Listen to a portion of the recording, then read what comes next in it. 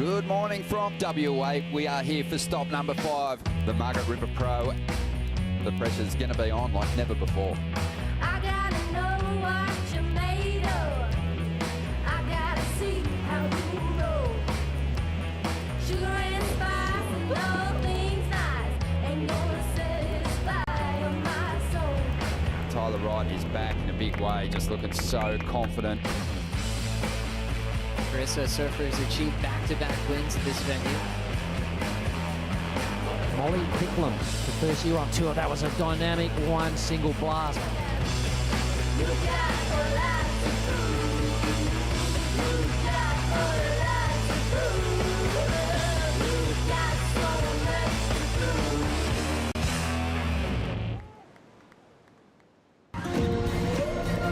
prove. A very early morning in Margaret River. This is going to be a very challenging day of competition with all this size that we have in the lineup. The swell has really kicked in. Look how big these waves are. Double overhead for the boat. Yeah. On Margaret River to deliver, and it delivers in a big way. The rookie that's setting the pace this year, Callum Robson, hits it hard off the top, and Callum hangs on.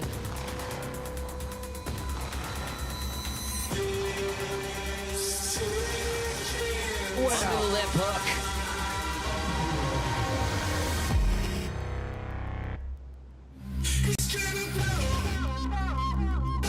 The takeoff. Full airdrop into a huge carve.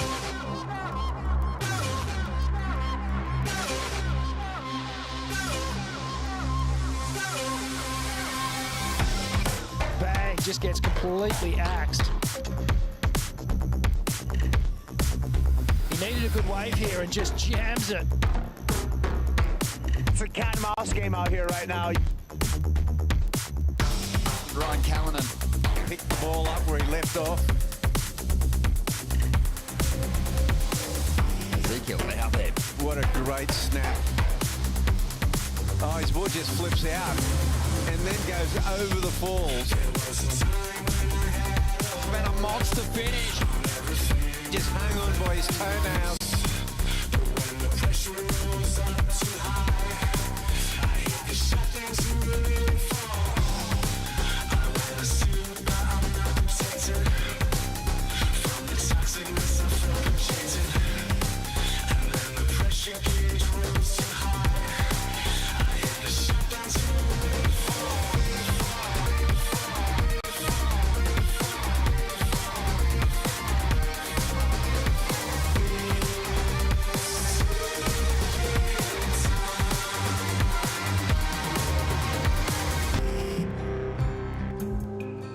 Is he going to attack it? Classic. No one does it better in John. It's his signature move. John Florence in full flight.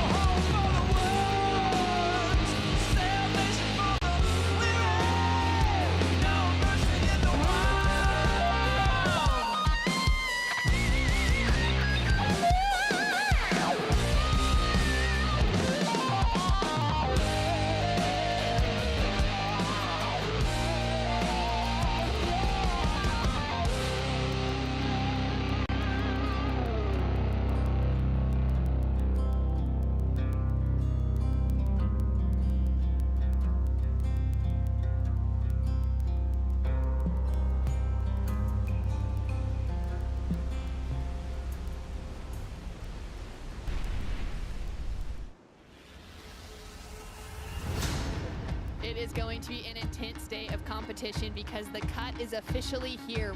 Dreams will be broken today. The intensity could be felt in the warm-up session. There's a lot on the line with the elimination rounds. Good surfing here from Lakey. Just a polished performance, but really, really good surfing from Luana Silva in a clutch situation. Turn up the volume, sugar. There ain't no holding back. This ain't a test now, honey.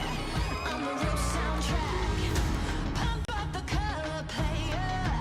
Push till you cross the edge. Nothing like they expected. Countdown to contact. A solid performance for Jansen Andre from start to finish.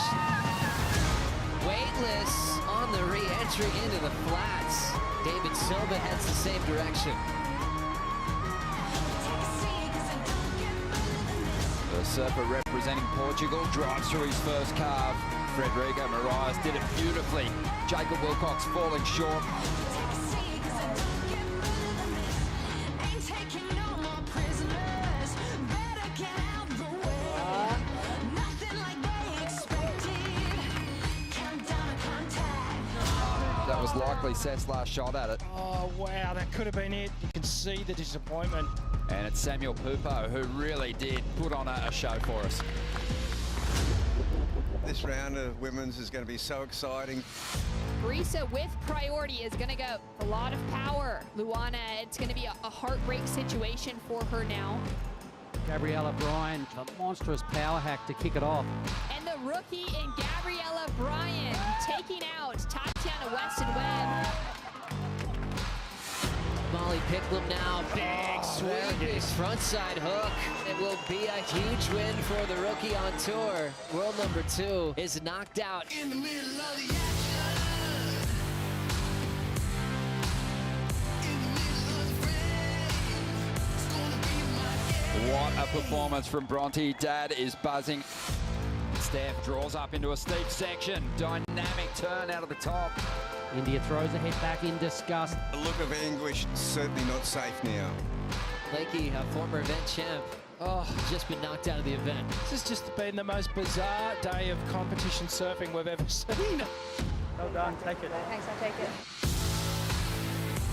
Big win for Joanne DeFay over Sally Fitzgibbons on a dramatic day here at the Margaret River Pro. The quarterfinals are starting next. Gabby Bryan advancing through into the semifinals, keeping herself above the cut line. Courtney Conalog absolutely going to town on this wave. It's time to rise up. It's time to stand firm. It's time to stay strong.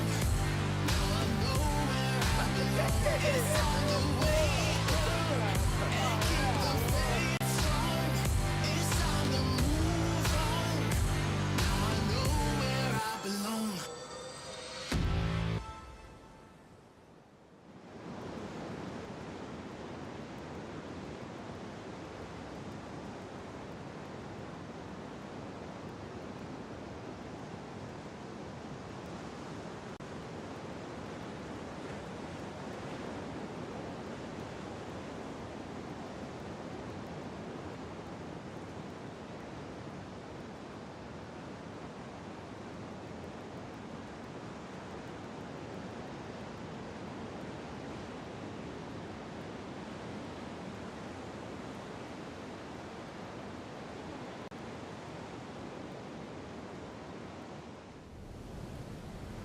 I've been having this vision.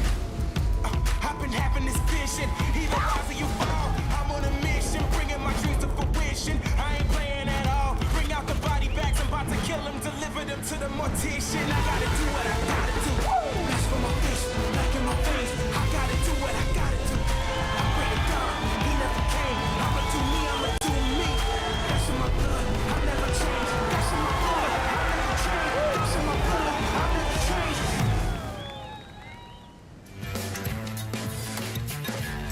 Welcome back to the Margaret River Pro.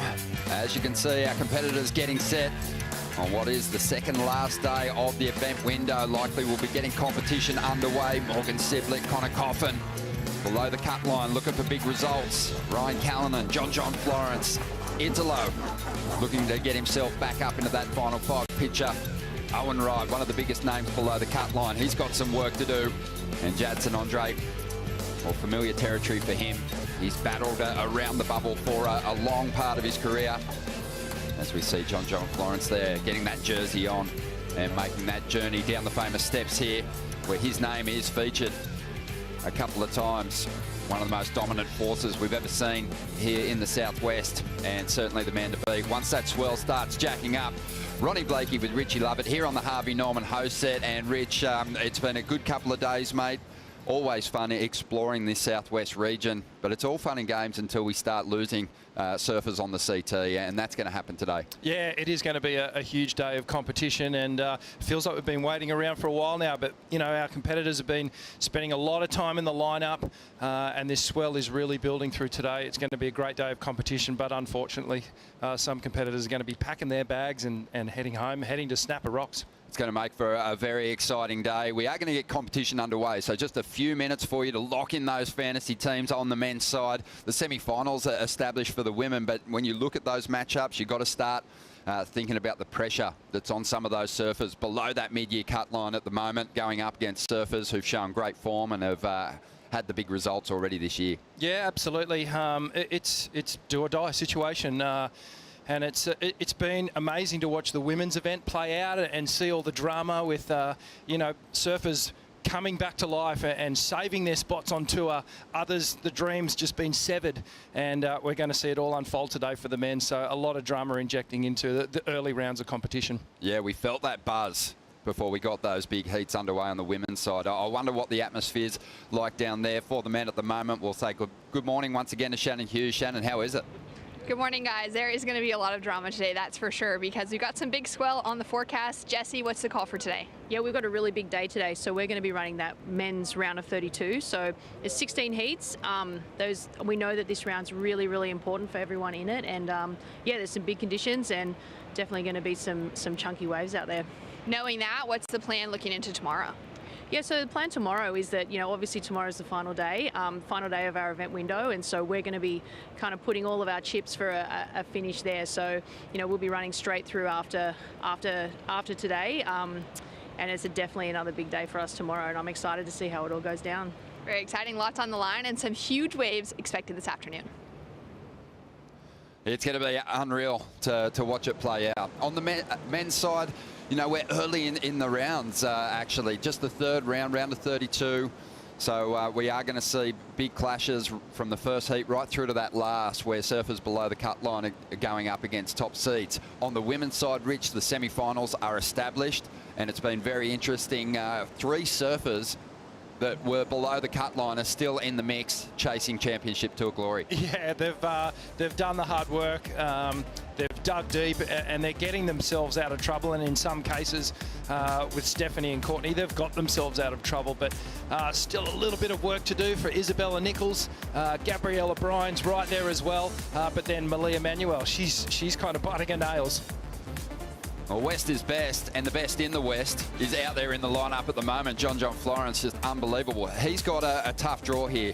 Imai Kalani deVault, the surfer from Maui, just the second surfer ever to make the grade on the CT from that island, is going to be up against John in this first heat. But there are other surfers that are really up against it today, taking on big names and trying to keep their hopes alive. Yeah, they're must-win situations for all those surfers on the screen there. They have to make it through, otherwise they'll be relegated back to the championship, the Challenger Series, kicking off next week up at Snapper Rocks. But an amazing heat to start off today. Yeah, it's you know, it's going to be devastating for any of those competitors that do lose out in this round of 32. But we've been talking about it during the women's event as well. There isn't a lot of time to mourn these bad results. The positive thing for anyone that falls out of the mix here today and is relegated back to the Challenger Series is Wayne Rabbit Bartholomew came in here this morning. His eyes were virtually hanging out of his head. He's been tracking the forecast for that first Challenger Series event at Snapper Rocks. He said it's looking as good as it gets through that whole event window. we're expecting plenty of swell. So that's something that anyone who falls out of the mix here can look forward to. Yeah, absolutely. And Snapper Rocks, when it turns on, is one of the marquee waves in the world where you can just do some really high performance surfing, and you can hear the siren there. We're off and running for today. John Florence on screen at the moment. His performances here at Main Break Margaret River are legendary. He's given us the very best of high performance surfing in huge conditions, and he'll aim to do it again. Got off to a great start, dropped another excellent score in the on the first day of competition. Didn't quite crack that excellent heat score range that he typically does, but he's just been in remarkable form so far this year. Yeah, and well, you have to think that this is one of John's pet events. You just never see him put a foot wrong out here. His level of performance is the benchmark for everyone else on the tour for this particular location. And in saying that, Imai Kalani deVault has his work cut out for him. He beat Kelly Slater down at Bells Beach, Imai. So, you know, he's starting to get a feel for these big occasions. Heats where all the hype is on your rival. He's facing that challenge again here, Rich. When you look at the strengths for both these surfers, is there anywhere that Imai Kalani can find an edge on John? Do you know what? I was trawling through old footage of Imai and recent footage of Imai just yesterday, thinking, what can this guy do with his surfing to try and overcome John? And it is going to be a near impossible task if John gets the waves. First thing is Imai is going to have to put himself on the right wave, because he is an amazing surfer. He's used to these sort of big, lumpy, windy conditions that we have here coming out of Maui. He's accustomed to that. He has this radical edge to him. You know, John's going to, for the most part, stick to the rail and just do that incredible power, sizzling type of surfing that we're so used to seeing from him. I think Imai's advantage is going to be in the unpredictable nature of his turns and just that progressiveness. If he can pull something, maybe even go to the air in these big conditions, I think that's going to be his only edge. If he tries to outpower John, I think he'll come off on the wrong end of the stick. But so to me, he's got to bring that progressive element. He's got to definitely start well. That's one thing that, you know, sets you up nicely for a potential heat win over someone like John is putting some pressure on him early. But there's going to be plenty of time for these surfers to fight it out. There should be lots of opportunity with this building swell. Just on 32.5 minutes to go in this 35-minute battle. And Imai Kalani deVault taking on the best ever here in the West. I think when you look at the numbers, you know, it's a cause for concern for Imai. He's been surfing great this year. Mentioned some of those big heat wins, but just 3 excellent waves. John's had 15 excellent waves already this year. No excellent heats yet for Imai Kalani deVault, and John's had 6 excellent heats. So he's in that classic world title chasing form. Oh, absolutely. He's in career best form too. I think he seems injury free at the moment. His equipment looks absolutely on point, and here's some of the archive footage of John. Is just unbelievable stuff. Look at this. Watch the rail work here. Just drawing lines that are different, slightly higher and more critical than everyone else. Putting the board in unique places on the wave, and just controlling it with an abandonness like it's a much smaller wave. He makes a 6-foot wave look 3 foot in the way he approaches it. He makes a 10-foot wave look 5 foot. He just has that ability. Yeah, we said it early on. They're seminal performances. They were pivotal moments in how the surfers on the CT approached tackling bigger conditions. And it just seems no one can really harness the speed like John does in big surf. And here he goes at the moment. Just a transition turn, weighs up his options and decides not to hit the inside on this one. It went a little ugly, that rod. Just getting back to your point there, Ron, I think when you think about John as the benchmark out here, it's not only the surfing that he's doing that everyone's sort of looking at, it's his equipment as well. And I was checking his equipment out here as we look at some of his deep stats. Yeah, powered by Hydro Flask, 2-time winner. Don't forget last year he was in that scintillating form, actually had to withdraw from the event in the quarterfinals, but an 86% heat win percentage here in the West. Average heat score 16.03, and that average has been, you know, drawn down by a couple of early round low heat scores. For the most part, he's up there around the 18 points plus range. But yeah, it's just incredible watching him tackle this place. Just looks so comfortable. Yeah, and just back to the point on equipment, I think John's almost pioneered a different surfboard for out at Margaret River, and I was checking one of his boards out today, and it actually astounded me how narrow the tail is on his board, and that allows him to just bite into the face of these big 10 to 12 foot faces and just have absolute control over what his board is doing. From memory, it was a 6.2. It is. The year that John went on an absolute heater through the contest, dropping near perfect heat scores on his road to the win. But yeah, you're right, that tail pulled in, a lot of volume under the chest. So he's still got that sort of paddle power, but it isn't lost once he's on the open face. He can still, you know, lay that board over and cut a deep track through the face. Yeah, and we've learnt that, you know, a fair few of the other competitors in the draw have started to work on that theory as well. I know Griff is doing it, just working on that theory of foam up front, narrower tail, you know, the back half of say a 7-foot board, the front half of your normal short board. Yeah, that volume's well hidden in John's boards too.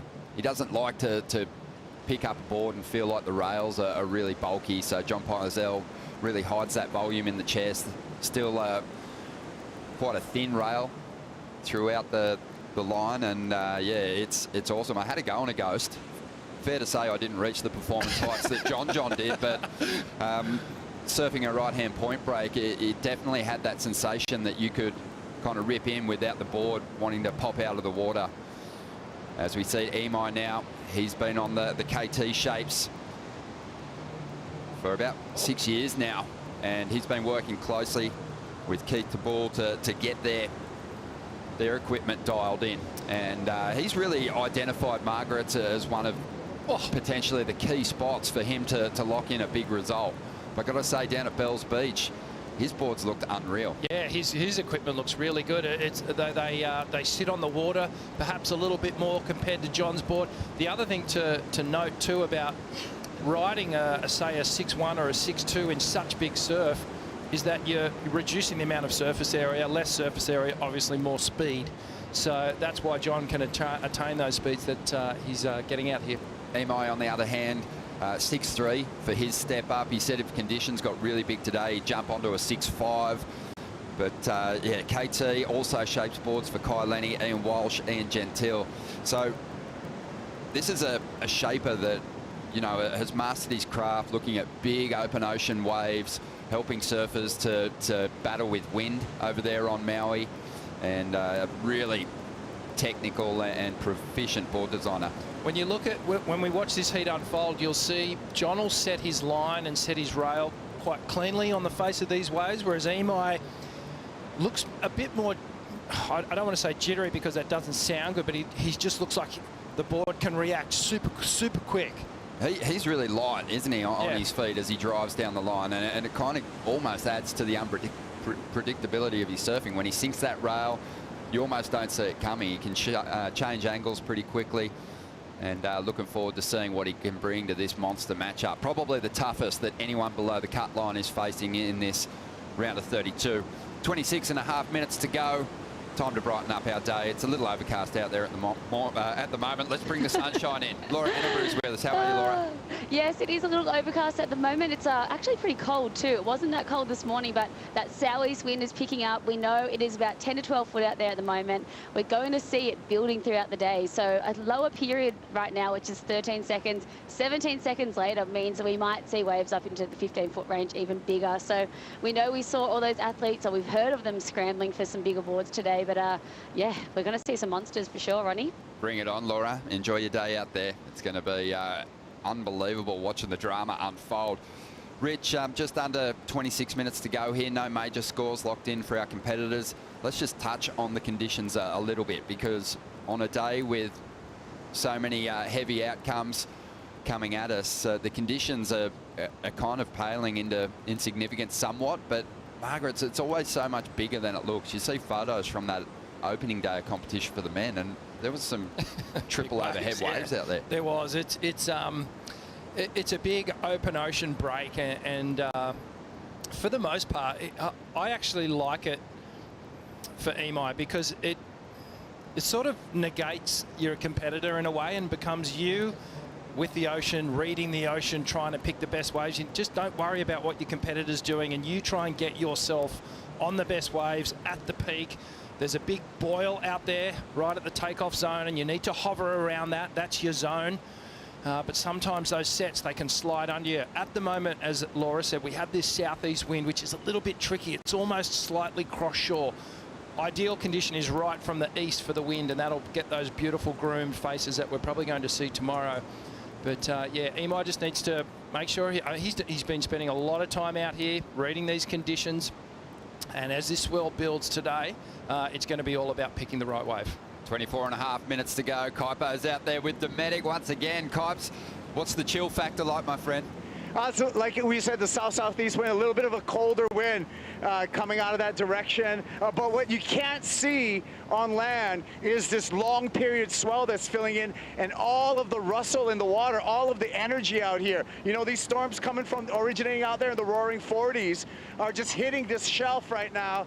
We're feeling the increase in the swell period, and there's just a lot of rawness to this new swell. Of course, we're expecting that swell to increase through the day, but right now, it's definitely bigger out here than it looks from the land. Kaipo, both these guys hailing from Hawaii and almost similar in that they're both so mellow but super competitive. What's your take on this heat? How do you like Imai's chances? Well, Imai's going to have to dig deep, right, Ron? He's up against a challenge, but that's what your rookie year is all about. That's what your freshman year is all about, to challenge the establishment. And when we talk about Margaret River, there's no further establishment than John Florence. I think we're going to... I still got you guys right here. We're good. He's going to be bobbing and weaving out there today, Kaipes. You got a good ski team with you, though. I got Paul Patterson, Ant-Man out here, the best ski driver in the West. And so we're in great hands and look forward to reporting from the water throughout the day. Oh, we look forward to hearing from you, mate. Enjoy the show as we see now what looks like the best looking wave of this heat so far. Big carve to get started for John. Cutting back to the power source now, just lining up this inside section. He's done some okay work on the outside. But John uncharacteristically falls on the end section. And that is a statement, because that is such a tricky wave to ride, but you just don't often see him get that wrong. Yeah, if John can't ride out of it, then you know it's almost impossible for anyone to ride out of it. But some opening signs from the first turn. The intent is there, and just a little glimpse into what we can expect, I think, as this heat unravels. We check the replay here, look straight into it, cut the bottom turn short, sort of a mid-face bottom turn to get to the first carve, and then just a lot of bump to contend with here. Tries to slam that whitewash section oncoming and just got swallowed up. What kind of role does the foam on the face play, Rich, in trying to set that rail? Oh, it just makes it really, really difficult. There's so much turbulent water, disrupted water, trying to connect with the concaves, with the fins, with the rocker of the board here. You can see this part of the wave here, nice and smooth. John just lays on the hillside rail, just extending it. Just that back arm is just such a key part of that turn. It allows him to just put every ounce of power and energy and translate it through to the surfboard. You know, you really have to slow him down to appreciate the power being released, the extension through those turns, and just how long he can hold that rail, because it happens so quickly in real time. Yeah, it's amazing, and you know, hopefully we get a chance to sort of break down some of these carves on some big open face waves here, but it's just like he gets his body almost horizontal with the lip, and it's that angle is quite incredible. Well, it's going to be a reasonable number considering it was just the one turn. 4.33 for Florence. But it is hard not to expect more of him. And I'm sure he'll deliver if given a couple of clean sections. But the end sections, Rich, they're going to be maybe more difficult today than, especially in these earlier heats, than what we've seen in the early stages of the contest. Yeah, they're going to be brutal today, and I feel like we're going to see a lot of our competitors, instead of actually taking it on head to head and trying to bash the foam and hit the lip. We may see that big cut down turn. We'll see them going up earlier than expected. But timing, they're going to have to make sure they get that timing, because it looks like you've got time, Ron, but then that whitewash, that avalanche tries to run you down, and you really have to make sure that you get out in front of it. So just on 20 minutes to go. Imai's out the back. A good opportunity for him to answer back and put up the strongest score of the heat so far. Up into the lip. Just finds a bit of release in the tail there. If he can finish this wave off, he might just get ahead of John Florence here. Drives up into the pocket. Stylish swoop there. Wants something high impact to finish, and he finds it. So a complete ride start to finish. Didn't have the size of the turn that John did on the opening section, but he did finish his wave off, and there'll be some points in that. Yeah, that was a great comeback wave for Imai. This will be the highest scoring wave of the heat without a doubt. Series of manoeuvres connected. It's going to be one heat at a time for the low seeds today. Imai, he can get himself ahead of those competitors sitting on the edge of the bubble at the moment with a heat win, but he's got to be thinking a huge result. But he has to just focus on this heat and not get overwhelmed with the task at hand. I like this. Beautiful carve on the inside and then finishes really strong. Imai didn't have a warm-up surf, just chose to stay completely fresh for his heat. Obviously feeling confident on his equipment and his wave choice. Feels like he might just get himself into the lead here. 18.5 minutes to go. John Florence out the back with priority in the first heat of the morning.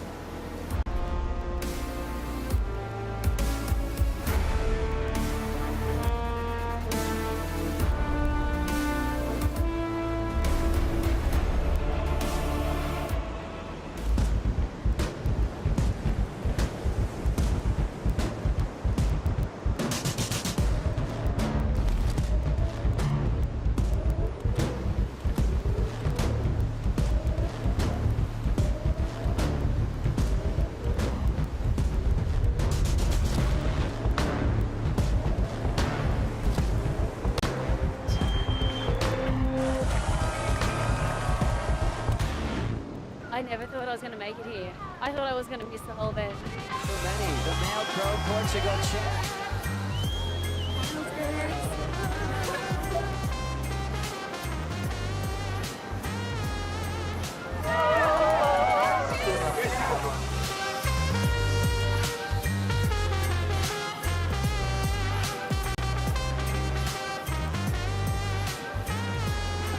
Oh my gosh.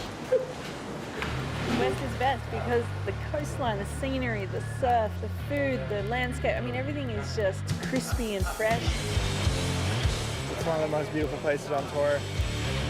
To be a surfer here, you got so many different options. You can never really get bored. Waves that you take off on and you're just going so fast with no effort is kind of my favorite type of surfing. Yeah, West is the best. West is best for now.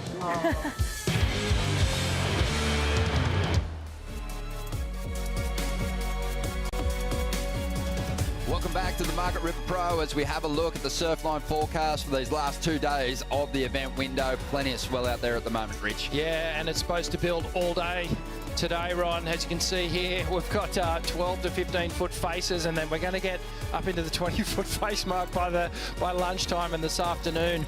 Predominant side offshore with this south-southeast wind, and then tomorrow, well, we've only got the single tile because it's the last 15 foot faces, straight offshore wind, and it is going to be classic Margaret River main break and the perfect finale to this event. Bring it on. 16 minutes remaining in what is the first heat of the day in the round of 32. John Florence, the current world number 3, going up against Imai deVault, who's going to try and upset John. He dropped a 6 on his last wave. He's got a good looking wall here. Positive start from him. So taking this one under John's priority with a chance to extend. Lines up the end section, belts it. Can he hold on for the finish? Very difficult to do with those two whitewaters clamping together, and he gets squashed. That end vortex is going to be critical today, and Imai just unfortunately couldn't ride out of that one. I liked what he was doing though. I like what he was thinking. Get another wave under here, put some pressure on John with 2 scores. And there's that foamy face that we were talking about. Hard to hold the rail. Imai does very, very well to get that first turn done, and a second one.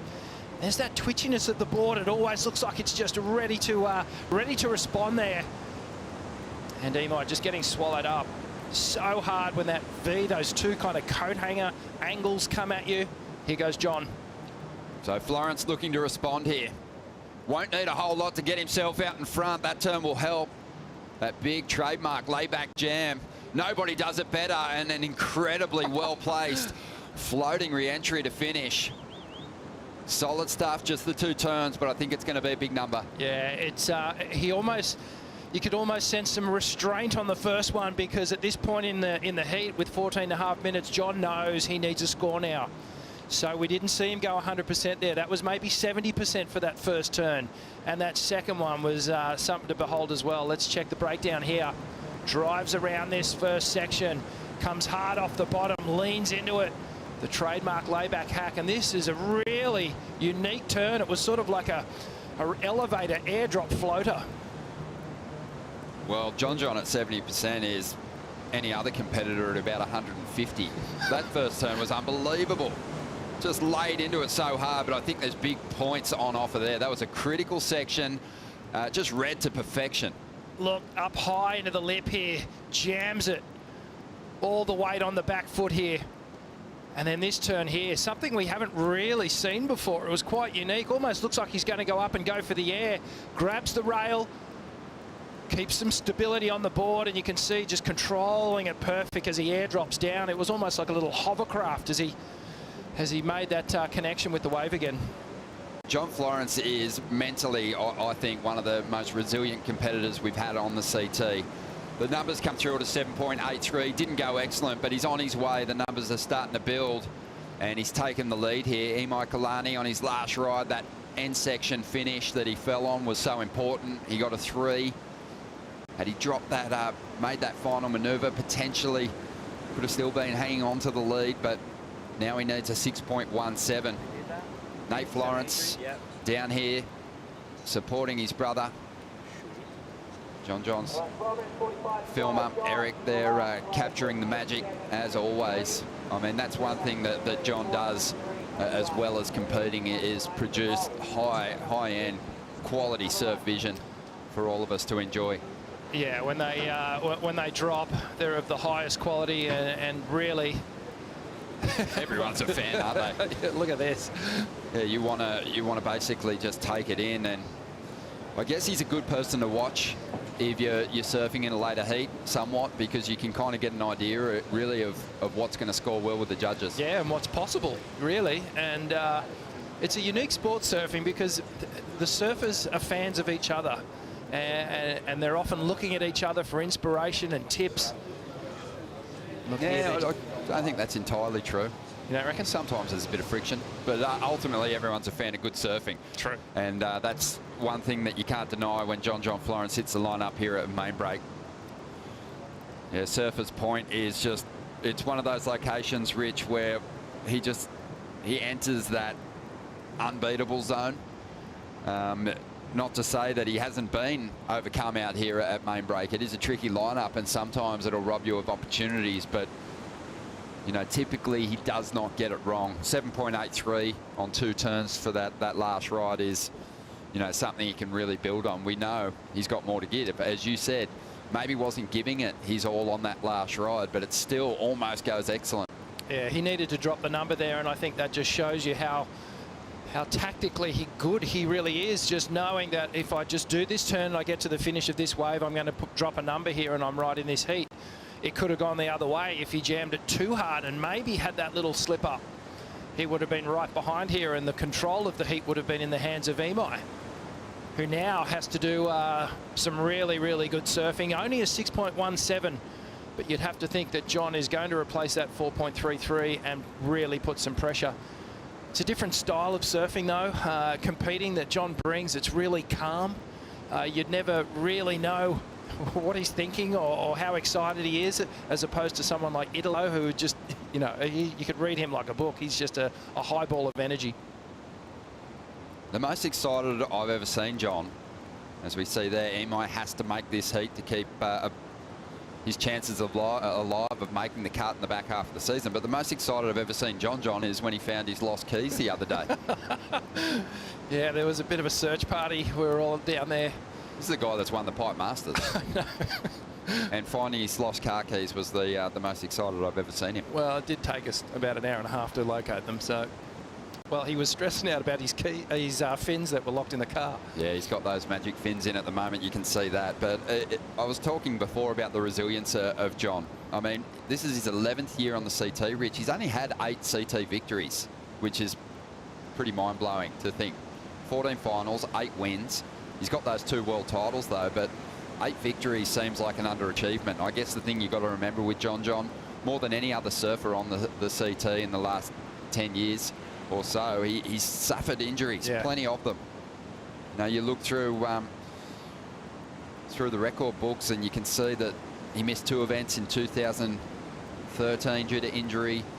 2015 missed 2 events due to injury. 2018 he missed 6 events due to injury. 2019 injuries, but still had 2 wins, and missed 4 events in 2021 due to injury and ankles and knees mostly. I don't think you could accuse him of being chalky boned or weak. No. I think it's just got a lot to do with the fact that he pushes the needle so far every time he paddles out. Yeah, absolutely. When you're surfing at this caliber and you're pushing this hard, it's your bones are going to get affected. Your body's going to suffer.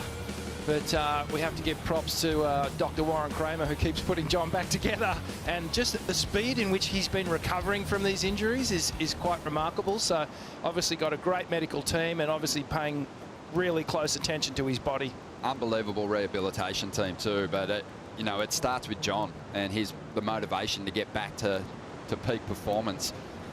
Must be really difficult to do. Oh yeah, to have that resilience and wanting to come back, but then also having the mental fortitude to want to get back and surf to that you know, intensity, knowing that those injuries are there. It's the hardest thing to do. You know, you've had some major injuries where you see a little oncoming section and you're kind of freaking out. You don't want to hit it, but you know, John doesn't look like he's been affected by these injuries at all. He's not holding back. Just basically travels everywhere by push bike when he's on the North Shore. You see him motoring around the place, as we see now with 7.5 minutes to go. Florence up again, trying to get rid of the 4.33. Ooh. And there is a lot of lumps and bumps to deal with there. And he's out of there, so really just a gift for Emai.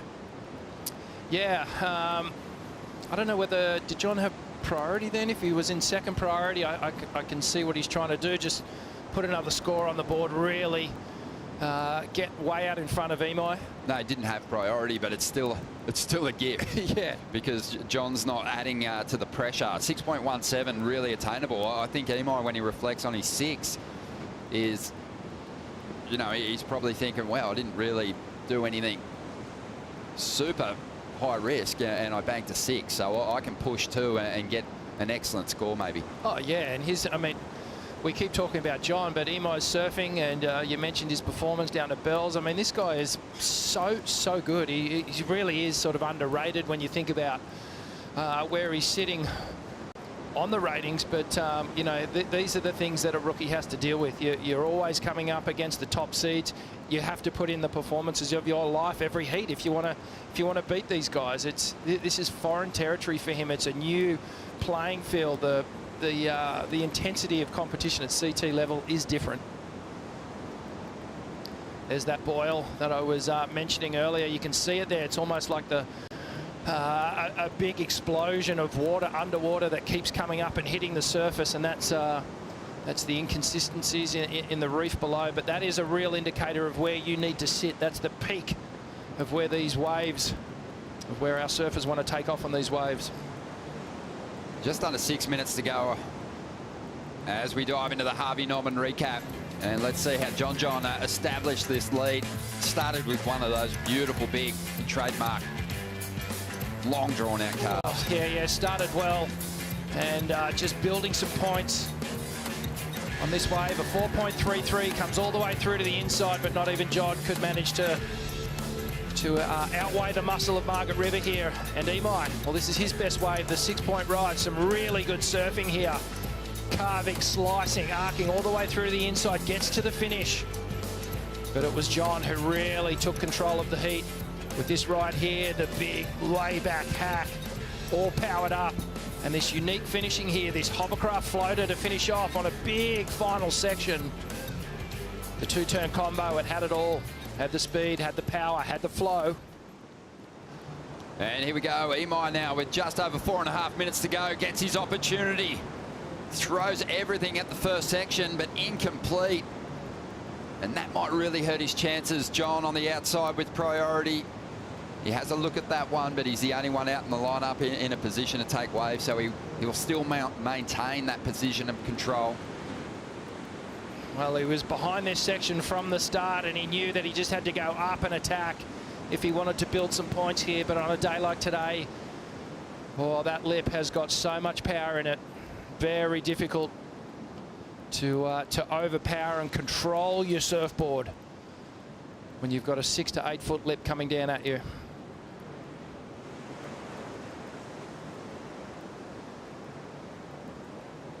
Well, Imai Kalani deVault grew up, mentored by Dave Riddle, Jason Shibata, always worshipped Bruce and Andy as a grommet, but really looks up to John Florence. So a big moment for him, and a chance to really stake his claim at a place above the cut line with a victory here on the live ladder. He'd actually get himself right up there on the bubble if he can win this heat.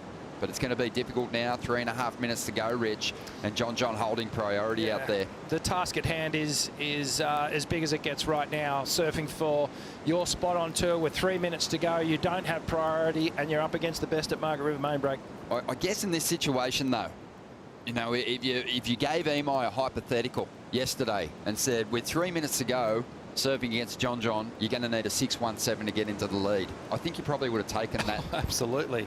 And he's lucky in a way because John hasn't been able to find another backup score, a decent one. So the issue is that if John does look to extend that lead and look at a better wave, and if it comes, I think John will take it. I don't think he'll play defensive. I think he'll just go, yeah, I know I can get a better score than a 4.3, and then he'll really put some pressure on Imai. But it's not impossible. Kaya, once again, from Margaret River. We are so happy to be back here in the southwest. We want to acknowledge the Wadandi people as the traditional owners of this Margaret River region and thank them for welcoming us to their budja. We pay respects to the Wadandi locals and their elders past and present. WSL really getting a special treat. The welcoming ceremony, the welcome to country that we experienced was awesome. Zach Webb, a local Wadandi man, just giving us great insights into the story, the stories around this area, and what a beautiful area it is. One of the great things that I love checking out each year is the caves down here on the Lewin Naturalist Ridge. You know, there's so many to check out. You can take guided tours through those caves, stalactites and crystals, lakes within those caves and fossils. It's awesome. Yeah, it really is a special thing to go and behold, and it really connects you with nature down here. You can't help but be moved and feel the energy of the place. It's remarkable. Yeah, and we're going to feel the energy today. Big building swell and huge heats with mostly those surfers above the cut line battling those below it. Yeah. So, you know, we're going to see some inspired performances, no doubt. 1 minute remaining here for Imai Kalani deVault to potentially get himself above that cut line and give himself a chance in the back half of the year here. John Florence has the opportunity with a victory in this event. If Toledo bombs out before the quarterfinals, a win will see John back into the yellow jersey. Ooh, okay. Interesting. I don't think John's really thinking about that at the moment. He'd just be wanting to take the trophy home, and if the yellow jersey happens to fall on his shoulders there, well, that would be amazing going into G-Land for the next event. 30 seconds remaining. Will Imai Kalani deVault get the opportunity sitting in 28th position, equal 28th position on the leaderboard at the moment, well below the cut line with plenty of work to do. 15 seconds to go. Remember, Florence has priority. He's controlling the lineup at the moment, and it doesn't feel like Imai's going to get that shot. No, he's just not going to get a chance at it, unfortunately. Look, he surfed really well. I think he should take away from this that his performance is there. But back to the Challenger Series. Yeah, I guess when you reflect on that heat too for Imai, that falling on that last ride, you know, it was the only real wave of consequence that came in the later stages of the heat. So that may have been his opportunity. But again, he puts up pretty decent numbers. But John Florence, very hard to overcome here at main break. We'll take a quick moment, and when we return, another big heat. Chloe Andino taking on Jackson Baker.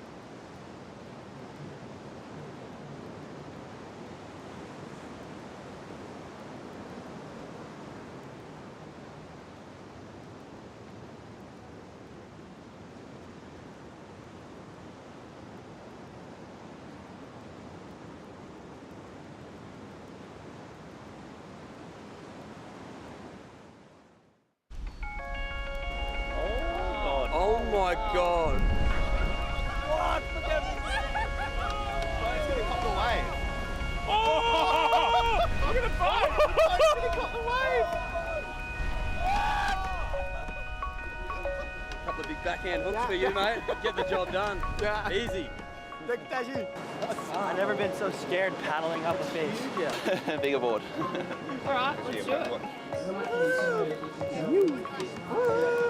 Shouldn't have shown you that. Well, just don't tell Ryan. Don't tell Ryan. Just don't tell Ryan. Oh, yeah. Board changeover at the keyhole. John Florence, everyone. Hi, Sam. Hi, Sam. Hey. Oh!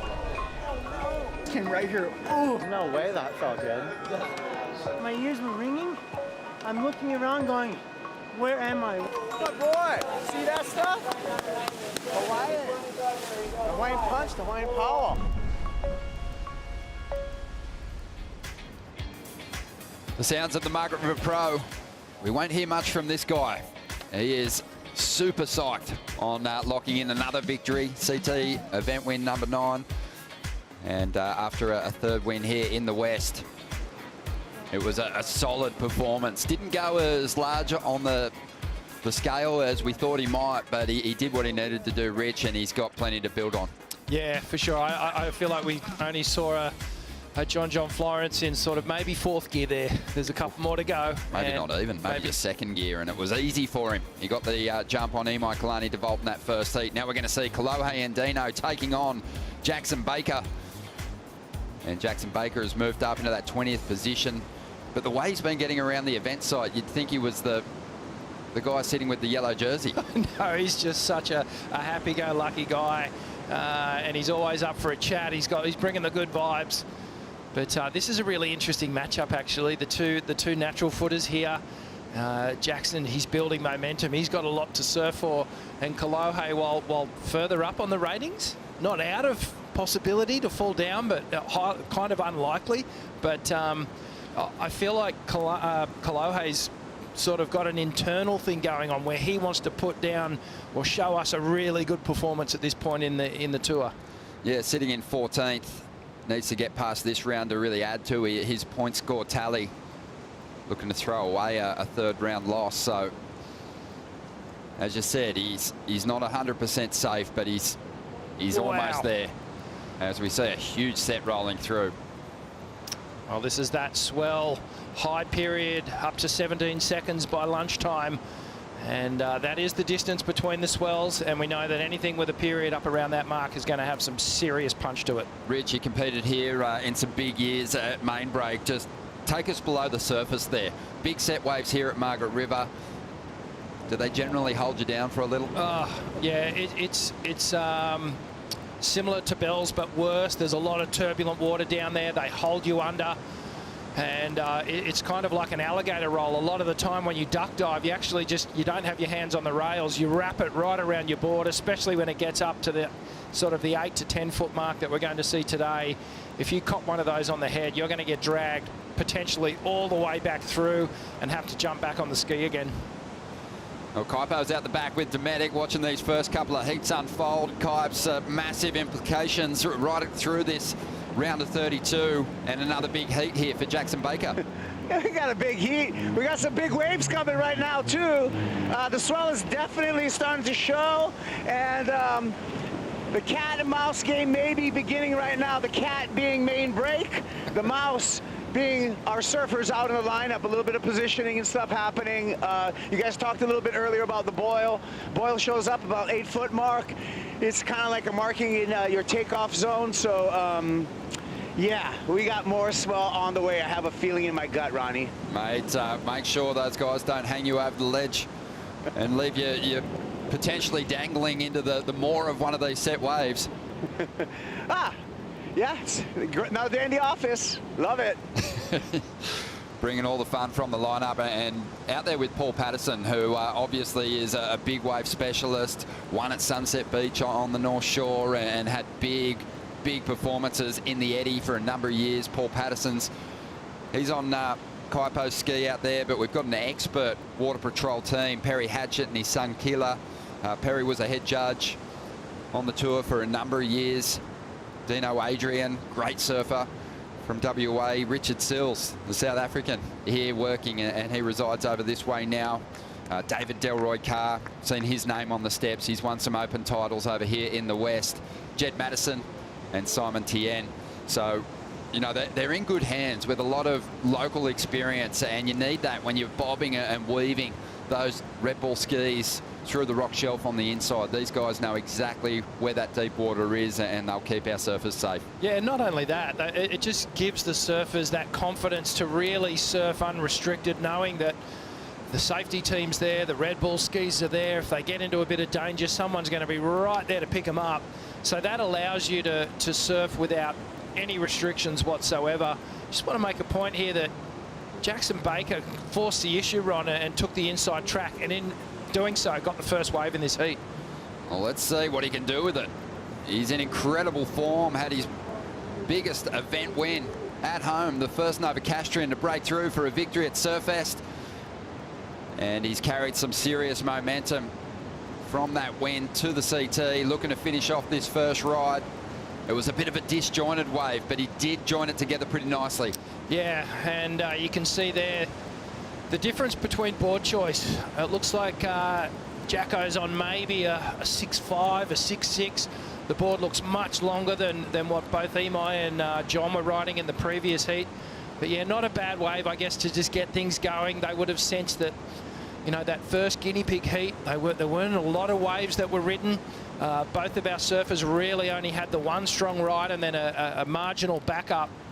So we watch the replay here. Look how Jackson just, well, he faded onto the left first because he knew he wanted to get into the power source, stay with that section right where the foam is breaking.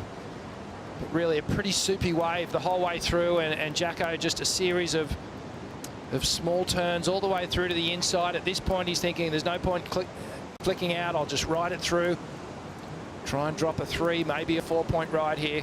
Great angle from the flight cam.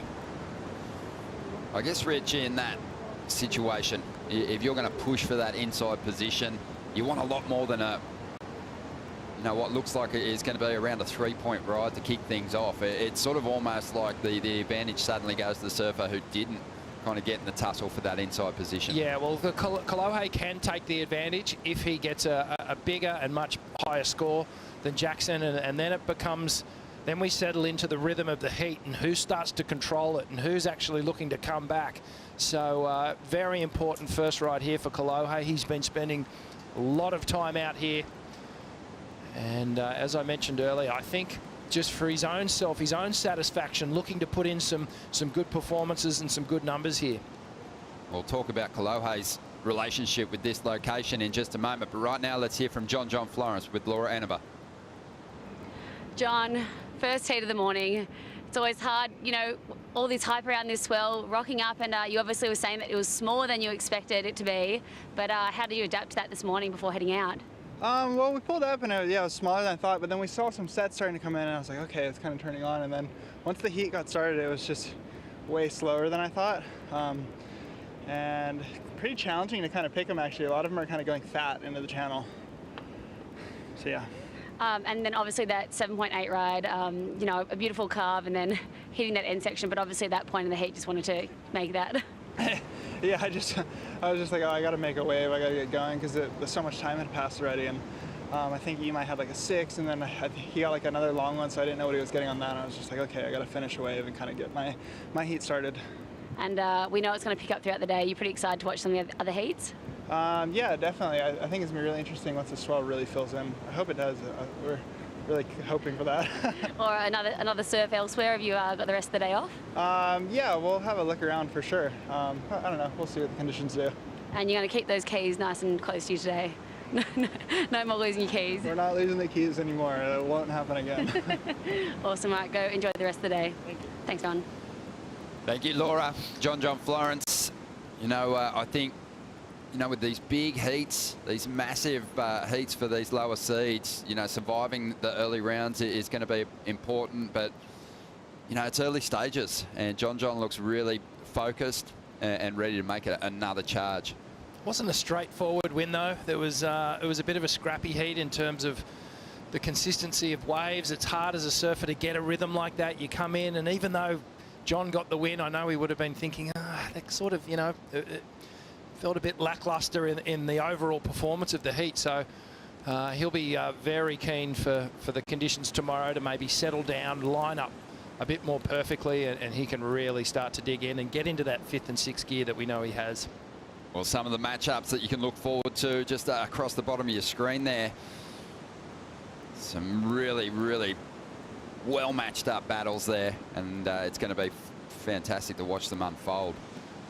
What about that one? Heat 14. Jordan Smith, Zeke Lau, two of the heavyweights going at it.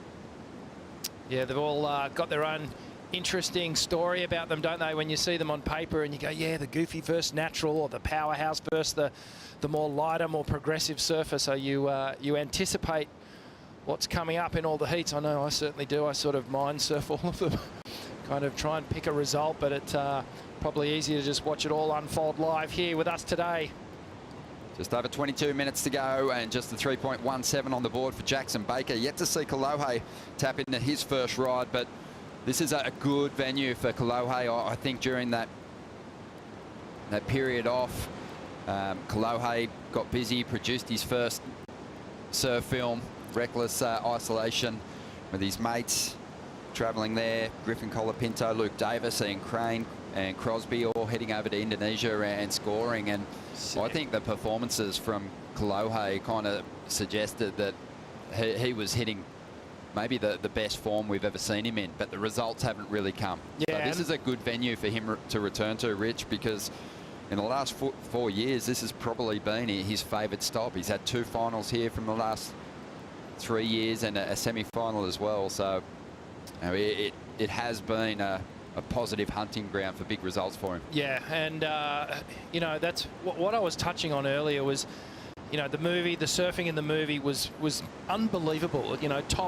Top 3, top 5, maybe even world titles type surfing, but we've yet to see that translate. And I don't think, Kolohe hasn't been sort of, shy or taken a backward step in letting us know that he sort of doesn't feel like he's brought his best surfing to competition yet.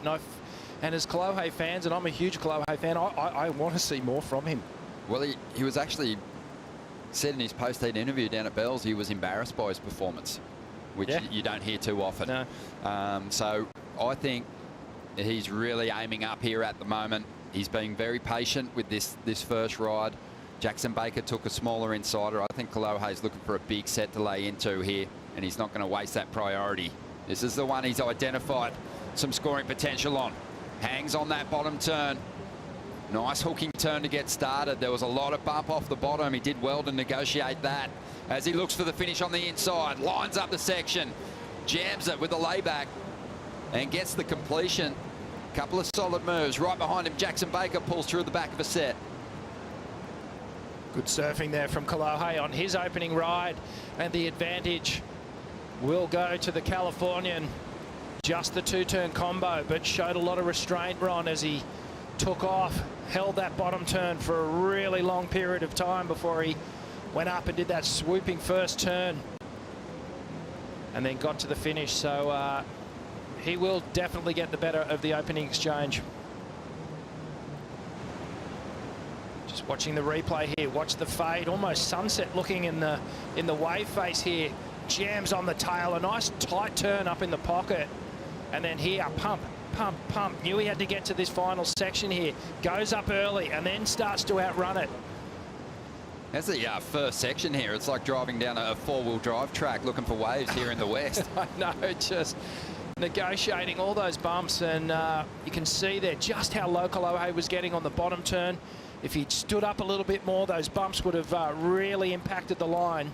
Love that end turn, but again, here it is. Have a look how well he just keeps those knees bent and absorbs all the shocks here. Absolutely, and that arm just skimming the wave face, almost feeling by braille, and now he starts to open up the turn, gets on the tail, drives it all the way around. It's quite a tight turn for how big the wave actually was, and here he just starts to pump down the line, looking for the speed, looking for the moment. And he wants to arrive to this section early, Rich. Yeah, absolutely. As I mentioned earlier, if you hit this thing late, that foam is just going to swallow you up. But it's pretty critical the way he actually hit that. Went for that little layback hack, and a great wave to start things off. As always, executed with incredible style. Impeccable technique, and a big score drops for Andino, 7.5. Jackson Baker now with work to do, needs a 4.34. Each of the surfers are traveling with their partners. Shannon, how's the vibe down there on the steps?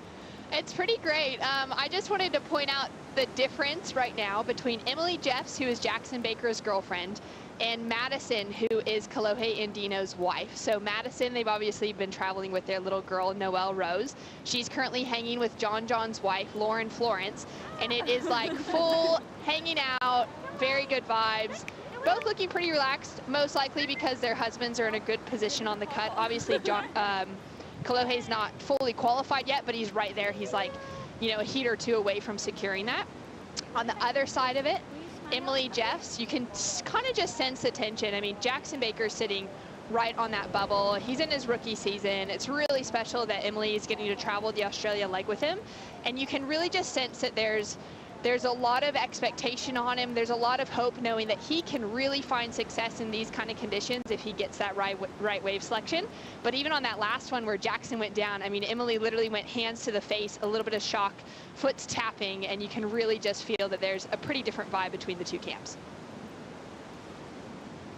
And we'll go out to Kaipo. Talk us through the vibe in the lineup. How's that going? Yeah, right now it's just like, it feels like the guys are just still trying to figure out the lineup on this growing swell. Again, we're talking about the boil and being on that. We saw a couple of sets where the guys were too far out and just still trying to figure it out. I talked about the cat and mouse game again, but really important heats, as you said, Shannon. I mean, we got 19 surfers really battling for 9 remaining spots that are above that mid-season cut line. So every heat has drama to it, and I really feel the importance of that drama in the heat. But to add to that, when you have a confused lineup as we do right now, that's just another challenge to pile on top of all of it. Yeah, it's an awesome point, Kaipo. Totally agree. It's not just their rivals that they're battling out here. They're facing tricky conditions. Still plenty of bump on the face. Hopefully that's ironed out by the offshore breeze as Jackson Baker again punches through the back of a ride. Kolohe Andino, though, you've got to give him props, Rich. That opening ride, he waited around 10 minutes for it, and he really made it count.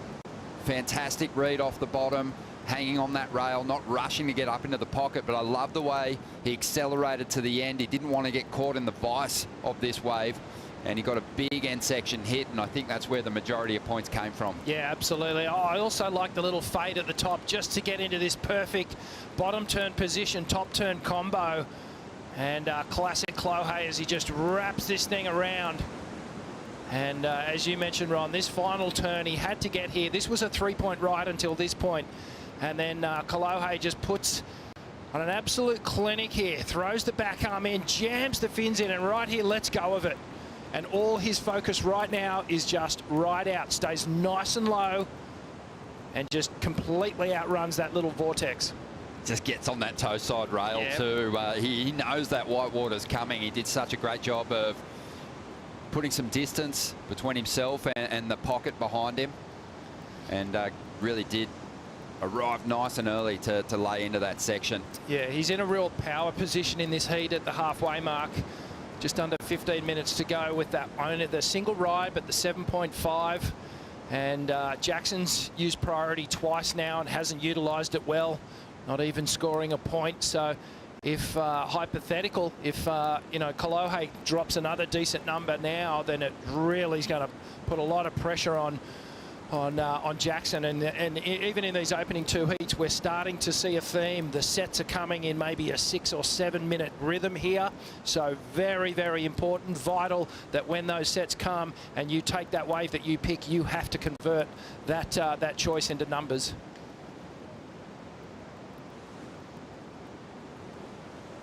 Decent size set approaching here. Kolohe with priority.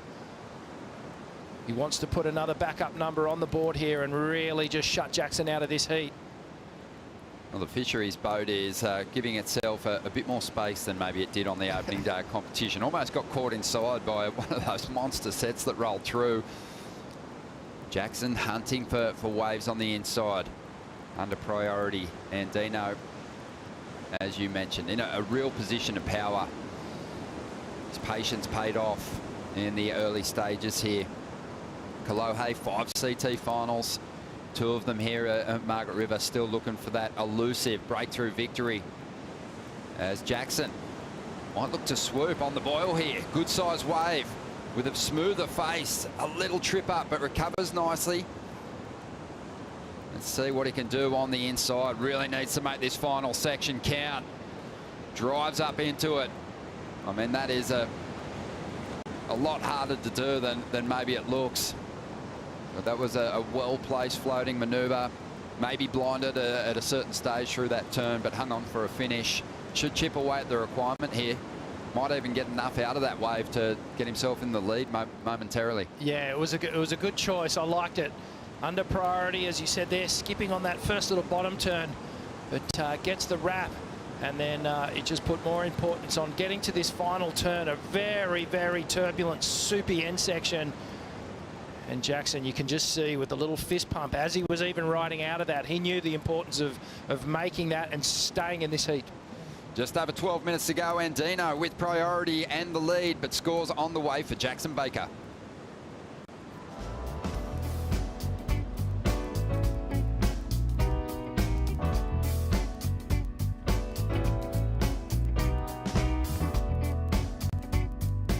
I like to just keep my routines pretty simple. I like to get up early. We made a bit of a saying called win the morning, win the day. It's like if you get up early and you really capitalise on that part of the morning, you win the rest of the day. Everything's a bonus from that point onwards.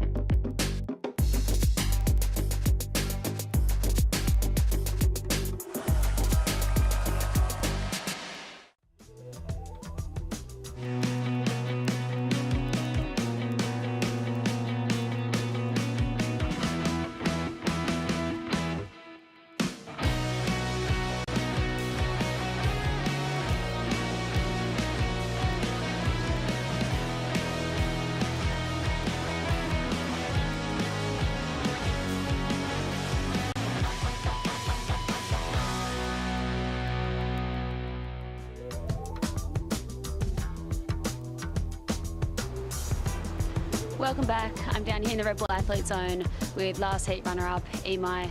Unfortunately, not a lot of opportunity out there this morning. A bit morning sick, and obviously both of you not getting too many waves. Yeah, it was a tough heat for sure. Just kind of, both of us just had like our one waves, and then not really a backup, so it was tricky. Like a lot of space to move in the lineup, and there's like some bigger waves coming, and then kind of hard to tell which ones were the ones sometimes. But that's the rookie life, you know, just trying to learn on the road for the first time, and yeah, it's brutal, but it is what it is, and I'm looking forward to Snapper for sure.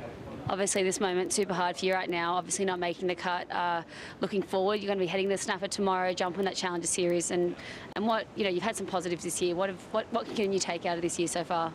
Yeah, I just learned a lot, like just about competing and just at this highest level. Like everyone's so gnarly, you know, like it comes down to not making mistakes at this level, and I feel like I learned a lot.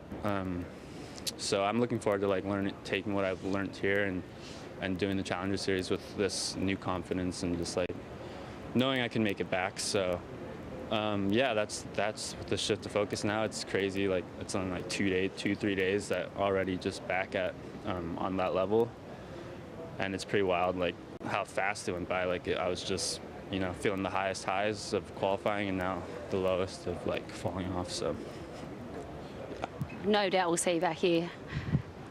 Good luck over in the Goldie. Emai Kalani, well, absolutely devastated, but this kid has a big future. He was grinding away on the qualifying series for a number of years, but he's surfing.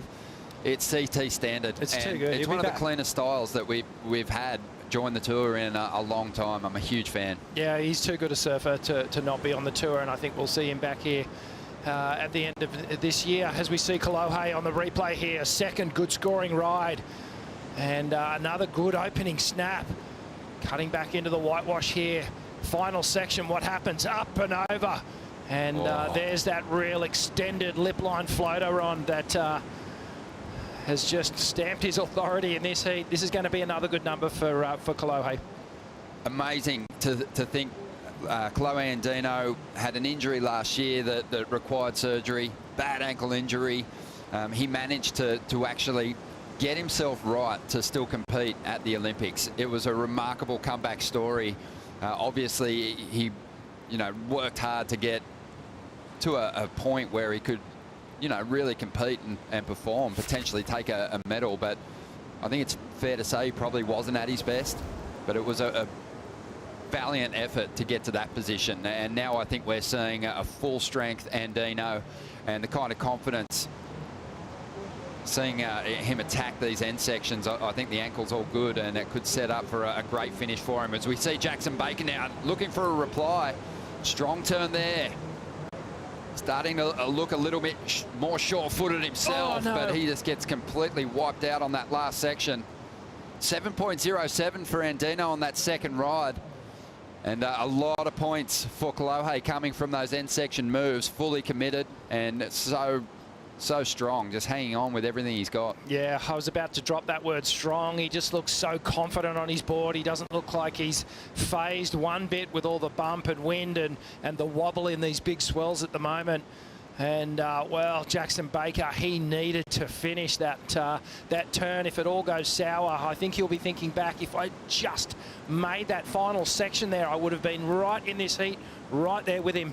Such a unique heat in that these guys had such different stories on their road to this position on the championship tour. Andino, massively hyped from basically since he was a 10-year-old.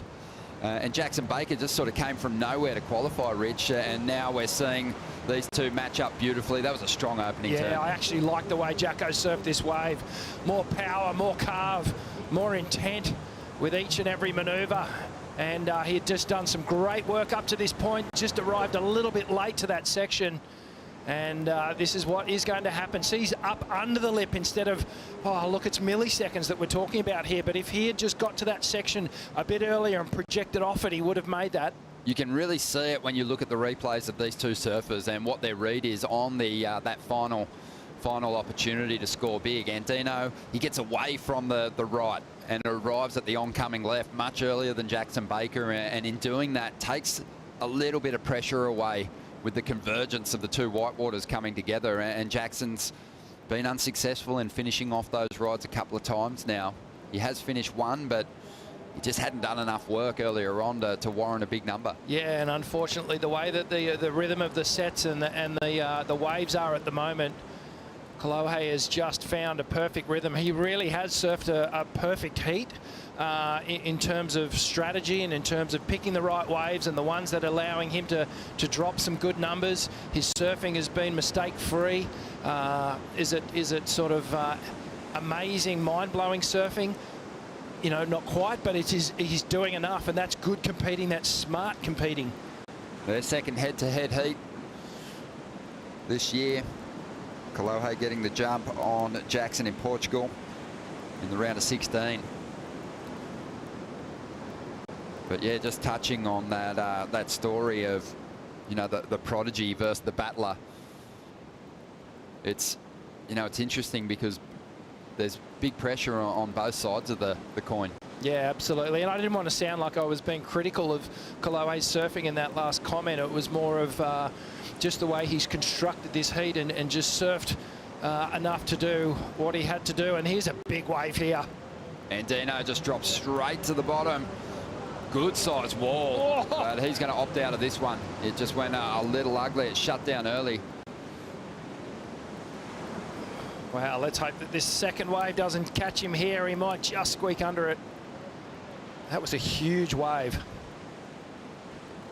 But he's let Jackson back into the heat, actually, by taking that wave with priority.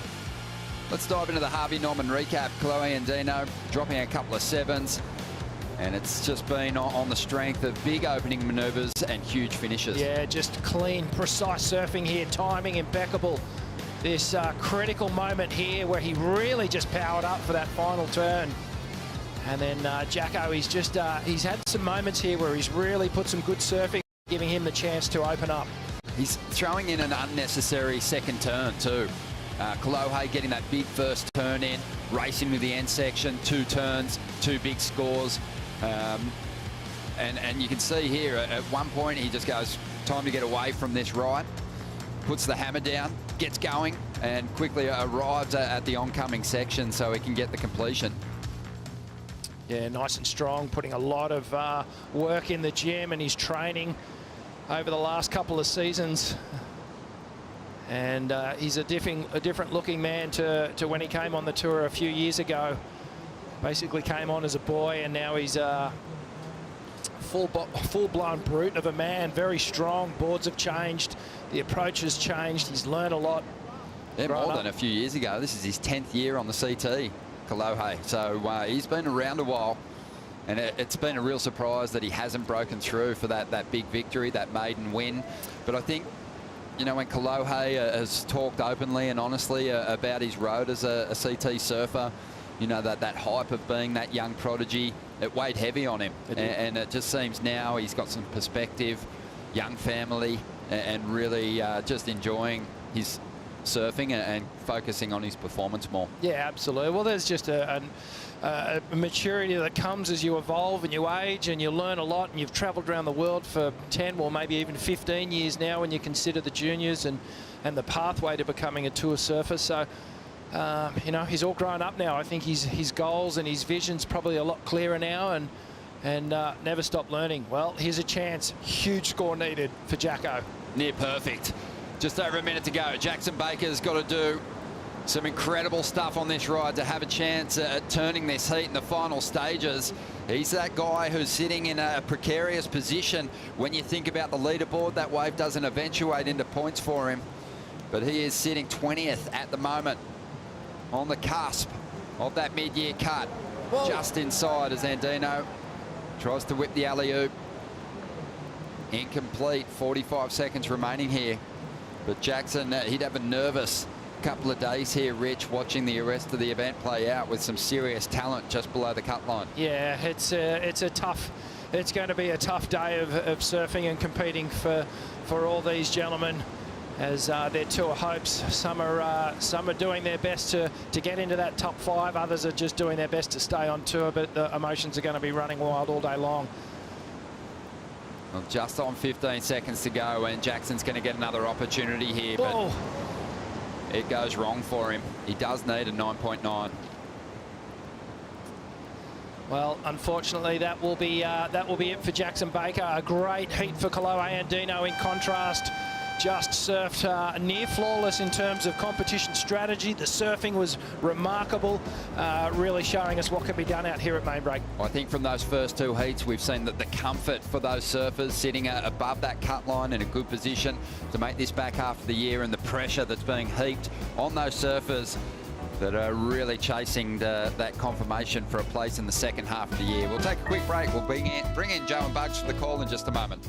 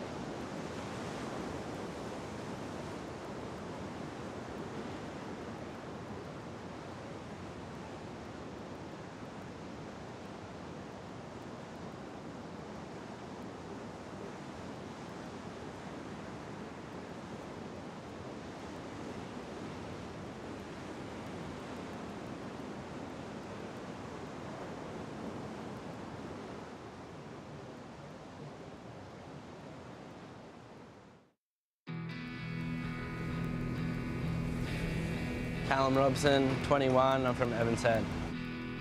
I did a trip to Indonesia with my dad, and before that trip I was really focused on football, and then after that trip I was like over footy and just wanted to surf. Here we go out the back, Callum Robson coming through the pipe barrel. As a rookie on tour, how have you made yourself so comfortable out at Pod? And just surfing here as much as I can. And yeah, I just love the bigger stuff, so it's super fun, exciting to me. Well, what's going to make me happy is just doing what I set out to do, not so much focus on the results, but just try and do what I can and what I can control. An unbelievable fight through this contest for Callum Robson, and in his rookie year he's going to make a CT final here at Bells Beach in his first effort. Obviously re-qualifying for the back half of the year and putting myself in a position to push for that top 10, top 5, that's always the goal.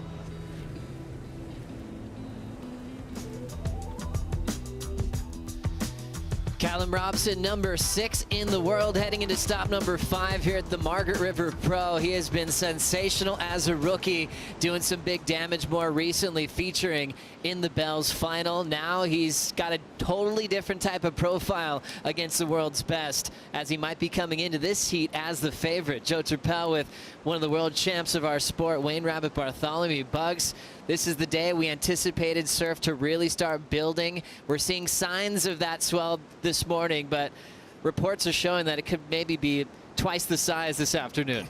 Hey, morning, Joe. Yeah, we're in for a pretty wild ride today. The buoy down at Cape Lewin is showing a building swell. It shows open ocean swells, but like, let's face it, Margaret River, as opposed to say the east coast where we've got say 100-kilometre continental shelf, the continental shelf here goes to about 20 metres. It's open ocean. So what we see in Cape Lewin off that buoy is what's coming, and they're calling 20 foot.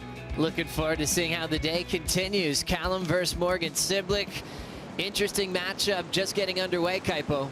Yeah, sure is. And Callum really played the beginning of that heat really smart, got on the inside of Morgan and got that first wave. You know, a lot of times that establishes the momentum in a heat. And, you know, you really have two different stories here, right? You have Callum Robson, who's looking really good this year. He's almost the Morgan Siblick of 2022. We have Morgs, This is a must-win heat for Morgan. So true, Kaipo, as we see that first wave that you were referencing, and now back to live. So he had a 4.5 on that first wave. And now live action for Callum Robson. Driving hard off the bottom, doing a great job to identify a wave that'll give him multiple sections to hit. Was a bit scrappy in the previous heat to find some scoring potential for Jackson Baker. And an aggressive start for current number 6 in the world to put pressure on Morgan Siblick. But Bugs, Kaipo made that reference to it. It's like Callum's playing Morgan's character from last season. As we know, Siblick finished number 5 in the world. And now Callum's taking that kind of underdog role, a part of the rookie class, just like Morgan, one of the youngest on tour last year. Callum, the youngest out of the rookies in 2022, and already starting this heat with a lot of confidence.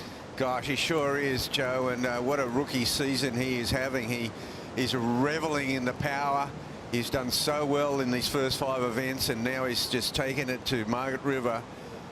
It's a lot harder than it looks out there. So far, the red singlet, the higher seeded surfers, the experience has prevailed. And here we see the surfer in red. He's a rookie. He's worked himself into the big seedings, and look at that snap under the lip. Power gouge. And Callum he just loves the big stuff. Enjoying a bit of power here at main break, but picked his turns well. 4.5. Second wave, a 7.0. Yeah, it's at that first, he got that first maneuver in, finished it clean. He got 3 great maneuvers, but that first one set it up for a 7-point ride. That's a keeper. Great flow and performance from Callum Robson. Morgan Siblick's in that tough position where he needs to really cover some ground in this event to have a chance to surf at G-Land. For Callum, he's relaxed with a final appearance at Bells. Runner-up to Toledo. He moved up to 6th in the world, 1 spot out of the WSL Final 5 talk, which he can clearly focus on for the rest of the year. He sure can. I mean, he's in the comfort zone now, and a great result at Bells. Of course, Morgan showed a glimmer of hope at Bells. He got that 9th. It just got him sort of in the frame to you know, hang on to his qualification, hang on to his CT spot, but he needs a big result here. He's already well behind the 8 ball because Callum Robson has opened up. He got that 4.5, and then he got the 7, obviously under priority. So Morgan's sitting out there trying to position himself in the lineup, and we'll talk a little bit about how difficult this lineup is here today, Joe. A lot of challenges that we could talk about throughout the round of 32, especially for the surfers that need to survive the mid-season cut. Focusing on Siblick right now versus Callum Robson. Coming up next, so all California matchup. Connor Coffin is going to try to survive against Griffin Colapinto. We know Griffin's kind of on fire this year. His first win came to him at Super Tubos in Portugal. Right into Heat 5, McGillivray has Kanoa Igarashi, who's been on fire, held the yellow jersey for stages. Joao Chianca, maybe the best performer that is on the wrong side of the cut for some brilliant heats that he's had. Even the one he had at Bells is considered maybe one of the heats of the year. So a lot to look forward to in the round of 32. With Jackson Baker trying to shake off that loss. Came into this stop 20th in the world, and now it's going to be out of his hands to see what people are doing behind him on the cut. That's going to be tough to hang on to that spot. We'll keep you posted. Well, Jackson Baker, he got himself within the cut. He got himself within that bubble at Bells, but it's a tenuous hold on it now because he's been eliminated in this, in a 17th place at Margaret River is not going to help his cause. There are some serious contenders coming up, as you spoke about. We saw them on the list. Some experience there in waves of consequence. So yeah, it's very nervous wait for Jacko. And the way the seeding works in the round of 32, you're always going to be paired with the surfers that are having a great year. You know, you got the high seeds versus the low seeds. Precisely, Joe. You know, when we're talking about event number 5, the seeding rotation is starting to take order, and as you said, these guys battling to hang in there with their careers, and well, for the year anyway. coming against the highest seeds, and that makes it super tough because the highest seeded surfers, they got their own battle to go. They're like that. They want that Rip Curl Final 5 situation happening for themselves. And I guess maybe the biggest example of that later on today, #1 in the world, Felipe Toledo has Ryan Callanan. Callanan injured to start the season, came back probably a little bit before he would have liked to, but wanted to really establish himself before the halfway mark. And he's in a must-win situation against Toledo later on today here in the round of 32. Callum's start though, Bugs, 7 and a 4.5. Siblick still patient with priority. And you can see a difference here in where they're sitting in the lineup. See, and this is the whole thing about Margaret River on a building swell. It's actually not a super clean swell, Joe. It's a mixed up swell. It's a bit like going down to Sunset Beach and seeing a west swell and a northwest swell with a slight side wind, a southwest wind on it. Well, we've got a southeast wind on this, and it's just slightly blowing, making it a bit teethy on the takeoff. And what you have to do, you've got to play that in and out game. You've got to go and sit in the pit, and that's where Callum got that second wave. Now we see Morgan come in, but then every now and again we get a 10-foot roving swell. And the pace of those sets on a rising swell go significantly quicker than the smaller days out here at main break. You have all that water moving, but it is going past in a rapid pace. If you let a set go by, you've got to paddle another 20 yards to regain your positioning in the lineup. It feels like the whole ocean moves you as this swell builds. 24 minutes. Siblick, sensational last year, even reaching a CT final last year through the West. Took down John in back-to-back events, and then John was injured at the on way to another great result here at Margaret River. But Morgan had so many people coming up to him, high-fiving him. He couldn't believe the year he was having, and in his first lap he had a chance at going for a world title last September. Well, Kaipo, we just had Bugs kind of reference a wild day at Sunset Beach. Would you agree? I 100% agree. And that's what it's like. Big water out here. Look at Callum Robson. He's up and riding again. Just a commanding lead, Joe. He has a nice little carve. We'll see if he can better his score line right now. He's on a roll. He certainly is. He's got a little bit of a pace on this inside corner, not moving too quickly through the wall until now. And then he'll just slip off. Looks like his situation could remain the same. But Kaipo, talking about Sunset Beach, the challenges on that venue on the North Shore. They already competed there at stop #2. What's happening out there now? Well, Bug said it. It is like the inside-outside game. There's these big bomb 10-footers that are coming through. Morgan already got caught inside on one of those, had to bail his board. And then you got to get inside here, right towards the boil, like Morgan's trying to stroke into that one. Again, a little too far out. Has to make that adjustment. It's really, really tricky out here, especially with this swell that's on the increase. I mean, it is a challenge, and it is heavy water. And Kaipo, that wind in this morning, it's had that side offshore effect to it. How's that on the takeoff? Oh, you can see what a struggle it is. We got Morgan surfing right now. He got into this one. Nice top turn for Siblick. Little speed bump off the bottom, recovers well with another beautiful carve. Big climb decision. Siblick hangs on. A fantastic start for last year's #5 in the world. Patience paying off for Siblick. He'll be out of the combination now. That was the most important ride of Morgan Siblick's year so far, Joe, and the way he hung on by his toenails on that as those white waters converged, he did that so well. He's going to get a score that's going to get him into this heat. Morgan Siblick, so patient, feeling this type of pressure for the first time in his career. This was at the takeoff. Yeah, it's a great looking wave here. Carves down the face, comes around this section, nearly loses it.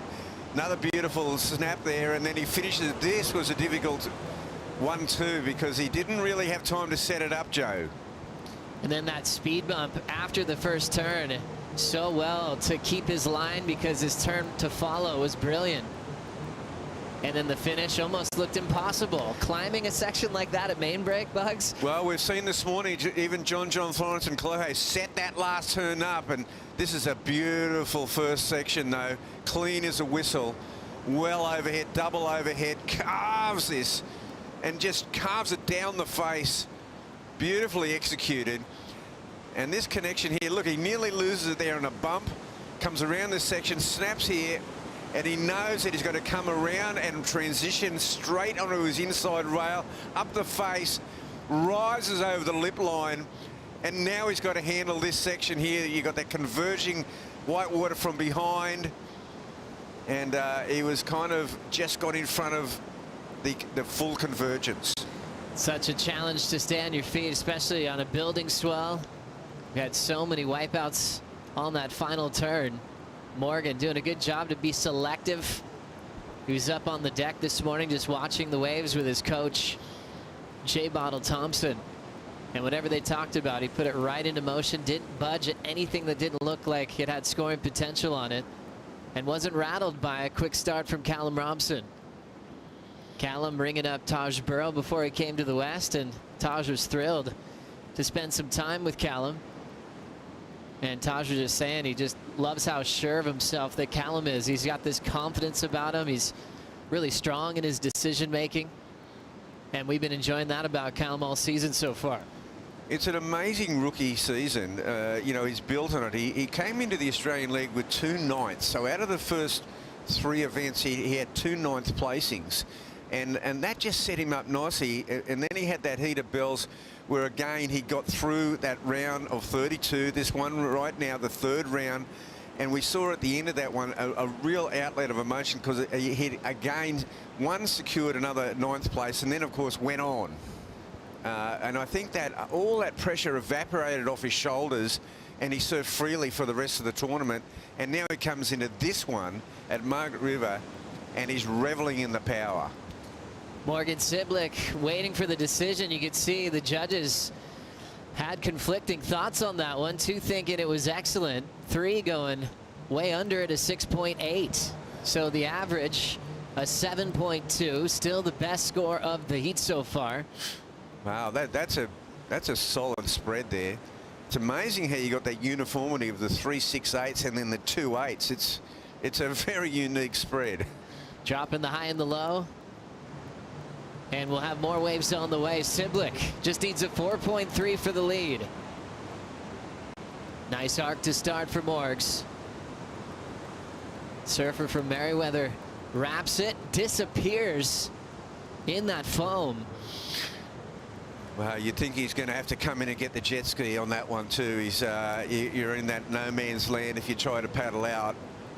So that one, I'm not sure about that one, Joe. I mean, it's a backup score, but it's not going to help his cause at the end of the day. It's a 1.73. So, wow, he did that first nice carve, and then they were pretty stingy on the 1.73. But it was never going to be what he needed. Requiring that 4.3. He would have needed to finish in a bit of a flurry on that one. Morgan Siblick so well prepared growing up in Newcastle. One of the all-time greats, Mark Richards, a 4-time world champ. Basically had any type of wave that he wanted at his doorstep to prepare for traveling around the world. As we go back to see what went wrong on this 1.73. Yeah, well, it starts out okay, but he did that cut back there halfway up the face, so that wasn't much of a turn. But this one, that's a beauty. I mean, wow, 1.73, and he didn't surf out of it, and that's it. I mean, that may well have got around that 4-point mark. If he'd surfed out of that and then got a finisher, could have even gone up in the 5s. Morgan's learned so much in his short career on tour, just from last season, winning Rookie of the Year, trying to adjust from mistakes, and hopefully he's not looking back at that fall and wondering what could have been. But a stellar start with a 7.2, 7-point ride for Callum's best, a solid heat, still with plenty of time. Let's catch up with Kolohe and Dino with Laura. Kolohe, flawless heat out there, you know, strategically, and you're surfing. You must have been very happy about the whole way it all panned out. Yeah, it's pretty rare you have a heat that's like not very stressful on this tour. So yeah, it was just good that Jacko started with a small score, and I was like comfortable to pick the wave I wanted, and I had priority. So yeah, I was just kind of lucky, really. And you said it wasn't stressful, but obviously paddling out, you are not safe for the cut, neither is Jacko, so it was a super important heat. Were you feeling that in the lead up, or just trying to put it out of your mind?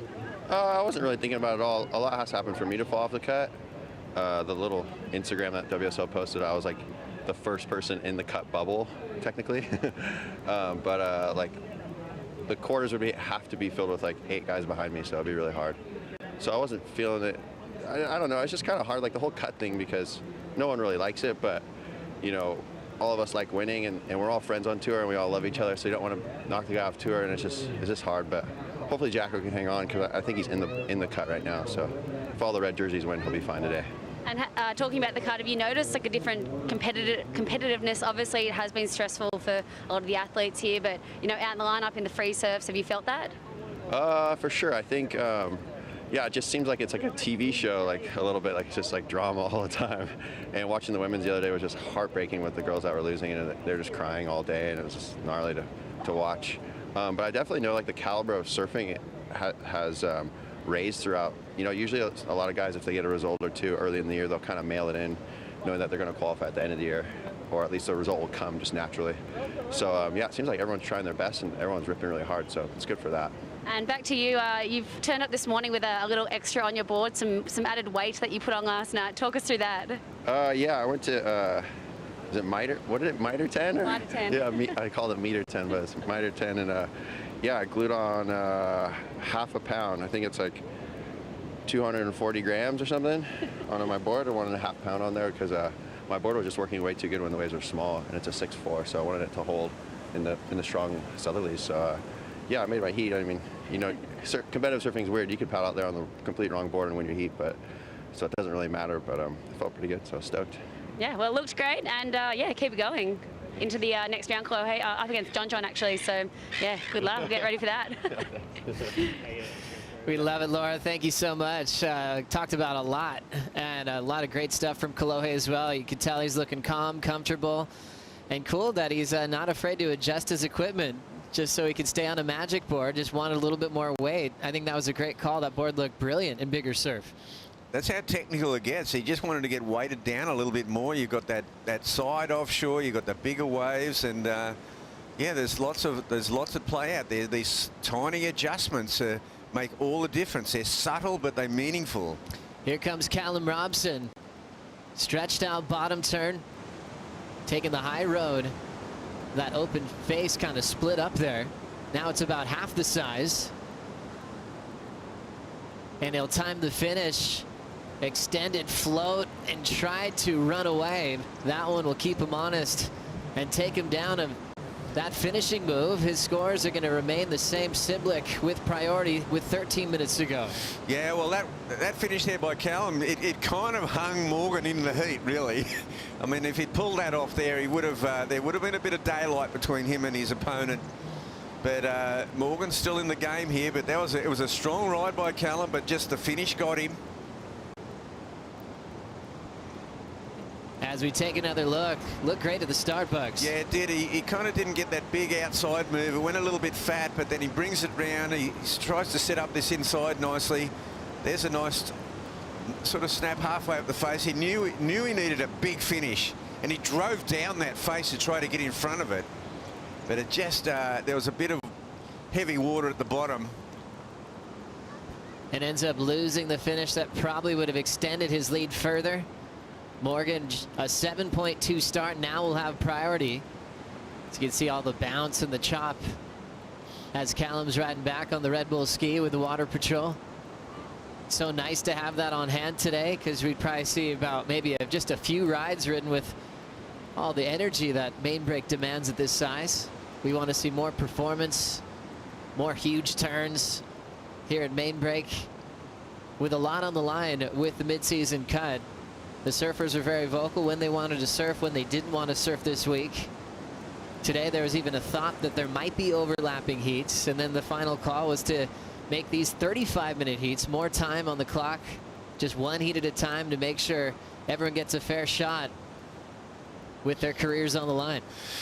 Yeah, well, this window's provided a mixed bag. It's not like we've walked away from perfect surf. There's been days that have been kind of a little bit suspect in regard to how consistent it's been, or there's been a wind factor. Today, it's that penultimate day of the window. We've only got 2 days left. Everyone woke up today going, we are running, come what may. Exactly. We knew there was a building swell. The wind, I feel there was still a little bit of suspicion about the wind because it wasn't going to be absolutely straight offshore. It wasn't going to be an east. There was still going to be some south in it. Tomorrow things are looking like it could square up more east for what will be finals day. We can call it now because we just have 2 days left in the waiting period. Callum Robson, number 6 in the world, enjoying this lead. And Morgan Siblick chasing a 4.3. John Florence got past Imai Kalani deVault this morning. Kolohe got past Jackson Baker. So the red jerseys very dominant in the first 2 heats. And Dino and John, that's been a final out here at Margaret River. It's going to come early in the round of 16 this time. And look, we can see those big sets coming from way outside. Now we've got the luxury, and everyone on the top of the cliff here has got the luxury of seeing these big bombing sets coming through Margaret River, and it gives you the full view of what you're looking for. These guys are looking for nearly like a cut-off right. So as you can see here, that's the size coming through Margaret's, and it's going to clean them up. And this is where they just jump off their boards, hope the board stays in one piece and get as deep as they can. This is going to be happening throughout the day today.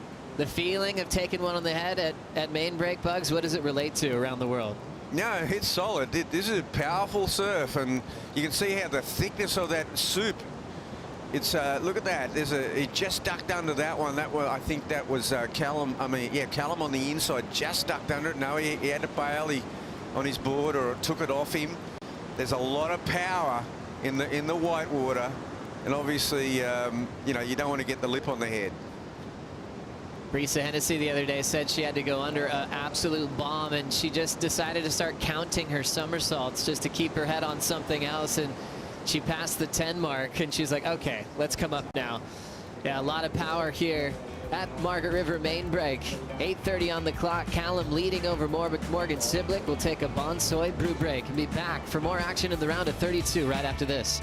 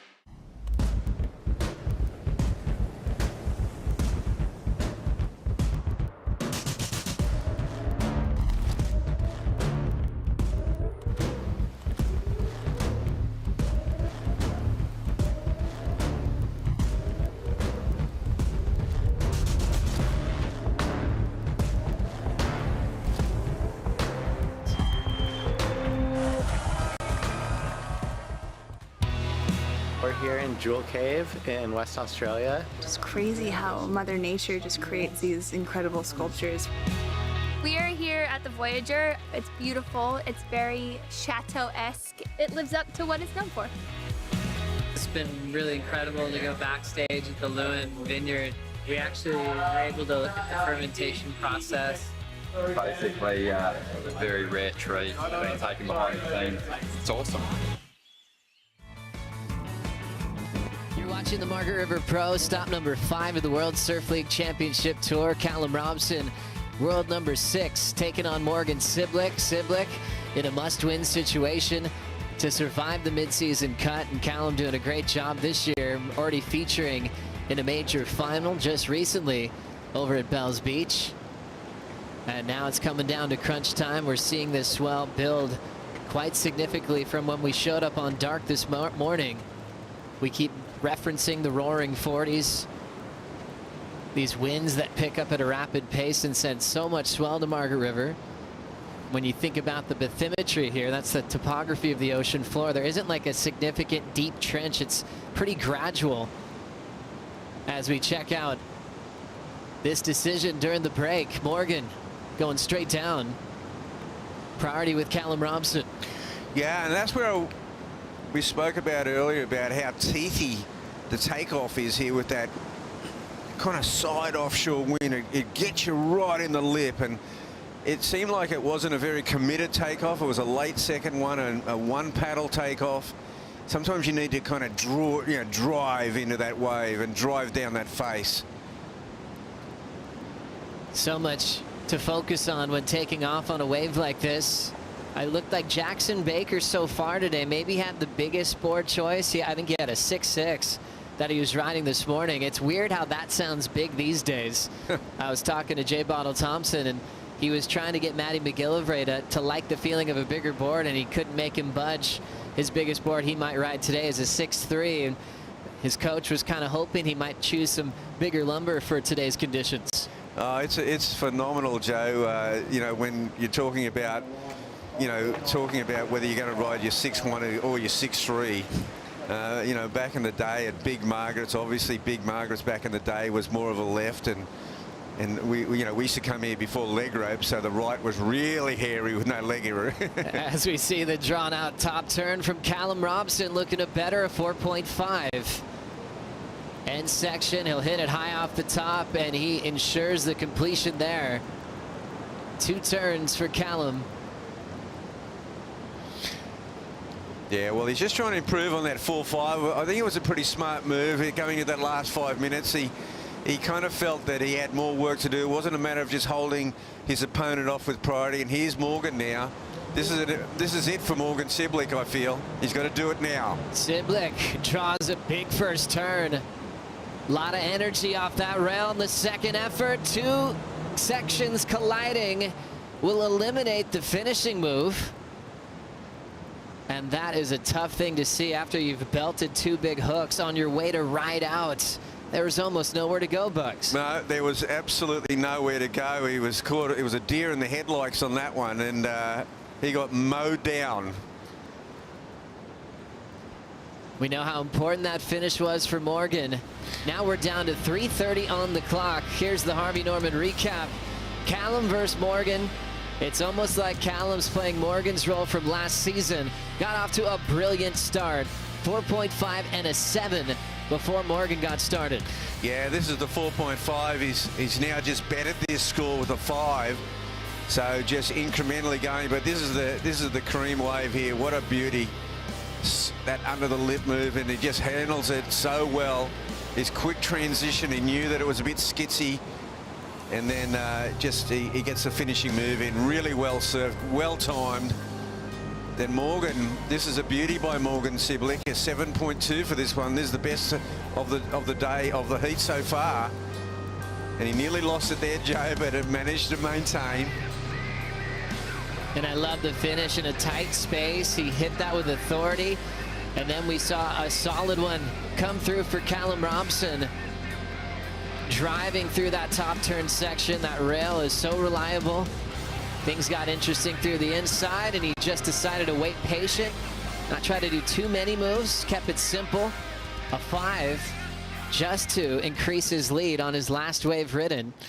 And it nearly did come down to that priority situation where Morgan went that wave, aided on the takeoff. Priority went back to Callum. He got the cream of that last exchange.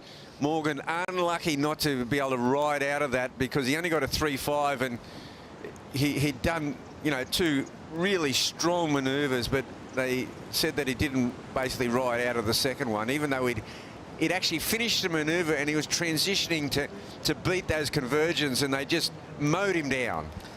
That last score, a tough one for Morgan to hear, because he probably did enough if he rides away free. Still needs a 4.8. Needs to win this heat to have any sort of shot of making the cut. If Callum takes this win, Morgan will be then sent to the Challenger Series. Jay Thompson, his coach, has to distract himself by his notebook there. Morgan's girlfriend behind. Connor Coffin's girlfriend as well on the stairs. She'll be watching closely to the next matchup, Connor versus Griffin Colapinto. Connor's in that tough situation as well. Outside the cut, just at the 23rd mark on the leaderboard, down to 55 seconds. Well, we saw Siblick there calling for something. I think he's calling that maybe Callum paddle for a wave is making an appeal for a priority exchange. It's not forthcoming. Could be critical. There's an interesting lower with priority, isn't there, Bugs, when you try to hang on to it as long as you can, see what you can get away with. If you can kind of act like you're not paddling, there's some surfers on tour that can do it so well. I think Medina, he's the king of holding priority when a surfer needs it. Wow, that last wave had not been able to surf out of that, getting mowed down by those converging monstrous white waters, those surging boils, just has taken Morgan Siblick perhaps out of this tournament. This will be a tough blow for Morgan Siblick, as obviously his surfing was there. A 7-2, the best wave of the heat, just coming down to not riding out of his last move. Morgan Siblick has not made the cut. Callum Robson, number 6 in the world, moves on to the round of 16 here at the Margaret River Pro. Coming up next, it's an all-California matchup. Colapinto takes on Connor Coppin right after this.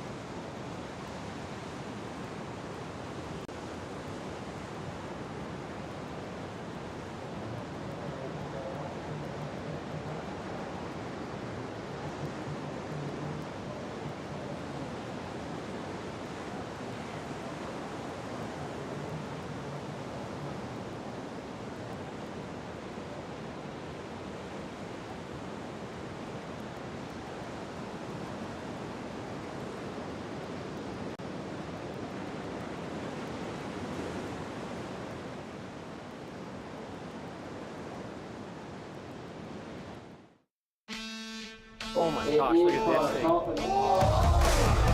my god. Gilmore up again. Setting up on the inside, an amazing read. And a huge end section turn. Driving through an impossible section, Kelly makes it. No holds barred for Courtney Conlon. As he asked for the 10 and gets it. Rides out and celebrates. Blakey flips into the reverse, and she loves the feel of it.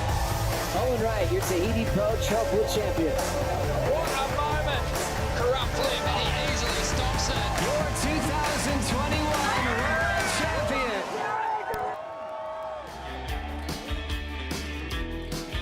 Come finals day, fans can vote on WSL's Instagram for their favorite men's and women's moment of the event, so keep a lookout for your chance to vote for the Hydro Flask Let's Go Moment Award tomorrow.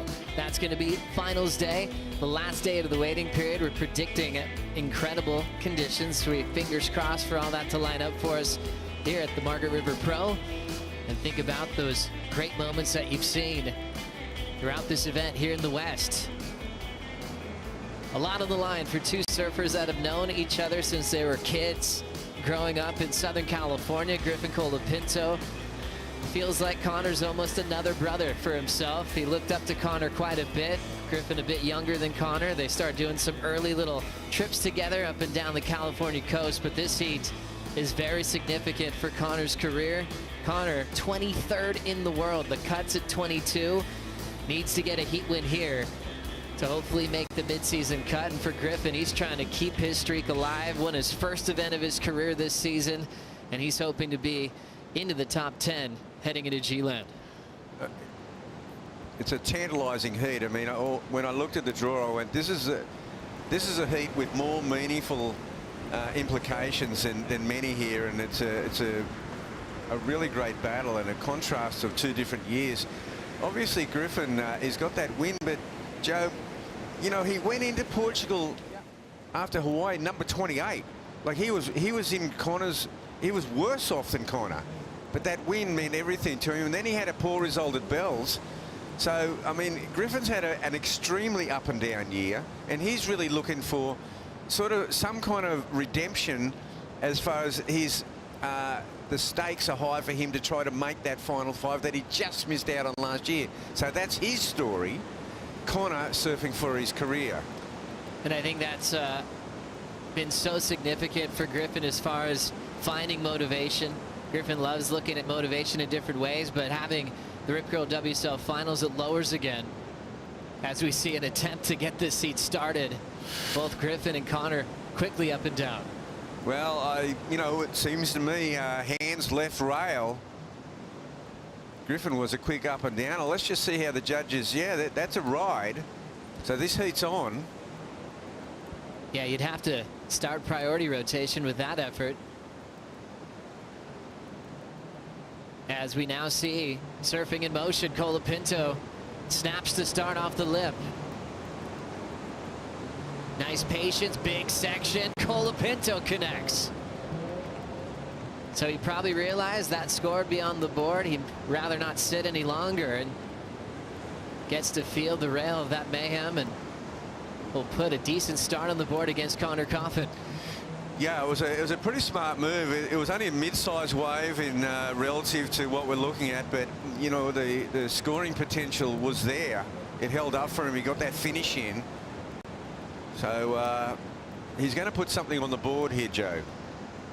Let's have another look. Colapinto. Yeah. Right at the start. And he said, you know what, I better get out of this because my opponent is behind me. And then he gets this wave here. And Connor had a bit of a look at it. Wow, that first turn, big rooster tail off the back, Joe. And very impressive how hard he hit the end section.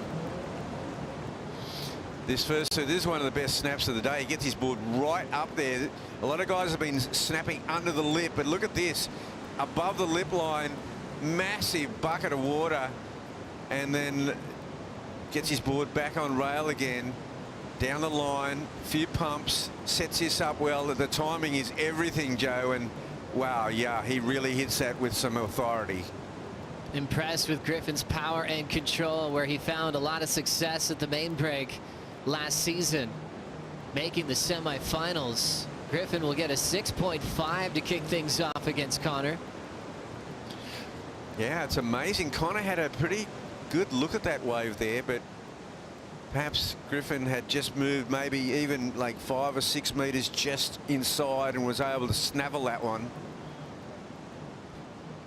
And now Griffin back to business. Both these surfers from California have given us a lot of entertainment in the last few years. Griffin officially making the cut, coming in at number 12. So he got to shake off that feeling, and he admitted how much that was in his headspace to start the year, and shared that journal entry with us on his Instagram right after his Portugal victory, where he had to kind of forget about how it would feel if he did fall off and if he was going to the Challenger Series, and to look at that and still not surf with fear and do the kind of surfing that he wanted to. And it was a really cool insight to how his head's working. Obviously one of the favorites to watch with his ability in the lineup and his charisma on land. Here comes Connor.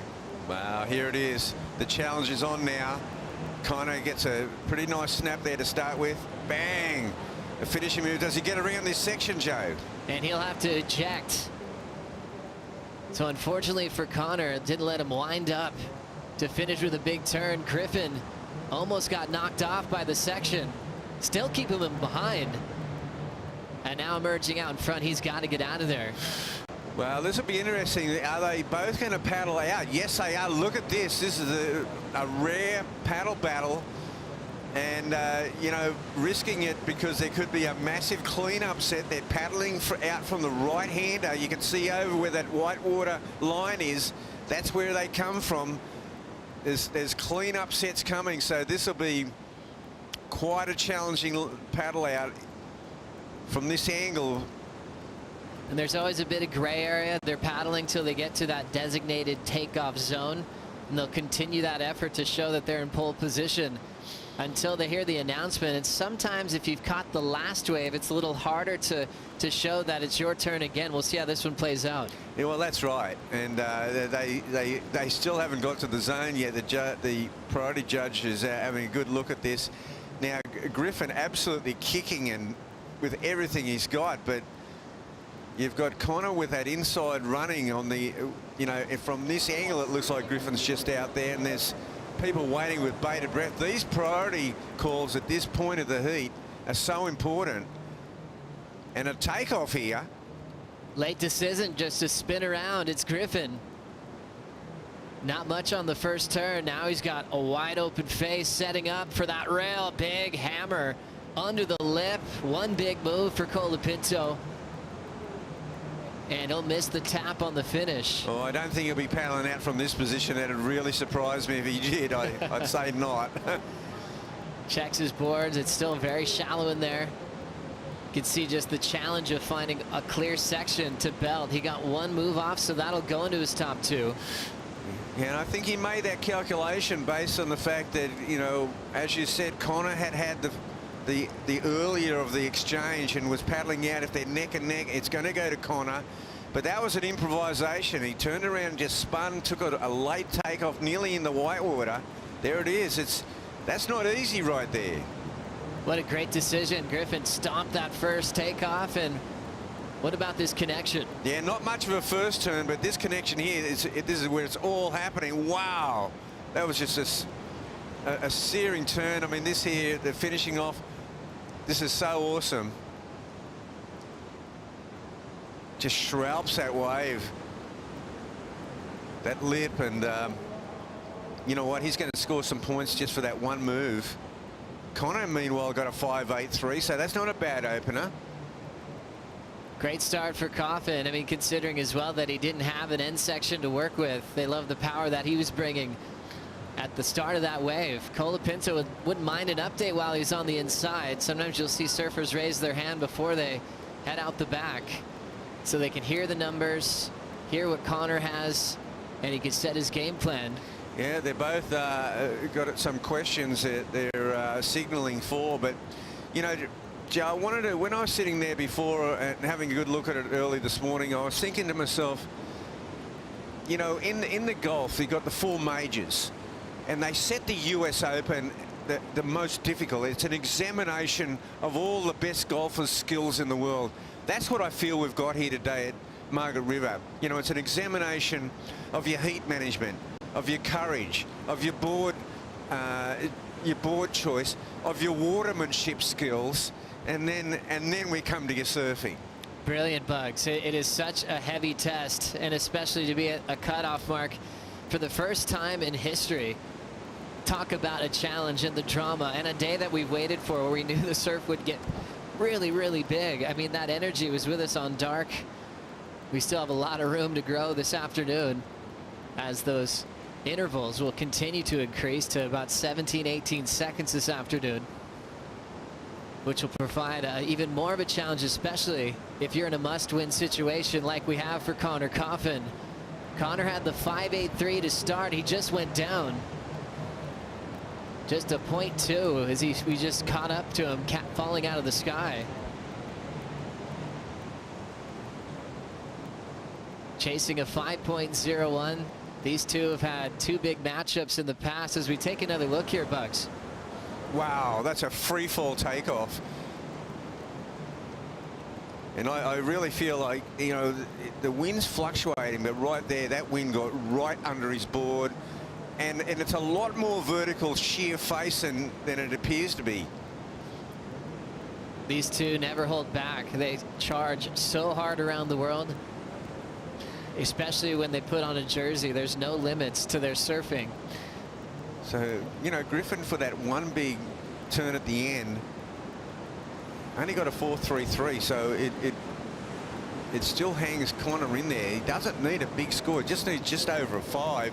Now that was a takeoff where it's, and I think Felipe Toledo mentioned it the other day, on the takeoff you need some board underneath you, but as soon as you get past that first section you need a shorter board. And I mean, right there, Connor could have done with a few more inches. Certainly, Bugs. Griffin still in the lead of this one. Let's catch up with Callum Robson with Laura. Cal, super strong heat, obviously just saying coming up against good friend Morgan Siblick that, you know, it's obviously so tough, both of you just getting a couple waves and scratching for that backup. Yeah, like you said, Morgan's a good mate of mine, and we travel together, and it just sucks when you come up against one of your close mates in such a crucial round. But yeah, no, I was stoked to get through, and like you said, we both had one wave each, and it was a battle of just scrapping both of us to get a backup score. So I was lucky that I got that one at the end, and yeah, stoked. And turning up this morning, we obviously knew this swell was coming in. What did you do to prepare for that, and how did you adjust today? I rode a 6.4 yesterday Arvo, just went out and tested it, just getting used to it because I knew it was going to be big. There's definitely some energy in the water out there. You can feel it when you get a wave. It's got a lot of grunt. So yeah, I copped a few on the head too, so I got a few floggings.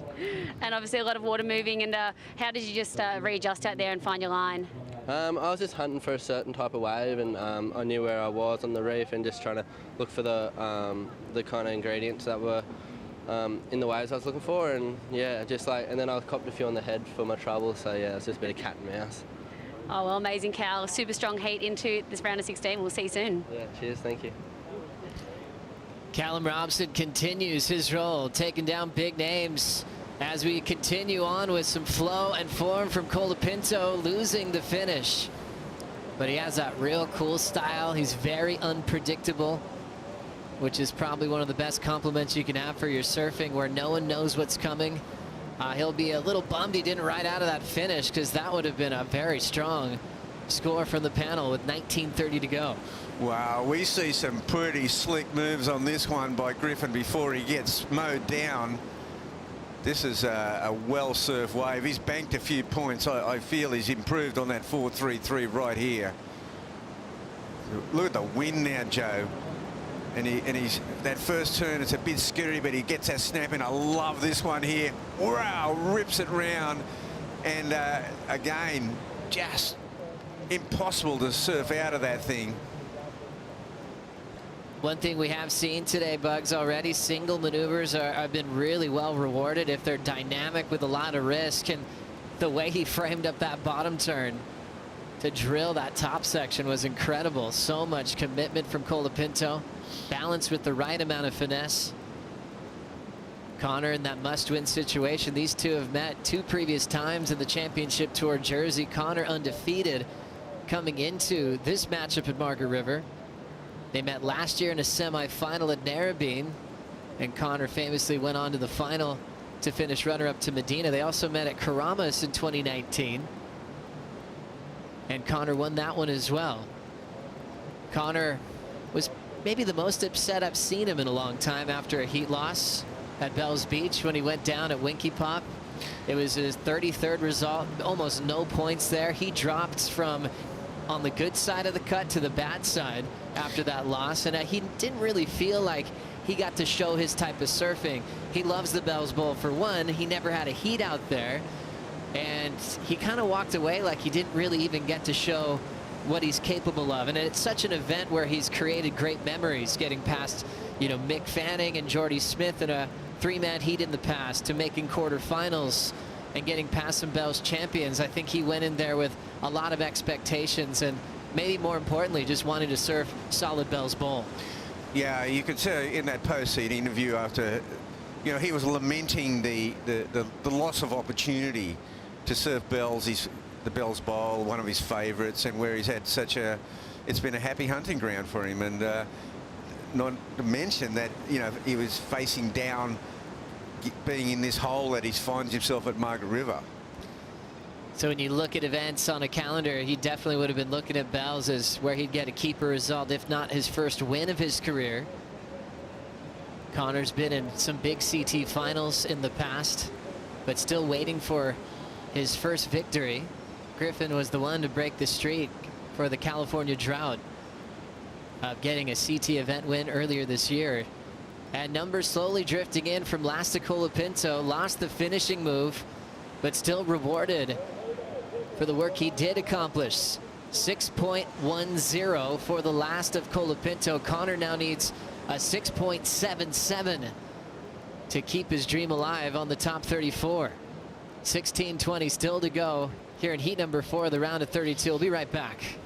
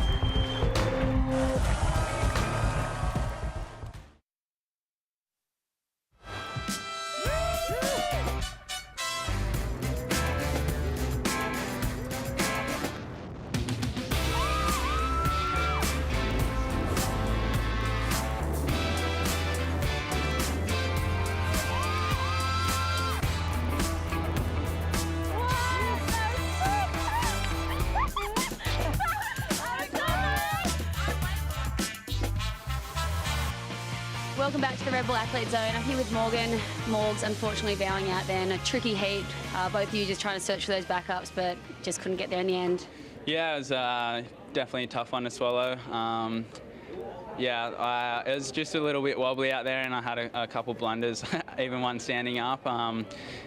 Just that one cutback at the end cost me. If I had just rode out of the white water, I'm sure I probably would have got the score, but it's how the cookie crumbles sometimes. And I'm just keen to get to Snapper and hopefully get a result there and come back at the end of the year.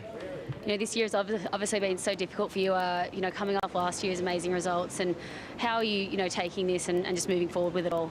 I'm all right. I don't know. I feel really good, and I feel like I've been surfing up to scratch, and I just haven't had the results this year. And I feel like I've just slowly been easing into the year, and I guess that's not good enough this year. But I'm kind of finding my feet at the moment, and just unfortunate that we got the mid-year cut at the moment. But it is what it is, and I'm just keen to get some results on the Challenger Series and come back stronger. And heading over to the Boost Mobile Pro on the Gold Coast, are you looking forward to that? Yeah, I'm keen as for that. I think the waves are going to be good, so I've got something to look forward to, and I think it's just going to be a real fun time. The Challenger Series lineups, it's really good this year, and so many cool venues, so I'm keen to go get some good waves regardless and have a good time. And I've got a bunch of mates that I'll be able to travel with now, and it's going to be a sick time. Incredible attitude. You're the best, Morgs. See you soon. Thank you, Laura. Morgan Siblick definitely disappointed with how close that last heat was. Last year, number 5 in the world. And now he finds himself back to the Challenger Series to compete, but very happy to go to your hometown, Bugs. As you mentioned earlier, waves look like it could be pumping for the start of the Challenger Series. Yeah, it's a pretty decent consolation to know that Snapper's going to be absolutely firing. The forecast looks outrageous. Wow, this is such a great one-off move on a big wave there by Connor Coffin. And you know what? It's amazing. He gets, for this one move, so committed, Joe, on a big wave, and he gets exactly what? He gets a 5.83. Doesn't help him. One big hack. That looked brilliant. Still needs a 6.77. So he's got a pair of the same number at the moment, chasing Griffin Colapinto. But judges always love degree of difficulty, the size of sections, getting a set wave. I was wondering if they had actually turned the heat on that. I thought it would have been fair with all the power he put into the lip, but they're always remembering comparisons.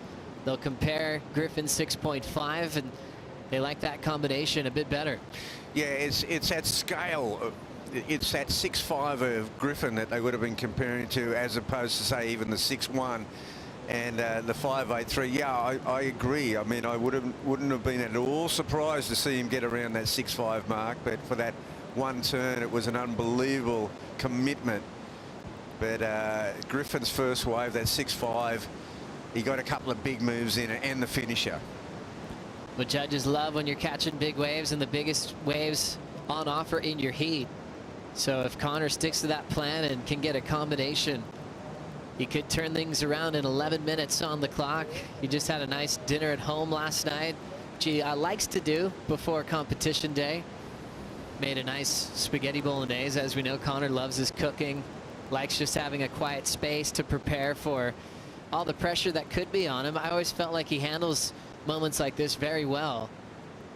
He's had certain times where he's needed big results at the end of the season, and he always seems to come through. I remember there was one year where he won at Sunset, you know, one of the toughest events to win, QS 10,000 back then, but he hadn't really been doing the QS that year, so he still needed to perform at Pipe, where he was like, yeah, I wasn't even doing the QS, so it's not like I've clinched a spot yet, and he was able to make heats and keep his spot on the top 34.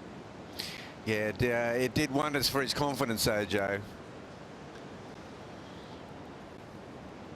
So Connor looks like he might be interested in this one under priority, and Griffin's going to let him go. Fades the takeoff, needs a 6.77, holding that line into the open face, and nothing on offer. A smart leave from Griff. As we'll go out the back with Dometic. Kaipo Guerrero, are you feeling the intensity out there? Intense? It's intense. We just got, had to run for cover. The set came through. We had to run for cover, do a U-turn, come all the way to the beach, outrun that set. The swell is just getting magnified. It's growing right now. Obviously, that's what we predicted. That's what we saw on the buoys, Joe, and it's happening right now. It's intense out here. So Kaipo, you had disappeared off radar for a while there, and I was wondering when were you going to evacuate from that position on the right? You know what? I've been urging these guys to evacuate from the right, but they've been steadfast. We're on the left right now, but the right did get a bit dicey over there. The last few sets coming all the way across, and yeah, it's real water. It's heavy water. Sorry, intensity, Kaipo. I thought you might have been taking a break. I didn't know all that you've been going through in this heat. Great to have you back.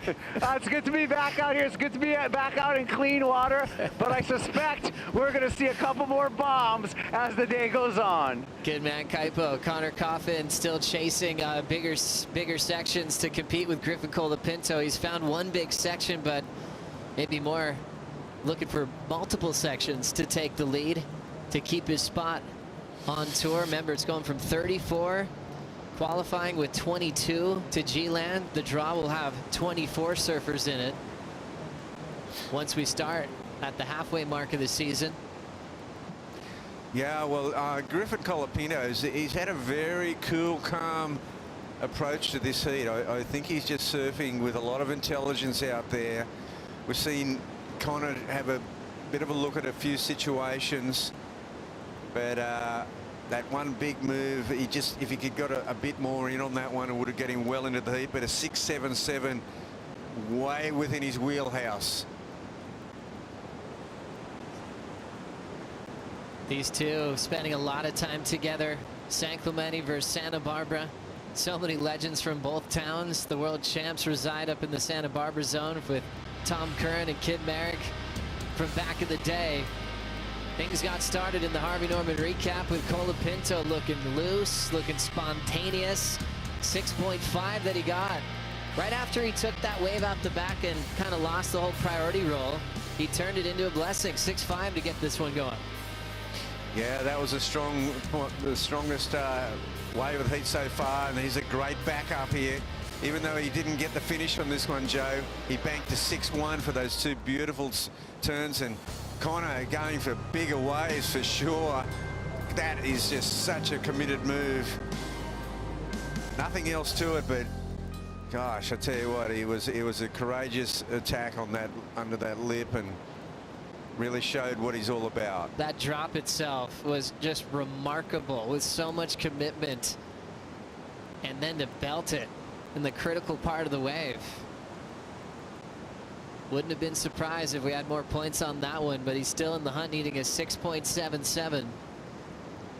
Both these surfers with incredibly talented, world-class surfers as brothers, from Parker to Crosby. They're both the older brothers. As we look at Connor, just shadowing Griffin, Griffin being smart with priority. Both these guys have Australian coaches. Tommy Whitaker, a former champ at Marks, and Glenn Hall had that crazy heat with Kelly, where Kelly had the 19.5 total. And I was asking about memories with Micro, and he said, you know what, that's actually my favorite because the waves were pumping. I had high 8s. I thought I was doing a great job, and then Kelly got that barrel, and I had the best seat in the house for it. Sometimes a loss when you're in perfect waves on tour can be some of your favorite heats when you look back. Well, they become famous heats, and you're part of it. You're part of the story. Glenn also remembered a decision that he had to paddle over to the right with a heat with Miguel and Felipe. Toledo and Pupo didn't know what he was doing. They didn't see him for a while. He got caught inside by some of the biggest waves he'd ever seen. And he just said, yeah, took a little risk. Thought I could maybe be a legend if I got a few rights on a big day here at Margaret River. But it's really cool when you hear about a lot of surfers that competed at this venue and maybe surfed some of the biggest heats of their career in a jersey here at the main break. Yeah, well, I mean, Jads and Andres shared a couple of stories like that too. And it is the land of legends, and you know, it can all happen for you out here. You can have a famous heat, you can put it together and get one ride that becomes a lifetime special, a benchmark. Coaches are also talking about, with the mid-season cut, they've had to be more flexible than they've been in the past of planning their seasons. They're waiting in the balance to see which surfer's going where, what's happening to their stable, if it's splitting up, before they make any clear decisions on the back end. So they're all wearing it together. That's a big year for coaching. You know, it's the coaches that have to do 2 tours. Deciding where they might be, if their stable's going to the Challenger Series, if they've got to split their time between both. We'll find out in the next 4 minutes or so for Connor Coffin, who has just been a staple at venues around the world, especially Jeffreys Bay. Kanoa Igarashi coming up next to take on Matthew McGillivray. Yeah, I've noticed in his surfing he's been wearing that ankle strap, Joe. You know, I'm not sure what's going on there, but he's looking for a bit of support. Yeah, that front foot, he had some pain on. I was asking his coach about it, and he said it's really just pain. There's not a big cut or slice on it. Might have just hit the reef really hard. He's just been trying to support it a bit. But Kanoa super well prepared. He's brought his sunset boards with him. And of course, his opponent had a big year last year. It was a breakthrough result. Matty McGillivray, semi-final last year, but he's taken that tough position where he needs to win some heats. He has to get past Kanoa Igarashi to survive the cut. Well, last year he had to get through some pretty critical heats. And I remember about 3 or 4 years ago, I was talking to Sean Thompson, and you know, the great South African world champion, and he said, hey, yeah, we got a couple coming through, Bugs. And he was talking about Matty McGillivray, and certainly, wow, he loves the power surf. 2:45 on the clock. Two good friends, all California matchup. Connor needs to get a heat win since he's on the wrong side of the cut. Moved just behind 22 after getting a 33rd at Winky Pop. And he doesn't have priority. That's going to be the tough part, Bugs, where it's up to Griffin to decide which wave Connor may or may not get. Yeah, it's really critical now. Of course, priority with the wrong person from Connor's point of view. So he needs, you can see now he's trying to break free, paddle inside. Griffin not going to let him too far out of his sight. He knows how dangerous Connor is, and this is a tough thing when you got, you know, they might be good mates, but they're surfing for different sort of results here, but Connor's coming way inside. And, you know, you can just see, you can definitely feel a bit of desperation there. He needs to, something's got to happen for him, and he's way inside the break. And taking off on a left is Griffin. So now Colapinto, snap to start. Great connection there on a main break left. He'll grab the rail on the bottom turn and drills it again. And cool to see him change gears. He picks his points well on his back end. And he'll be coasting his way in. Minute 10 on the clock now. Yeah, he felt that one had gone to a deep position on the left and was going to hold up. That was a, you know, he felt that he was holding his opponent off that wave, and now we'll see Connor. This is it for Connor. It's a small wave by today's standards, Joe. Connor needs to perform 6.77 to stay on tour. Putting a lot into that wrap, but is there enough wall on this wave? Hanging on to the end section, snap to slide, and trying to hit every little section along the way. Pacing on the stairs is his coach, Glenn Hall.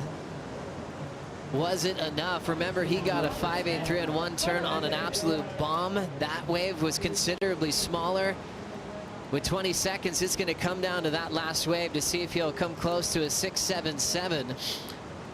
Yeah, well, I'm interested to see what Griffin got on his backhand. He got a couple of pretty slick moves in on that left, which is a rare sight. And when you even look at Griffin's form on the left with the size of the wave it was, you'd almost maybe feel more confident about getting a score on the left over Connor's right just by looking at the wave. We've run out of time and awaiting the decision for Connor Coffin's season. Let's have another look, Bugs. Yeah, it's a well-served wave. Good snap, sort of a set-up snap. There's a better gouging turn here. That's very decent. So he gets 4 moves in on this wave, including this little finisher here, and a little tail slide. It's a great ride, and not much there, but gosh, it's. I mean, he's surfing well. It just didn't seem like it had a big enough wall on it with all the great surfing we've seen in this heat coming down to the wave. Last for Connor Coffin is not enough. Being in 23rd in the world heading into this contest, Connor has not made the cut and could potentially be moving to the Challenger Series in less than a week. Colapinto keeping that red jersey streak alive here in the round of 32. Moves on to the round of 16 here at the Margaret River Pro. Up next, Kanoa Garashi takes Matty McGillivray right after this.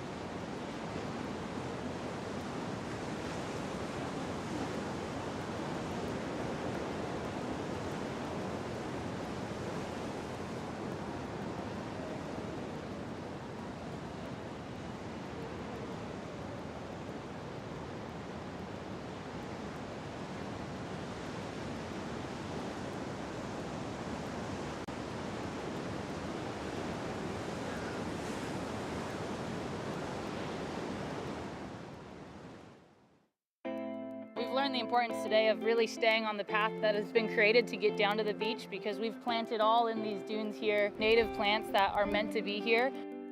We Are One Ocean is an initiative led by the WSL to inspire our global surf community to protect and conserve our one ocean. This year, we're partnered with Shiseido, and we're working with local organisations in communities around the world where we hold our championship tour events. The WSL is working with Nature Conservation, Margaret River region, along with local surfers from Line in the Sand, Great Southern Reef, to heal this beautiful dune landscape. We're going to be helping to rehabilitate those areas that have already been degraded and disturbed. Yeah, it's so cool to see, the younger generation just already taking part in initiatives like this, and I think that's just key to a beautiful future and a sustainable coastline. Help us preserve the future of our sport. To learn more, go to weareoneocean.org. Welcome back to the Margaret River Pro. We're in a very tight heat. Connor Coffin went down to Griffin Colapinto. There's no priority call. He stood up. Definitely, 100%. They've scored him, so he stood up. Yeah. So it's 100% worth pretty hard.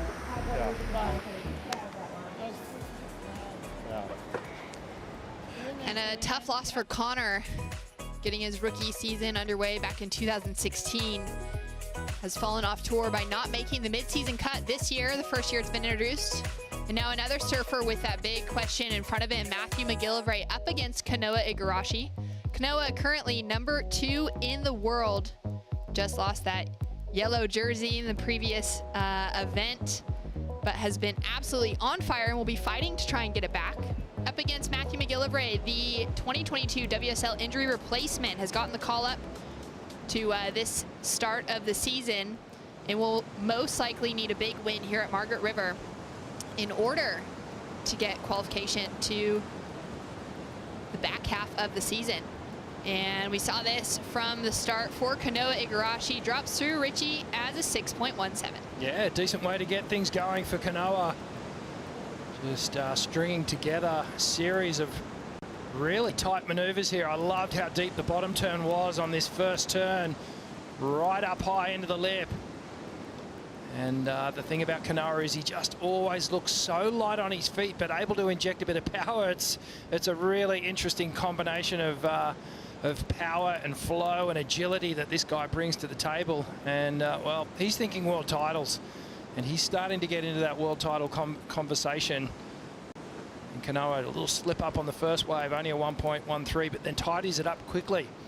That 6.17, so already a little bit of pressure for Matty McGillivray, who is desperate for a result here. Yeah, he is absolutely desperate. Down to 30 minutes on the clock. Matty now sitting out the back with priority. And Kanoa Igarashi opens up with a 6.17 to set the tone. Kicked off his first wave was just a 1.13. And now we'll wait for those next sets to roll through and to see the South African in Matty McGillivray get his opening ride. He had some great success out here in his rookie season on tour, Richie, back in 2021. You were here to watch him make it into the semifinals. Yeah, it was a really, really great effort there for Matty McGillivray. This is live action. With a huge wall up in front of him, he was really hoping to connect onto the rail. Had to duck out. That was, I mean, how big would that wave have been? Yeah, well, the sets are getting bigger and bigger by the hour here, and that was a solid 8 to 10 foot wave there. You could just see Matty McGillivray just desperately trying to get around it.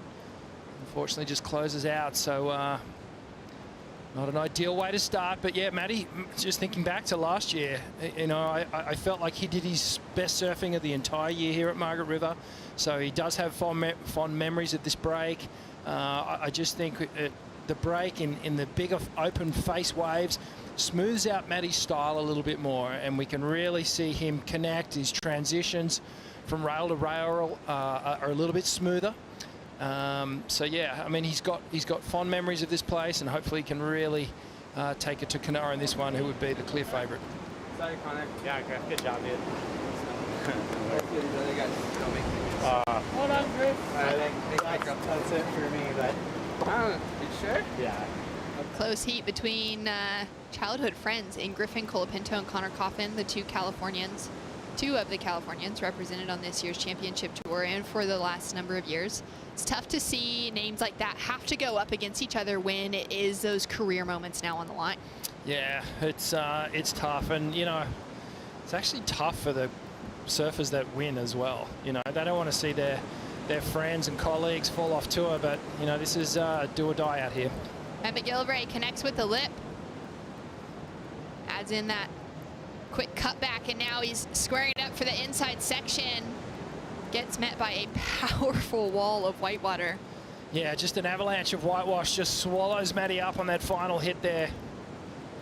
And we've been watching it all morning, just reiterating just how important it is to finish off these waves. And one of the toughest end sections in pro surfing is the Margaret River end section. See the aerial view there, just how much turbulent water is, and you can see just how close those two whitewater waves are right there. So that's this new swell starting to fold in on itself. And it is going to get really significant in the next few hours. Yeah, that's such a good bit of insight, just recognizing as it's increasing, some of those sets are rolling through a little bit closer together, causing a little bit of that havoc on the face of the waves as well. It's not the cleanest of lineups at the moment. Matt McGillivray getting the ride back out on the Red Bull jet ski to the top of the lineup. One huge benefit to surfing heats here at Margaret River is not having to do the big paddle out the back. Absolutely, it's a long way out. Okay, let's see what happened here with Maddie. Just goes up and attacks the lip. Not a bad start to this one. And gets a nice wrap. Second turn, then comes through to this really frothy section. Perhaps would have been better just going for the big cut down, an early cut down. Try and draw a line through that foamy section rather than take on the big whitewater avalanche. Always going to be tricky to make that one. Kanoa Igarashi with the arm up, wanting to know what Matt would have done on that last wave. Scores through as just a 3.83, so it's certainly something Matthew's going to want to ditch and improve greatly on with 2 different scores. Now, last year when Matt McGillivray made it through into that semifinal matchup where he went down to the eventual event winner in Felipe Toledo, on that journey to the final, Matt matched up against Kanoa Igarashi. It was their very first head-to-head matchup, and Matt took him out. Yeah, right. Wow. It was a close heat. Kanoa actually had the best wave in the heat in that high 7-point range. Matt's highest wave in that heat specifically was in the 6s. But Kanoa just couldn't find that backup score, and Matt took the advantage.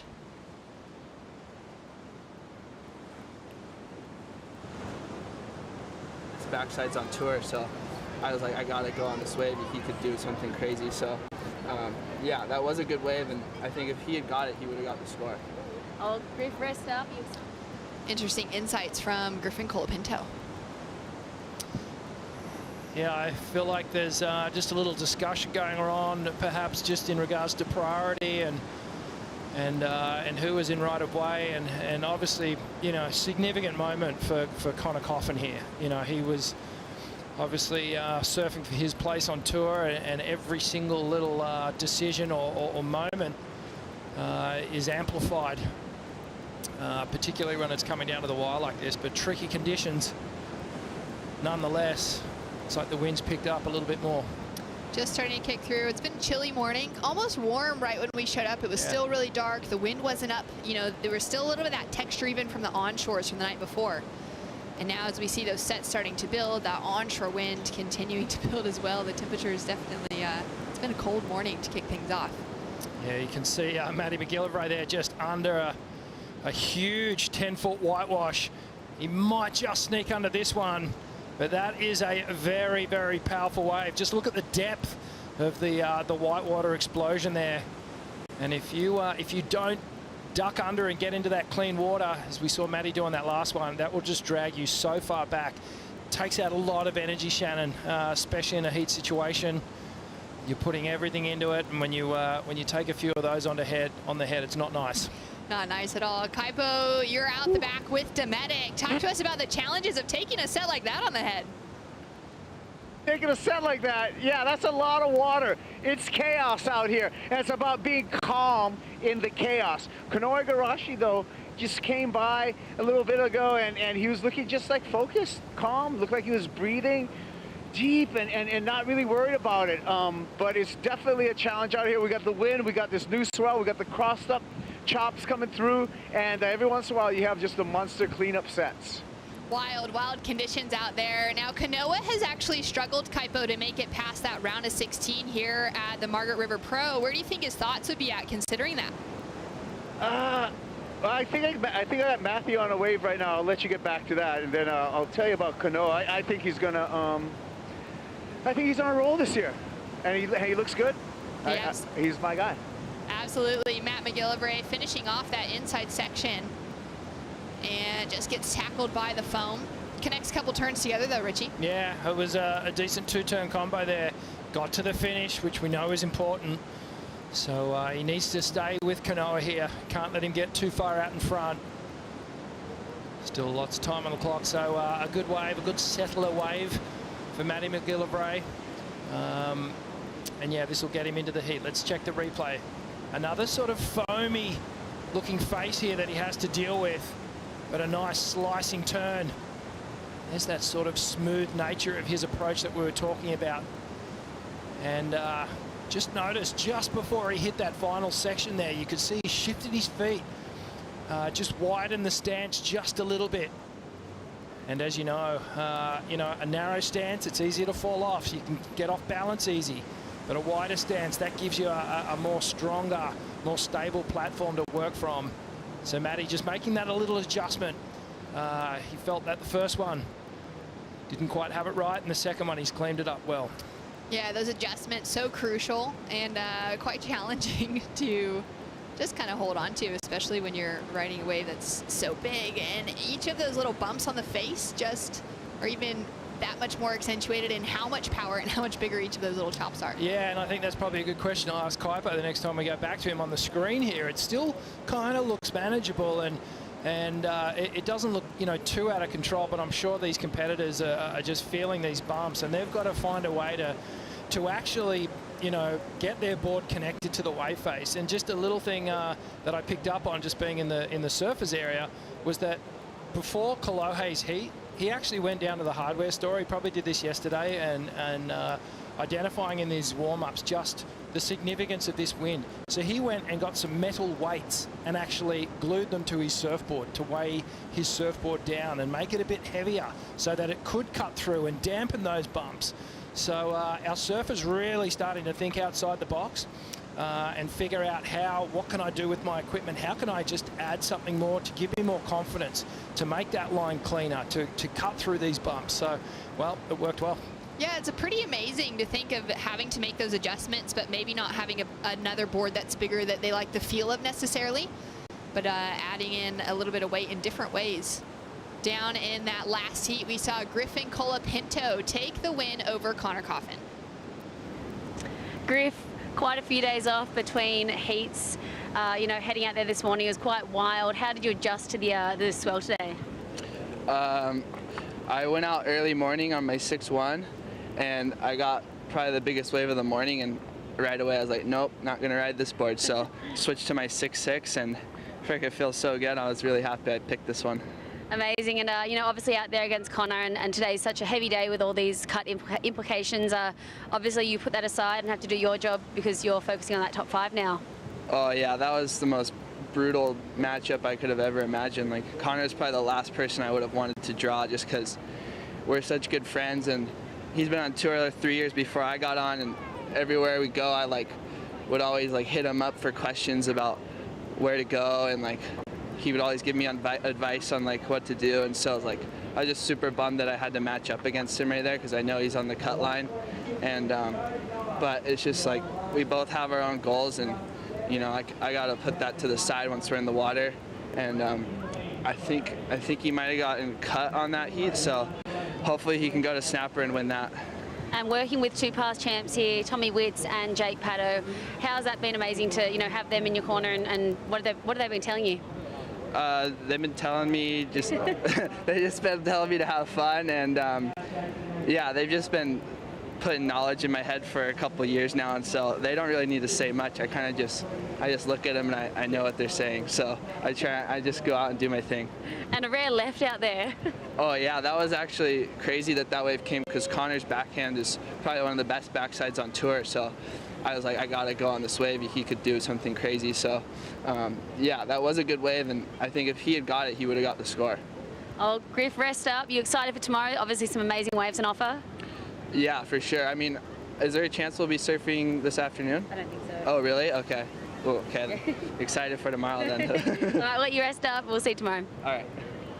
Great to hear from Griffin, and I just love that, nod to recognizing that Connor Coffin could have gotten the score going left, where the scores are, typically on the rights here at Margaret River, and really just paying due to the strength that Connor has out in a lineup like this. Yeah, give Connor a chance, and he's going to take it. So the competitor in Griffin coming out loud and proud. Wow, just see the ski just getting some air there. Just goes to show you these swells really starting to fill in. I think to the interview, I think Tommy and Snape may be helping Griff with some of his golf tips as well. not just the surfing tips. All sorts going down on the lineup. Jet skis going for some big straight airs, throwing in some progression. And we're going to take another look at this one. Kanoa Igarashi now with a score to come through to see if he'll take the lead away from Matt McGillivray. Well, he certainly will.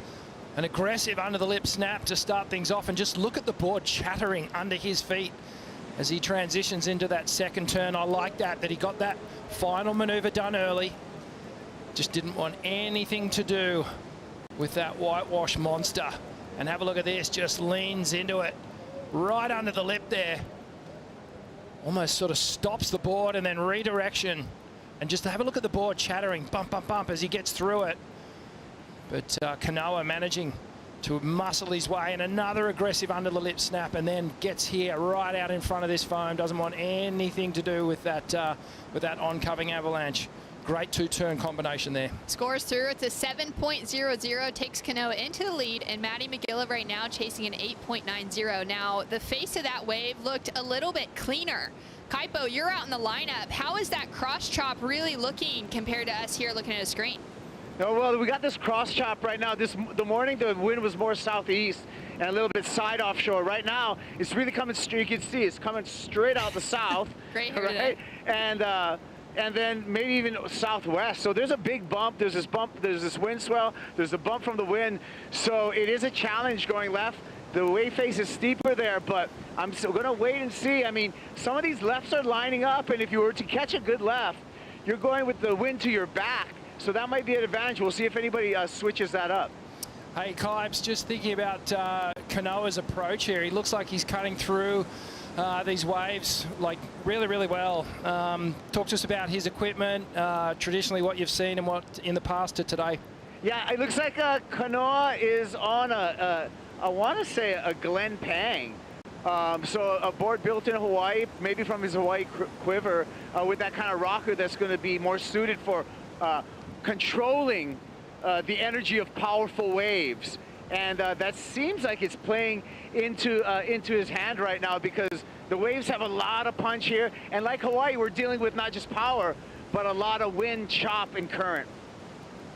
Thanks so much, Kaipo. And yeah, there is power, there's wind chop, there's current. There's so much for these guys to be negotiating, and like that, tie back to Kanoa's boards being something he'd probably paddle out on the North Shore. Yeah, absolutely. And I think a lot of the competitors actually brought boards from their Hawaii quiver, knowing that this event was on the schedule, and these big open ocean conditions. We reference this big deep trench that sits out beyond the break here, about 5 kilometers, 3.5 miles. And it really just keeps the energy in these swell lines, and then they come and hit this reef, and they just have so much power. So, our competitors thinking about their equipment long in advance, months in advance, thinking about what they're going to need when they come on tour.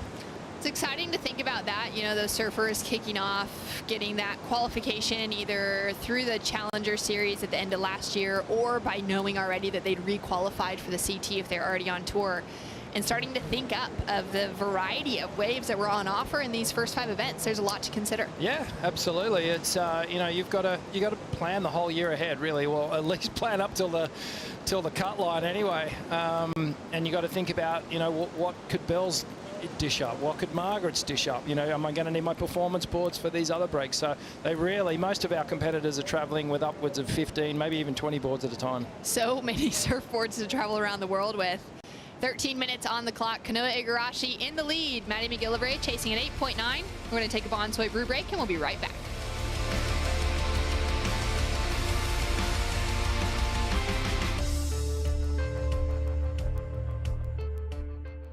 WSL is working with Nature Conservation, Margaret River region, to heal this beautiful dune landscape. We Are One Ocean is an initiative led by the WSL to inspire our global surf community to protect and conserve our one ocean. It's so cool to see, the younger generation just already taking part in initiatives like this. That's just key to a beautiful future and a sustainable coastline.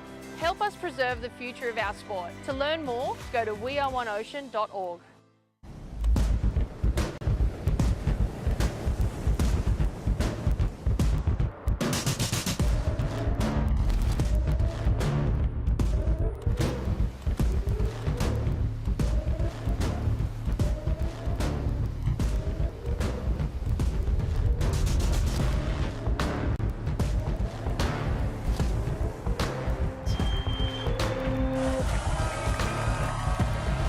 West is best because the coastline, the scenery, the surf, the food, the landscape, everything is just crispy and fresh. It's one of the most beautiful places on tour. To be a surfer here, you got so many different options. You never really get bored. Waves that you take off on and you're just going so fast with no effort is kind of my favorite type of surfing. Yeah, West is the best. West is best for now.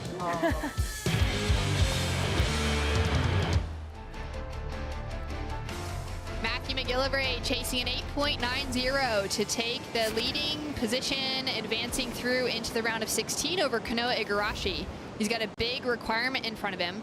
We know that last year Matt found himself into the semifinals, his best result in his rookie season on the championship tour, and the type of result that it can take some surfers years to find in their championship tour campaigns. Yeah, it's semifinals is definitely a good result, and he's going to need that and some if he wants to hold his place on tour.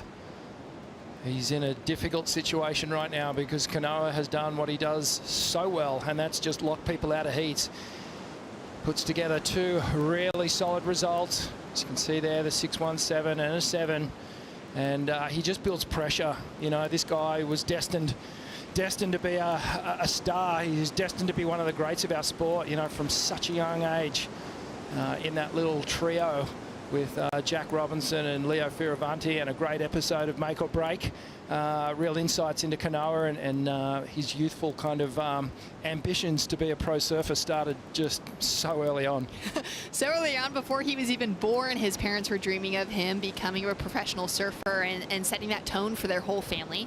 So much so that they took the risk on moving away from Japan, planted themselves in Huntington Beach, California before Kanoa was even born. Yeah.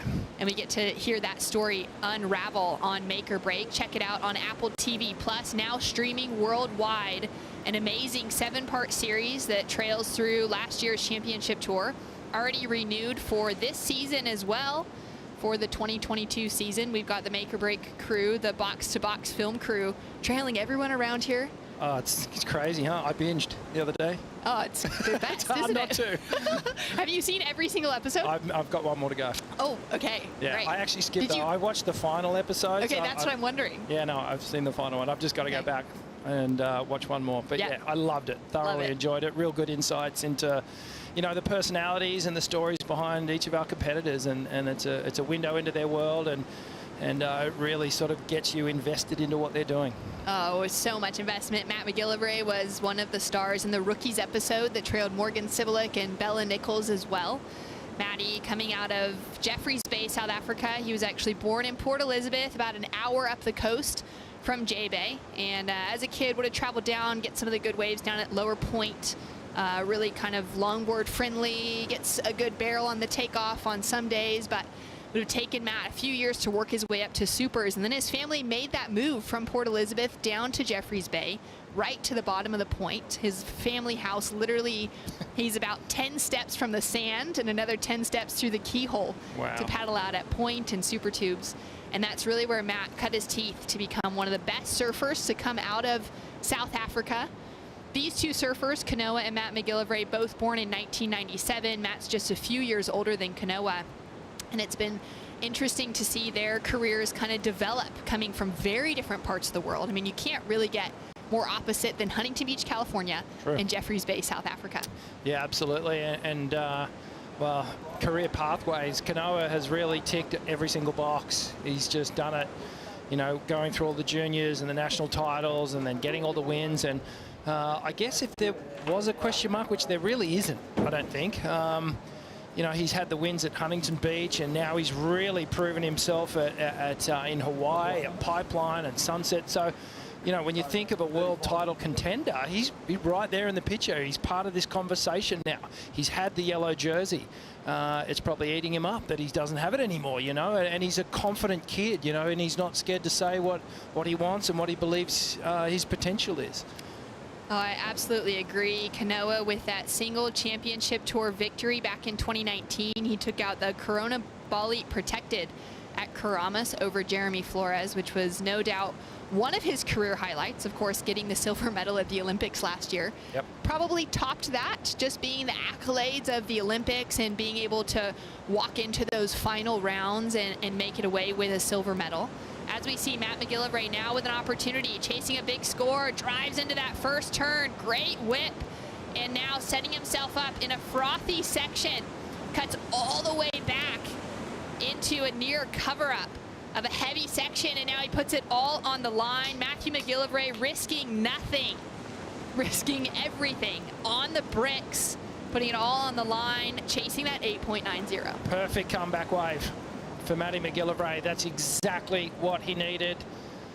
Snuck into the inside, picked up one of the medium-sized waves, and he just surfed it so well. We watch him jump on the ski here. You can really sense that urgency in him right now.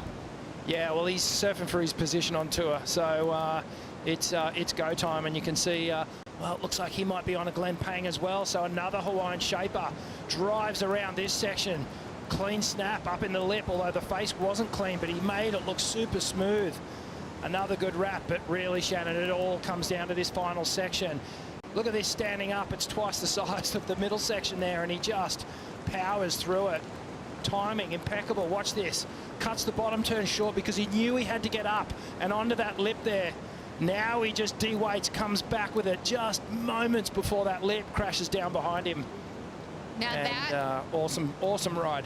Amazing finish from Matt McGillivray. That to me screams of his confidence of hitting those closeout sections at Impossibles, the lower end of Super Tubes, right on top of the bricks as well. Yeah. Where you've got to just commit to it. You know that you're getting that hard finishing section and that you could risk your body, your boards, everything by hitting that shallow.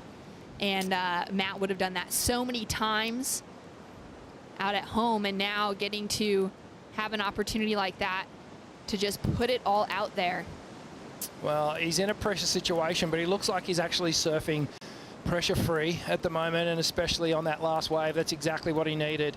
If he can potentially match Kanoa's 7-point ride here with just under 5 minutes to go, he's going to put himself into a position where he can take this heat out. You know, it's not going to be an 8.90. We know that, but it's going to be close to that 7. 7.60 now, lessens the requirement to a 5.57. He's back in it. So, well, with some big sets looking like feathering up here on the horizon, we may get a grandstand finish to this one. And little energy shift in this hit. You can feel it. It's just gone back towards Matty McGillivray here as he starts to fight for this comeback. He's got an opportunity, and in that last matchup, the only matchup these two have had head-to-head before this one was last year here. Matt McGillivray took out the leading position over Kanoa with 3 minutes, 50 seconds on the clock. Will he be able to scratch back? Kanoa does have priority now.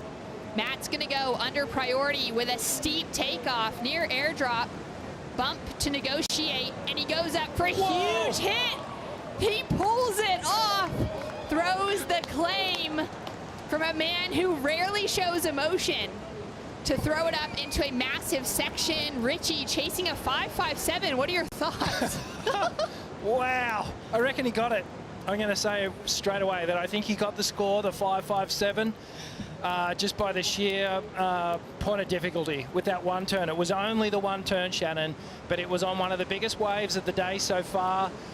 The drama in the takeoff was unbelievable, and then straight up and attacks the lip on what was just a mutant looking lip, and somehow he was able to find a way down and ride out of that clean. I thought for sure he was done. I thought he wasn't going to make the takeoff. That was under priority from Kanoa as well. Kanoa let him go on that. Also wouldn't have expected anything out of it. Whoa, so just a super late takeoff. And then hang on, wow, just hammers that lip. And a free fall down. Kaipo, that was an insane turn for Matty McGillivray. That was commitment. That was incredible. He was just on his tippy toes making that drop right underneath the lip and then had to commit to that turn on a very big, mongrelly wave. So impressive.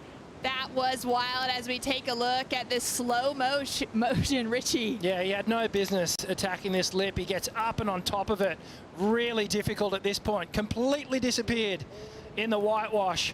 And the drama that we're feeling here, Shannon, that is what the judges will also be feeling. So there's sort of that emotive layer that's coming into play here, and Matty knows it. Yeah, this is a very humble, shy guy who's, you know, keeps to himself, but the emotions just came out there. He couldn't control it. He knew that that was the score that he needed right at a crucial moment.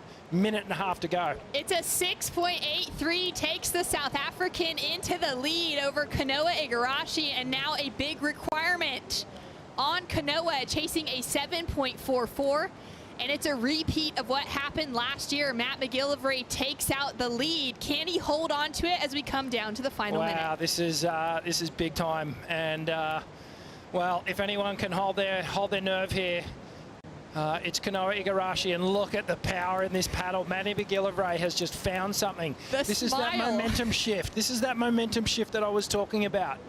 And Matty McGillivray has found something here. He will just be praying that the ocean goes flat. But Kanoa, this is not a small wave that he needs. He needs to make sure he gets on a wave that can give him 7.44 points. That's going to take a massive wave, a good section, possibly that finishing section as well. Those two turns connected together. Down to 38 seconds on the clock. McGillivray into the lead over Igarashi on a massive single maneuver that drops in a 6.83, and I feel like he can hardly believe that he had an opportunity like that under priority. This is huge, but looks like Kanoa's paddling for something. Kanoa maybe with another opportunity. Will he turn to go? He's going to scratch past this one. It's going to be that flat wave without that bowling section on the outside, coming down to 10 seconds, and it looks like it is all in the favor of the South African, currently ranked number 32 on the Men's Championship Tour.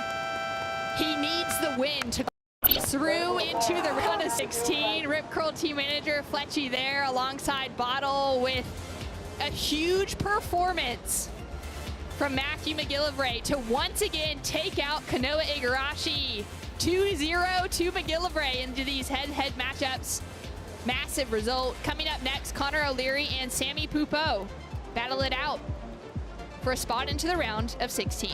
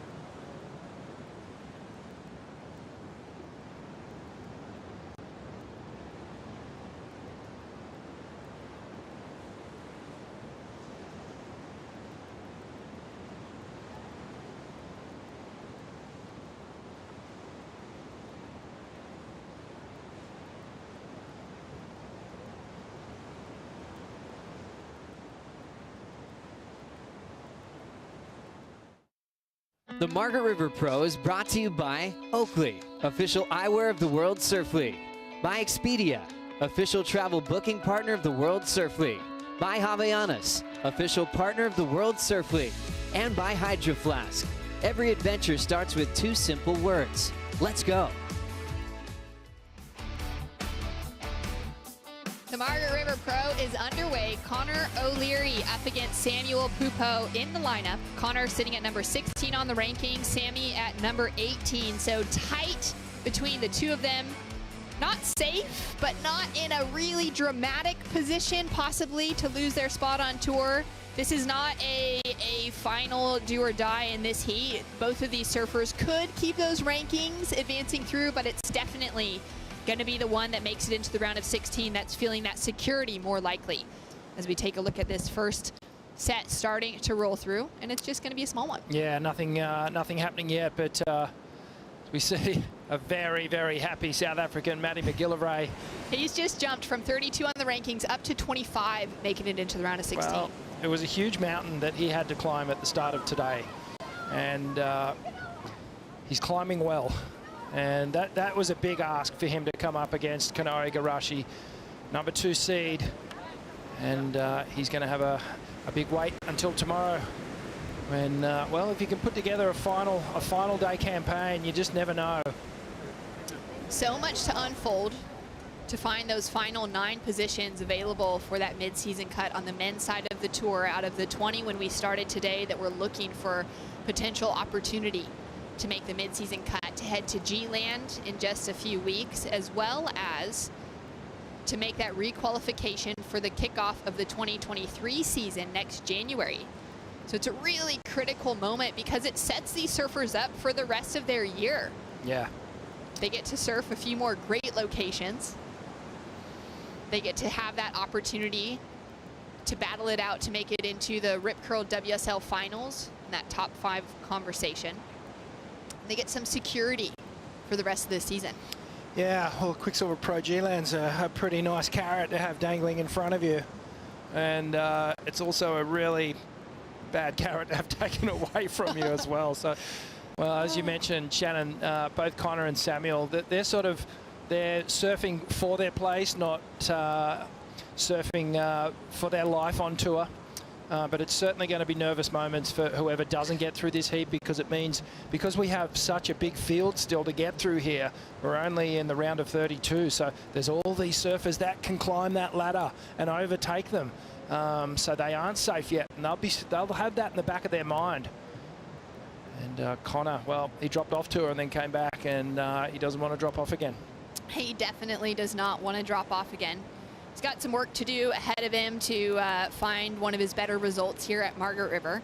He's had a 9th place result, was his best to date back in 2018, a heat that he was defeated by Gabriel Medina and William Cardosa.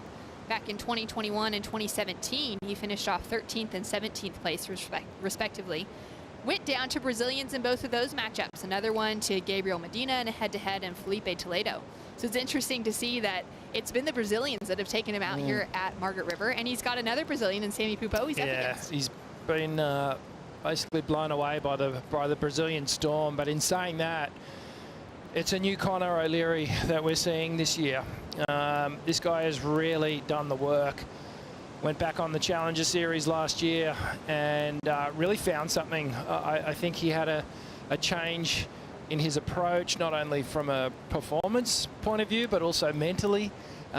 Really tapped in, well, to the Aussie version of the Brazilian storm. There was a group of Aussies that really just got behind each other, and Connor almost taking a bit of a leadership role within that group, and he led by example, just getting some great results, and a new sticker on the board for Hurley. That always gives you a bit more confidence as well when you're feeling like there's backing not only from your friends and family, but from companies that see value in what you're doing. And Connor, I think he really is going to be one of Australia's great hopes for the next, decade on the World Tour. Yeah, I couldn't agree more, especially just given that shift in kind of his intention in being here and really pouring back into the next generation as well. finding his footing on the championship tour. He'd be looking to keep himself here for the rest of the season. But he's just done such a cool job through the finish of the Challenger Series last year, especially with, you know, kind of bringing that ring of fire into the conversation for Australian surfing once again. Off of that Olympic momentum that the team had carrying into Tokyo, we would have watched, you know, Owen Wright, Julian Wilson, Sally Fitzgibbons, Steph Gilmore kind of carry that Australian spirit. And they brought that into the WSL side of things on the Challenger Series, and it helped him walk away with a win on the Challenger Series. He took out the Quicksilver Pro in France. As we come down to 27 minutes on the clock. Still waiting for that first exchange and that first set to roll through. Yeah, the ocean's just gone a little bit sleepy on us at the moment, but the rhythm of these sets, they're coming. It's anywhere between that 5 to 7 minutes before we see these big sets approaching. And if the charts are anything to put faith in, they're going to tell us that this swell is going to hold out all day long. It'll peak just after lunchtime. So we've got a great afternoon of surfing to come. Huge afternoon of surfing, waiting for that first line to roll through. And there's been some very solid sets that have started to peak. We know that those conditions are continuing to increase as far as swell size goes throughout the afternoon. Down to 27 minutes out of a 35-minute heat. No priority established between these two surfers. And Ronnie Blakey caught up with Kirby Brown. So many good surfers here in the West, and one of the best of them is with me right now, the star of Facing Monsters, a new film release. Kirby Brown, great to see you, mate. How are you? Yeah, Ronnie, cheers, mate. Good. Mate, enjoying the show down here? Yeah, it looks like the swell's on the rise and could get solid, the Savo. Speaking of swell, mate, Facing Monsters is one of the craziest films I've ever seen. Some of the wildest rides I've ever seen, and waves like that, they can take their toll on you physically. Tell us a bit about the movie and the injuries that you've suffered. Yeah, sure can, mate. You know what WA's like. It's just such a raw, powerful ocean, and especially the waves that I'm chasing, they're just like extremely dangerous, and it comes with the consequences, mate. And yeah, some pretty heavy stuff goes down in the film, and it's been it's one of the heaviest circumstances, and I'm still kind of recovering from that. Well, I'm glad you are recovering, mate. But I got to say, you worked on this film with a good mate of yours, Rick Raffici. What it does do is it just completely showcases the beauty of Western Australia and just how raw and intense this coastline is. It must have been fun for you, even exploring some of these far-off venues. Yeah, mate. Yeah, exactly that. It really does showcase WA's beauty and its rawness, and just depending on where you are on the coast, you know, like the Midwest is totally different again. It's got that red rock, and then the South Coast has just got those deep Southern Ocean swells with just so much volume of water in them. It's got such a variety, and yeah, just kind of trying to find those waves that appeal to me, those heavy mutant slabs. You know, there's so many of them in WA, and very fortunate to live here. Mate, already the film has been nominated for some big awards. What's the response been like as you've been premiering the movie right around the country? Yeah, it's been amazing, mate. Yeah, overwhelming, to be honest. Like, it's obviously quite a personal story for me, and it was a big deal for me to put myself out there. I'm pretty low key at the best of times and don't really like the limelight, but you know, by allowing this film to happen, you'd get that snippet and that look into my life, and I've been doing this my whole life, but it's just now that people are seeing it. We love it, mate. Well, congratulations. It's an incredible film. Make sure you check it out if it's coming to a cinema near you. Facing Monsters. Thanks, mate. Wow, that footage from Facing Monsters is death-defying. It makes my stomach hurt just looking at it, Richie. Well, it's all centered around WA here, and well, he is one of the most fearless surfers on the planet. Perhaps some would argue that he's just a little bit crazy, because those waves that he takes on, it's a different type of surfer that's equipped with the sort of mental and physical aptitude to go and chase those type of waves and those slabs, and it's different to surfing just a big monster, you know, wave that's 50 foot. These are waves that are breaking on almost dry rock. So it's an amazing film, very much worth a watch. Oh, some terrifying footage in there, and so impressive to watch surfers charging waves like that across the Western Australian coastline, finding that beautiful translucent translucent Indian Ocean water, those white sandy beaches, and just very, very shallow reefs. So we saw Sammy Pupo kick things off with just a 0.5, and now this heat starting to unfold. We've got a little set rolling through here. Connor O'Leary sitting with priority. Yeah, so Sammy just unable to find a good one to start things off, but this heat is now well and truly and officially underway. So Connor O'Leary with an opportunity here to drop a good number, and that will put him out in the front and in the dominating role here. It's always interesting to see the tug of war that happens within the heat and who can actually take control from the start. It was an interesting one, the last one, how Matty McGillivray, he sort of came back and took control in the final stages. Yeah, he had a lot on the line, knowing that he needed to advance through to keep that hope alive to make the mid-season cut. He's got a lot of work in front of him. But it really caused him to just push things to the limit. We heard that in that post-heat interview from Kolohe and Dino earlier this morning as well. Just the heartache of what's going down here with surfers losing that opportunity, but also the fact that it is pushing every surfer to have to surf to their absolute most. Matt McGillivray doing that in that last heat down with Laura Enever.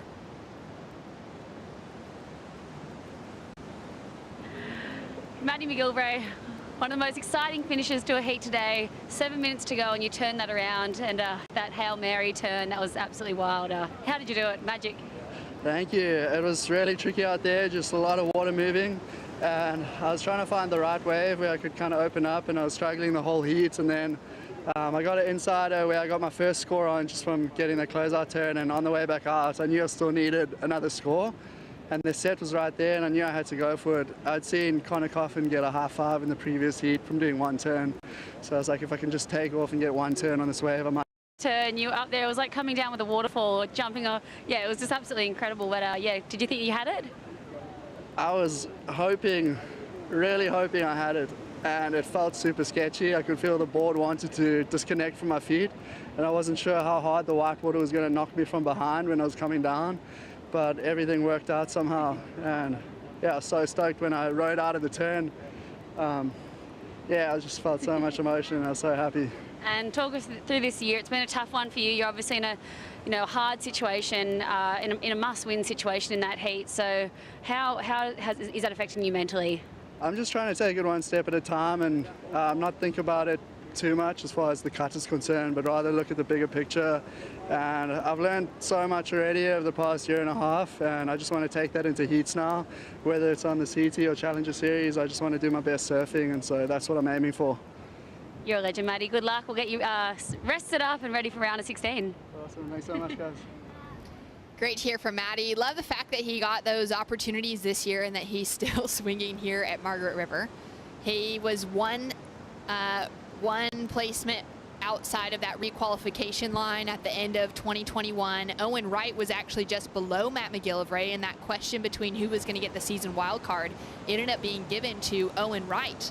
And then we saw Matt McGillivray walk through with the injury replacement, and it's been great to see them both have those opportunities as we take a look at this last and first of Connor O'Leary. Yeah, so an opening ride here for Connor O'Leary. Not a bad wave. It's not going to go too high on the scoreboard. Just a couple of turns and just trying to manufacture a bit of a score out of that wave. It didn't fully cooperate, didn't really stand up on that outside section, but I think Connor maybe just thinking, okay, we're down to the 20-minute mark now. I want to get a score on the board. I don't want to get left too far behind, especially in these type of conditions when you think about a ride and how much time it actually takes for our surfers to come all the way in, all the way back out, get set back in the lineup. It does take a good 5 or 6 minutes. So, you know, you don't need to be a mathematician to really work out that they're only going to get about 3, maybe 4 chances in a heat. Yeah, and the water temperature has been pretty warm this entire run here at Margaret River. You can see a lot of the guys surfing in those short arm springies, but the air temperature today, it's cold. There's a lot that comes, a lot of risk on the line. Kaipo sitting out there without catching waves for a while in a heat. Yeah, you know what? This is what's happening when the period jumps up. We get these. These are the channel busters, the ones that get through. We heard the periods. Kaipo just getting a little bit of a set on the head there with these these ones that are closing out the channel, Richie. Wow, yeah, these big rogue waves that come through. We just lost Kaipo for a minute there. Hopefully he's safe. He does have the best jet ski riders or the best jet ski drivers in the world. I'm sorry, Kipes, you back with us? Oh, back. Yeah, we made it. Congratulations, mate. Wasn't that good? Yeah, so I think the periods showed up on the buoys, and it's 17 seconds right now. It jumped up to 20. Okay, so what we're expecting in another hour or so is even bigger sets, straighter sets. We saw that one breaking the channel, you guys, and we're going to see more of that, I'm predicting, in the near future. Kaipo, is that why you're wearing a flotation vest today? I like to, hey, look it. There's no joke out here, and if you're not prepared, you're going to put yourself and the rest of your crew in trouble. So it's definitely, actually, on a serious point, we're all about water safety out here, and water safety, a lot of it is being prepared and having a plan A and a plan B, and I'm with some of the best out here out west. Hey, Kipes, just one quick question. I've just noticed that Connor O'Leary's also riding a Glen Pang, so another Hawaiian-shaped board. What is it about these Hawaiian-shaped boards why are our competitors choosing these? I think what happens, especially with the rockers and the templates that Glen Pang has been able to develop over years and years, decades actually, on the North Shore, is having those special boards, because you want boards that are able to control the power, to control all of the speed. You're not looking for a board that makes speed on its own. You're looking for a board that's able to hold in, control speed, paddle into waves early, and make steep drops. And I think that's what Glen Pang and a lot of Hawaiian shapers have developed over decades. I gotta go. See you later, Kaipo. Thanks for the insight as we see a great looking wall opening up in front of Sammy Pupo. Uses priority on this one, engages the rail for a big hack to kick things off. Straight up into the lip on that second frothy section. And he'll just negotiate his way around that finish.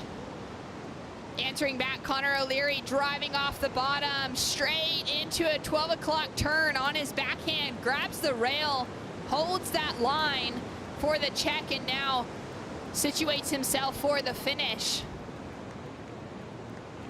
Scores to come through for both O'Leary and Pupo. Well, that was a good exchange, and the nod will go to Connor O'Leary. A display of impeccable backhand surfing. That opening turn, Shannon, was just so committed. Beautiful bottom turn, and we'll break it down on the replay. But Connor O'Leary, he's going to take the lead here. Good to see Sammy Pupo get up and riding. Watch this thing, just leans on that bottom turn, extends it, and then goes high, attacks the lip. Beautiful fan of spray. Just look at that grab rail bottom turn, steadying it off the bottom. And then Connor just connects with the final turn, doesn't want anything to do with it, leaving it too late. Watch here, just leans on that hillside rail. Look how low he is. The front knee is almost up, right compressed against his chest. And now he sends it up high, almost vertical. And a beautiful fan of spray. So much power in this backhand attack. And look at the position of the back foot as well, right over the kick on the fin pad, or sorry, on the tail pad. And again, just grabbing the rail to steady it off the bottom with all these chops and chatters. Just allowing him to really lean and be confident on the bottom turn. Cuts that one short because he wanted to get to this final turn before this thing started to close out. And now it's just a game of cat and mouse as he starts to try and outrun this avalanche behind him. Oh, that is a lot of water that's coming down right behind. Scores to come through. No scores through for either Sammy or Connor from a single judge yet as we take a look at this from Sammy. Yeah, good first turn there from Sammy Pupo. He's got that really fast, agile approach, almost Philippe-esque in a way. He's got that similar speed. And just stays a lot lighter on his feet compared to Connor. It's a real battle of contrasts here, the front side versus the backhand. Bit more power versus precision. But Connor O'Leary starting to bring his brand of precision surfing and looking really good. We're going to see some good numbers here. Yeah, that was a really great exchange. Took about halfway through the heat, a little more even, for these surfers to both find something that they were able to properly open up on. It was just over that 10-minute mark roughly before they even got their first waves underway. And now just dropping in a second score for each surfer. So we wait for the judges to determine. Connor O'Leary, in the past, he's had 3 excellent waves here at Margaret River, the best of those being an 8.93. Sammy Pupo, his best wave so far, a 7.33 in his opening round heat here at Margaret River. And now he's dropped in a 6.33, just behind Connor O'Leary with a 7.67. So Connor getting the better of that exchange. Yeah, it's a pretty good spread. I like where the judges went with that. Connor's was, in my opinion anyway, over a point better. Obviously the judges thinking the same. 12 minutes, 45 seconds on the clock. Connor O'Leary jumps into the lead over Sammy Pupo. Coming up next, it'll be Italo Ferreira and Joao Chianca. Take a quick break. Stay tuned for more action right after this.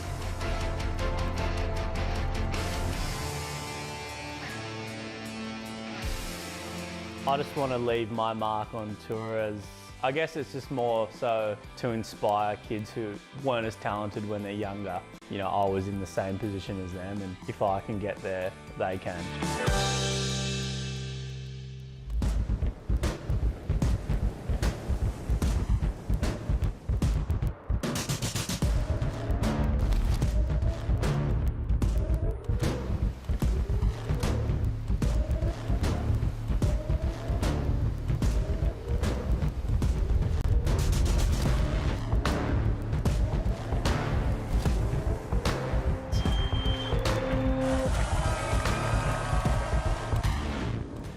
'Cause you want to win the titles and stuff, but you know, I really look forward to the performances, having some good battles with guys and bouncing off each other. Then you're putting on a show for everybody, and then that leads to the event wins or the titles, whatever it be. Then that comes after that.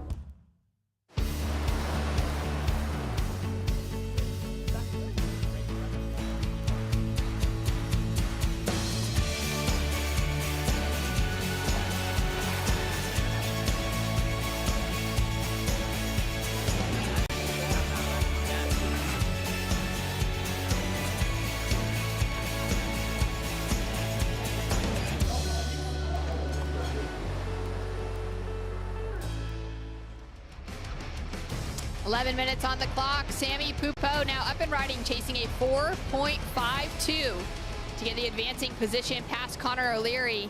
Check turn to start things off, straight up into the lip, throws that tail heavy, rides out clean on a 2-turn combination. Yeah, he needs to build back into this heat now with only 10 minutes to go, and he's starting to put together some good rides. Looks like Connor O'Leary's going to have a look at this one. Connor with a frothy takeoff, goes in blind and kicks out. Scores through for last of Sammy Pupo. It's a 3.67, which factors into his top 2, but not enough to lead him up into that advancing position. No, he's still got a bit of work to do there, and you've got to expect that with 10 minutes to go, Connor's going to drop that 3.17 and then really open up the lead. Try and put some pressure on Sammy Pupo. This is a really important heat for both surfers, where Connor O'Leary currently sitting at 16 on the rankings, Sammy Pupo at number 18. Both of them are above the cut line at the moment, but neither are safe, especially losing this heat. It means that their result for this year is now out of their hands. It's going to come down to where other surfers in the draw end up finishing off. They could still be looking at making that mid-season cut, but it would be a difficult thing falling out in the round of 32 without being able to hold on to some control in that conversation. Yeah, it's a frustrating position when you don't have control of your own destiny, and the man on your screen there, Connor, well, he's someone who has basically really over the last 12 months started to control where he wants to be in his place on the tour, and he's doing well. Surfing has improved exponentially over the last 12 months.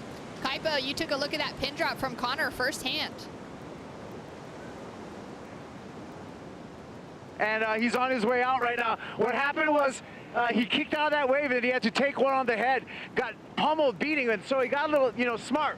So instead of, having to walk up the stairway, he decided to turn around, come on in and take the escalator back out. And that's just being smart right now with time management instead of trying to paddle back out, taking use of the Red Bull jet ski. That time management is so crucial at this stage, Richie, with just 8.5 minutes. Yeah, it's a really sort of pivotal moment in this heat right now because, you know, Connor does have the highest scoring wave, but, you know, he knows that Sammy Pupo has the ability to drop some really big numbers. This is a guy that's come onto the tour and really surprised a lot of people, I think, with just how good he is.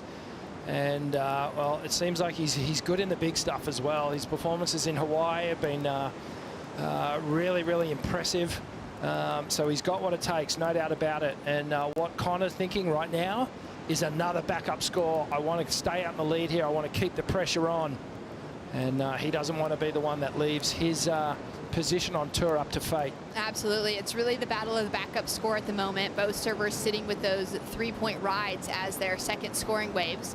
Sammy Pupo now with priority out the back.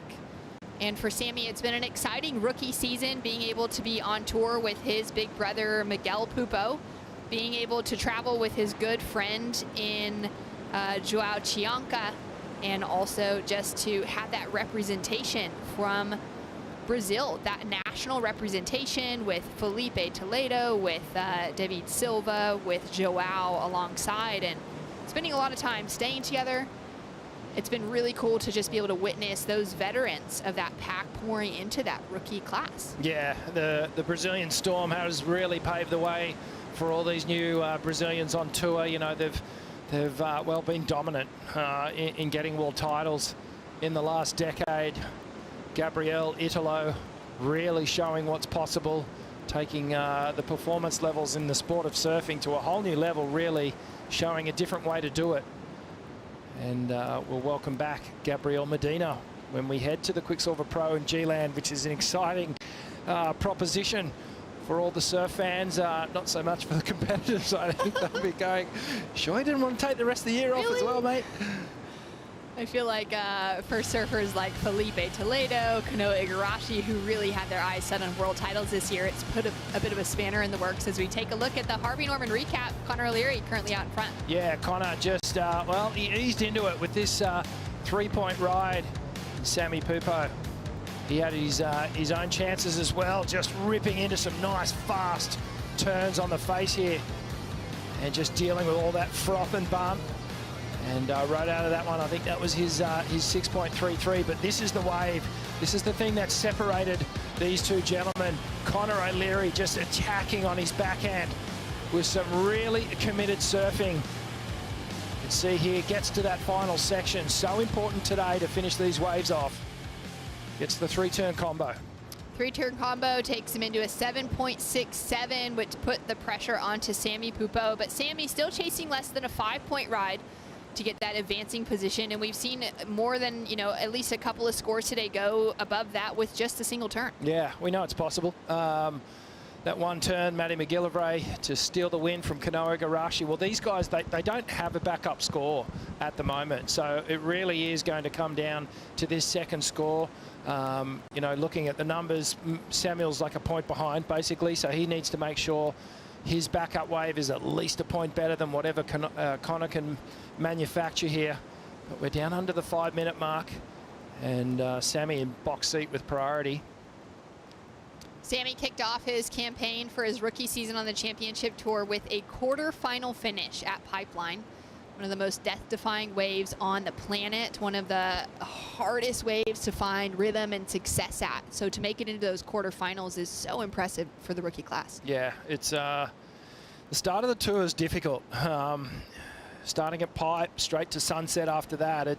It's two big open ocean breaks where you do need a lot of experience. So straight into the fire. Kanoa Igarashi went down to Matthew McGillivray in that last heat. He's there with Laura Iniver. Kanoa, a tough loss for you there, having such a hold on that heat the whole entire way. Talk us through those last 7 minutes. Yeah, it was just one of those things where I made my decisions, and you know, I remember looking at all the waves that he took in the last 7 minutes, and you know, I was like, well, I have priority, and these are, you know, really tough waves to surf.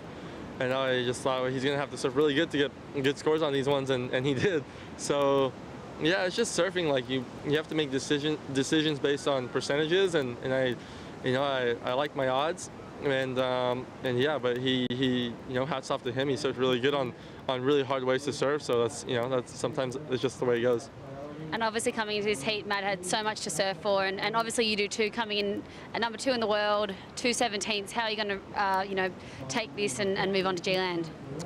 Yeah, you know, one of them's a throwaway. So yeah, I guess I'll be walking away from Australia with the 17th, and you know, it's just one of those things. I'm really happy with the way I surfed, the decisions that I made. I wouldn't change a single thing, even if I resurfed that heat. So, you know, it's kind of easing knowing that you know, I felt sharp. I felt like I surfed good. And just some days just don't go your way, and it's just the way it is. It's surfing, and yeah, I guess, you know, off to G-Land now, get ready, and just, you know, stay with it. And yeah, what's the plan? Straight to G-Land now, or, you know, hang around Margie's a bit longer? Yeah, I mean, we've had plenty of time here, but yeah, I'm gonna head off to Indo now. Haven't been there in a while, so I'm excited to head over there and you know, surf some lefts, surf some warm water, you know, and just enjoy my time. We have a little bit of time off, so kind of reset maybe and just get ready for the back end of the year. Amazing, love your work, and we'll see you in the Quickie Pro G-Land at the end of May. So can't wait to see Kanoa out at G-Land. He has dropped from number 2 in the rankings now to number 3. John Florence has jumped him based off of that last heat result. And John does have an opportunity maybe to steal away that yellow jersey should he take a win and Felipe Toledo falls out earlier in the draw, but we'll just have to see how that unfolds. Felipe looking likely, though, to hold on to that yellow jersey heading into G-Land.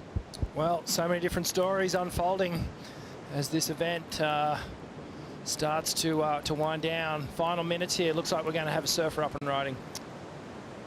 And a big requirement in front of Samuel Pupo, now with priority into a great looking turn to start things off. Finds a connection with a second section, and he rides out clean. He's only chasing that 4.52. Look at the emotion there.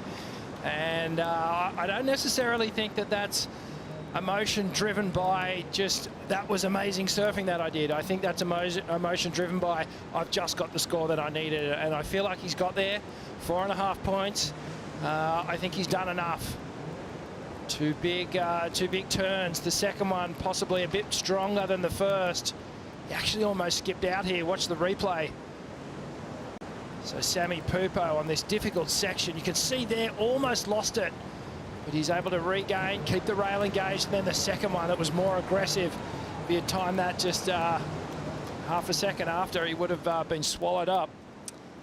Scores to come through now for Sammy Pupo, chasing a 4.52 to take the lead away from Connor O'Leary. Connor with 20 seconds on the clock.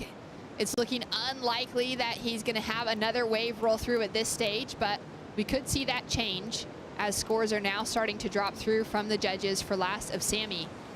And it looks like he will be taking the leading position, and there it is. It is a 5.40, takes Samuel Pupo into the lead. He's advanced into the round of 16 as Connor O'Leary has not found another wave. Well, there we go. After the buzzer, officially, Connor O'Leary with an opportunity, but it's just a moment too late. Samuel Pupo with all the emotion releasing. He was needing a round of 16 result to begin increasing his points total to try and keep himself above the cut line, and he has done it. Coming up next, another Brazilian battle between Italo Ferreira and Joao Chianca. It is going to be, I'm saying, the heat of the day paddling out next. Stay tuned for more action.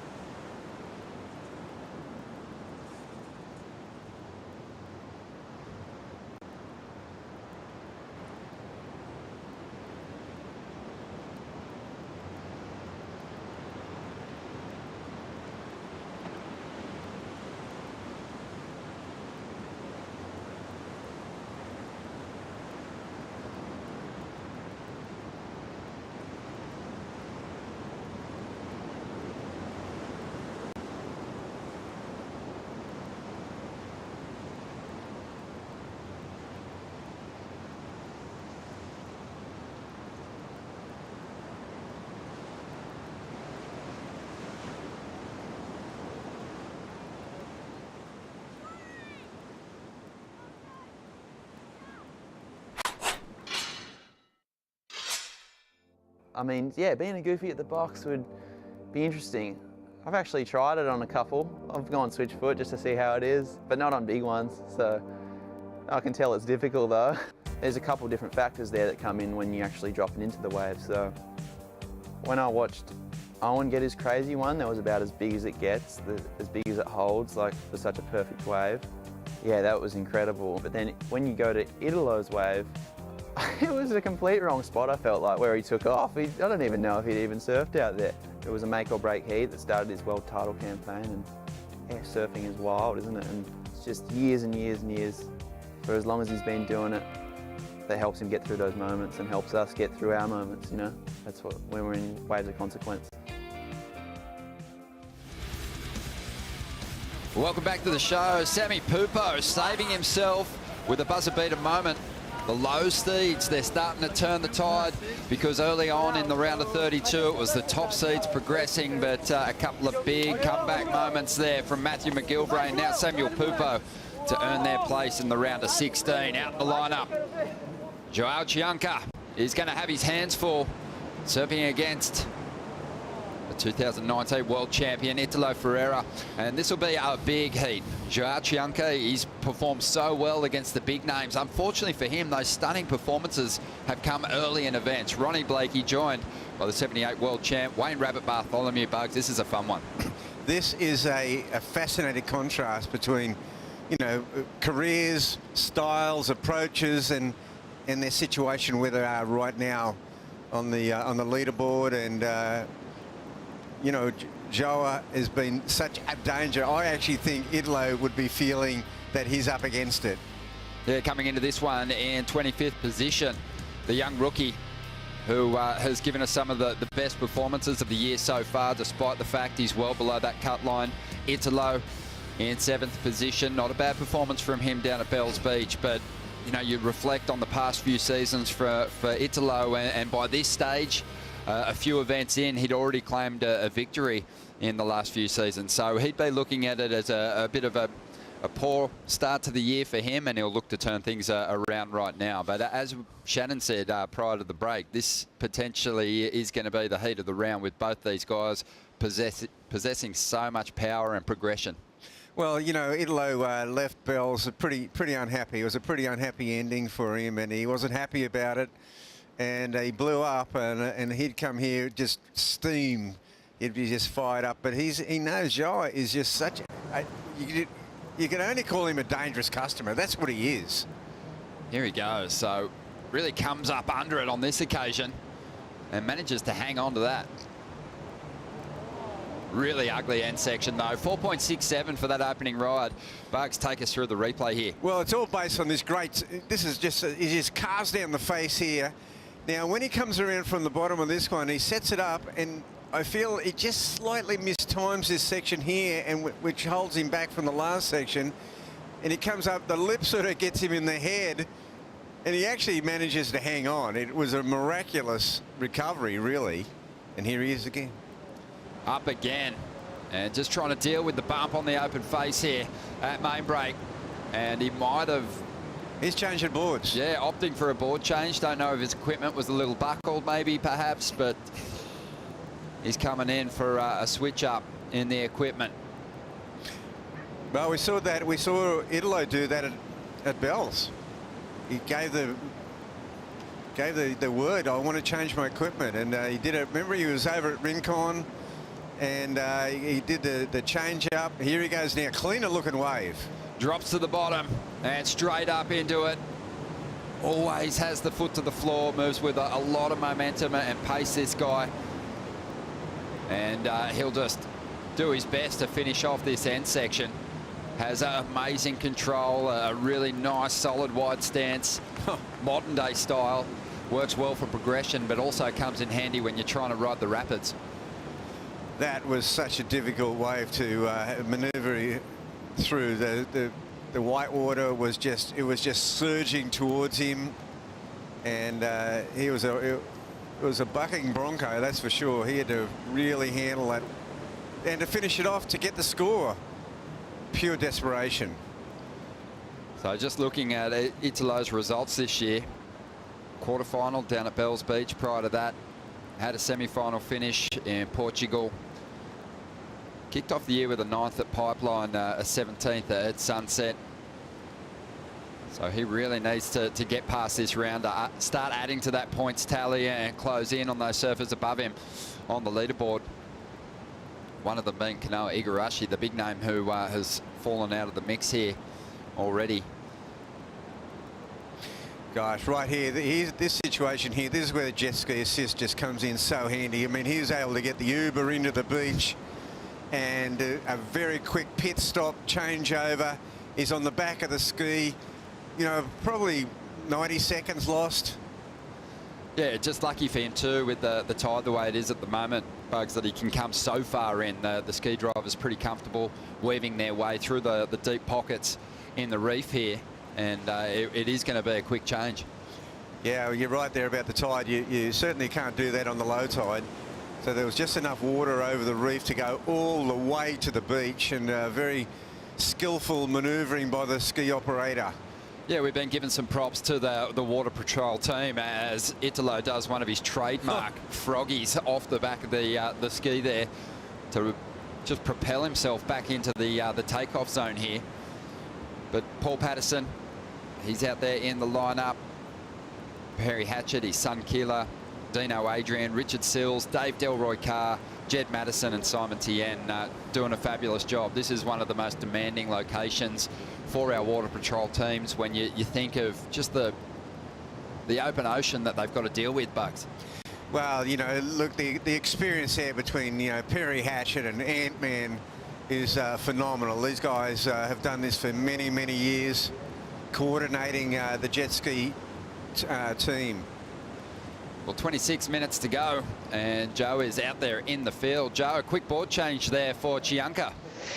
Yeah, Ronnie, quick board change. Interesting to note, there wasn't a clear buckle or any damage to that board. I just talked to Channel Islands team manager Brent Power, and he said the only difference in the board that he took back out there was the new 6.2 that he's on is looser than the one he started off the heat with. So maybe he was feeling that first board was holding too tight. He rode that 6.2 at Haleiwa, and he wanted to trade it out for the same model that he rode at Pipeline, where he did all that crazy damage to pipe and had one of the heats of the year against John Florence. So I guess he just wanted to free things up a bit. I was surprised by that because I think you'd want to hold your line as the swell gets bigger, but Joao Chianca is lethal and ready to put on a big performance. Kaipo Guerrero out the back with Dometic Kipes. A lot of energy in this all-Brazilian matchup. I'm hearing everyone rooting for Joao on the stairs, but what about Italo? No one preps with higher energy than that man. Yeah, Italo's, he was just like joking around, having fun out here before the heat, saying, hey, look at a couple ramps, maybe some air wind. And so he was just like relishing in the moment. I think he's very relaxed. As contrast to Joao, who I feel has something to prove. He's had a very high heat average so far this year, yet he's sitting down in the rankings. So I don't think it's really I'm going to go to Italo Ferreira. He's up and riding right now, coming off the bottom, Ronnie. Yeah, 5.5 on his first wave.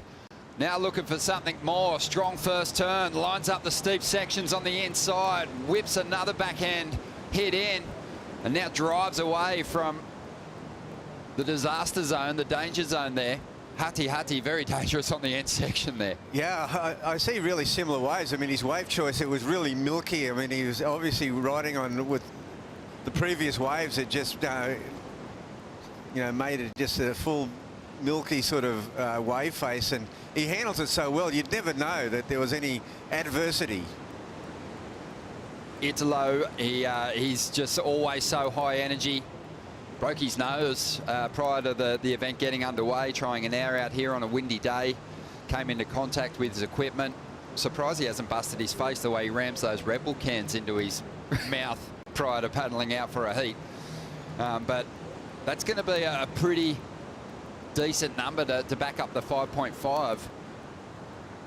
Let's have a look at the replay, Pug. Yeah, it's a windy wave, but the face is pretty smooth. But look at the frothiness that he's got to deal with. This is so hard, and he makes it look so easy. Snaps under the lip there, and that was wise. He got in before that last section, Ronnie. Yeah, Italo is, I think, just really looking to build a reasonable heat score to put some pressure on Joao. I think he'll start to really push a bit harder now with these two numbers. Yeah, well, that was the 5.5, and he's just eclipsed that with a 6-point ride. So that second wave, as you call it, a bit stronger. Italo, though, he has looked to be a little more reserved with his surfing this year so far, Bugs, compared to what we've seen in the past. Yeah, I would say so. He hasn't been on full attack mode where he's just attacked in, you know, every single lip that's come along. And, you know, when you watch him free surfing and training, that's how he surfs. He surfs so hard. I've never seen anyone go through their paces with such fury. But in the, I've noticed in the heat so far, he's been much more reserved. Sometimes it's paid off, other times it hasn't. But it just seems like a slightly more mature approach this year. I think, you know, these two surfers came onto the CT in similar fashion. When Italo arrived back in 2015, he took Rookie of the Year honours, but his performances straight away were monster. He even had an early win over Kelly Slater at Cloudbreak, which is just so rare. But Joao Chianca, the performances are right there, but he's probably had some of the toughest heats of any of the rookies. You look at the surfers that he's lost out to this season. John Florence at Pipe, we know that they had a memorable battle there. Seth at Sunset, Connor Coffin in Portugal, and then John Florence again down at Bells Beach. They're really, you know, obviously two guys in the mix there who've challenged for world titles. Connor Coffin was there in the surf-off last year, but John Florence, 2 world titles to his name. It just doesn't get more difficult. Yeah, but the point of relativity is that they've had to bring the A game to the fore, because he has actually outscored nearly every other losing heat. He's outscored many winning heats in a losing performance. It's a great point. So he's going to have to find one of those special rides now, because the experience of Italo shining through at the moment, just a little more reserved than what we've seen him in the past, but understanding the importance of finishing off 2 rides early on here to establish this lead. And Chianca now needs a 6.83. We'll see how the 22-year-old deals with the pressure. And I guess early on, Bugs, in the season, you know, those big performances, they're relatively stress-free because you haven't really established your place on the leaderboard just yet. But right now, below the cut line, Chianca needs to do some work, and we don't know how he's going to surf with that extreme heat applied. Yeah, well, I mean, I definitely go with the point that Joao has done it the toughest of the rookies. There's no doubt about that.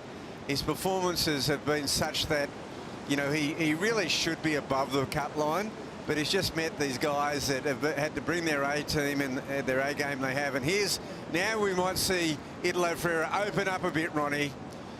Yeah, just pacing himself through this first section. A lot of bump on the face. There's a more critical turn right up there in the pocket.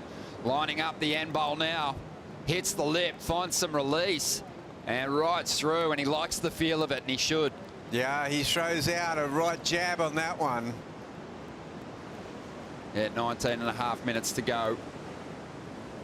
And he had put himself in the ideal position, that 5.5 and the 6, establishing a foundation that he, of all people, loves to build upon. But he's also aware that in the previous heats, the red singlet has done just that.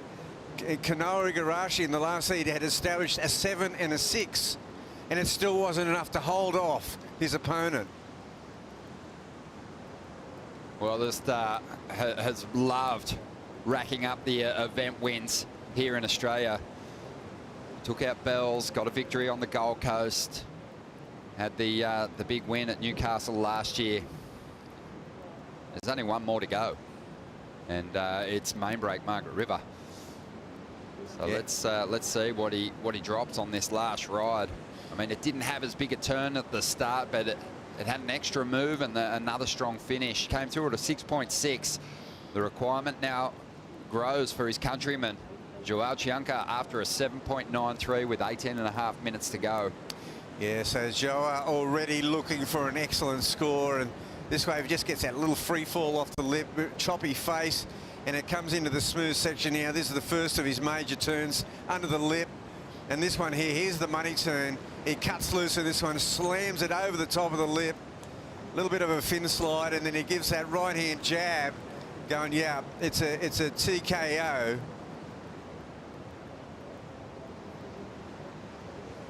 Yeah, 18 minutes now. Joao Chianca is out there with priority, chasing a 7.93, making a move on the inside now. Straight up into it.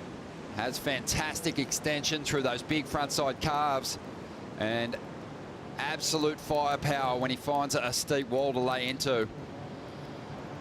And he'd be feeling pretty comfortable in these sizier conditions. We know that his brother's one of the best big wave surfers of all time, Lucas Chianca, who is obviously massively in his brother's corner. 5 years his senior, Lucas, and just such an accomplished big wave hero. Sure is. I mean, it's incredible what that guy has done. Let's have a look at the replay here, Bugs. Yeah, this is his best wave for sure. That's a great carving turn there. He shows his power. It's power meets power. And, you know, of the rookies, I would have to say Joao and Callum Robson have really impressed me with their power game. Yeah, Joao Chianca, though, he's got a different speed. He's got a different kind of power, doesn't he? He's got that real slicing power, and he can cut a deep track in the face of a wave, but he definitely moves at an electric pace. And that's the thing, it's the electric pace, and we saw that at Bells.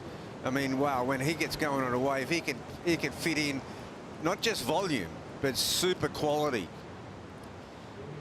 Just over 16 minutes to go here. Joao Chianca drops a 5.07 on that last ride, and now is after a 7.53. Let's hear from Samuel Pupo, who saved himself in that last heat. Sammy Pupo turning that heat in the last minute. Absolutely incredible. Showing the emotions. How are you feeling right now? It was crazy. Feel like I let a good wave go when there was like 6 minutes to go. And I just think, you know, it was a mistake, but I just need one more, and then the wave came, you know, last minute. I don't remember having a buzzer beater for a long time, so it's good timing. And obviously that heat with you and Connor, both you, Connor in 16, you in 18, so very important for both of you guys. And you know, did you feel that pressure out there at all? I was trying not to think about that, but you know, we were super close in the rankings, and there's so many people behind me that wanted to, you know, get our spot. So I know it's important heat, and needing a low score, I just knew that I needed to do, you know, everything right on the wave, and finally the wave came. And you'll be heading up against Manny McGilvray in the next heat. Obviously, both of you guys fighting for your spot, or you're on the defense. But yeah, so how are you going to approach that tomorrow? It's going to be a different day. You know, today's a lot trickier, you know, but I hope tomorrow be better waves, and still super nervous, you know, but I'll think about it tomorrow. And how good does it feel to come in and just see all your friends just cheering on the beach? A buzzer beater, there's nothing like it. Yeah, it's crazy. All my friends here, Felipe, giving a good support. My brother, obviously, David, and they're just trying to give me the best support ever, and they do that really well. Just hope Joao makes this heat because he also needs it, so let's cheer for him. Amazing. We'll see you tomorrow in the round of 16. Congratulations. Thank you, Laura. Great interview there, and some good insights. Bugs, you've got 3 world titles. The big one in 78, a Masters world title, a Grand Masters. But as far as heats go, is there anything better than being against the wall, needing a big number, and chasing it down just before the hooter sounds? No, it's a deeply satisfying, you know, situation, and it's also gratifying within yourself. You know that, you know, you've got that toughness, you've got that steel, that mental fortitude to be able to pull it out of the fire. The grit. Sammy Pupo showed plenty of it in that last heat. Matthew McGilvray, got to give him props too. And at the moment, Joao Chianca's chasing a moment like that, because it's a pretty decent requirement that he's after. 7.53, and there's just on 13.5 minutes remaining here. That was a massive heat win for Sammy Pupo. Connor O'Leary just above him on the ratings. But Sammy has now added to his points tally, and I believe he's overtaken Connor O'Leary, and that just means when people are chasing down those positions on the bubble, you've pushed someone who was above you in that danger zone. It's going to be an anxious watch or wait now for a lot of those surfers when they fall out of the mix. Here we go. Chianca up once again, chasing that 7.53 on a new board, and absolutely throws everything at the end section. Heard a lot of people make the statement that there's some real similarities in this guy's approach and the rawness of Sebastian Zietz, who won this event. He throws everything at it. You don't see it coming. And we know big turns, those big individual turns, will score well with the panel. And he threw everything at that. That is phenomenal. It's a bit of a different variation on the Matthew McGillivray one manoeuvre assault on the wave. I mean, that was absolutely phenomenal. I guess, Bugs, when we reflect on this turn, the difference is Matthew McGillivray's turn, it was just remarkable in that he rode out of it and had the guts to put his board up there. But this is something a little bit more spectacular to look at. It sure is, and he does it at high speed. This is unbelievable layback. There's so much. I mean, he loses his board halfway down. It's just, he regathers under incredible pressure. This is an amazing. There's a layback snap under the. Look at his board. It cavitates. It's sliding now. He's got both arms in the back of the wave, just holding on, and he recovers and he really regains his posture, and it's amazing.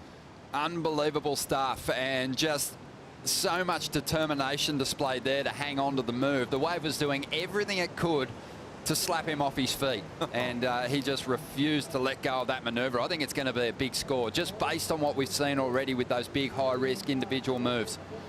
It's got to be. Needs a 7.53. The numbers are looking good. 7.77, and it's enough for the 22-year-old rookie to get into the lead.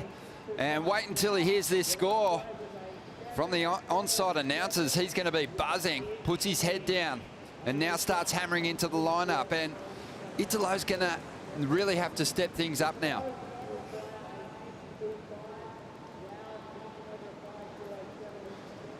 Because Italo, he's been a little reserved on his road through the year so far, especially at Bells Beach, and it cost him.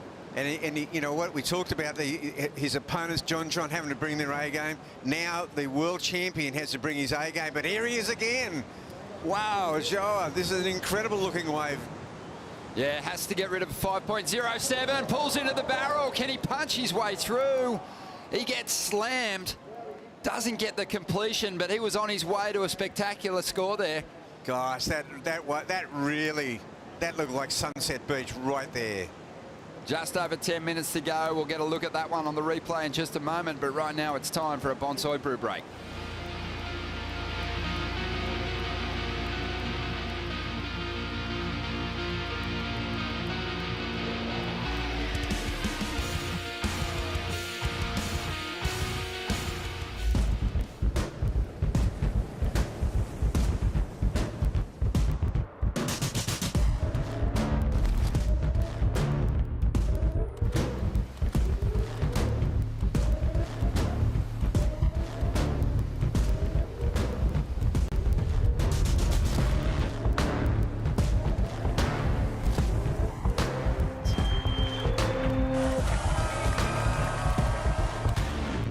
I never thought I was going to make it here. I thought I was going to miss the whole event. So many, the male pro Portugal champ.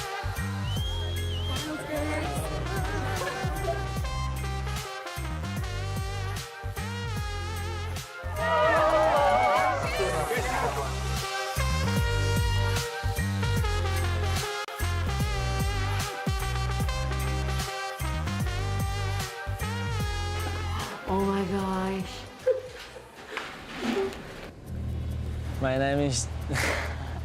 My name is John Chianca. I'm 21 years old. I'm from Brazil, Rio de Janeiro.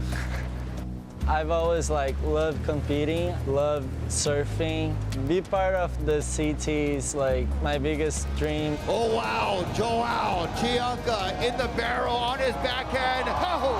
I love barrel riding and heavy waves. That's what makes. What a performance. There's a lot of guys that I look up to. John's pretty awesome. Mick Fanny is my favorite of all time. The goals for this year is improve my surfing, have fun, make the cut. After the cut, I'm gonna fully chase the Rookie of the Year. How good is this? Thanks for watching the Margaret River Pro. Exciting spot to be right here on the stairs as Miguel Pupo is about to paddle out for his heat, but I'm in the mix with the Brazilian Storm, and it is incredible hearing the passion and energy to back João Chianca in this heat. It is an all-Brazilian battle, but the story is about the cut today, and João's the guy that they want to see, not only at G-Land, but also requalifying for 2023 as well. Every time he gets a wave, they're exploding with energy, and even though it's far out to sea, and a lot of times at main break, you might not be able to hear the cheers. I have a feeling João can hear every bit of it. When he did the board change at the start of this heat, they were screaming at him, sending him good vibes, and all really led by the captain, #1 in the world, Felipe Toledo. That's a pretty impressive corner to be a part of. I think João's feeling that energy, boys. Oh, Joe, spot on. And yeah, it's always fun being around that crew because they get behind their own like no other. It's been a real inspiration, I think, to some of the other surfing nations, Bugs, and the way that they cheer on their fellow competitors. Even when some of them fall out of the mix at an event, they'll still turn up and still get behind their own to ensure that they can go on and get the job done. And João Chianca's got a really big mountain to climb here. He sure does, and he's on top of it right now. But as Semi Pupo said, he said they do it so well. They just support each other so well. Here goes Italo now, looking for a big response here. Winds his way through that little transition turn, that second move. The first was strong, and now goes for the big hit on the inside. Can he hang on for the finish? He can, and he pumps his fist. He needs a 6.25 out of that ride to get back in front. Good heat unfolding. We have a fantastic heat, a fascinating contrast of approaches here. It's so similar, you know, to the situation with Matty McGillivray, and it's incredible what's going on actually, because that 777, here's this wave for Italy. Does he improve? That's a great snap under the lip, Ronnie, right there. And then this next section, he just, you know, sort of a bit of a check turn there, but he knows he's got to set up for the finish. It's going to be line ball. Yeah, it's interesting, isn't it? Because he got the 3 moves done. He constructed the wave well, but really the big focus is going to be the comparison to Chianca's high-scoring ride, that 7.77. It was so dynamic, that maneuver, but, you know, having the look at this first turn in slow-mo, he put it in the most critical part of the wave. It's an awesome first turn. Second turn, not so dynamic, but he knows he's setting up for the finish. He's got to get the finish. I'd say what he's really stoked about here and what he's sort of pointing to and celebrating is that first turn. He knows it was a beauty. And then this one from earlier on as well. Have a look at this wave. Oh, wow. This is so cool. It's like pulling into Sunset Beach right there. That inside section just clamped. It clipped him just as he was coming out. It shows the power. Yeah, you said it looked like Sunset Beach. Certainly as tricky and complicated to ride. Here we go, Chianca. He's just trying to get rid of that 5.07 now. This wave's starting to fade away, but he's going to stick with it and hope he can do something dynamic on this end section. Rips into it, but not sure it's going to measure up with his previous ride. The wave is just a little small, so maybe a bit of a blunder there. Yeah, I think so. I mean, you know, he needed a 5.76. Now, he's got the luxury of having that 7.77. That is so good to have in his ledger. You'd think he just would have kind of waited for a bomb wave. He's been picking the big, clean ones, not the frothy ones. They've had clean faces, and that was a dud. We're in for an exciting finish because Italo just dropped a 6.93. A lot of credit for the big turn on that huge opening section. And he did do well to finish it off. He knew it was a point of difference, that first turn, and that's why he celebrated. And, you know, the celebration was in part also because he capitalised by finishing the job. Still really positive signs for Cianca. I mean, you think back, you compare those two rides, Italo 3 turns, really just the one move for the rookie, and he got quite a decent point spread out of that ride. So he's right in there. So he needs a 5.76. The last wave came through at a 3.6. So has to now tactically play a very smart game. He's got to sell Italo on a wave with priority, or do something dynamic under him. Well, he had not put a foot wrong until that last wave. Let's dive into the Harvey Norman recap. Plenty of highlights to break down here, Bugs. Yeah, this is awesome. So this is a 6.6 wave for Italo. It really it put him in the lead for the first time in a big way. Not for the first time, but it absolutely smashed the lead. Then this wave here, an unbelievable 7.77 in one. No, this is his. I think this is it. This is it. Bang! Wow, this is incredible. That's probably one of the moves of the day, without doubt. He's stoked. Then this wave by Italo. This does regain the lead right there.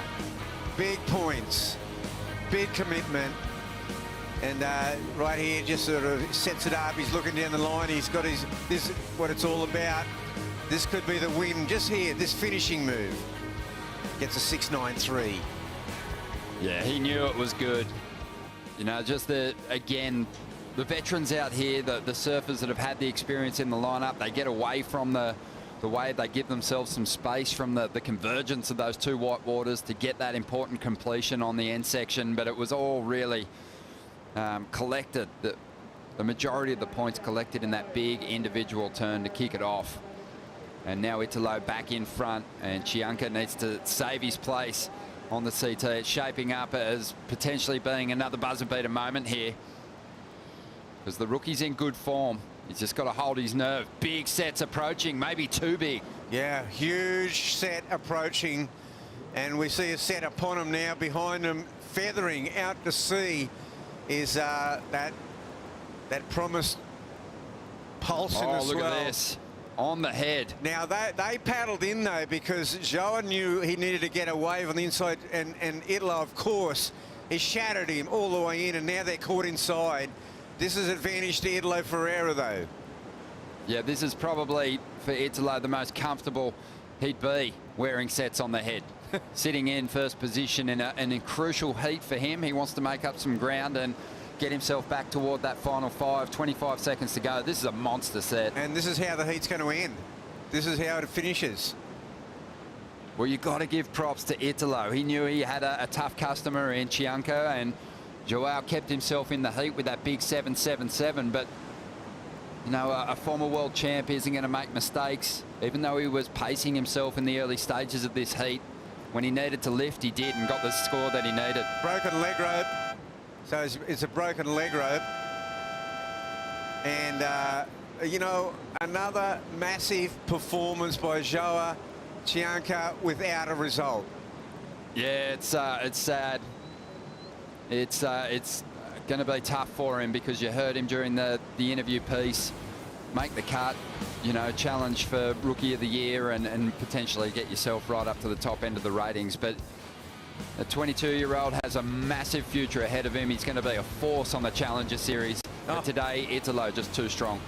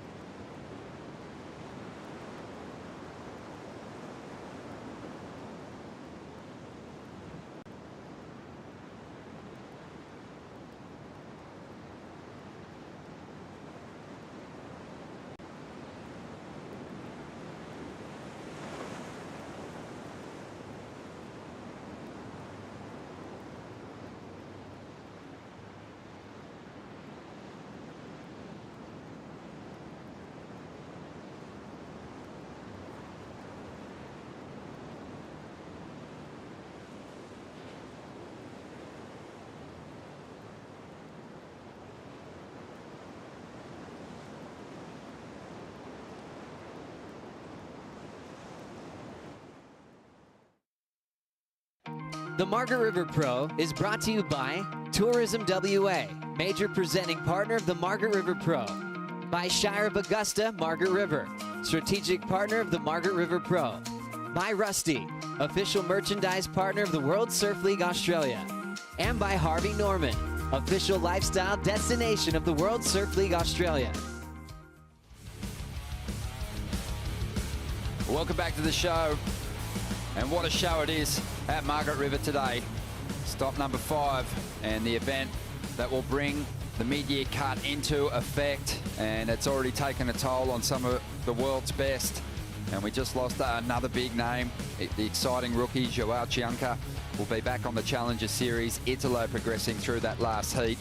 And he'll take on the winner of this exchange. Miguel Pupo surfing against Owen Wright. Miguel having a fantastic year. And Owen Wright outside that requalification mark, or outside the bubble, I should say, and looking to really push hard here. He needs to. Miguel's been in great form, Bugs. Miguel Pupo, the brothers Pupo have been following each other heat after heat in this tournament, and seems like running off each other's momentum. And of course, Semi just having a huge heat win. Yeah, that was monstrous. That'll inspire Miguel greatly. Not that he needs that much inspiration. He is a veteran on the CT. He's been around for a while now. He even dropped off for a few years, but back in a big way. Great performance for him at Pipeline. A semi-final finish there. Quarter-final down at Bells Beach to put himself here in a great position. And here he goes. Huge fading bottom turn, but has enough momentum to wind through a nice hook to get started. Up into the lip again. Critical section. Some weightlessness there for Miguel, but he hangs onto it and has more to give. Bit of foam on the face, but what a start for him. Still adding the extras on the inside. He'll take that one right through to the Red Bull jet ski and hammer back to the takeoff zone. But that was a big, tricky section to read. Bit of foam on the face, and he hung on beautifully. That was a very intelligently surfed wave. That was surfing intelligence right there. Just the way he held off on that bottom turn and then set up for that second turn. Well, Bugs, you made the call earlier. The surfers are dealing with so much more today than just your typical heat strategy and performance once you get to your feet. There's a lot happening out here. Oh, well, it's you know, reading this lineup is such a big part of it. Look how definitely this turn here. I love this one. Ronnie just sets it up, snaps it under the lip. You think it's all done then, and he just maintains the speed, gets around that section. Bit of a frothy one there, but still, as you said, incremental points being added on. Well, hopefully we see a slow-mo replay of that first turn, but I mean, the first turn was really the bottom turn, and there was no double pumping it. He held that one line throughout the maneuver. Here's the money turn right here. It just snaps it under the lip. Beautifully done, executed, holds it up, goes down, free falls. So well executed, but look at the speed. He just transitions straight onto that inside rail. Another deep double pump bottom turn. Super frothy section here. That's not easy. And you go, well, that's enough. No, there's just a little bit more. Like something out of Indiana Jones, just with that big scary wave just chasing him from behind, and he just stayed ahead of it. But really beautifully surfed. The rail surfing purists would have loved that. No double pump bottom turns, even though there is some texture on the surface of the wave. He still read it so beautifully and went rail to rail from the takeoff. It was a great, and the judges ate it up. A 7.5 to kick things off here for Miguel, and Owen Wright straight away is going to be up against it. Yeah, Owen needs to pull out a big one here. He's just on the wrong side. It's different if you say, even if you're number 18 or 20, then you need results to go your way. But when you're actually starting out at number 23, you need to win. Most definitely. We'll see how Owen responds. It's been a while since we've had a goofy-footed champ here at Margaret River. Got to go all the way back to 1990. The great Barton Lynch was victorious, and he joins us now. Barton, back on the North Shore, mate. Yes, boys. How are we, Rabsy, Blakey? Yeah, good, Bart. Having an absolute Good, mate. ball, Great mate. to see you guys. Yeah, got back yesterday here to the North Shore and did my recovery over there in North America and went through Yosemite and Big Sur and Tahoe and all those incredible places and saw all of that while I was in a sling and got back and had done all the hard yards. And so now I'm back here to do my physio and get this shoulder right. Yeah, we lined up the event for you, mate, so once you got home you could watch it all unfold, and it's going to be a big couple of days. We've got that brutal mid-year cut, and already we're seeing the pressure get to some of the world's best, but it makes it exciting, doesn't it? Well, you know, to be honest, I can't pay attention to it because it's too heartbreaking for me. Yeah, it's an that's emotional true. experience. And so here we go, up and riding, boys. Yeah, this is Miguel on a rare left, so already back to 7.5 to kick this heat off. And this is a huge wave. And he's just looking for a solid backup score here, but again, just gets out in front of this one, outrunning the whitewater at the moment. And Barton, he got that wave just for you, mate, just to give you a flashback, because remember, back in the day, Margaret's was a big left. Yeah, she was a left, and I would like to surf her on the backhand. That's why I love this heat on paper, Bugsy. When I looked at these two guys, it was such an evenly matched heat. I went, oh, that'd be a great one to be a part of with you. Barton, you mentioned it and summed it up. You know, as exciting as it is, I think it is an emotional day for a lot of competitors who realise their dream by making the grade, and now they're going back to the Challenger Series, and I guess are going to be suffering from severe FOMO once we get over there to G-Land and some of those really sought-after events. But it has given us the opportunity to see brilliance under pressure as well. And Matthew McGilvray, Sammy Pupo did a great job today as the lower seeds progressing through to that next round. Absolutely, that was you know, some incredible heats, and this is I don't know that there's ever been a small Margaret River wrap. You know, every year there's big giant swells, and some years are bigger than others, but it's always a challenge. It's always got that, like you guys have talked about, that raw ocean feel. It matches any of the big wave locations around the world, and it's one of those places that I loved it. I absolutely love Margaret River, everything about it. How far you were from everything else, and how fantastic the water and the air and the food was in that area, and it always made me feel alive. It was one of those places I figured I could live, you know. Yeah, it's a magic zone, and there's so much to explore just aside from the surf. And I know you've brought the family over here before, mate, and absolutely eaten up everything this place has to offer.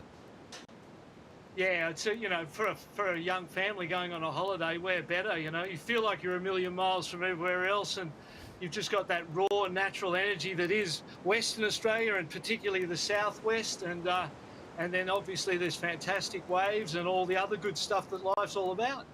Barton, let's get your thoughts on some of these young rookies. Unfortunately, we saw Zhao Chianca fall out of the mix, but an exceptional talent who gave us some of the moments that I'm sure we'll be reflecting on at the end of the year and saying, well, they were some of the best heats we've seen surfed. Yeah, and built for this tour, isn't he? You know, we've seen what his brother does, you know, at Nazarene and the big wave scene. He's got that as well. He's got that well-rounded performance. He's the perfect type of surfer for this tour, and as we see emotional scenes right there, I don't want to talk over that. Let's just tune in on this, eh? Yeah, right. Really close friends there, Samuel Pupo and Joao Chianca, just digesting that result. And that's got to be hard for both of them, as we see Owen Wright looking to get into the mix here. And he is going to have to respond in a big way, does well just to stay on his feet through this bumpy section. This wave just doing its best to knock him off, and eventually does get the better of him. And right behind him, Miguel Pupo on wave number 3. Had a 3.5 to the left. So that's what he's trying to improve on here. Just looking a little bit more calm and collected, probably as a result of where he's sitting on the ratings coming into this heat, Bugs. Well, that's what I thought in his first wave. I thought the composure he had on the wave from start to finish, and you could see how difficult it is out there. Owen's wave is unbelievable. It tries to get rid of him at every point. But, I mean, you know, I don't know, you know, with the ride out here with that wind coming into it, it's got Sunset Beach sort of qualities to it with that. It's a slight cone of wind into the break at sunset.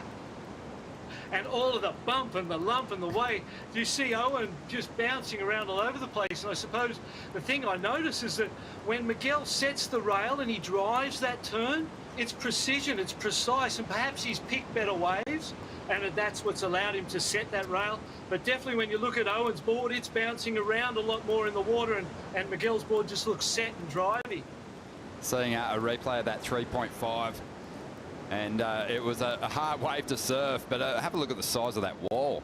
Yeah, it looks like about once a day someone goes left, and then the score comes in at about a 3 or a 3.5 for a big effort.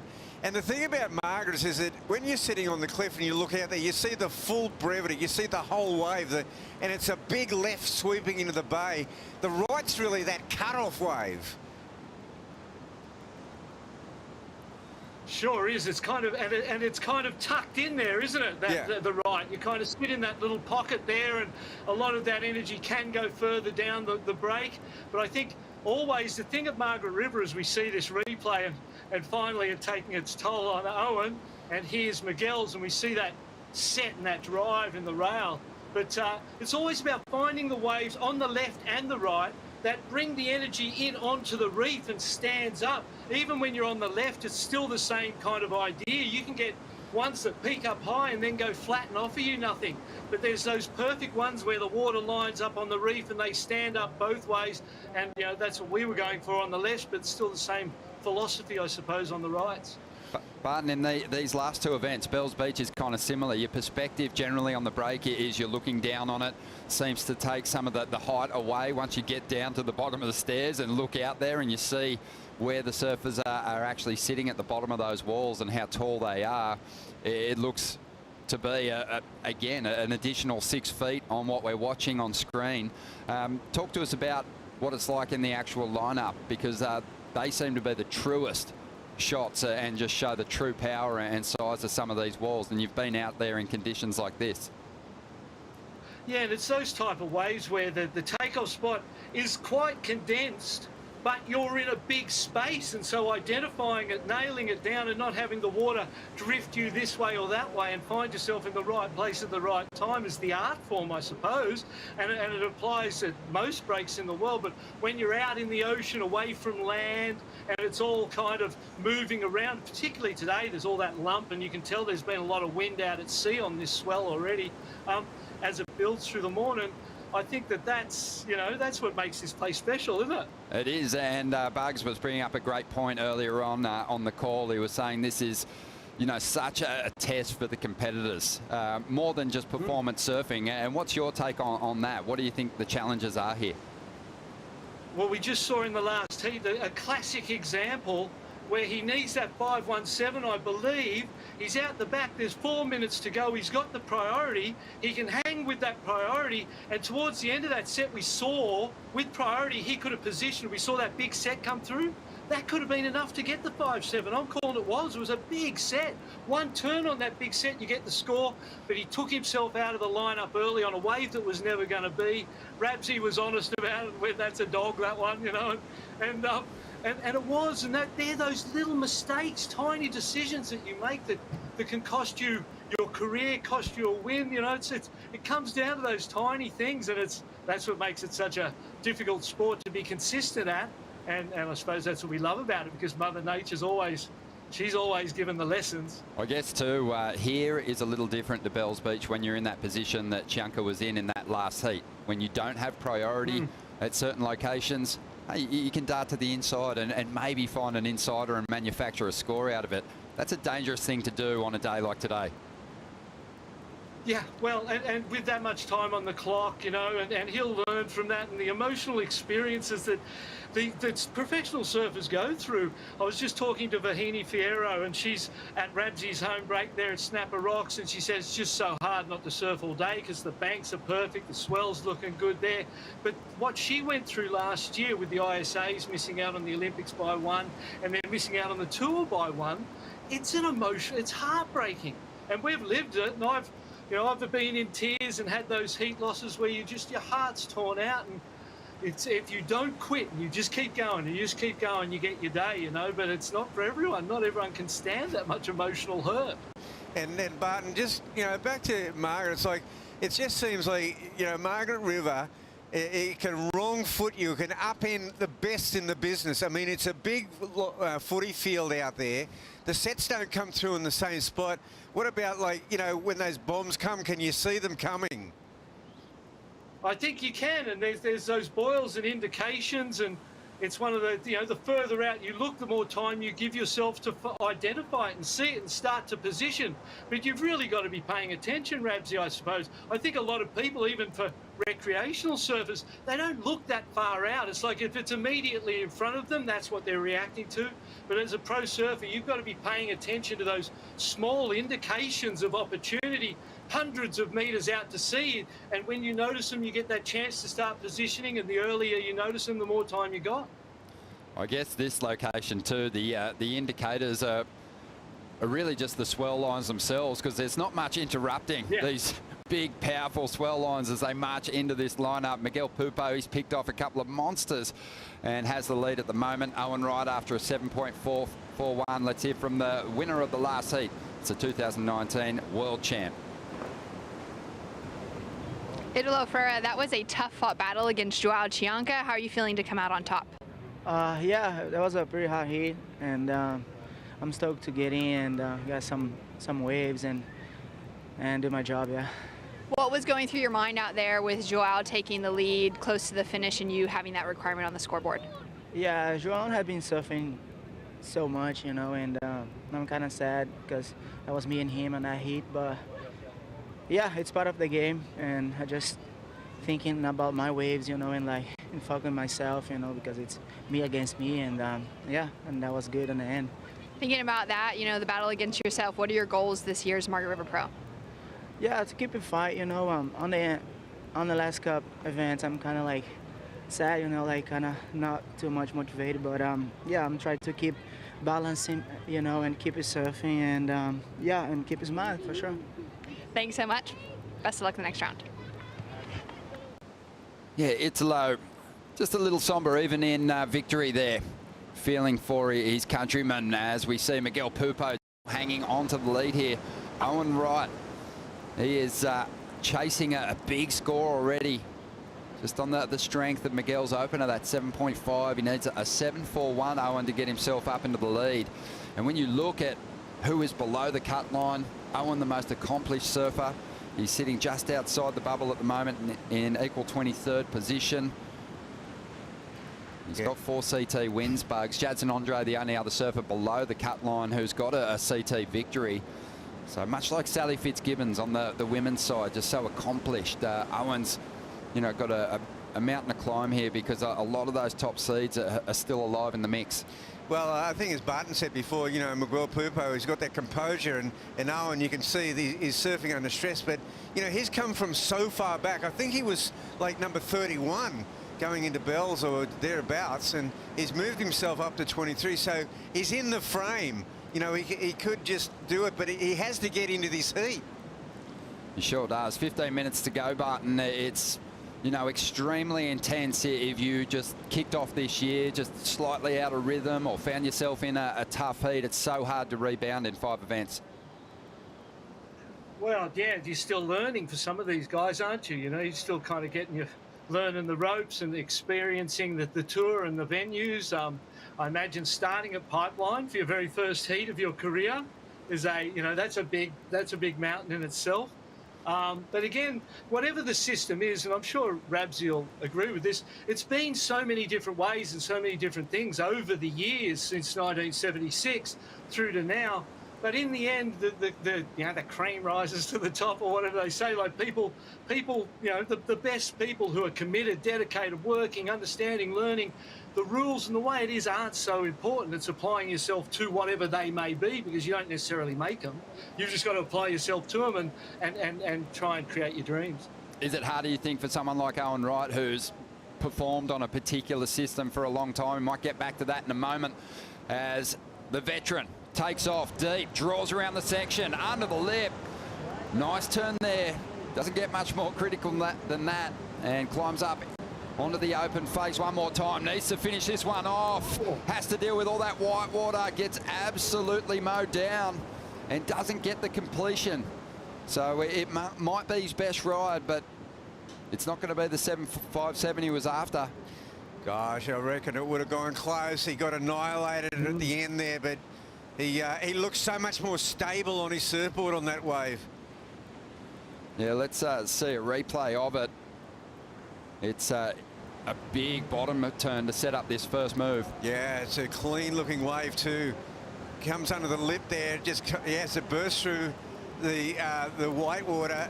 That's a clean move there, but he needs this finish, I think, Ronnie. Yeah, it was a well-placed turn, but you know, if you don't get out in front of that white water, it's going to get you. It's nearly like he's got to turn down here. If he could have just turned left right here, if he just had another nanosecond, he looked like he was heading that way, and that converging white water from the other side got him. Yeah, so difficult to overcome that white water as it just comes slamming down on the rock shelf there. Score's starting to roll through. It's going to be Owen's best, but it's not going to get him in front. He's going to chip away at the requirement here. But Owen Wright-Barton, his surfing, just give us your take on his performances over the years and what you think the future might be for him. Well, I remember the first time I saw him, I'll start there, was at an Aloha Hornet event for kids. And he was, since Mick Fanning, he was the best kid I'd seen since when I first saw Mick Fanning. And I saw Owen Wright that one day at North Curl. I went, whoo, he's got it, mate. That guy's got everything you need to go to the top. And then to watch the career play out and the injuries have their impact and life go on, and then you throw in the whole COVID period of time and the difficulties in travelling and the difficulties in being committed to something because of all of what's going on in the world around you, just have made that whole period of time very confusing for everyone. And Owen, as a family man, been on tour for quite some time, you know, it doesn't get any easier because the home base is drawing you there if they can't come with you. I guess, you know, the funny thing is, in all that adversity, last year he had one of his career highlights, and you were actually over in Japan for the Olympics when Owen claimed a bronze medal. It was a huge moment for him, but also for Australia. Yeah, it was amazing, wasn't it? You know, and I wasn't used to being, and I've said this before, but I wasn't used to being in an event. Say we're at the World Surf League and we're at Margaret River and you get third, you're like, well, I kind of lost. You know what I mean? It's not a celebration, but a semi-final. But at the Olympics, with the bronze medal making it so relevant, you're a medalist for life. And I recognised all of the power and the incredible momentum and life-changing force that is that Olympic Games, you know. And having surfing there was amazing, and to see the emotion, and for Owen to have that for the rest of his life, for his career, is one you remember. It's a great point, and we always love talking to you, mate. We miss you. Good to tune in with you boys. I love tuning in, and miss you guys too, and looking forward to joining you sometime soon. Bring it on. Barton Lynch, the 88 world champ, absolute champion, and a former winner of this contest. Great to get his insights, and he really always feels that passion, and we'll be chatting to him, no doubt, again during the event. Just over 10 minutes to go here. Owen Wright chasing a 6.51 to keep his tour hopes alive here at Margaret River.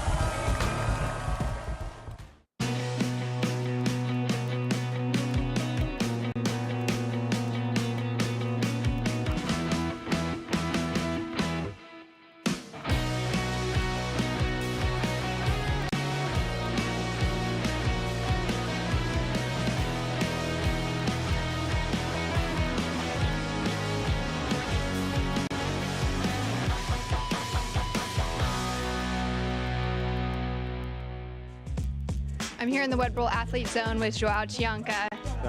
It's been a very emotional loss. A lot that has gone down for you now. Talk to me about walking out of the water and having your brother there, your teammates alongside of you to take this in.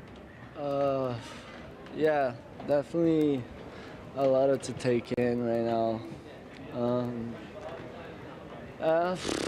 It's hard, you know, like, definitely had learned a lot with this year. Had the best surfers always up against me, so that's a lot of experience. Not talking only about John, but like also Idolo. Definitely like one big score is never enough for those guys to beat those guys, and yeah, that's all the type of things that only make us stronger. And I mean, by the other side, I guess like I have to get satisfied with the compliments of like other people and how like people look at me right now, because they know what I'm capable of. And yeah,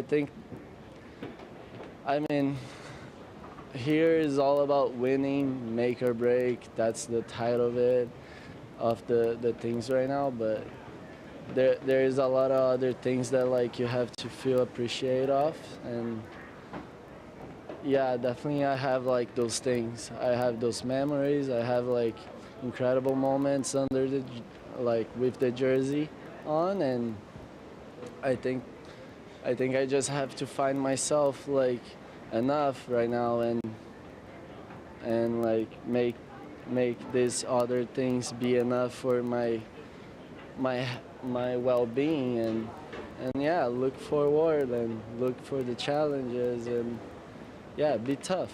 Just find hope in the hopeless, you know?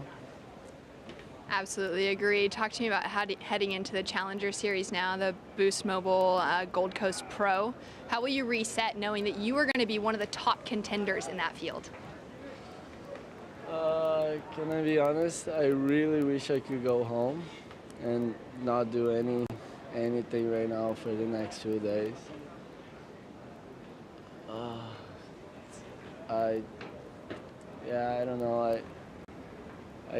I guess like I've been draining my energy on those heats and Bells, Pipe, and Portugal, and now here.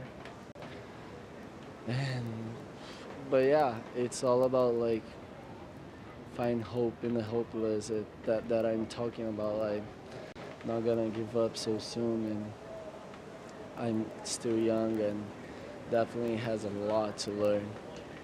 And yeah, that's what I'm looking at. The Snapper definitely gonna be one of the hardest events on the Challenges schedule. So I'm just gonna take step by step, heat by heat, and yeah, we'll see how I go. Well, we very much look forward to seeing an extremely bright and hopeful future from you, Joao, and I think if it was up to a vote, you'd have Rookie of the Year for sure. Thank you. I want to say thanks to everyone. I want to say thanks especially to Volcom team and CI team. These guys has been incredible for me this year, the greatest sport of all time. And yeah, my manager at home, my family, my brothers, and friends. Sure, friends. I have learned a lot here. I have had like friends that like I never really imagined that I could be friends with, like Felipe and Miguel and everyone. It's just so incredible what happened to me here inside of the tour, and yeah, that's my words though. I'm good. Thank you so much for sharing your heart, and we're so proud of you. Thank you. Best of luck on the Gold Coast. Thank you. Thank you, Shannon. Back out into the lineup now, just under 4 minutes remaining. Miguel Pupo holding the lead and priority, and the situation remains the same for Owen right here. Needs a 6.51 to get himself up in the first, and it's a very attainable number, and not a whole lot has gone his way in this heat, Bugs. He's kind of had a couple of really hard to surf rides. The 5, it could have been a lot more. He didn't quite finish that wave off. And we're really focusing on this requirement, 6.51. We've seen bigger numbers thrown for single turns. Well, this heat's all come down to one wave, that 7.5 by Miguel Pupo, the first wave of the whole heat. And it hasn't really, the dial has not shifted since. Thinking about these two guys, I mean, Owen Wright, no stranger to sacrifice last year, travelled the world, had a new baby girl, Rumi, sacrificed a lot of that important early time with his daughter to chase down his dream on the CT and go after that Olympic bronze medal. Miguel Pupo had a new addition to the family. Another daughter arrived just 10 days before setting out for this Australian leg, so he really wants to make this result count. Owen travelling with his family, Miguel an extended period of time away from his, and with this heat win, Miguel will surely give himself a great chance at getting into the top 10, well into the top 10, but also afford himself some time at home before heading over to G-Land. Yeah. Yeah, this could be a big mover for Miguel Pupo, and I thought last year he was surfing unbelievable. Look at this, here we go, and Miguel can't get it. No, and Owen can't get it either. He had a good look at it though. But did Miguel Pupo paddle for it hard enough to lose the priority? That's the question. Oh, I think he definitely was paddling for it. Had his head down, but at the moment priority doesn't seem to have switched. 1 minute and 40 seconds to go. He lost it. Yep, so priority has changed, and that's exactly what Owen Wright needed, because he is out there chasing a number. Now he can really just put himself in a good position in this lineup and pray for that set, that opportunity to come his way. It's got to pray quickly because there's only 80 seconds remaining. I don't see a lot of action out the back, Ronnie. No big sets coming through, but he might have to move over and in and pick up one of these ones that just wind along the contour of the reef. In such a good position, Owen, to make a strike above the cut line. He's sitting in that equal 23rd position. Yeah, he's had a tough go at it out there. That first couple of waves, his boards were really chattering. They were super bumpy rides. Wasn't able to quite surf out of that last one. Look at him, he's taking in the breaths. He knows that he needs to really keep his mind on the job at hand here. 6.51, he's just trying to get composed here. Moving around, just trying to will something to come his way here. The Brazilian contingent watching on. They can't see a whole lot of wave action out the back. No. They're starting to rub their hands together at the prospect of a victory here for Miguel. Here comes something now, but it's way out. It's not going to get here in time. No, this is going to run away right here. Time winding down. Owen Wright just desperate for the opportunity. There is a wave here. He's going to need another 15 seconds. Well, this is huge. The hooter sounds, and Owen Wright doesn't get the opportunity to go after that 6.51. And he's going to be on the Challenger Series. Needed that heat win. Miguel Pupo hangs on and moves on through to the 4th round, where he'll add to his end of year points tally. A heartbreaking result there for the Australian. Let's have a look at what unfolded. I mean, Miguel set the pace early on, Bugs, as we dive into the Harvey Norman heat recap. Yeah, it was this wave right here, Ronnie. He just set it up. He got this 7.5, and it proved to be the big winning wave of the whole heat. Brilliantly surfed wave, super calculated, and just looking so stable on his surfboard. 7.5, that was the big difference. And this one here, this is backup wave, and got one great turn in, and really just looking for a finisher here, but he's moving on into the next round with this performance. Yeah, it was solid. He kept busy in those opening stages, established the lead, put the pressure on Owen, who fought back nicely. He just was one turner away from finishing off this wave, and really only needing a small requirement. But either way, he didn't really get the opportunities in the final stages. And he was the biggest name, the veteran below that cut line, 4 CT wins. We expected him to give it a good push, but the run is going to end here, and he's going to be back on the Challenger Series. Up next, we've got the current world #1, Felipe Toledo, taking on Ryan Callanan. We'll bring in Joe and Rich for the call.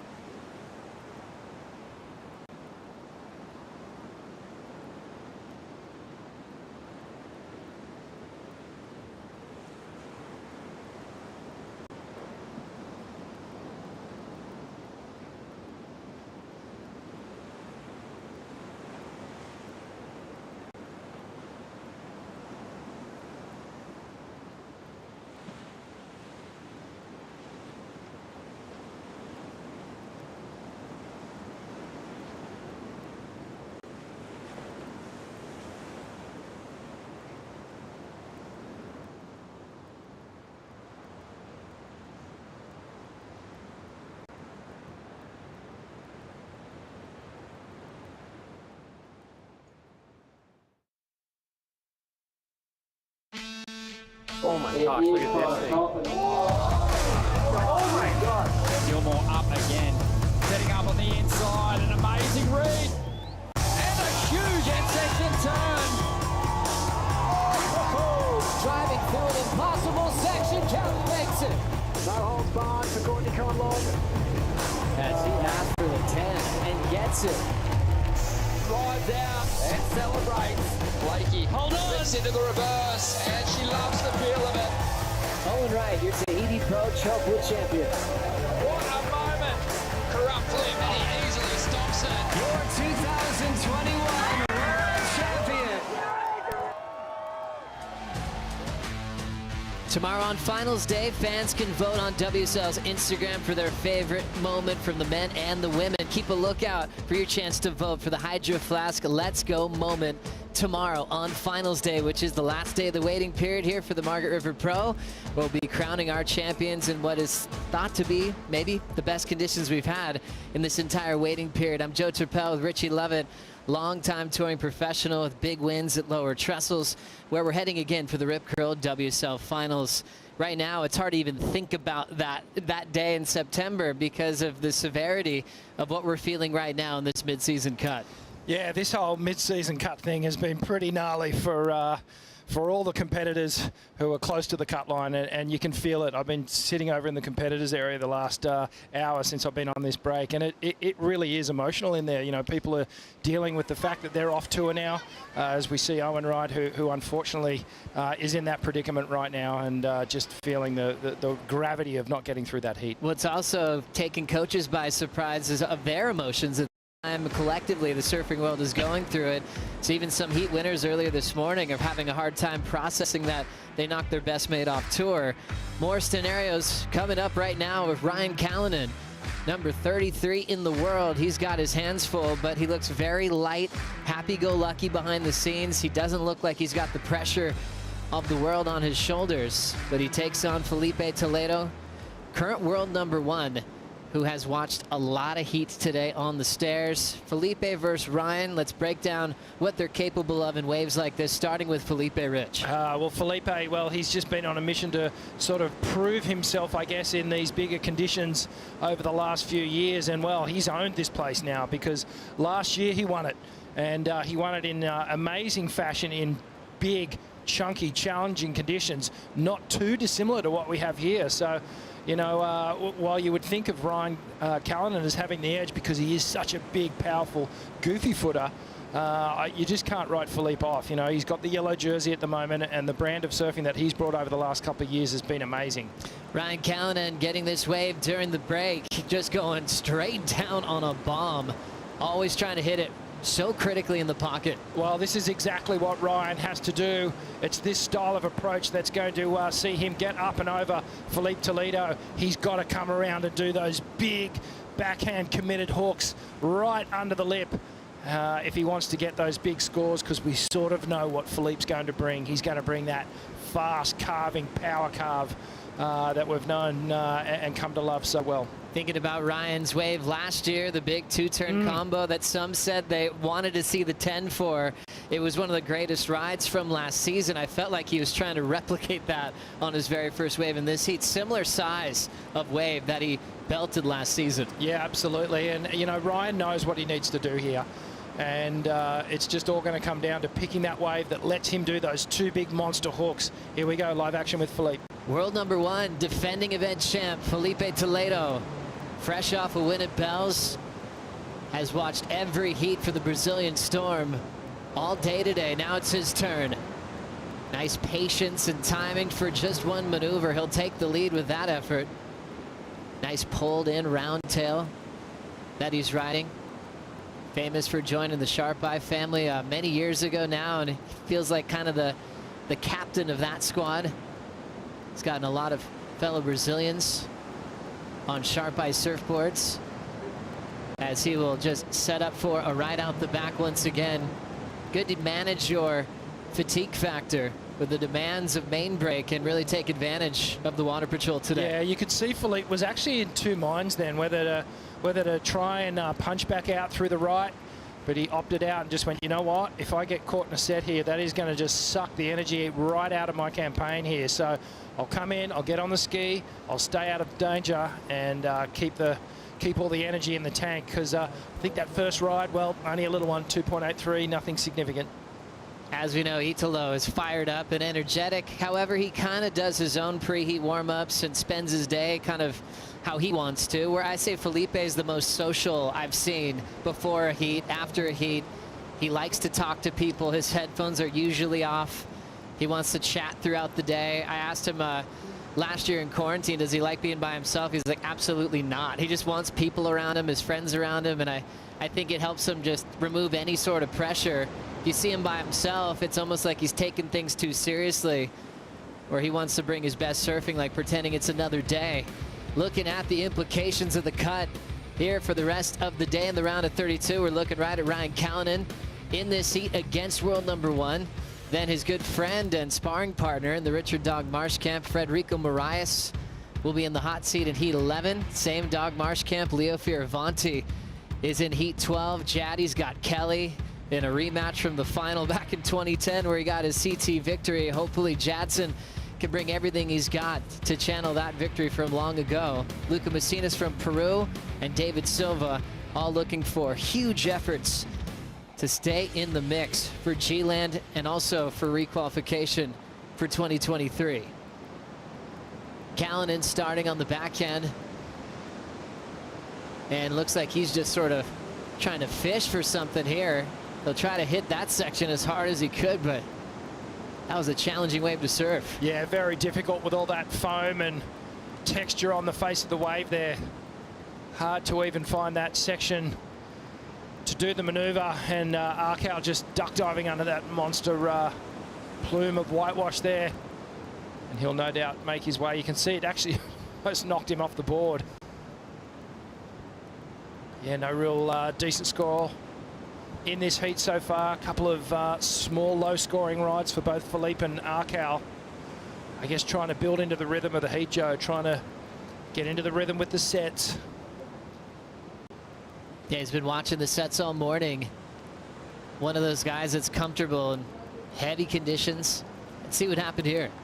Decent looking wave at the start here, but then it just flattens out. So Arkal goes for the roundhouse cutback, and you can see this, the wave's almost sort of wobbling and breathing underneath him, not really standing up. No real down the line flow, and it almost looks like there was a bit of weed that got involved there and maybe got caught around the fins.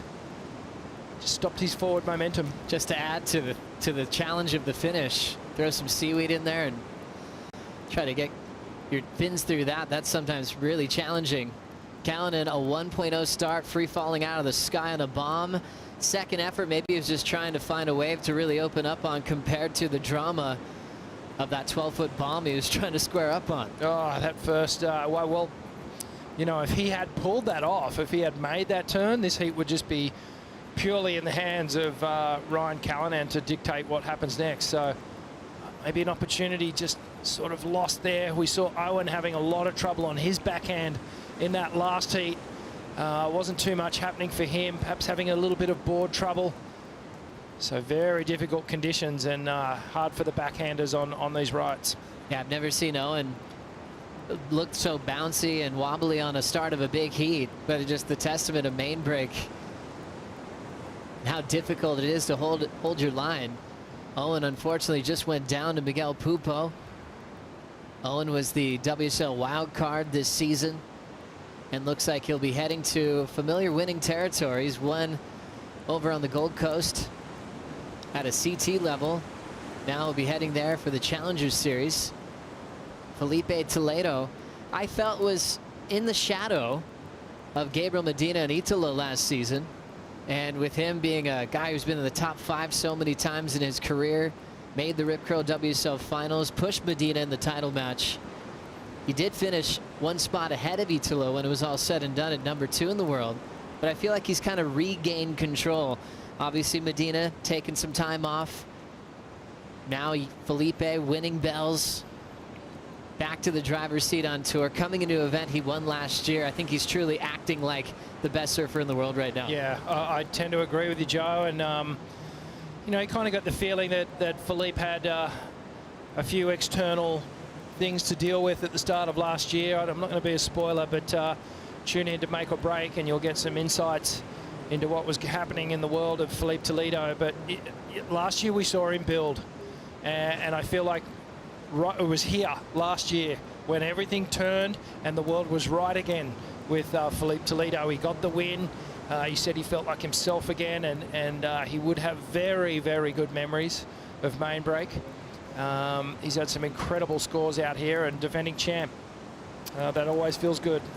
Felipe Toledo already joining the legendary names of Taj Burrow and Mark Akalupo with event wins with 11 apiece. He accomplished that back at Bells and actually was able to spend some time with Taj while he's been here. I love the Taj role these days. It's like he's not on tour, but he still loves it just as much. And Taj gave us so many great memories for 2 decades as being a world title threat. I think he relates so much to a guy like Felipe, who's the king of high performance, just like Taj was. Still hasn't won a world title, but knows he's there. And I think it was really cool for Taj to show Felipe around the West. And boy, did they put on a show in some free surfs. Ryan Callanan frames that first turn under the lip. Hits it off the top. He'll be hung up, but his first real completed turn right in the pocket. That'll be his best number so far for one section.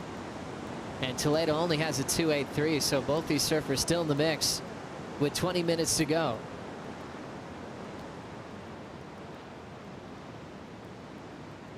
Now he's working his way back to the lineup, paddling.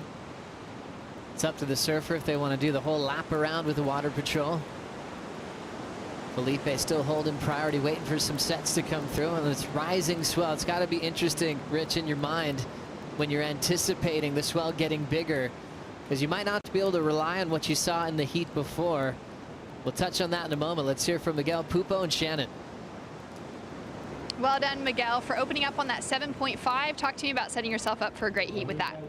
It's nice to start off the heat, especially against Owen. You know, he's such an amazing surfer and been on tour for such a while.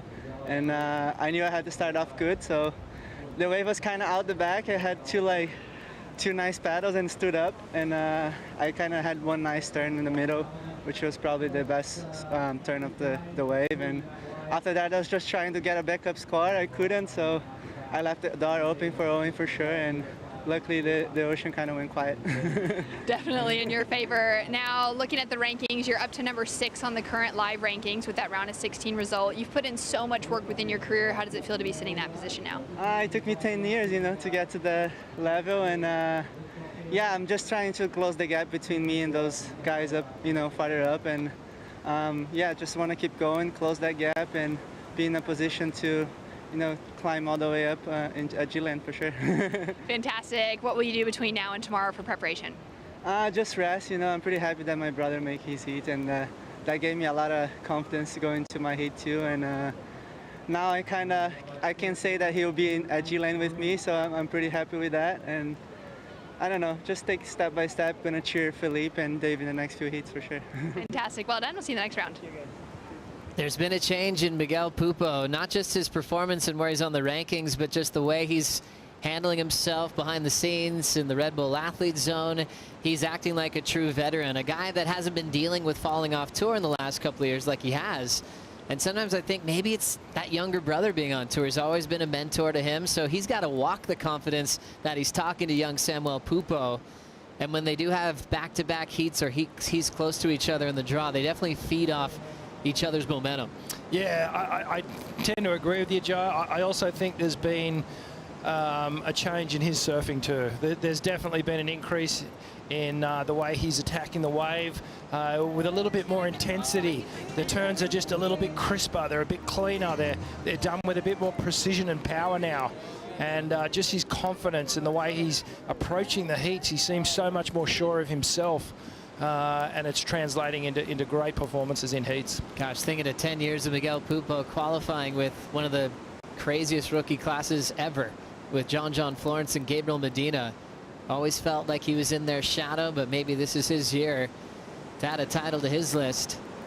He'll be into the round of 16 to take on a world champ named Italo Ferreira. Ooh. Tomorrow has some big matchups. Sammy, his brother, will be in the heat before against Matthew McGillivray. And Sammy Pupo much safer towards qualification than where McGillivray is sitting.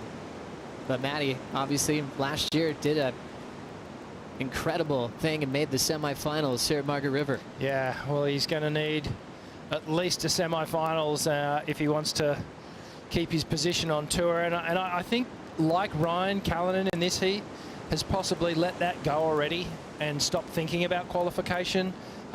Maybe succumbing to the situation already and leaving the pressure valve that way, just going, oh, well, you know, probably not going to make it. And it's by doing that, you allow yourself to surf the way you normally do without that pressure of going, oh, my career's going to take a really big blow. So, you know, Ryan's starting to build into this heat, dropping that to 4.27 in the last wave. So he's starting to check. He's starting to drop some okay numbers. And I feel like it was a great decision. I mean, for Ryan, even going through that thought process of coming back, maybe just a little too early with the wrist injury.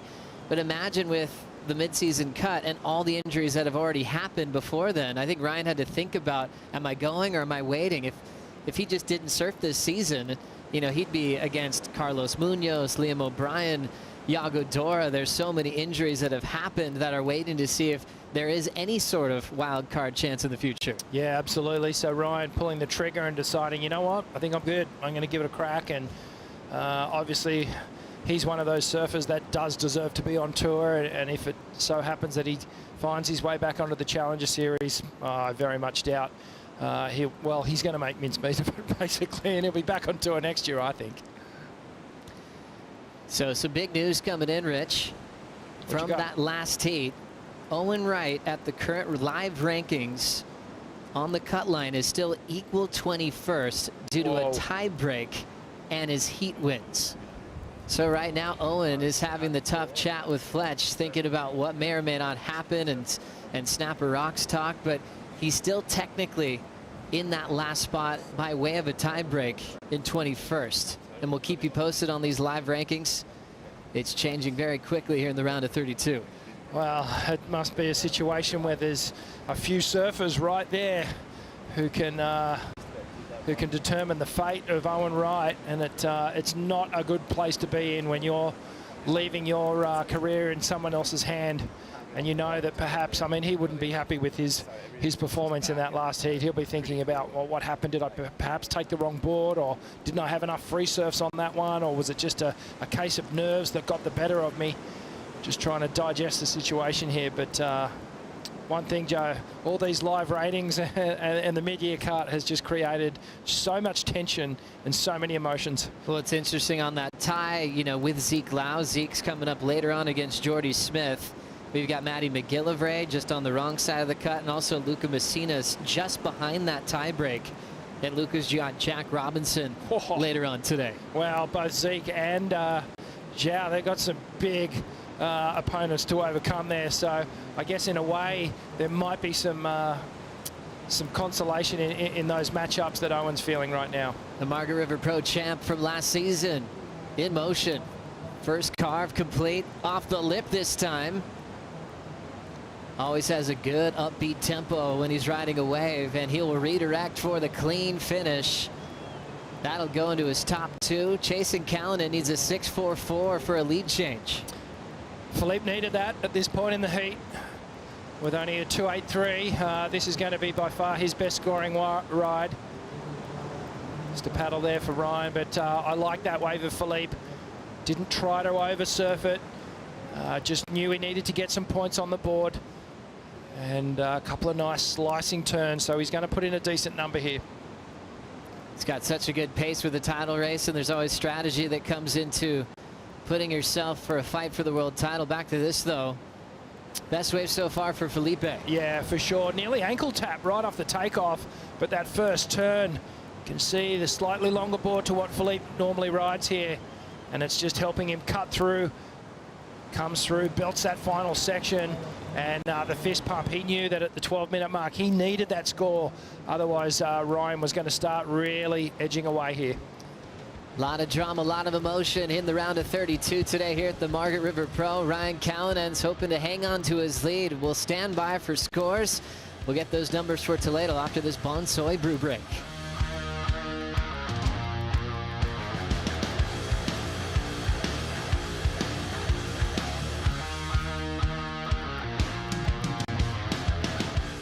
I never thought I was going to make it here. I thought I was going to miss the whole event. So many. The male pro Portugal champ.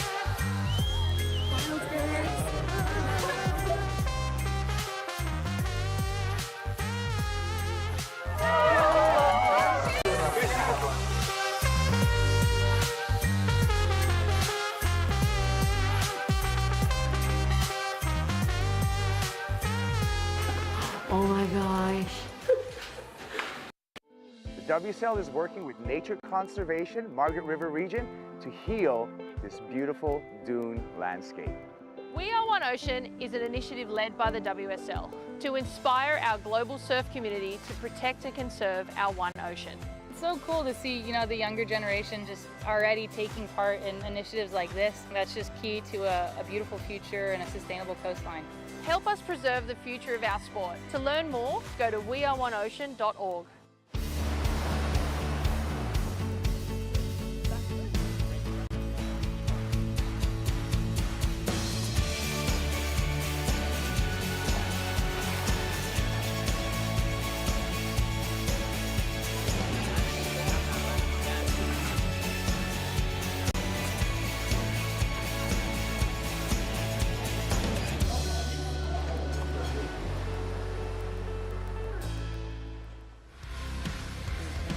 All California Heat, Jake Marshall, a rookie on tour, taking on Santa Cruz's own Nat Young. That's coming up next. Whoever wins that heat makes the cut. Officially heading into G-Land. A lot on the line today. Nat Young, 16th in the world. We also got Jake Marshall, 18th in the world, trying to protect that spot if they do the job themselves and get the win in this next heat. We'll see them pulling into huge pits at G-Land. Not just G-Land, El Salvador. That's going to be fun to watch for the first time on the CT. G-Land, that's a comeback story after a few events back in the late 90s. Also Brazil, magic of Jeffreys Bay, Tahiti, And there'll be not quite cut talk. It'll all be about the making the final 5 in the Rip Curl WSL Finals. Think if you're close to making that final 5 and the surf is gigantic at Teahupo'o, we're going to have some heroics come to the end of the season. Absolutely. It's when you were rattling off the names there, I was just thinking about all those locations, and that is the dream tour right there, isn't it? So I'm sure that all these surfers that are missing out and not making the cut, it's got such a bad sting to it. Oh, just knowing that you're not going back there for at least another year. Oh, here we go, paddling into a lot of wind. Goofy footer couldn't catch up to the entry in. That'll cost him priority. A tough blow for Arcal. Now Felipe has the lead and priority. Toledo had a wave before break. That was a 7.17. Here he goes again. Into the first section. Nice casual forehand arc. He'll stretch this one out, laying down the rail again. Nice calm pace to his approach. He's not even interested in hitting that whitewater wall. He'll step off as shallow as he can. Pretty calculated surfing, Joe, from Felipe Toledo there. And a mistake from Ryan Callanan. Unfortunately, you can see the wind's just picked up. We can feel it, actually, where we're sitting. That wind really starting to puff up from the south. You can see Arcal. Well, you know, this guy has got probably about a 6'4" wingspan on him. And if he can't get down the face on that, then no one can. And just breaking down Felipe Toledo, you can see here almost conservative a little bit in the approach to this wave. Just trying to keep that board knifing through these windy wave faces here. Didn't want to risk it there. Thinking, okay, I've maybe got another 4 or 5 coming now. If I try the end turn and I blow it, maybe that wave's going to go down to, say, a 3-5. So just opting to keep it safe, get to the completion. See Felipe jumping up on the ski there. Definitely a much longer board to what he's usually rides. Yeah, it's interesting when he goes over boards in his head. He rode a 6.0 that first day, but had a 6.3 kind of on deck just in case he wanted a longer rail line. But he's been enjoying his time. He actually got here incredibly quickly after the Bells victory. Had about a day and then got himself over here to the west, surfing up smaller waves because we didn't have much in the forecast. Everything changed quickly, and he knew he'd be surfing similar to waves to what he had last year on Road to Victory. 4.23 for Felipe's last. So for Ryan losing priority, he won't be too heavy on himself because he still needs just a 6.41. But I just thought about a heat that these two had in France when Ryan was a wild card. It was towards the end of the season. Toledo in a world title race. They were going blow for blow. Ryan got the victory to have the final with Julian Wilson. But that was a different time for Arcal, where he was a wild card. Everything just kept happening for him. He won in Japan. He won in Ericeira. Finaled at the CT level as a wild card, which he had never done full time before that. Went over to Hawaii, won the Pipe Invitational to get into the main event. He was just on this crazy streak where everything just fell into a place. Different when there's rating points involved, huh? 100%. Speaking of ratings, and in a tough spot right now on the leaderboard is Owen Wright. He's with Shannon. I'm here in the Red Bull Athlete Zone with Owen Wright. Now, Owen, based on the count back at the moment, you are sitting just above that cut line, but I sense the reality of this situation starting to sit in with you. How are you dealing with it? Yeah, it's obviously I needed to make that heat, rain, hail, or shine, so pretty devoed. Yeah, like the reality is that I won't be, I won't make the cut. Just it's not a thing. I might be sitting above it right now, but it's not really a thing. But yeah, for me, it's kind of like I don't want to be making any thoughts or having any long-term thoughts just yet. It's just kind of trying to be kind to myself over the next few days and brush it off. I know I'm surfing really well, but you know I've got a lot of life outside of the tour, and you know, kids and wife and whatnot. So whatever I do will be a family decision, and yeah, we'll kind of go through the motions and what's next. An Olympic bronze medal, 12 years on the championship tour since you first qualified. Will we be seeing you take a shot at least at the Gold Coast for the Challenger Series? Yeah, I'm entered in there. Yeah, I'm not going to make any decisions right now, but you know, psychologically, you got to come back from things like this. Yeah, I've just got to process it. It's such a hard thing to do, just answer the questions straight after a heat, and I don't really know how I feel about the whole situation. I don't really have that too many emotions, you know. I'm still breaking it down like I just took a heat loss, not a drop off to a loss. So, but yeah, I know that's there. But yeah, like my heat, I still like am clutching at the heat, going, oh man, I wish I took out that bigger board and like just stuff like that. So, but in reality sense, it's yeah, there's much bigger questions to be asked. Well, thinking about that heat, Miguel kicked off with that 7.5 and set you up to try and chase from behind. Yeah, like he got a wave at the start. I had 5 or 6 good waves in the heat, and I just could not get off the bottom. I just kept getting bounced around, and that's really hard as a competitor to know. Like, I've got bigger boards here, and I had them here, and it looked like there was small, medium waves from here that I could surf, and I literally got out there, and it was so much bigger than I thought, and it was like I even went over the falls on a wave. Like, I felt like I had plenty of opportunity, and I literally just let myself down with my board choice. Like, it's such a tough one, and you know, it's so much bigger than just like what's on the line. But yeah, I was just looking at that heat, and you know, but bigger picture, it means like I've lost the spot on tour. So it's a real yeah, like, you know, there's a lot more questions to be had. So. Well, thanks so much for the openness, Owen, and we hope to see a lot more of you in the future. See what happens, yeah. Thanks. Thank you, Shannon, and big thanks to Owen for the time and just digesting this situation. He was just going through it all. I mean, he kind of alluded to that it's up to his family to make that collective decision. He spent a long time on the road. He did achieve bronze in the Olympics, which was massive, but he was gone through quarantines, through travel. You know, when he thought he fell off tour in Mexico, he was going, hey, I cannot jump on this Challenger Series yet. I've just been away.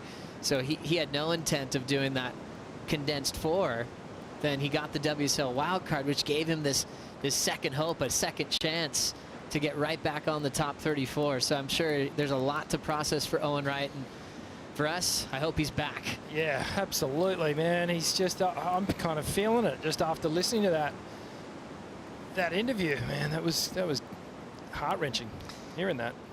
90 seconds for Ryan Callanan to try to find a 6.41. Toledo takes this wave with priority. Looking for somewhere to throw that sharp eye surfboard. He ends up just chasing, and he'll straighten out. Situation remains the same. Ryan needs a 6.41 with priority with 1 minute on the line if he goes down in this heat. Well, that's the best thing that could have happened to Ryan Callanan right there, is Felipe Toledo took that wave thinking it was going to open up for him, and it raced across the reef and didn't let Felipe even do a turn. So he's not going to better his situation. It now comes down to this final 50 seconds, and Arkau only needing a 6.41, which is so attainable for this man. 40 seconds on the line. Ryan dealing with the wrist injury. His throwaway was obvious at Pipeline since he missed that event. He did an air in the offseason that ended up injuring that wrist. Tried to fight through it just to make some heats, but it just hasn't been going his way event to event. Has to advance to even have a shot at it. He already knows he's got a long way to go. It's coming down to 10 seconds. Needs a 6.41. Ryan scratches into this wave. A lot of foam on the face. Stretches out the bottom turn first section. He crushes it with the airdrop. Only good for 1 move. Whoa. Wow. Clutch moment. Joe, I'm just not sure whether the 1 turn had enough on it for it to be that 6.41. We'll check it out on the replay, but my first feeling just watching it is that it just might not be there. It could just be a little bit short. It was a great turn, clean, everything, kind of did everything right. But it was sort of towards the end of the wave here. And a bit of a two-stage bottom turn, but then blasted off the top. So an epic turn nonetheless, but I'm just left feeling that maybe just needed something a little bit more. It's like another section, a combination with a similar sized turn, there'd be no question.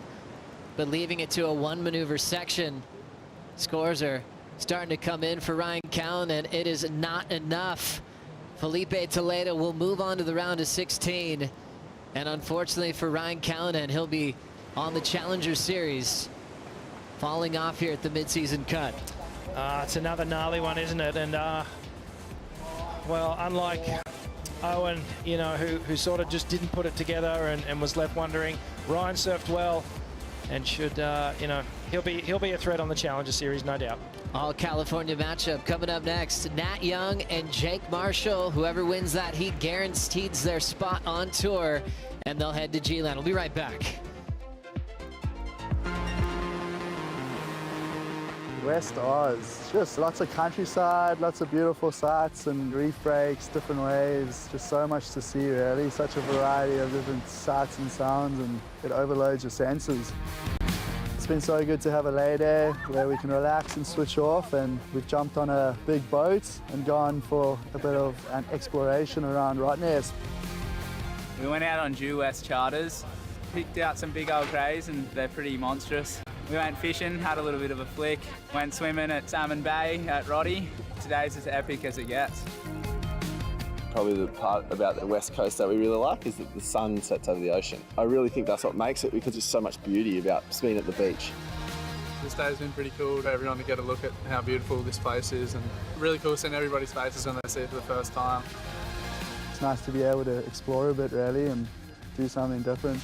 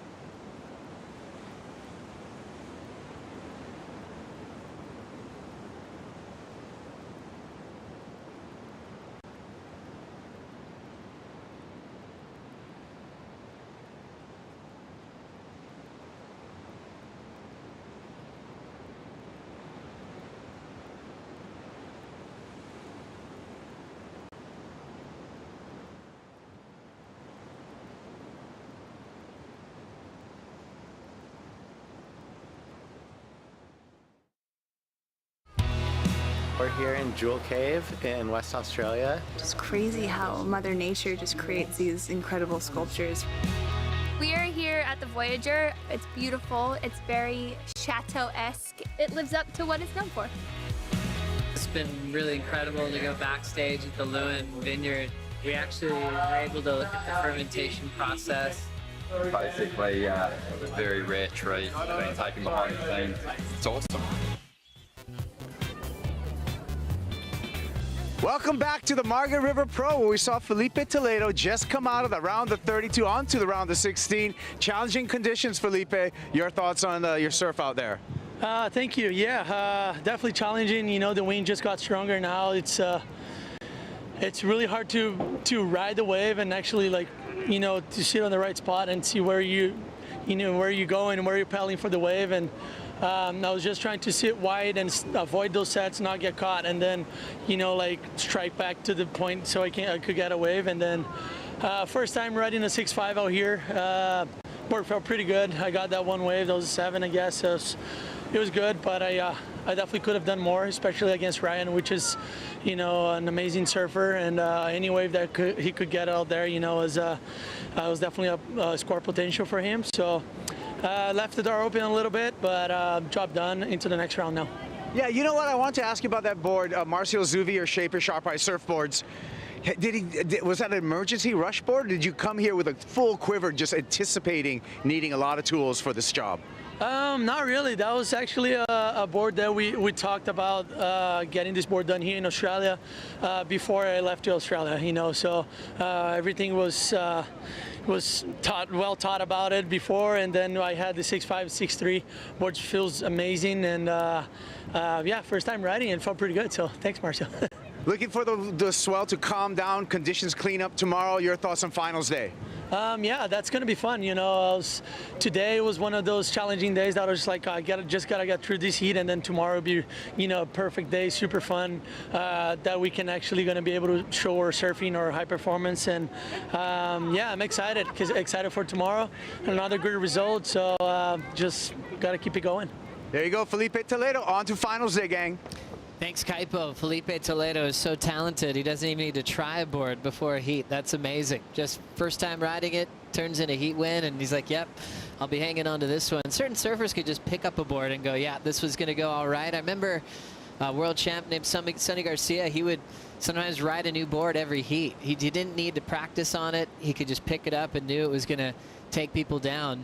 Toledo's in that kind of confidence headspace. He's got such an amazing role at world #1 right now. It sort of trips me out a little bit. And Kelly does it a lot too, or has done it a lot in the past. I could never, you know, my own experience could never do that, Joe. I always had to go on a whole bunch of dates with my boards, get to know them, take them out to dinner, go to the movies, and then once we were comfortable with each other, then I'd go, yeah, let's have a couple of heats together. So yeah, different strokes for different folks, I guess. But here we go, opening right here for Jake Marshall. Big drop there for Jake, and he's up and out. Jake Marshall, what a talented rookie that he is.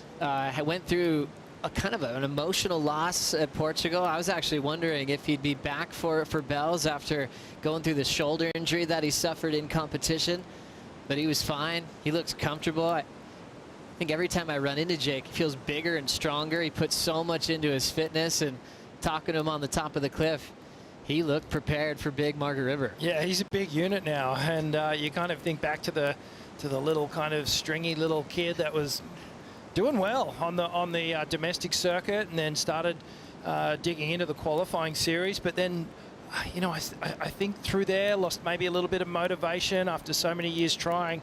Here we go, Nat Young. Nat Young, former Rookie of the Year on tour, starts off with a big backhand snap.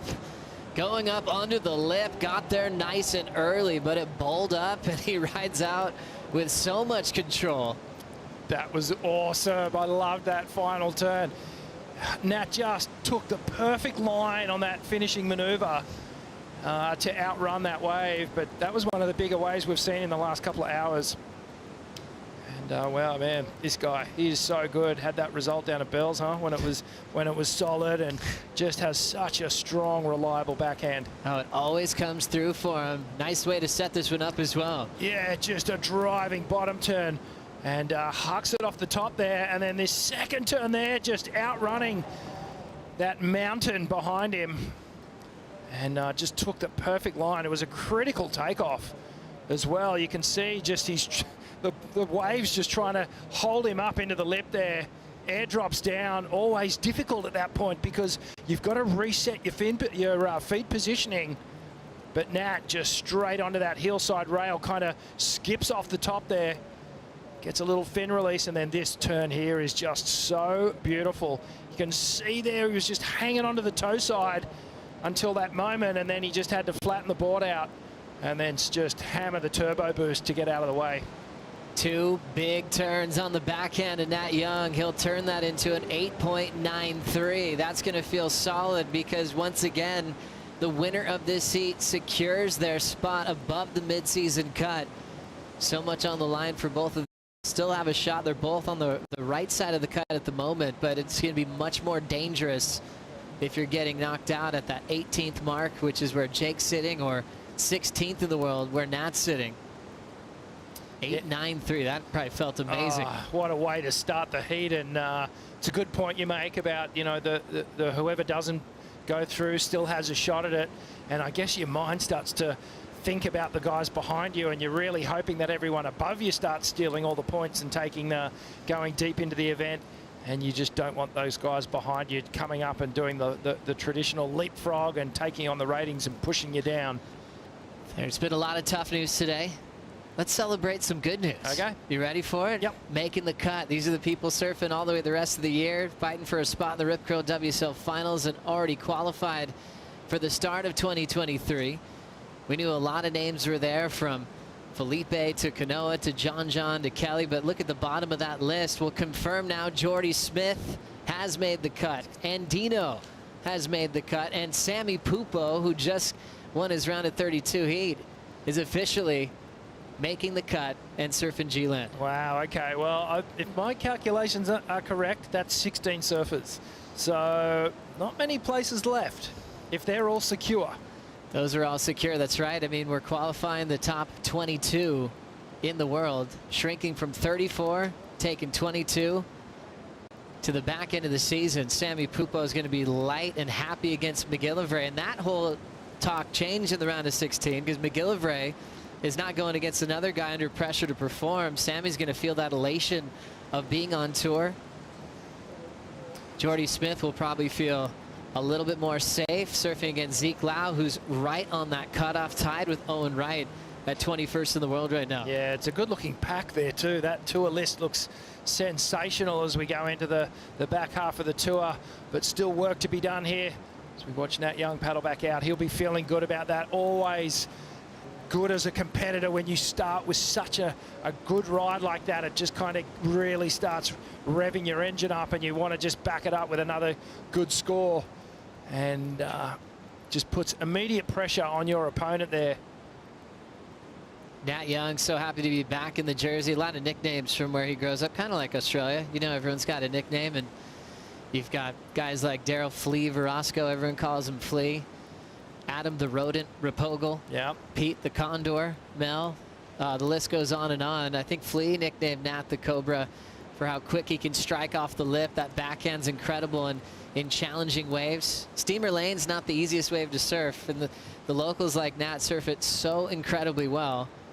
And that's kind of where Nat got his feet wet with big wins. Won the Coldwater Classic. I remember he was devastated that day. He lost in the Pro Junior.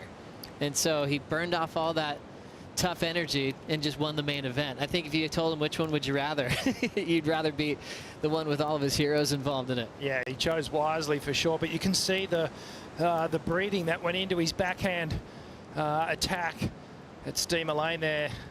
And that's why he's been so good at some of these events like Bell's and here at Margaret's on the rights. This wind changing up again. It looks like it's shifted around direction once more. It's just been so variable today, really keeping all the surfers on their toes. And as a competitor, you can't take your eyes off the ocean when it's doing this. And traditionally, sometimes you like to move away and just sort of go, okay, I kind of have my plan. I know what's going on. But when the conditions are like this, you've always got to be eyes to the horizon and having a look at what's going on. As we check the replay here, the first turn was a solid hit, but it's that second turn there, Joe. I just love how he took a lower line on it because he really had to. If he had gone just a little bit higher up the face of that, he would have just been swallowed up by the lip. Critical airdrop to start off, and just look at the power on the backhand, just leaning right on the heels. And it was sort of a two-stage extension through that top turn. And then here again, nice and low, leaning in, getting the board right on rail. And a quick transition then. All the weight on the back foot now. Just trying to keep that nose out from purling. And then hit the turbo boost. So impressive to see him hang on to that rail line. Just such a smart turn there. Not trying to hit that section too hard. He wanted to turn early under the lip. It bowled up really well under his feet. His backup board selection got a bit bigger. Jackson Baker, who was knocked out earlier today, gave Nat all the boards that he needed just in case. I think Baker was on a 6-6, and they knew on this rising swell maybe Nat would need to go a bit longer. But whatever he has now is looking solid. He often likes that continuous rocker that he gets from Channel Islands. He just likes to push as hard as he wants and knows that rail's going to come with him. I don't think any of our competitors who have chosen to ride a bigger board today have made the wrong decision or have regretted their decision. Because the waves are so big and powerful and these open faces and there's so much wind going on, it sort of baffles me as to why you would choose to go on a smaller board or something that could potentially make you underdone or undergunned in this case. The longer board, you can just sort of hold the line a little bit better. There's a lot more trust and confidence, a bit more control with each turn. Sure, you might lose a little bit of your turning or pivoting capabilities, but on a day like today, it's going to be a better choice to always go an inch or two longer on the board. There's always a lot of people sending their Hawaii boards here to West Oz as well. I know Ryan Fletcher and the crew, they sent all these Hawaii boards to get to Australia, and they got rerouted to Dubai somehow, just with travel, just like airplane travel. Your tickets could be changed. All of a sudden, they're like, where'd they end up? they arrived just in time for the big day. That was a lot of work done behind the scenes. With now 19:30 on the clock, Jake Marshall needs a 6.11. A lot of great things to talk about, Jake. I think you can't get past his performance at Sunset Beach when he's the underdog. John Florence shows up. It's in his backyard. Everyone's just saying how John's going to run away with it, and it just showed how much time Jake has put in on that wave. Marshall said, yeah, pipe gets so crowded. He wants one out there, but well, might as well surf Sunset and get more reps and feel good and surf. And all that time he put in really showed when he took out John this year. Yeah, he's really, you know, he's grown in stature, but his surfing's grown a lot as well in terms of his rail game and his power. He's a big lad now, and he's got a lot of weight to throw around. But he needs to get going here, Joe. He needs to stay in this heat. He needs to fight back with a big score, because that 8.93 that Nat Young has dropped is a very good number. Nat's one of those guys, too, that can drop a big number and then drop anchor. He doesn't have to kind of fill things in. And he's really cool, too, how he rolls on tour. Even back when he won Rookie of the Year, talking about these big coaches' corners and support crews, and he was kind of handling his own business even back then when coaches were becoming not just popular, but kind of felt like you needed one. And at every interview, you're going, oh, yeah, he's still doing it by himself.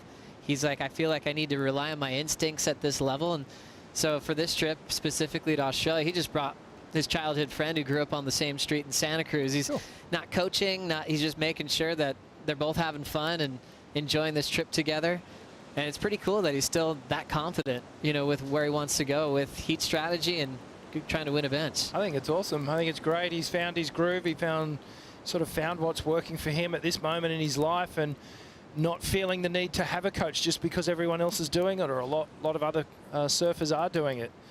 And it just sort of gives you full responsibility and gives you the reins to control your own destiny without any sort of external input. So good on him, obviously bringing the good vibes with a best mate from home. And you know, a lot of the time that's kind of what coach does in disguise anyway. It's just making you feel certain about your decisions and good about your choices of equipment and things like that. So hats off to for Nat. Nat Young sitting patiently after his 8.93. Sets up this famous backhand once again. Precision through the arc of the pocket. A lot of foam on the face. He'll slice right through it for another version of a two-turn combo. Once he gets one, he often just rifles off more and more. The famous bells finally made as a rookie was huge, but he also made finals day at Karamas with that backhand attack. He made a final at Portugal against Kai Otten, that first lap against the top 34. Just instant success.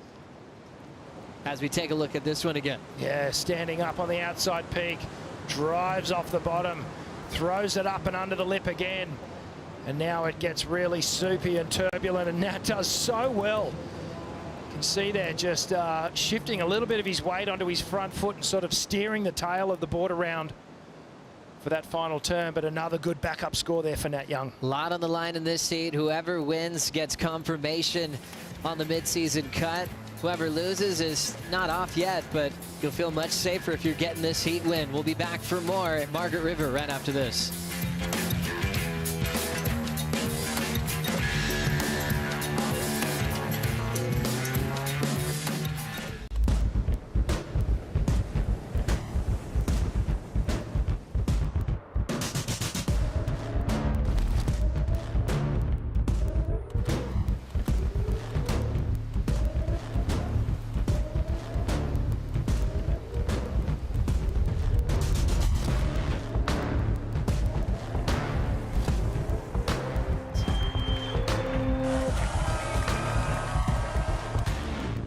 I never thought I was going to make it here. I thought I was going to miss the whole event. So many. The male pro Portugal champ.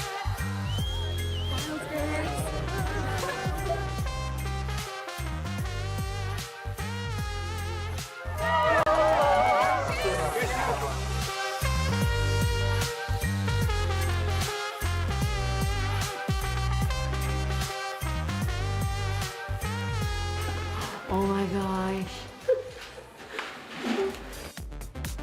Welcome back to the Margaret River Pro. I'm down here with Bronte McCauley, a Healthway ambassador. Bronte, how good is it to have Healthway behind another great event like this? Oh, it's incredible, like especially at Margaret River. It's like, you know, whatever you're doing, you're pretty much always outside. So it definitely like matches Healthways and yeah, being in places as beautiful as Margaret River. How important is your health, your diet, and all of that behind the scenes when you're paddling out in big surf like this? Yeah, it's pretty important. Like, yeah, I love having like a big breakfast and yeah, even just having like an active lifestyle, good sleep, not spending too much time on screens and just getting outside. Yeah, and just having a bit of balance is important. I think it does make a difference in your heats. Absolutely. Talk to me about the importance of the drug aware trials for up and coming WA junior surfers. Yeah, I know like the trials mean so much to all the local surfers here. Like even at this event there was 5 Western Australians in it, and 3 were from the guys in the trials and 1 from the girls. So yeah, I know like even for me growing up, I was like, wow, imagine getting the opportunity to surf in an event, and yeah, you don't really know like where those opportunities can take you. So I always love like watching the trials and always behind all the young Western Australians.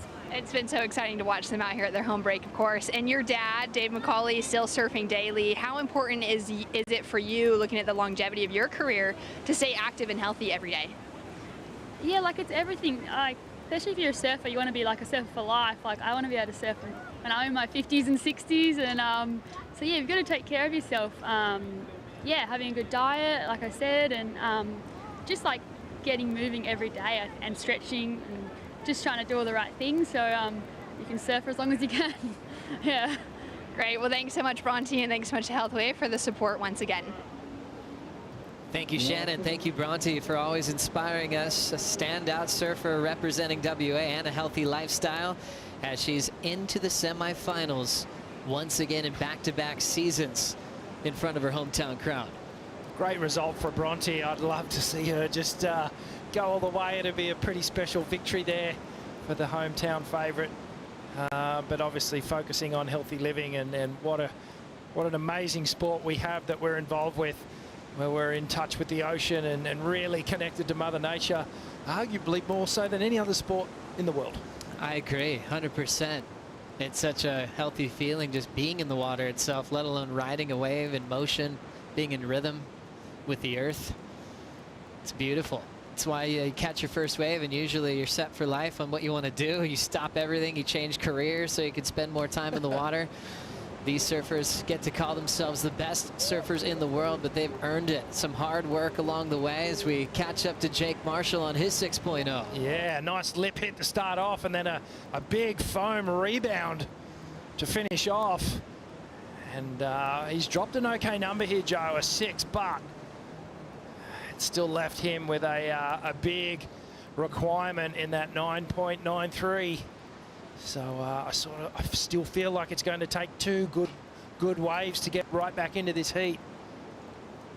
Jake Marshall has the belief in him, has worked with a lot of great people in his lifetime, from Chad Bonsek in the early days of his coaching life, then a long connection with Chris Gallagher. Gally, the first non-Australian to win this event at Margaret River.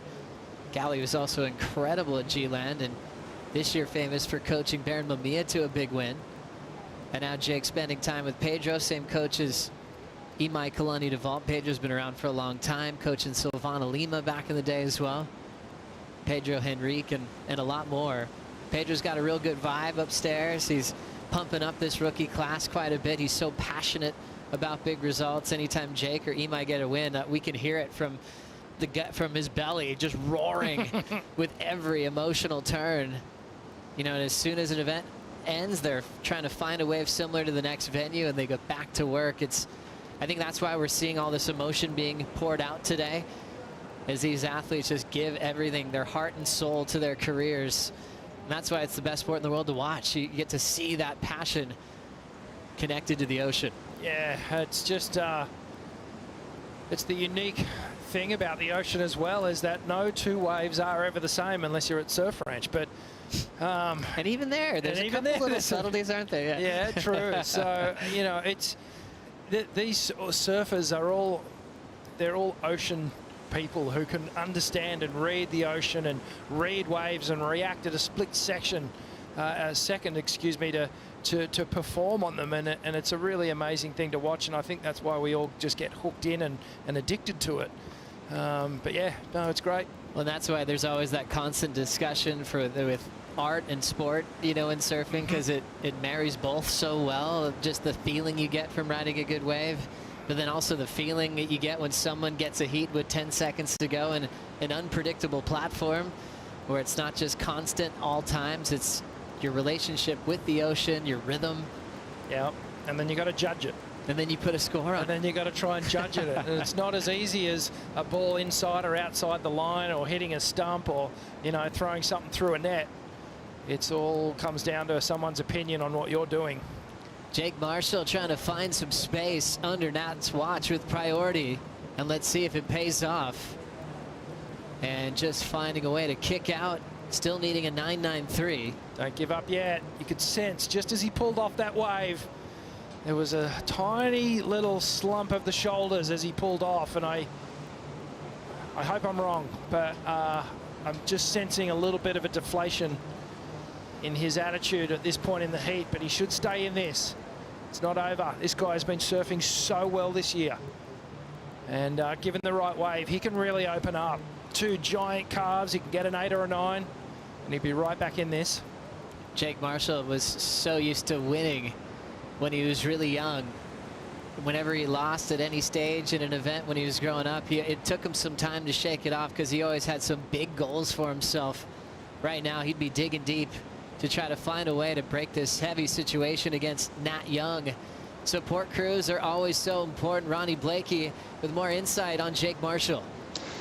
Yeah, the major support that Jake Marshall referenced when I spoke to him came from Marcio Suvi and Sharp Eye Surfboards. He said they stuck by him. He obviously came really close to qualifying, and I think when you get that close and miss out, you know, sometimes the sponsorship dollars kind of dry up, but Marcio backed him, believed in his talent, and, you know, a couple of years later, here he is on the championship tour and has had big upset victories over the likes of John Florence at Sunset. I heard you mention that earlier, Joe, but down here we've got his corner, and it's Pedro, his coach at the moment, his travelling buddy Imai, who unfortunately fell out of the mix and missed that cut earlier on, but still turning out for their good friend. It's been awesome to see the support, and even the victories in this round of 32, this crucial round, have been kind of solemn. No one's really throwing their hands together because everyone's really feeling for those surfers that have missed out. It's interesting, isn't it, Ronnie? It's a different feel walking down to the steps. This day is monumental in pro surfing history. A lot of heavy moments for surfers trying to re-engage with their career.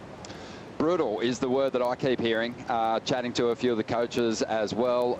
It's new, it's different. Everyone's going to become a lot more familiar with it as we, you know, progress into the new tour season. And you'll know as a rookie that if you want to keep your place on tour, you're going to have to do something exceptional early on in the year. You're going to have to beat some world champs probably to improve your seed and take the pressure off when you get to stop number 5. Good man, Ronnie. Thanks for the insight on the steps. Nat Young, Jake Marshall still with 6:30 to go, as we've seen just a pile of waves coming through main break. Jake under priority, needs a 9.93 for Nat Young, and this would probably be the sweetest feeling. He's only looked at 2 waves, 2 keepers, having the lead and priority. I'm not sure if he's aware that if he wins this heat, he knows he's going to ensure his spot for the rest of the season. But that's going to be amazing to hear when he comes up the steps, if he can hang on to this total out front. Yeah, well, he's looking good at the moment. He's done everything right. He's been on the 2 best waves of the heat, and he's surfed exceptionally well on them. And it's all in the hands of Jake Marshall here. He needs to dig deep, make a big comeback. So we check out the Harvey Norman recap, our second All-Californian matchup of the day. We had Griffin get past Connor Coffin earlier. Now it's Nat Young versus Jake Marshall. Nat's opener, an 8.93 on 2 big backhand hacks. Just such a critical turn. Even when you watch it over 5 times, the intensity of that final turn, it doesn't grow old. The first hit here, and this was Nat's other wave. A little bit more foamy, but gets some good work done. Just gets a little bit more release out of the tail on that final hit, getting that 7-point ride. And this is Jake Marshall's best wave here. Kid from Encinitas coming back, just rebounds on that foam. Hits it nice and hard, but just hasn't had many more opportunities outside of that one, Joe, to really show us what he's got. So good to have some San Diego representation on the top 34. One man that was thrilled was Taylor Knox, spending a couple of decades on tour. Watching clips of Taylor now, it's like he could qualify. He's surfing exactly the same. Ageless, now at 50. I'm sure Taylor's watching this. Jake Marshall needs a 993. And he'll get hung up and a bit lost on that foamy part of the wave. See the head get thrown back there. And that is a sign of what's going on. The head noise that started for Jake Marshall here. Unfortunately, you can tell he's just feeling a little bit deflated by not only the situation that Nat's put him in, but perhaps the waves and the conditions. He just hasn't quite tapped into it. He's been just surfing so well. He impressed me so much at Sunset this year with a rail game, and reigniting with sponsor Hurley, getting the sticker back on the nose of his board. So he's obviously got a lot of people interested in what he's doing now. Oh, it's really cool. And I feel like seeing Jake bit emotional. He's just trying to fire himself back up as we look at Nat Young stretching out the bottom turn, tags it. Hasn't made any mistakes in this heat. Has to fish his way for a finish. Solid. But he still hangs on and will ride away. So solid. And that's probably going to eclipse his 7-point ride.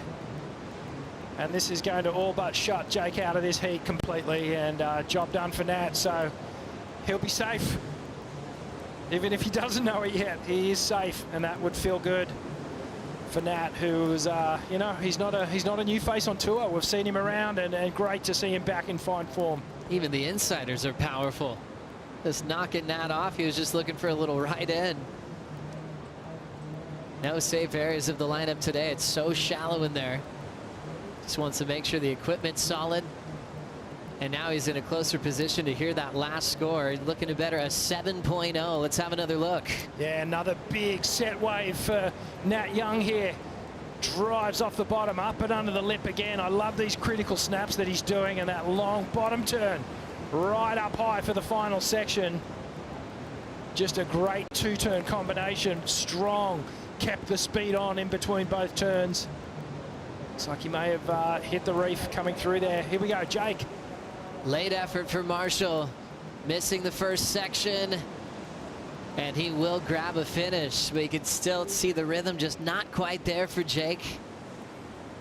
He wanted to wind up with something big. He had that intensity coming off the first bottom turn, but the wave kind of changed shape in the pocket and had to really just focus on the end section hack. Numbers coming through for Nat. He could potentially improve. Low scores is 7.0. And if it does improve, you'd be safe to say that he'd be officially moving into the round of 16 and seeing himself on tour for the back half of the season. It's a 7-1-7.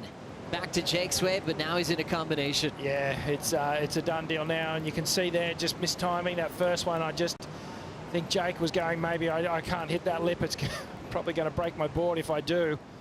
And just gets through the finish of that wave, so he won't like what he hears when he jumps off the ski with a minute to go. Impossible task now. So this is the interesting part of the cut. Nat Young, 16th in the world, heading into stop 5. Jake, 18th in the world. It's not over yet for Jake Marshall. He just has to stand by and watch things unfold to see if he'll get confirmation later on today or even tomorrow. But for Nat, he's going to be able to sleep well tonight, knowing that he survived this cut line at stop number 5 of the season. 7-1-7, 8-9-3, throwaways a 7.0. Does it get any better than that in a heat win? No, I think this might be the performance of the day in terms of constructing a heat and making decisions, picking the right waves and just putting together amazing surfing on each of those waves. Incredible backhand attack. One of the standout performers of the day, without a doubt. So Nat Young's going to wind out the clock and feel incredibly confident heading into tomorrow, which will be finals day. And knowing that he's still got his spot on tour. One of the best, most confident performances we've seen in the round of 32 today. That famous backhand just even got a little bit more fame and fire on the back of that CI surfboard. 16.10 combined total to eliminate Jake Marshall in the round of 32. Up next, it's Kiowa Belli and Frederico Moraes. We'll bring in Shannon and Bugs for the call.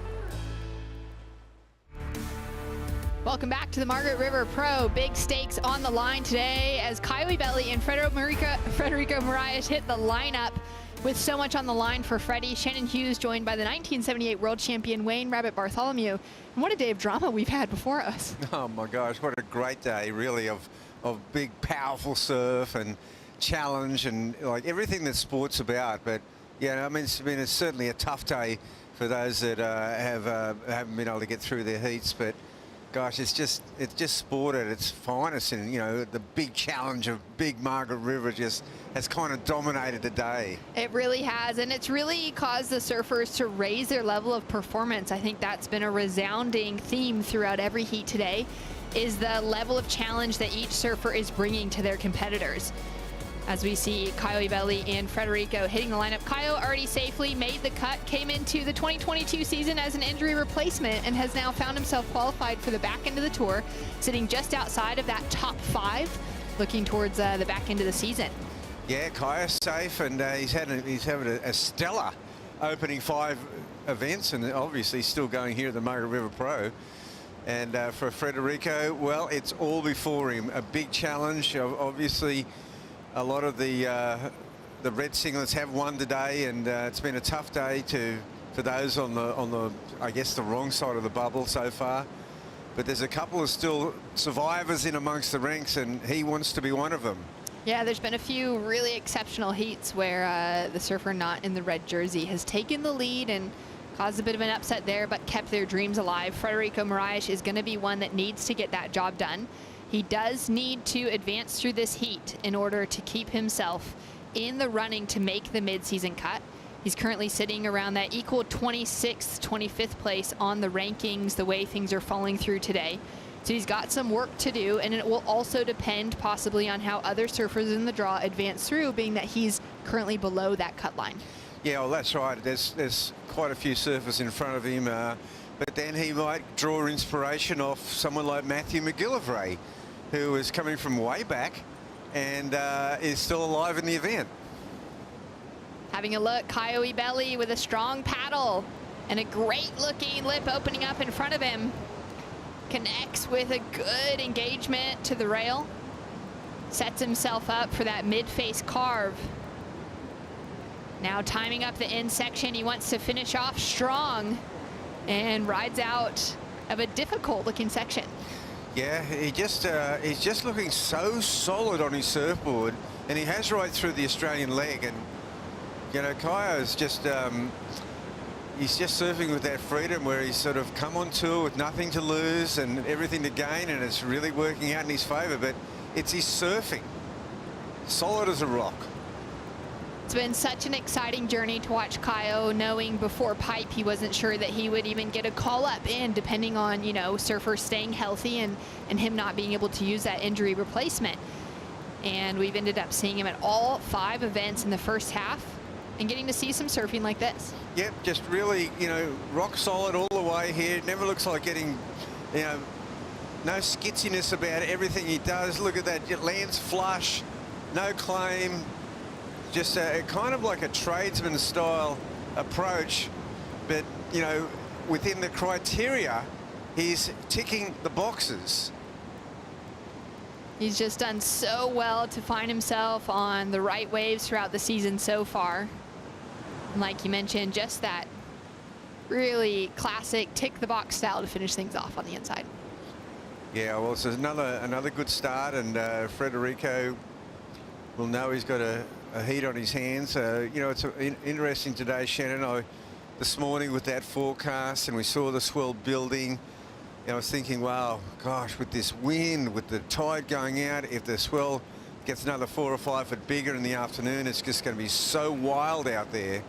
I'm kind of glad it seems to have leveled off a bit, as far as there's still big sets, but it hasn't got to that 15-foot range. And an airdrop for Federico Moraes behind the section, and he's going to inch his way out without taking the lip on the head. Yeah, well, that wave, it seemed to promise a lot. It had a pretty, you know, good open face on it. It was quite walled, though. It didn't have that A-frame, and we see Frederico's going to paddle out through it here, and he'll just sneak under this one, and hopefully there's a little bit of a lull for him, or at least a gap between him and the next set. He looks okay to get out the back, so it's a high-risk paddle back out, but he's a fair way over. We can just see him in that left-hand corner of the screen. He's got a fair way to paddle back, but he looks to be in open water. Looks like he's in a good situation there. Scores now in for that second ride, opening ride of Coyote Belly, just a 2.00, but he improves with a 6.83 for the last 2-turn combo. That's a good score to open with.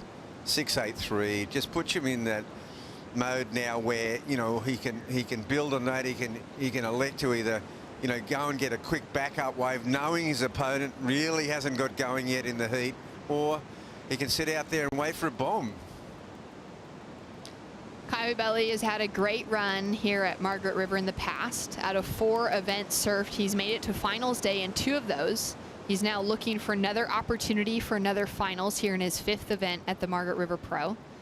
His best result to date was the semifinals back in 2019. But he is that surfer that back in his rookie season here, Bugs, in 2016, he was the last surfer to actually beat John in a match. As we know, John has gone undefeated since then. He's fallen out due to injury a couple of times. But Coyote Belly holding him off back in 2016. Well, that's a real feather in his cap, because nobody bests John Florence out here at Margaret River, certainly not over the last 5 years. And only injury and himself there's a big set coming now, though. I might have spoken too soon. I can see some big lines, and they look very walled. But Coyote Belly has got out there and got priority again. So Federico Moraes to paddle out He might have got out the back, but he did it without getting that priority. And that's such a crucial place to be sitting in, to find that priority, especially given wave selection out here being absolutely critical. Some of those bigger sets just closing out, some of those sets offering some great scoring potential. Kaio now sitting in the lead with that 6.83 and a 2.00 to kick things off. Freddie opened up with just a 0.50, is now chasing an excellent score to get the advancing position. Yeah, and as I said, this set, it's not a huge, not a monster set, but it is quite walled. These guys are kind of looking for the ones with a, you know, a bit of an A-frame, something they can swoop in behind, and then a taper.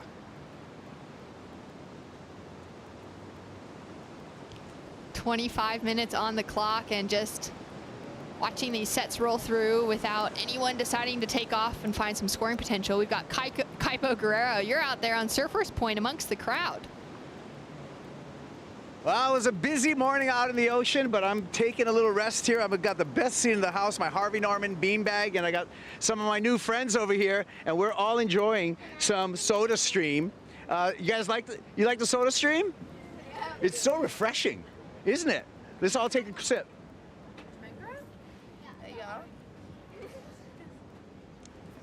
Mmm. Thanks, Kaipo. Glad to see you're enjoying yourself there. Getting a little bit warmer with that fleecy cap on. Finding some Soda Stream. Well, of course, Kaipo's doing anything at all to not go straight back out the back into that. Straight back to taking sets like these on the head. He's looking slightly more relaxed with his feet on the ground. And of course, the grommets for just Johnny on the spot. They were right there to get a free soda stream. Anytime the grommets can be in on something free, and Kaipo would be the first one to go make some new friends and have a chat with some of the local groms here. No doubt all of those are local rippers that would take out Margaret River main break on any day of the week that they're allowed to be out there. Oh, and I love Kaipo's Davy Crockett hat. Me too. It's so great. Strong paddle there. All right, so going into that situation, Kaio Belli had priority. Federico under second priority. Looks like that may stay the same. And a little bit surprising for me, Bug, seeing that we had that set roll through. Multiple waves. They finally had to dig at it, didn't get into it. No, it's been a little bit of a quiet start. That 6.83 sits well in the ledger of Kaio Belli. Federico, he's the one who needs to get going in this heat, and he's had a bit of a stuttery start. Solid size wave that they're just going to miss out on as well. Kaio with the better of the opening exchange, and he does hold on to priority with that last paddle battle between him and Federico Moraes. And in head-to-head matchups, Kaio Belli has Freddie beat 2-0. They haven't matched up against each other in a few years now. So it'd be great for the two of them to have at least that head-to-head matchup here on the championship tour. And speaking of other epic head-to-head matchups, we saw Jake Marshall go down to Nat Young, and Nat securing a spot on the championship tour.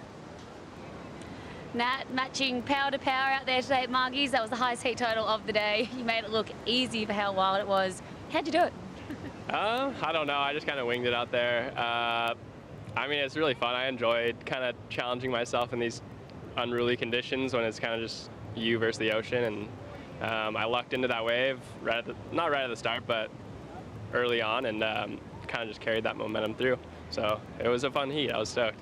You've always had, pretty solid results here, always sort of in the quarterfinals and a semi-final finish back in 2015. You obviously love this wave. What is it about it that you love? It's similar to waves at home for sure. Like there's a wave at home that we kind of surf when it's like this, so it has similarities. I enjoy coming to Western Australia. It's definitely one of the most beautiful places we get to come. So I'm lucky I've done well here, and I'm hoping to do good this time around too. And going into that heat, the pressure was off you. You have actually been confirmed to making the cut after that win. But yeah, obviously going into it, you knew you were in a good position. So yeah, how does that feel? Yeah, it feels good. I was definitely wasn't too stressed out about it, and then yesterday I kind of started to overthink everything and think about all the scenarios and stuff like that. So I started thinking about it more than I had been. But I knew as long as I could go out there and surf good and make that heat, it wouldn't be a problem. So yeah. Amazing. Well, we're seeing to the round of 16. Anyone you want to say hi to at home? To my wife and baby. Baby's asleep, but they're all watching. My sister. Hi guys. I don't know. Hope you're watching. Maybe you're asleep. But yeah, everybody else back in Santa Cruz. Thanks for the support. Amazing, Nat. We'll see you tomorrow in the round of 16. Huge congratulations to Nat Young securing his spot past the mid-season cut, booking himself an opportunity for another 5 championship tour events this year, Bugs. Yeah, and good on him, and he did it in style, slashing style. It was not just the best backhand performance of the day, that was the best performance we've seen here so far at Margaret River, probably in the entire event. That was an outstanding performance, and I'm sure there's a lot of folks back in Santa Cruz that are just jumping for joy at seeing their boy doing so well on the world stage. So exciting. Only took off on 3 waves in that heat. His opening ride in 8.93 really set the tone, backed it up with a 7, and then increased on that with a 7.17 to find that much momentum and high scores on the only 3 waves he took off on. It's really, really impressive performance from Nat Young. Yeah, and of course Nat, he made mention, you know, not only of his family, of course, but of his friends back there in Santa Cruz. He's a proud member of the Santa Cruz Board Riders, and you know, what a classic slice of history Santa Cruz is in, you know, California West Coast surfing. Yeah, it's been great to hear more of those stories from Nat Young over the years, and those early wake-ups with his mom driving him down to Southern California where there was a little bit more space for him to jump in the jersey and compete. But of course, just spending so much time out in the lineup in that Santa Cruz area, some cold water up there. Yeah, that's the Cold Water Classic, and that's why he's so at home when he comes to Bells Beach and Margaret River. He just looks completely at home. Down to 19 minutes on the clock, and it's been a bit of a slow heat so far. Kyle Belly found that 6.83 on his second scoring ride. Federico Moraes hasn't been able to find even a 1 in the lineup so far.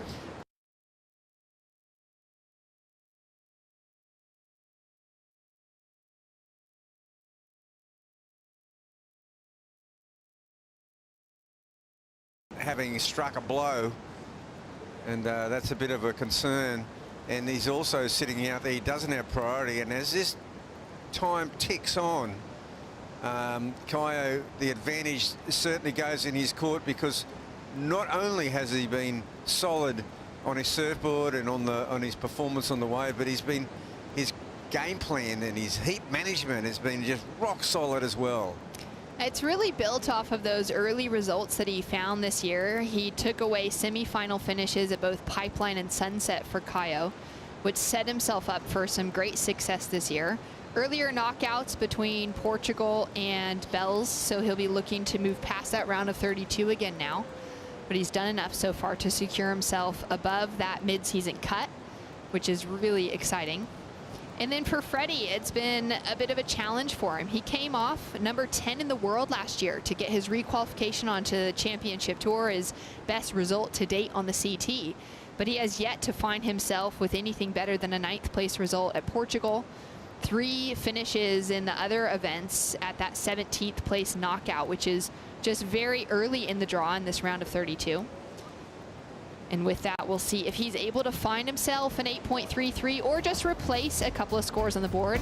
Bonsoy Brew Break, and we'll be back with more action after this. Ethan Ewing and Leonardo Fioravanti up next.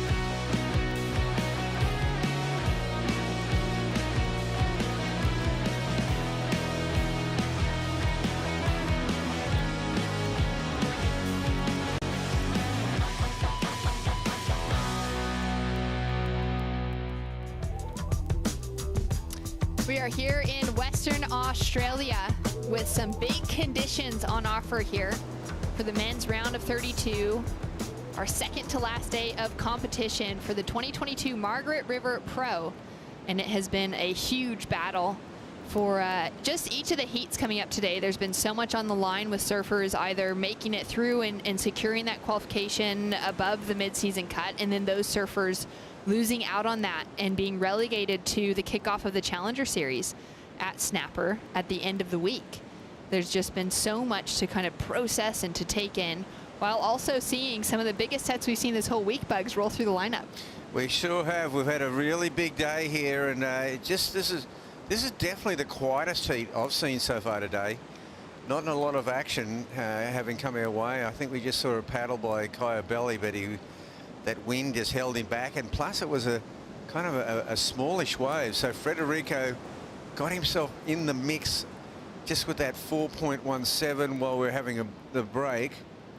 And that has really helped his campaign. He was chasing that above 8-point ride before that as a single requirement to take the lead away. He's now sitting with just a 4.67 to get that advancing position because Kaio's backup score is just so small at the moment.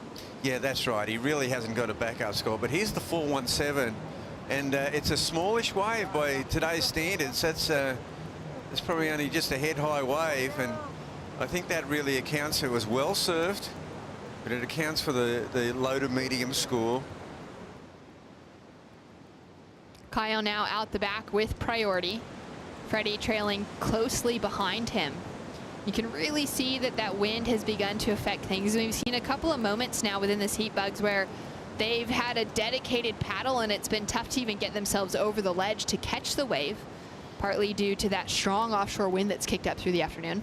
Yeah, and perhaps also the swell seems to have, like the bigger sets are more intermittent now. They're not quite rolling through with the consistency we saw before. So it sort of lures them onto the inside part of the reef, but they still need to get those ones that A-frame up to get so they can get a clean entry into the wave. The ones that back off and just wall out, they often don't get them. There's a couple of lines coming outside now. A couple of lines on the horizon way out there. We've had our water patrol just doing a fantastic job. Ronnie Blakey, how cool have they been this week? Oh, they're the hardest working men out here, Shannon, for sure. I heard you just saying that swell building. Some of the biggest sets we've seen surging across main break here, right across that inside shelf. And these ski drivers have been at it since daybreak. They're going to do a 12 to 13 hour day today, riding these ponies around the lineup, looking after our surfers. And it is hard work. We've already seen them do some U-turns when some of those bigger sets have closed out the bay. One doing that right now, and it might just catch our competitors out. But I want to give special mention to these guys: Paul Patterson, Perry Hatchett, and his son Keeler, Dino Adrian, Richard Sills, David Delroy Carr, Jed Madison, and Simon Tien. These guys are going to be doing these big 12-hour days today and tomorrow. It's brutal, and they've got the surfers' safety at the front of their minds, and just the way they're able to weave their way through this inside shelf. It's so impressive. They're all great surfers and extreme watermen. I could not agree more as we see him just getting over the top of these sets as well. It's been amazing, Bugs, to just witness the teamwork of them. I mean, seeing 8 skis in the lineup, that's a lot to negotiate on any day. Yeah, well, it's a couple of football fields, the playing field out here, and just to have this amazing crew, we salute them. We see one jet ski right in the lineup now. I think I was talking about those sets being intermittent, but I think a big one just rolled through and caught them. We'll see what happened there, what sort of carnage there was. But they certainly seem like they're enveloped in that sudsy white water. Yeah, some really huge sets that are rolling through, and it looks like both of our surfers, Kaio and Freddie, are just out of position for those at the moment as well, just getting washed around a bit, and they're not even maybe sitting in the right spot in the lineup at the moment. No, well, they had definitely moved in, and I do think that Federico had moved in because he'd only had that one, but you got to remember Kaya Belly also, he's only had that 683. And well, here's, oh wow, look at this. That is a large set. Okay, where are they? They're underneath it. Oh yeah, they're well and truly underneath it. That's no duck diving there, that's a bailout. the Water Patrol up against it, as well as the surfers, doing an incredible job to work together to keep their eyes on everyone that's in the lineup. Of course, these surfers are prepared for moments like this. They train so hard, Bugs, in and out of the water. The workout routines of every man and woman on the championship tour now are that of the top athletes in the world. But still, to take a set like that large on the head, would take a lot of energy out of you. As we see Kaio finding a great opening turn. Now looks for that next section, negotiates that sort of backwash double up. As he comes through for a huge slide of the tail, manages to hang on to it. And he's gonna look for one last finishing touch. I cannot believe he stood on his feet at the end of that last turn. Impeccable timing, and what a great recovery. I'd like to see how much of his board was, looked like his board was like underwater there for a second. It was sliding, it was underwater. It was an amazing recovery. And he never lost his posture. He never lost the poise of his technique. Some crazy surfing coming through from Kaio, little slash on the inside. And you can really sense that he's starting to find that momentum as we take a look at how difficult this wave was. Yeah, it's a solid looking wave, and that's a great slashing cutty snap off the top of there. Now this part there, it's sort of this that middle transitionary part to keep. He's got that eye on the prize down the line here. Snaps lay back, and then wow, the board is just so elongated. His body is stretched out.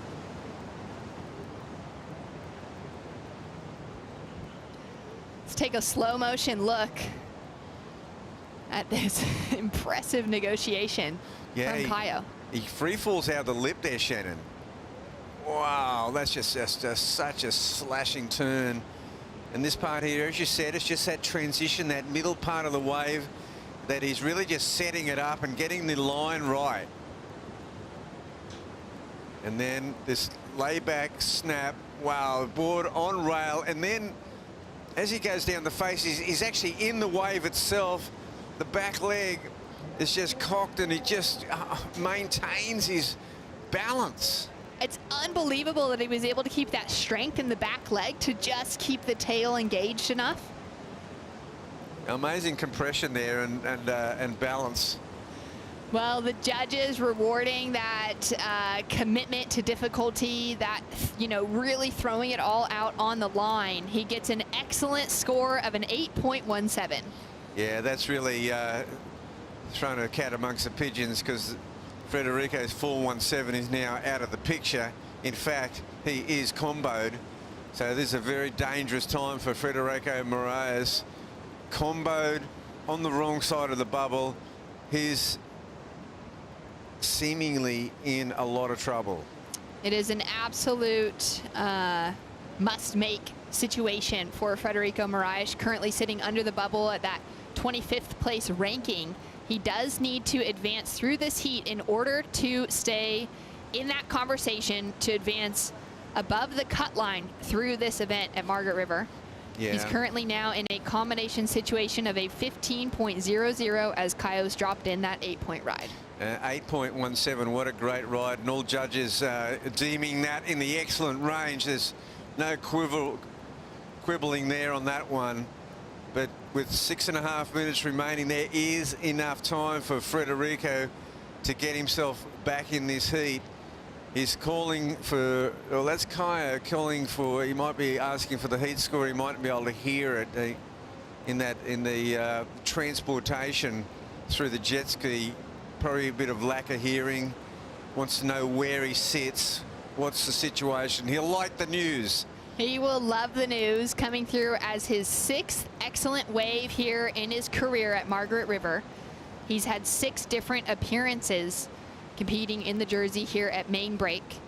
And to find those excellent scores is just such a great feeling, especially heading into looking at advancement should he now take out Freddie and advance through into the round of 16, knowing that he wants another opportunity to make his 3rd finals day appearance here at Margaret River. Yeah, he's got a good track record over here in the West. He draws upon that. With priority, Freddie's going to have a look at this. Now he needs 2 fresh scores on the board to achieve that 15-point advancement requirement. Great carve to kick things off. He's now driving off the bottom, negotiates that second section, sets himself up on a huge closeout, has to eject, and just goes missing in the whitewater. Yeah, he certainly seemed to bite off a little bit more than was needed there, because first things first, he needed to get out of priority. Anything above the 5-point mark gets him out of priority with just that glimmer of hope for a miracle finish. That was a crazy section that he went up to on the finish. Now he's going to be under the 5-minute mark, caught on the inside, right on top of the shelf as well, just getting sucked around in the current. He's going to need to get back to that ski and get out into lineup to have an opportunity to take back the lead, as we take a look at the Harvey Norman recap with Kyle Belly finding a couple of solid scores. Kyle Belly in total control of this particular heat. From the get-go, he laid down the gauntlet here, and his opponent has not been able to go with him. This wave here, the 8.17, a brilliant ride, and one of the most outstanding maneuvers, single maneuvers to finish that we've seen yet today. He positions himself. You can see his feet moving on his board to get himself absolutely right for a full-blown attack. And yeah, he has just been in scintillating form. Freddie answered back.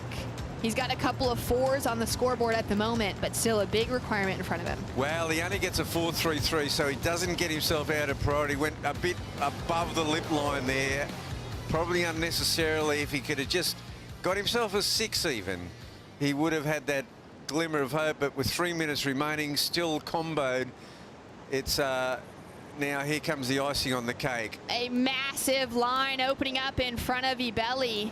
Connects with the lip on a bowling section. Redirects back into the foam, and just a lot of froth on the face of this wave as he has an actual mountain standing up behind him on the wave behind. Kayo's gonna check that one. He'll come through into that jet ski assist on the inside. Yeah, that was like he was on a vanilla thick shake on that one. That was just foam everywhere, thick foam. That was the best call, Bugs. Look, hang on, he's going 2 minutes 38. Is that a board change? I mean, this is unbelievable. It's got to be the call for the ski. Now, what I'm paying attention to is the fact that we still do not have a priority number letter next to Freddie's name. So Federico, with 2.5 minutes on the clock, remember he caught that wave. It was under the 5-minute mark when he was needing to catch the ski. He may not even be back in the top of the lineup. There he is now. He would have just gotten dropped off. So that's about 2.5 minutes of time wasted through that inside, having to get back to the ski. And now I just feel like time has worked so well in Kayo's favor, down to 2 minutes. Although Federico's going to be out on his own in the lineup, he needs 2 fresh scores to take the lead away from Ibelli. Yeah, I think this is a bridge too far for Freddie. Federico Moraes has had a great run on the WSL Championship Tour. It will be such a shame to see him not making it through for the rest of the 2022 season. His rookie year was back in 2017. He had a large rookie class within that. And in his rookie season, he found himself in his very first Championship Tour final. He walked away with a 2nd place at the Corona Open J-Bay behind Felipe Toledo in just an incredible performance in that run in South Africa. And now he has an opportunity to find a good wave, to unleash on a solid size set, and it just clips him at the bottom. Yeah, that kind of pretty much personifies his day so far.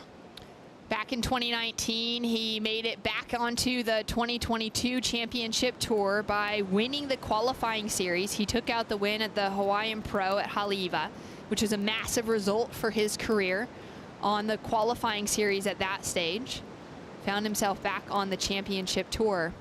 And we will no doubt see him put together a strong run on this year's Challenger Series. Oh, for sure. I mean, all that experience he brings to the fore. He'll be on the Challenger Series. I mean, the forecast is looking fantastic for Snapper Rocks. That is a nice, you know, it's a nice soft landing. Look, sport is a ruthless business. You get into it, you dream as a teenager of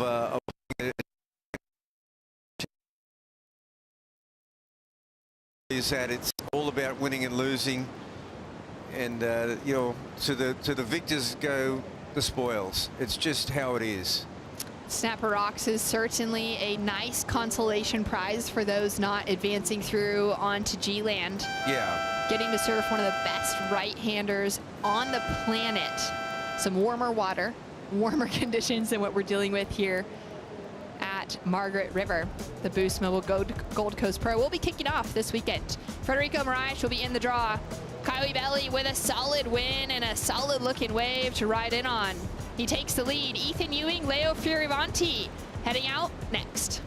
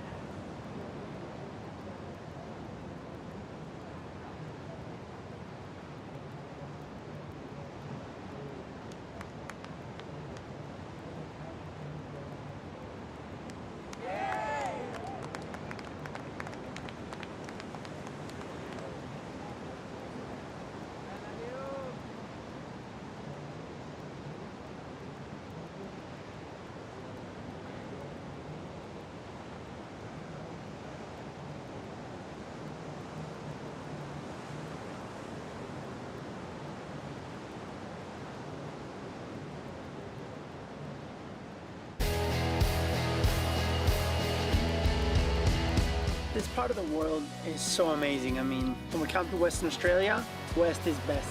It has everything. WA is such a beautiful coastline as well, and there's just so much venturing to be done. The mountain biking today was really fun. It was quite a rush, you know, going down all the trails. And we got to try out 2 different wineries today, and we had a good laugh. We're happy, they're happy, everybody's happy.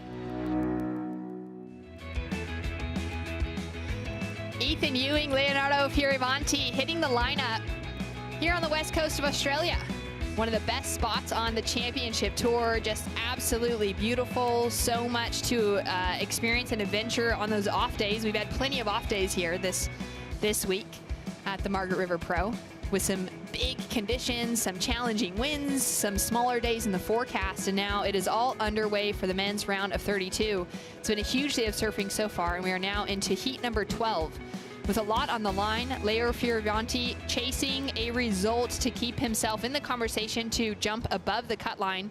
He's currently sitting at number 26 on the rankings. Ethan Ewing at number 10 has already secured his spot in G-Land in that re-qualification for the 2023 tour, and he is now looking for another opportunity to just open up and find a good wall to ride, Bugs. Yeah, well, this heat, looking down the draw, this heat jumped out at me. I said, this is going to be incredible because... And we saw this during the break. Leo getting first selection in the lineup. Yeah, he had the inside on Ethan and elected to go. So first blood going here to the Italian surfer. Leo gets a nice snap in here. Now, we already know he got a 7.17 for this ride. Great finish there. So there's 3 solid moves on that one. There's the scale has been set. The gauntlet has been thrown down. And, well, let's face it, Leonardo has got to emulate a Rocky Balboa style slugfest in this to fight his way back into the top 22. So the Italian stallion is going to come charging out and fight like a tiger. He absolutely is going to. He's just got so much on the line. He's you know, come off of quite an amazing year of championship tour surfing last year, as well as that last-minute call-up to represent Italy at the Olympics. A dream of his from childhood, and seeing surfing enter into that conversation, it was one of those that he really just seemed destined to be an Olympian always. It was so exciting to see him represented there and to represent Italy, Rome, his home. And now to match up against Ethan Ewing. Beautiful opening carve. Second big turn, and goes for that finish under the lip. And he's got some control to gain in the lineup. Well, I feel like he matched Leo on that one. I feel that that was a very similar ride as far as getting the 3 solid maneuvers in. It'll really depend on that last one, if the judges saw that as critical. But I thought that in amongst it all, his second turn was very, very strong. And, you know, with Ethan, I also feel there's some unfinished business in this Australian leg. So let's see this one on takeoff. Late takeoff, smooth as can be, as always. Great snap there. Comes down, transitions, double pump off the bottom. Just a really solid mid-turn there. And then the finish up, it gets in early, and that was critical. There was a lot of white water suds. And look at the late takeoff though. Sideways takeoff. It makes it look so easy, seamless. And then the slow-mo, Shannon, this first turn, wow, solid, huh? Just that Andy Iron style off the bottom into that perfect carve to kick it off. Yeah, and I felt like this middle turn here, just a bit more solid than we saw with Theo's, with Leo's. And then finishes, gets up early, and when you see it in slow-mo, how critical that is, he makes it look so easy. It comes through as a 9.00, and I think you just hit the nail on the head, Rabbit, in saying that Ethan had a lot more to bring in this Australian leg. Yeah, I just feel there was some unfinished business. You know, he's had a couple of good results. He's already had 2/3 on the tour, but Bells, he'd still have a sting in his tail from the Rip Curl Pro, because the ocean abandoned him in that semi-final that we're all looking forward to with Felipe Toledo. It was going to be amazing, and then it was very one-sided. And I just think he didn't leave Bells deflated. I think he left Bells with a sting in his tail. I could not agree more, knowing that he had so much to offer in that matchup. I think mentally, psychologically, he was right there ready to battle with one of the best in professional surfing in Felipe Toledo, and he just literally did not have a wave come through that he could even try to find an opportunity on. Felipe found that early moment in the heat and kind of transitioned over to Rincon and just found enough to give him some kind of score to make it through into the finals with. Yeah, he had good instincts, good scrambling, and that's how it happened in that one. But this one, I kind of felt when I looked at the draw, I just felt it was going to go much more blow for blow. And Leo, gosh, he starts with a 717. You couldn't ask for a better start. Ethan responds with a 9. Such a great kickoff in this heat. Now Leo chasing at the moment just a 1.84, but now it's going to be down to Ethan trying to find that backup score. That's where we've really seen this year, this 2022 season for Ethan Ewing kick off to a magical start, where he's finally been able to find those combinations he's required in heats. We've seen him in his first couple of years on tour, from his rookie season and his follow-up, finding huge scores like this, those really great moments, but not able to back them up. Now this year, we're finally getting him to get that rhythm together, knowing what it takes to construct an entire heat, not just that single moment. Yeah, well, that's a spot-on insight there, Shannon, because in his first 2 tournaments, the first time he came on the tour as a rookie, I think his first wave at Snapper, he got a 9.34. His first wave at Bells, it was actually at Winky Pop, he got a 9.17. So, you know, but then he would, on those occasions, his backup was like a 3. And he actually, I don't think he got through those heats. Yeah, it was a lot of early losses where he had to be relegated back to, you know, relying on his qualifying series campaigns to get himself back onto the championship tour, and we missed out on him for a couple of years there. And so now we're really starting to find him figure things out. He's starting to, in my opinion, resemble a little bit more of John, where we see that maybe some of the best rail surfing that we're seeing on the championship tour now is being done by Ethan Ewing. And now his heat surfing is really coming full circle. Yeah, it underlines his maturity as a professional athlete. That this is the heat management, how he plays the course, so to speak, the lineup, his read, his you know, his watermanship skills, how he gets himself around. These are all you know, they're not even the 1%ers, they're the 10%ers. 25 minutes on the clock. Huge opening scores from both competitors in the lineup. Ethan with a 9-point ride, Leo with a 7.17. Leo's had the better results here in his career on the championship tour. He's had 3 excellent waves. He's had 5 different heat wins over 5 appearances here at Margaret River. So you'd kind of think that favors lying with him, aside from the fact that there's just such a massive difference in where the two of them are currently sitting on the rankings, with Leo sitting nearly 10 spots, 15 spots actually, below Ethan at the moment. And here he is. This guy's a fighter. With an opportunity in front of him, gets caught behind the section, needs to duck out. Wow, it looked promising, that one on the takeoff, but he elected, he used his priority, it walled out. Just seems like that wind has kicked up even stronger now, almost with a bit of a squall rolling through. May just be sort of that drone footage that we're looking at the moment, that real overview angle. And just a 0.5 on the board to back up for Leo. Caio Ibelli took out a great victory over Federico Moraes in that last heat down there with Laura Edinburgh. Caio, solid performance out there. 15 points. You know, you just seemed like you were in rhythm. You made it look easy, but like you were saying, you apparently got some huge sets on the head. Yeah, it's really big out there and really hard. Like, you do have the boil that you base off, but like, for some reason, I don't know if the tide is too high or something, like the boil's really hard to find. And when you see you're right under the lip, so me and Fred, we got like a couple of giant sets in the head, and I was really scared. That was solid, and I was right on the spot. So I wore that in the head pretty good. But the waves are really fun. This is the conditions I like to surf. This is where I enjoy, and everything kind of like falls into pieces for me, and like I love this kind of stuff. So hopefully we have some good waves tomorrow. I think gonna be the best day so far in the window, and looking forward to the finals day. Amazing work, and obviously today's, you know, a pretty heavy, brutal day for a lot of the competitors with the cut. For you, you're in 7th, you're safe. Are you looking for the top 5? Yeah, for sure.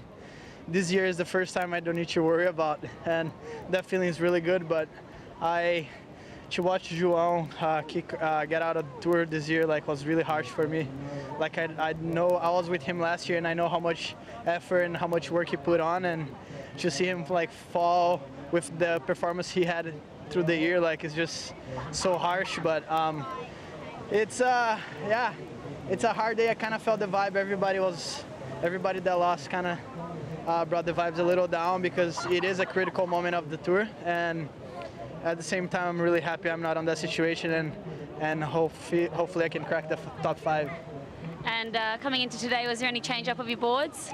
Well, I rode the 6.2 in the first heat, so last night I was riding the 6.2 as a little step up, so I just get a good rhythm with the board, and kind of there's a secret spot for the foot to be at, and I think it was really smart of me, like, surfing that board yesterday. Like, the board feels amazing and really safe. So yeah, no major difference, just a bigger board, and waves are amazing.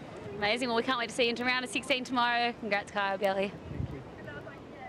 Great to see Caio through. And a huge layback try for Leo on the finish. Goes down on the end section. Connected a few solid turns through together before that. And really great words from Caio there, feeling excited to finally be in that conversation, to now try and make it into the top 5 and feel some relief, knowing that he's no longer, you know, he's set for the rest of the season and into the start of 2023. And I saw him having a long conversation with João Chianca after Joao's loss, and it was really just a special moment to witness Caio stepping in as sort of that big brother figure to some of those athletes like that of Joao. Yeah, well, look, Kaya really knocked it on the head there because, you know, what the unspoken thing is that these this is such a go-forward moment because Kaya Belly has I will come back to that in a minute. Here's Ethan, Shannon. Live action with a powerful opening carve. Great snap for the second turn. Working his way through to the inside, looking really connected to his equipment, feeling really relaxed as he rides through to this inside section. And he'll put the backup score to that 9-point ride on the board, as you were saying, Bugs. Yeah, well, Kaya, look, the go forward is that Kaya is qualified very early in the year for next year. So they've got the luxury of all this year to just concentrate on trying to make that final 5. And then they're qualified for the, you know, till this time next year.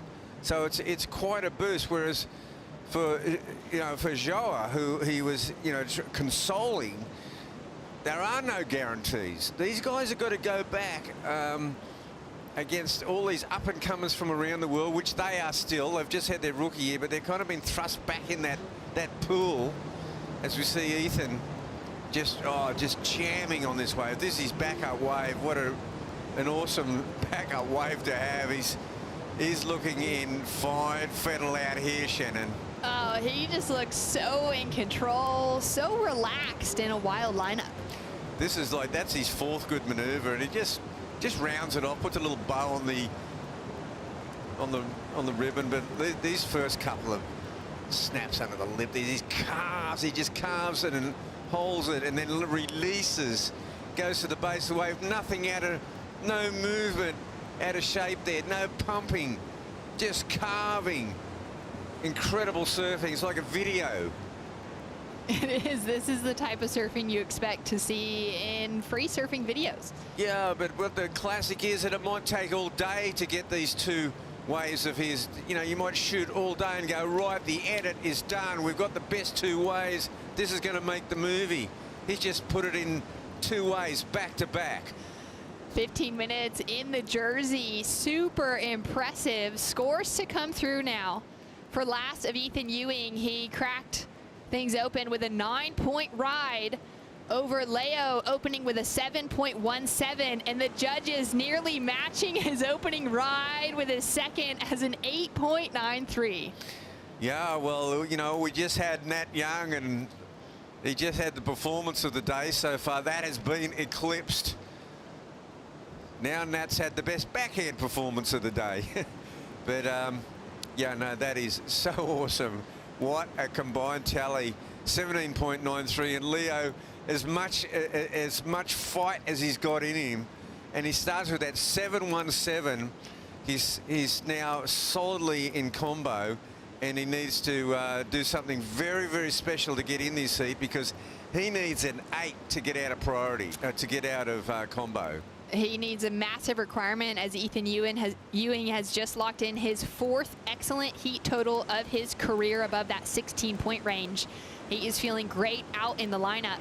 And it is getting a little bit colder, though, here on the beach. Kaipo Guerrero, you're trying to find some ways to find some warmth out there. Well, as soon as I got here to the beautiful Western Australia, I had to order one thing from Rusty, and this was this beautiful hat right here. It's been my best friend on all these chilly mornings, actually all day long. But you can get more stuff over here at the Rusty store. We have all the Rusty apparel. We have the official event merchandise over here. We got athletes' jerseys. We got some of the surfboards from the team riders. And if you follow me, we got more stuff going on over here where you can actually get a custom tee built for you right here, $45, make your own custom tee. And remember, if you're here on site, enter the raffle. We got a total prize worth of $7,500, and all of the proceeds go to a good cause, the Northern Rivers Flood Relief Raffle. Come here, sign up to the raffle, you might be lucky. Oh, amazing. Thanks so much, Kaipo, and just so much that Rusty has poured into this. They'd be feeling stoked to know their team rider and Kylie Belly is through to the round of 16. Yeah, no, that's awesome. And what a wonderful gesture here. You know, the West is best, and here's the West supporting the Northern Rivers Flood appeal, the flood relief, that's on the northeast coast of Australia, the northeast coast of New South Wales and southern Queensland. You know, this is amazing. It's a wonderful gesture from the folks at Rusty in the West. It's been really incredible to see the surf community around Australia really pour into that relief effort for northern New South Wales, where Callum Robson, one of our competitors who's just having an outstanding rookie season, is from, and his family's been massively affected by that. And to see the whole surf community from the east and the west coast come together to support that entire region of New South Wales and Queensland that have been affected by those floods. It's a really special thing to see it all coming together. And it really was a bunch of surfers that did it. You know, not just did it, I mean, many people did, but the surfers on the jet skis, Mick Fanning and Joel Parkinson, Josh Kerr, a lot of less famous surfers as well, and Callum, and then they were going up the river with supplies. They were saving people off roofs. They were supplying them with food and water, fuel. It was an amazing effort. Oh, just unbelievable to know the tragedy that area has gone through, but amazing to hear the rescue efforts, the relief efforts that are continuing to be thrown into the community there. And then Dingo, Dino Morrison, they're all part of it, and it was amazing. I think it might have been the Mick Fanning call to arms on that one, and I salute those guys. It was a wonderful effort. A wonderful effort. Well, currently in the lineup for the Margaret River Pro, round of 32, heat number 12. We've got a few more heats to roll through to finish out our big day of competition here. We had a few days off, some fun waves around, but not quite what we wanted for competition, knowing that we had some big conditions on offer for our final 2 days of the waiting period. Now 14 minutes on the clock, and Ethan Ewing has locked himself in a 17.93 heat total. Leo Furivanti chasing two massive scores to take the lead away from Ethan Ewing. We'll go to a quick break and be back with more action right after this.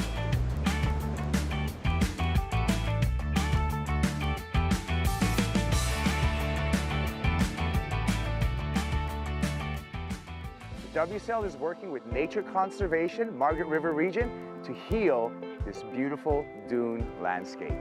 We Are One Ocean is an initiative led by the WSL to inspire our global surf community to protect and conserve our one ocean. It's so cool to see, you know, the younger generation just already taking part in initiatives like this. That's just key to a beautiful future and a sustainable coastline. Help us preserve the future of our sport. To learn more, go to weareoneocean.org.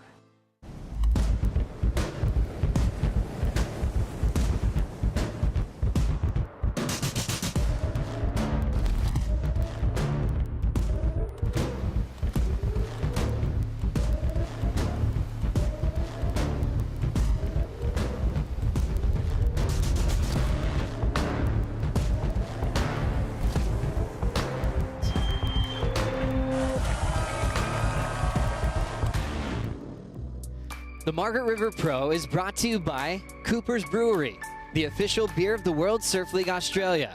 By Dometic Outdoor, official camping gear partner of the World Surf League Australia. By GWM, the official automotive partner of the World Surf League Australia. And by Healthway, official partner of the Margaret River Pro.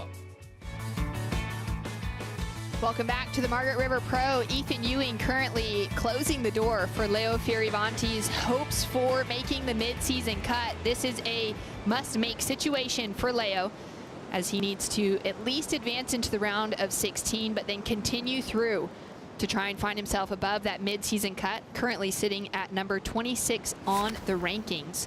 Now looking at these two with their matchups here at the Margaret River Pro, Ethan Ewing has never made it past the round of 32. This is his third event appearance here on the West Coast, and he'll be looking to book himself his first opportunity into the round of 16. On the other hand, Leo took down this guy in his rookie season. Kelly Slater will be heading out in the next heat against Jadson Andre.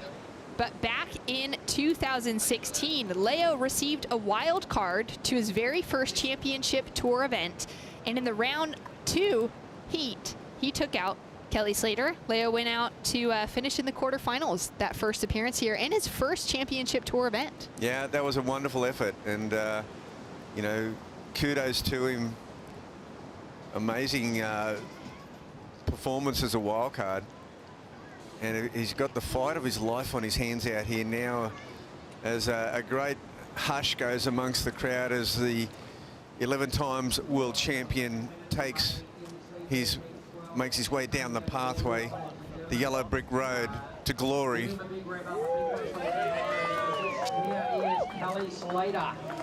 So many fans lined up. Such a great walkway. And I think that might be Mr. Mitch Thorson walking alongside him, former pro. Here we go. Leo up and riding. Huge section. Airdrops out. Now connects through into a second lip line. Throws on a huge layback. Puts the tail out. And needs to start bringing some progression, really putting things on the line to try and match what we've seen from Ethan Ewing so far. A solid wave there by Leo. Well, he needs to get in the excellent range as the fans have stuck around, because that bottom half of the draw, it's got Kelly Slater there, Jack Robertson's coming up. We've still got a feast of unbelievable action by the world's best surfers. Oh, so much great surfing that we've been able to witness today, and very excited to see a matchup between Kelly Slater and Jadson Andre. Those two have matched up so many times in their history. And Jadson's rookie season, he had some unbelievable heats against Kelly Slater. And it's a very different situation, though, for those two paddling out. Kelly currently sitting at number 4 on the rankings. Jadson Andre below that cut line. But he's had a career of sitting on the bubble, as he has shared with us. And this is just no new territory for him. So he knows what he needs to do to tap into the moment right now to take down the greatest of all time. Jadson will only see opportunity in this. He certainly won't be intimidated, and of course, you know, his comfort zone is the fact that he's lived on the bubble his entire career, and the territory is familiar. The territory is all too familiar. We would hope to see Jadson advancing through, but then again, the storyline of seeing Kelly Slater in you know, his 50th lap around the sun, making it through heats, coming off of a massive championship tour victory at Pipeline this year, and now looking to have the opportunity to compete at G-Land once again. It's just unbelievable to follow his story. Yeah, look at that board under his arms. Always interesting equipment by Kelly. He is an amazing human being, and you know, to be 50 years of age and taking on these wild west waves, even that is extraordinary, to be doing it at this level against the world's best, of course, which he is the greatest. So this is, he's going through his limbering exercises there. Leo gets a 7.6. Look, what a respectable ledger he's got there. A 7.6 and a 7.17. Very, very respectable scores. He's still comboed. Oh, that is such an unfortunate scenario for Leo to find himself in. Still chasing 2 fresh scores, as he's sitting under the 8-minute mark with a 7.60, a 7.17 on the scoreboard. But Ethan Ewing has a 9 and an 8.93 as we take a look at his opening ride of a 9.0 on the Harvey Norman recap. Yeah, Ethan Ewing has announced his arrival in the business end of the Margaret River Pro. That was his first wave. This is an amazing wave right here. I love that turn. And then he comes around and just snaps it. Amazing. 8, 9, 3 to 9. This is just surfing at its best. Just the smoothest transitional moments coming through from Ethan surfing. There's no downtime but in those bottom to top turn combinations. Leo's done so well to fight back, but it's just outside of his reach at the moment. Yeah, and this is a great performance. Leo is surfing so good. That was his 7.6. A brilliant ride under any circumstances. And here he's live at 6:28, 6.5 minutes. He's still got time, Shannon. A bumpy bottom turn to transition into that quick snap and float down under the lip on a massive section. Connects a couple of turns together. Still sitting in that combination situation. Yeah, he looks to try to get around and squeeze around that last section, and thinks the better of it.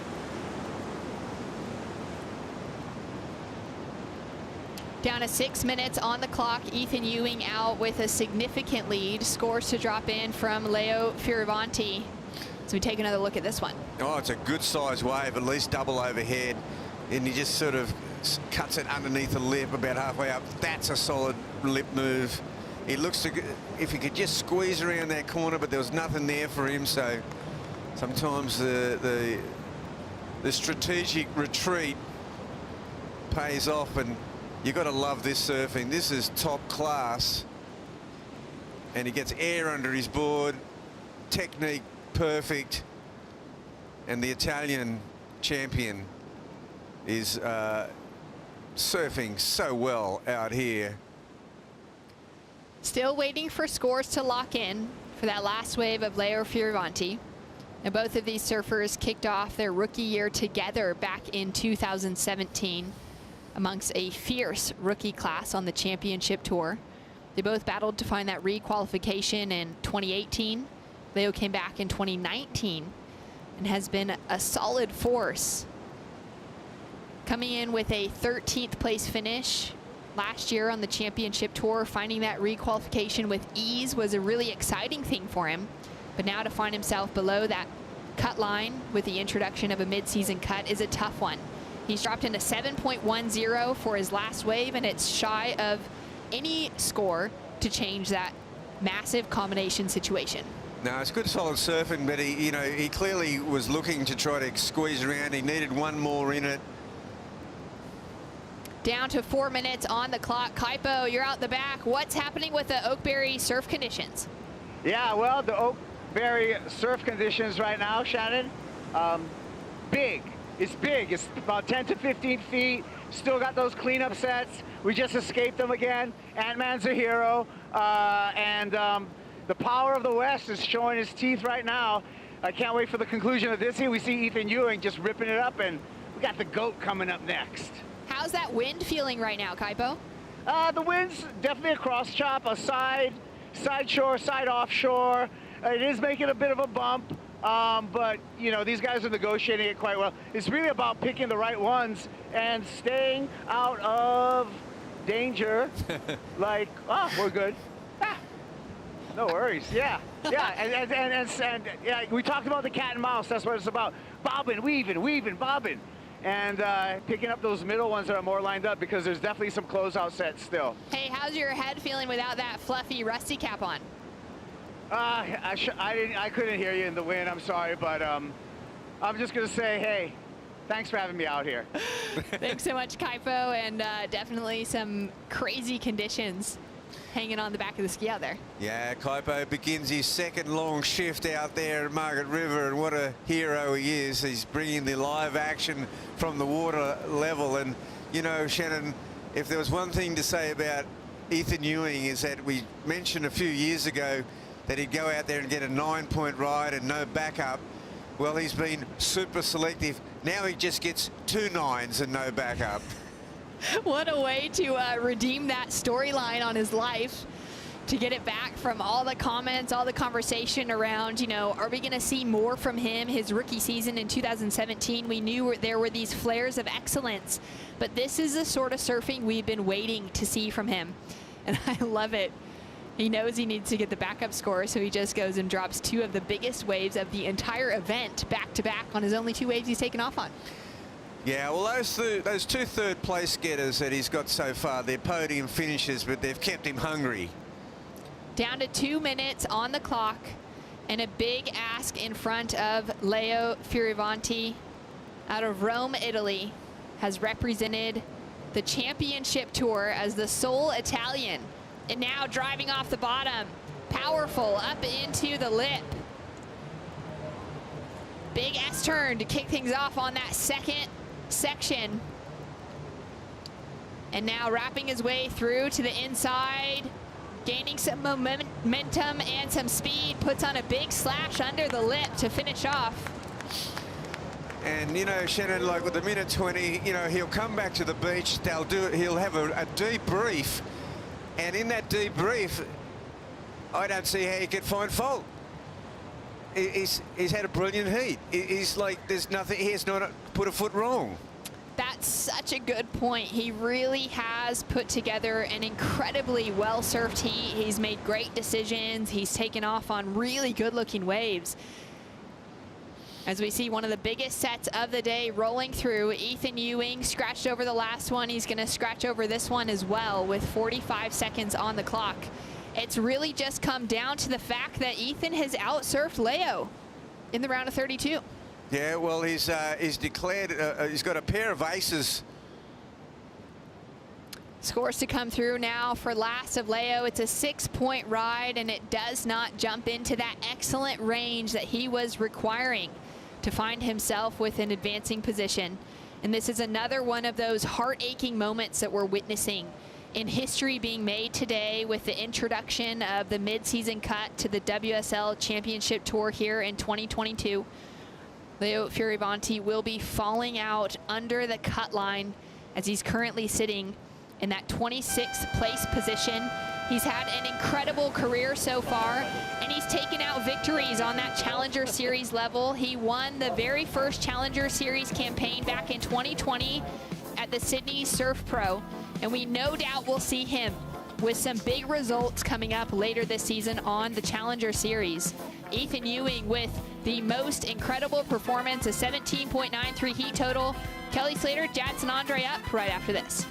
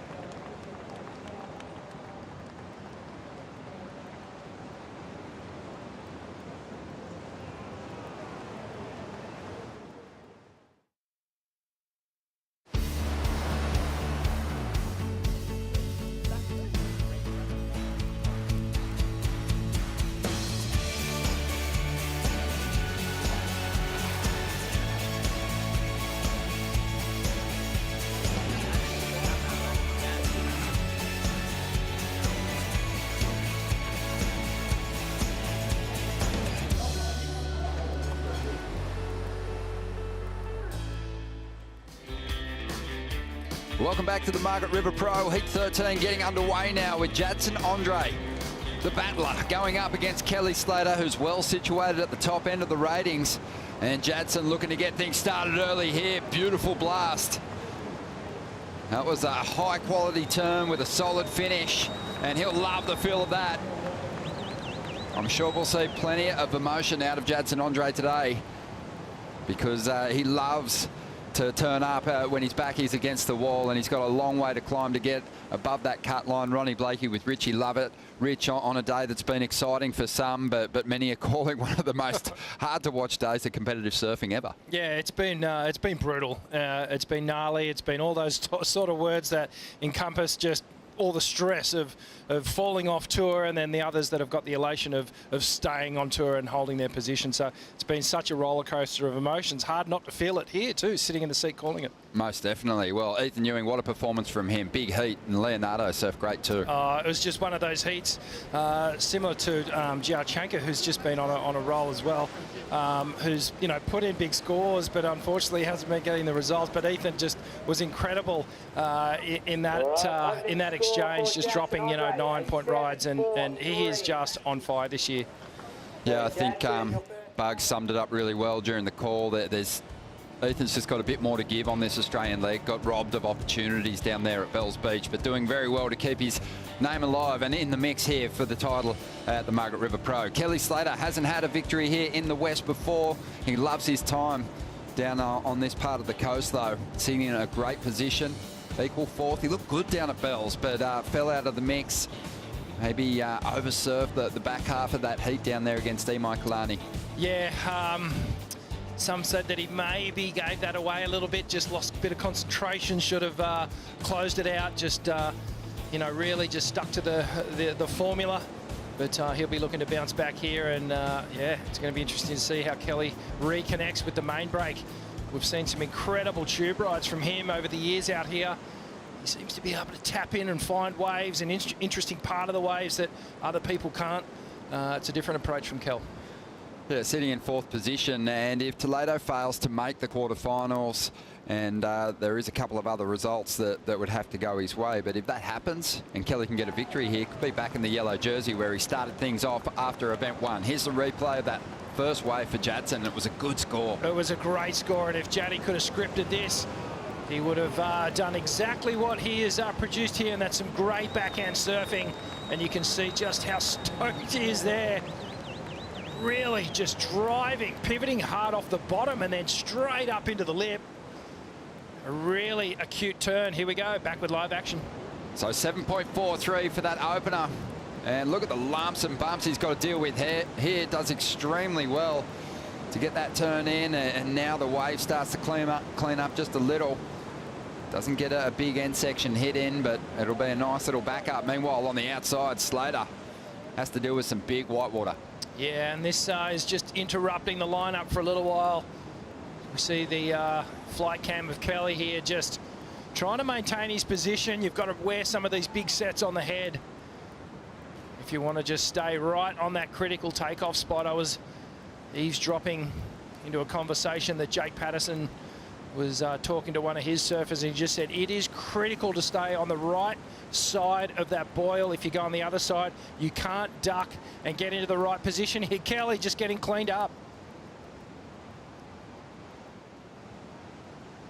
Replay here of Jadson Andre, and just loving how tight and up high, just how quickly he's pivoting off the tail on this board, Ronnie. Driving through, surfing with a lot of enthusiasm, and that's a bit of a trademark for Jadson Andre. Yeah, really quick pivots, quick adjustments to make the most of those scoring opportunities. Yeah, absolutely. Clearly on a longer board, and looks like Kelly perhaps on a longer board as well. Yeah, 5.17 for Jadson. Kaipo's out there. Kaipo, that was a big set. It's kind of been pulsing through for the last hour or so. Yeah, Ron, that was a big cleanup. We had to do a runaway on that one. It was pretty exciting. The runaway was exciting. Slater holding his ground. You know what I mean? He wants to stay right around that boil takeoff zone. We talked about the cat and mouse game, and that's completely in play right now. Sometimes you got to take those big 12, 15 footers on the head so that you can get, the 10-foot ones that are surfable and the ones that you can score points on. So it's hard work out here. Kipes, how does Kelly do it? I saw Federico Moraes earlier on, cop a wave on the head. He got pushed so far in. How did Kelly hold position then?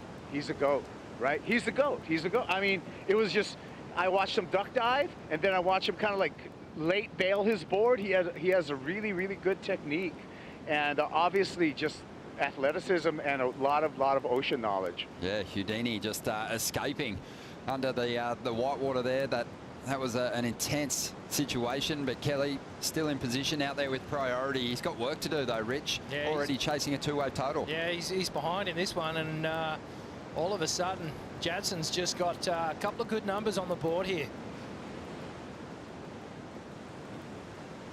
Yeah, 27 minutes to go as we dive into the deep stats, powered by Hydro Flask.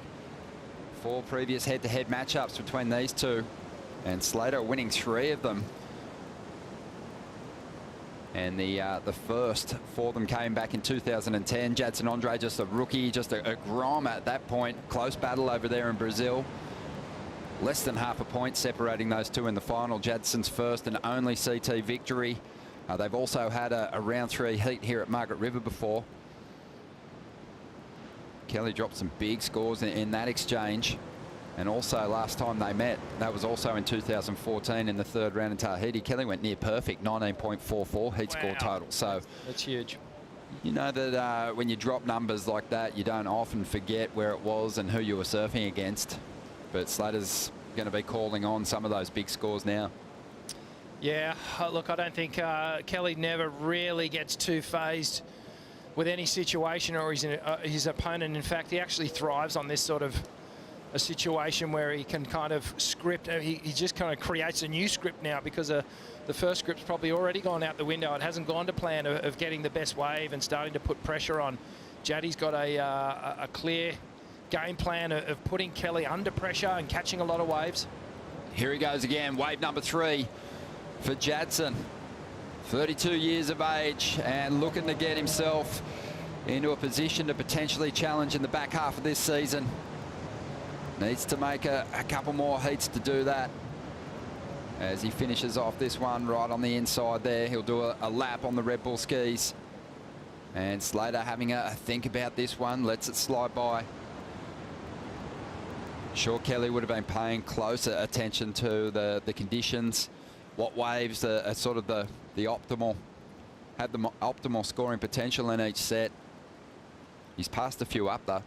Yeah, he looks like he's being really selective with the waves he wants to go. Perhaps just on longer equipment, is just looking for that certain type of wave that's going to let him perform on this board. I know he's down here. Looks like he had Mitch Thorson in his corner, who he's lent on before at this Margaret River event. Yeah, well, Mitch, a former top 16 ranked surfer, and also a guy that knows main break really well, knows this entire stretch of coast incredibly well. So yeah, it was interesting to see Kelly though mixing up his equipment. He had to go deep into the archives to pull out the board that he's riding at the moment. 24 minutes to go. Let's get more insight on that from Laura Enever. Scoop. Yes, guys, I've got some inside scoop. I was up in the Red Bull athlete area and actually overheard some of the crew talking about how Kelly had pulled out this yellowish looking old board that he left actually here in Margaret River over 10 years ago. It's a 6.6, one of his old Channel Islands KS12 models. So yeah, quite vintage actually, like some of the wine he's been drinking over the week. But yeah, it's a little rounder pin thruster, and we don't really know how it goes yet because he hasn't caught a wave, but I'm guessing it's going to be a gem when he gets wave. Yeah, well, there's plenty of size out there, and Kelly zoning in on that, but also getting a really good look at the reef here at Main Break the other day, Rich. Taking a helicopter flight down to the Cape, right down to the bottom there, Cape Lewin, and sussing out the entire zone. So, you know, maybe that'll be the advantage for him. Maybe that's how he found his way through some of those bigger set waves, found those deep spots in the reef. Well, don't put it past Kelly. He probably got the pilot to do a couple of laps over Main Break so that he could check out all the contours and where he wanted to be in this big swell. Look at this. Some monster sets coming through now. Kelly over the first one. Biggest waves of the day so far. Yeah, the way the competitors here at Main Break these days perform on the big open faces, it seems to take some of the size out of the conditions, almost the way they cover these big walls. But when you see some of the freeze frames, the photos from that opening day of competition even, you know, it's 3 times, 4 times overhead on some of these sets. And the competitors, we said it earlier on, that they're not just challenging one another out here, they're being challenged by the ocean, and fitness is going to play a big role today, but especially tomorrow when they're going to have to surf multiple times. Yeah, finals day is going to be a huge one here, and if you surf from morning through to the finals, it's going to be a big one. But it's interesting. I was talking to Mitch Thorson just earlier, and just on the conditions and on everyone's equipment, he was going, it's like some surfers have rocked up. You know, the analogy is to a golf course with a 7-iron and a wedge and a putter, and that's it. And they've left their drivers at home. They've left all their high irons at home. They need to be prepared, and it looks like Kelly's, well, he's left one of his drivers here in the form of this 6'6", 10-year-old board model, and hopefully it starts working for him.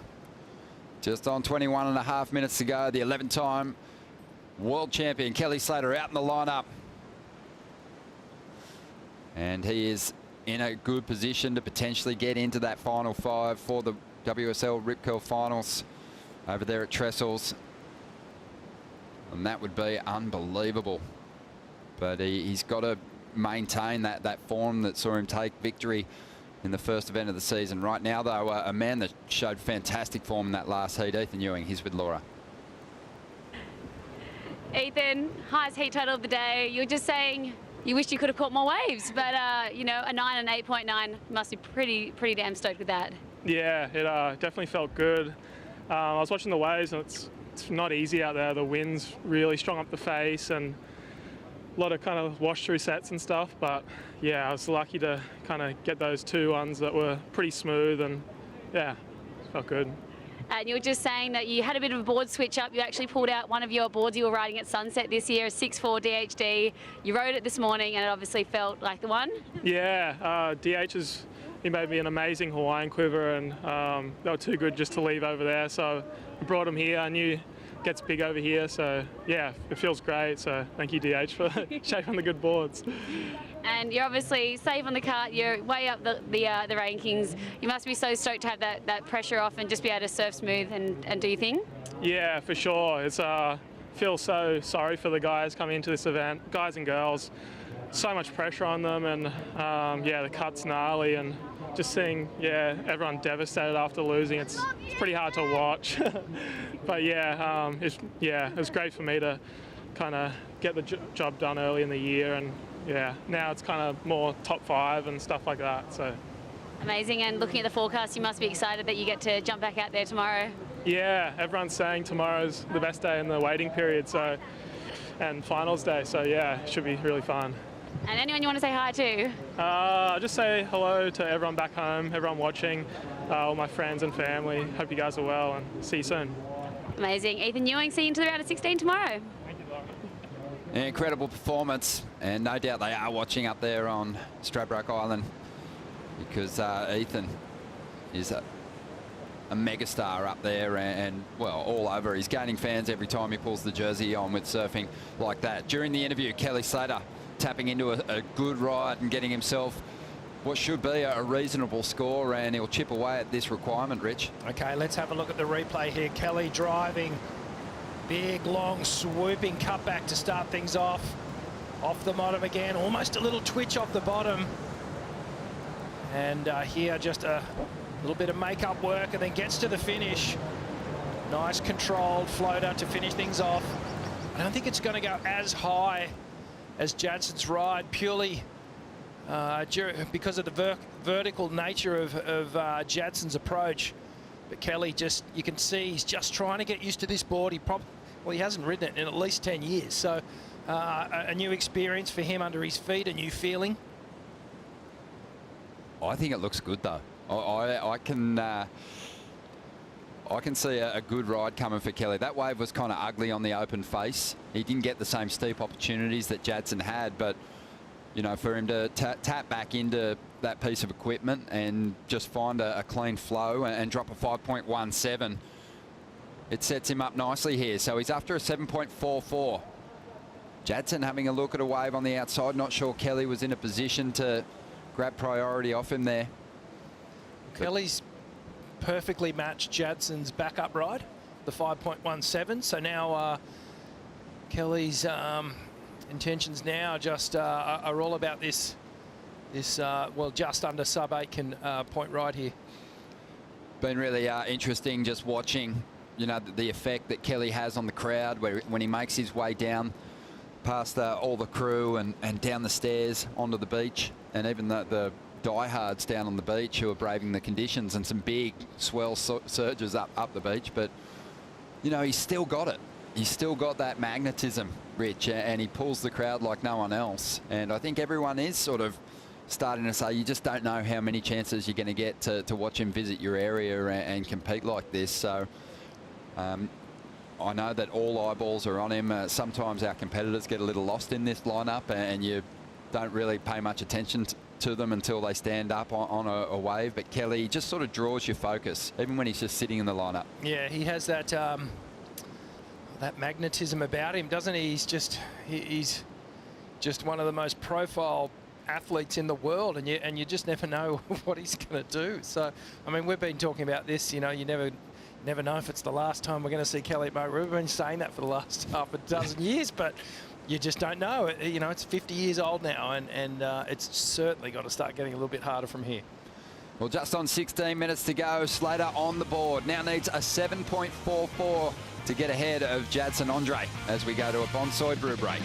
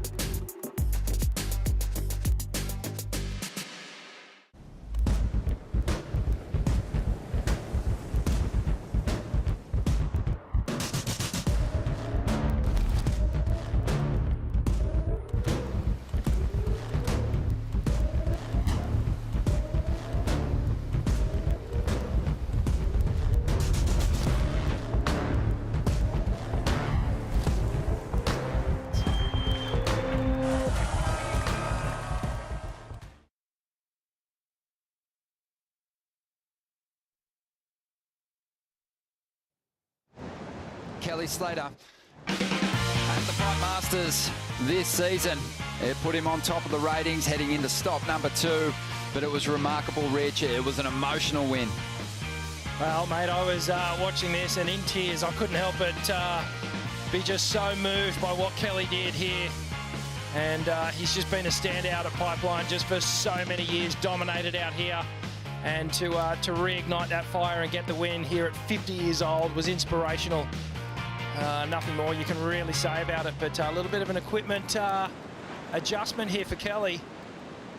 Yeah, he's just checking out his equipment there. Something's going on. Maybe his leg rope string came undone. But it doesn't appear as though the leash broke. One thing's missing. There's no surfboard anywhere to be seen. Yeah, they're pretty handy in these kind of situations. But just under 14 minutes to go. But yeah, a remarkable victory for Kelly in that first event, and a reminder to him that on his day he's still capable of competing with and overcoming this new generation, and he's been through so many of them. Yeah, he really has. It's been decades, and well, you know, I shared 10 years on tour with him, and he's just keeps going in 10-year blocks. So, you know, he's going to be 51 when the tour starts next year. I can't see him not turning up to Pipeline. And then you'd have to figure, well, if he's there for Pipeline, he's probably going to do Sunset. That's it. Well, he's already qualified for next year, so he's going to have a difficult decision. You and I attended an Ain't That Swell live show over here in the West, and Kelly was the headline act, and he put on a great show for the crowd. He was just so open, in really good form, and he said, you know what, he is feeling pretty tired just with the whole competition thing, but at the same time, he's got his sights firmly set on cracking that final 5, and you know, he can't even say for sure that he's not going to keep going. Yeah. If he gets a victory at Pipe again, it's going to be a hard decision. Here he is on an absolute bomb, drives up into the first section and just goes flying down the line here. Needs a big turn at the end of this ride, and the wave just doesn't serve it up. It was just an absolute horror movie at the end there. Yeah, that was a little bit of frustration coming out from Kelly. You could see he wanted to finish that ride. He knew that if he'd just got that final manoeuvre in, it would have been a good score. I just love how smooth and how much flow he has on this board. It's looking great, just cutting through all these chops. Yeah, that is just the only problem here at main break. You know, you can't rely on that end section serving up something that's even slightly attackable. And Kelly on that occasion just went, oh, yuck, I can't, what can I do? Well, it's just, look at the size of this wave, though. It kind of looks like Waimea Bay from behind. Have a look at it. Kelly just down in survival stance, so low on the bottom turn. Every time we go to that angle, I'm blown away. Oh, it's just really gives you an appreciation of the height. Have a look at this thing here. Kelly is just cutting through all the bumps and just really silencing all that chatter and noise on the face. And you could just see there, he threw the hands up in disappointment as that wave just was the end section was just too big to take on. Well, Kelly could surf a door. And in fact, he has surfed a door before, and I've seen video footage of it. But if he steps back onto this equipment, like you said, Rich, he hasn't been on this board for probably a very long time, so there is a bit of an adjustment to be made. I think we saw him making those adjustments on the 517. On that occasion, you could see that he was stepping back on that tail a little bit more, just setting his fins and getting ready to dig into something special, but didn't even have the opportunity at the end of that last ride. 3.6, still after the 7.43, 10.5 minutes to go here. Just sitting a little bit inside of Jadson now, so Kelly just maybe thinking he wants one of these smaller, medium-sized rides, and when I say smaller, they're still about 8 to 10 feet. But perhaps looking for something with a bit more of a smoother face that he can really jam on those on the tail and start to get some critical elements to these turns. Here he goes. Yeah, taking off under the lip and sets it up nicely. Oh. He gets slammed on this occasion.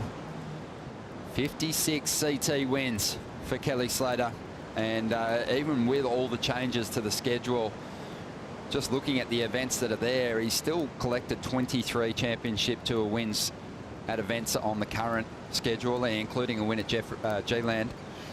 If you include Trestles in the mix, which will be the venue for the showdown once again, it's 29 CT victories. So, no, he's still got such an edge when it comes to experience over the field, but not much he could do with that ride. That one got him good. I actually thought he was going to try and tuck in. He is such a barrel hunter. And we're actually joking around before this heat. I wonder if Kelly's going to find a tube. He almost did. But another thing that Jake Patterson said, if you are on the wrong side of that boil, today you just will not outrun it. Kelly just coming through the inside, just throws the air rev. Sorry, Rod. I was just about to say he's just coming in to grab the ski, but just throws a bit of trickery in there. Yeah, this is probably the biggest board he's ridden in a while too, and still just has the freedom to go for that. Knows how to work the crowd, always has. He's got to be careful here though, with just under 9 minutes to go. Still needing that big score of that 7.43. So this next 8.5 minutes is going to be very, very crucial. He's only going to get 2 more turns, 2 more goes at it. There's only enough time. Climbs on the back of the Red Bull ski there, Slater. Jadson Andre, you know, focusing on him for a moment. He's got some work to do coming into this heat in 28th position and desperate to survive this round. And if he can, he'll definitely climb that live ladder. There it is again. Nice little air reverse. The crowd went mad for it. They loved it. Even Felipe Toledo putting his hands together for the GOAT. Yeah, it was a good, nice little token air rev. Unfortunately, it's not going to, well, it goes into his top 2, but doesn't really count for anything. His focus is on that 7.43. 8 minutes to go here, and unfortunately for Leonardo Fioravanti, despite a great performance, he came up against Ethan Ewing in that last heat, who was just too strong. Leo is with Laura. Down here in the Red Bull Athlete Zone with Leo. Leo, unfortunately, tough heat, you know, tough end to your Oz leg here. How are you taking this all in? Yeah, of course, definitely not happy, but I'm happy about the way I surfed out there. I wanted to go out and put on a performance and be the best of myself, and I felt like I did that. There's not much you can do sometimes when obviously Ethan went surfed amazing, but it's definitely tough.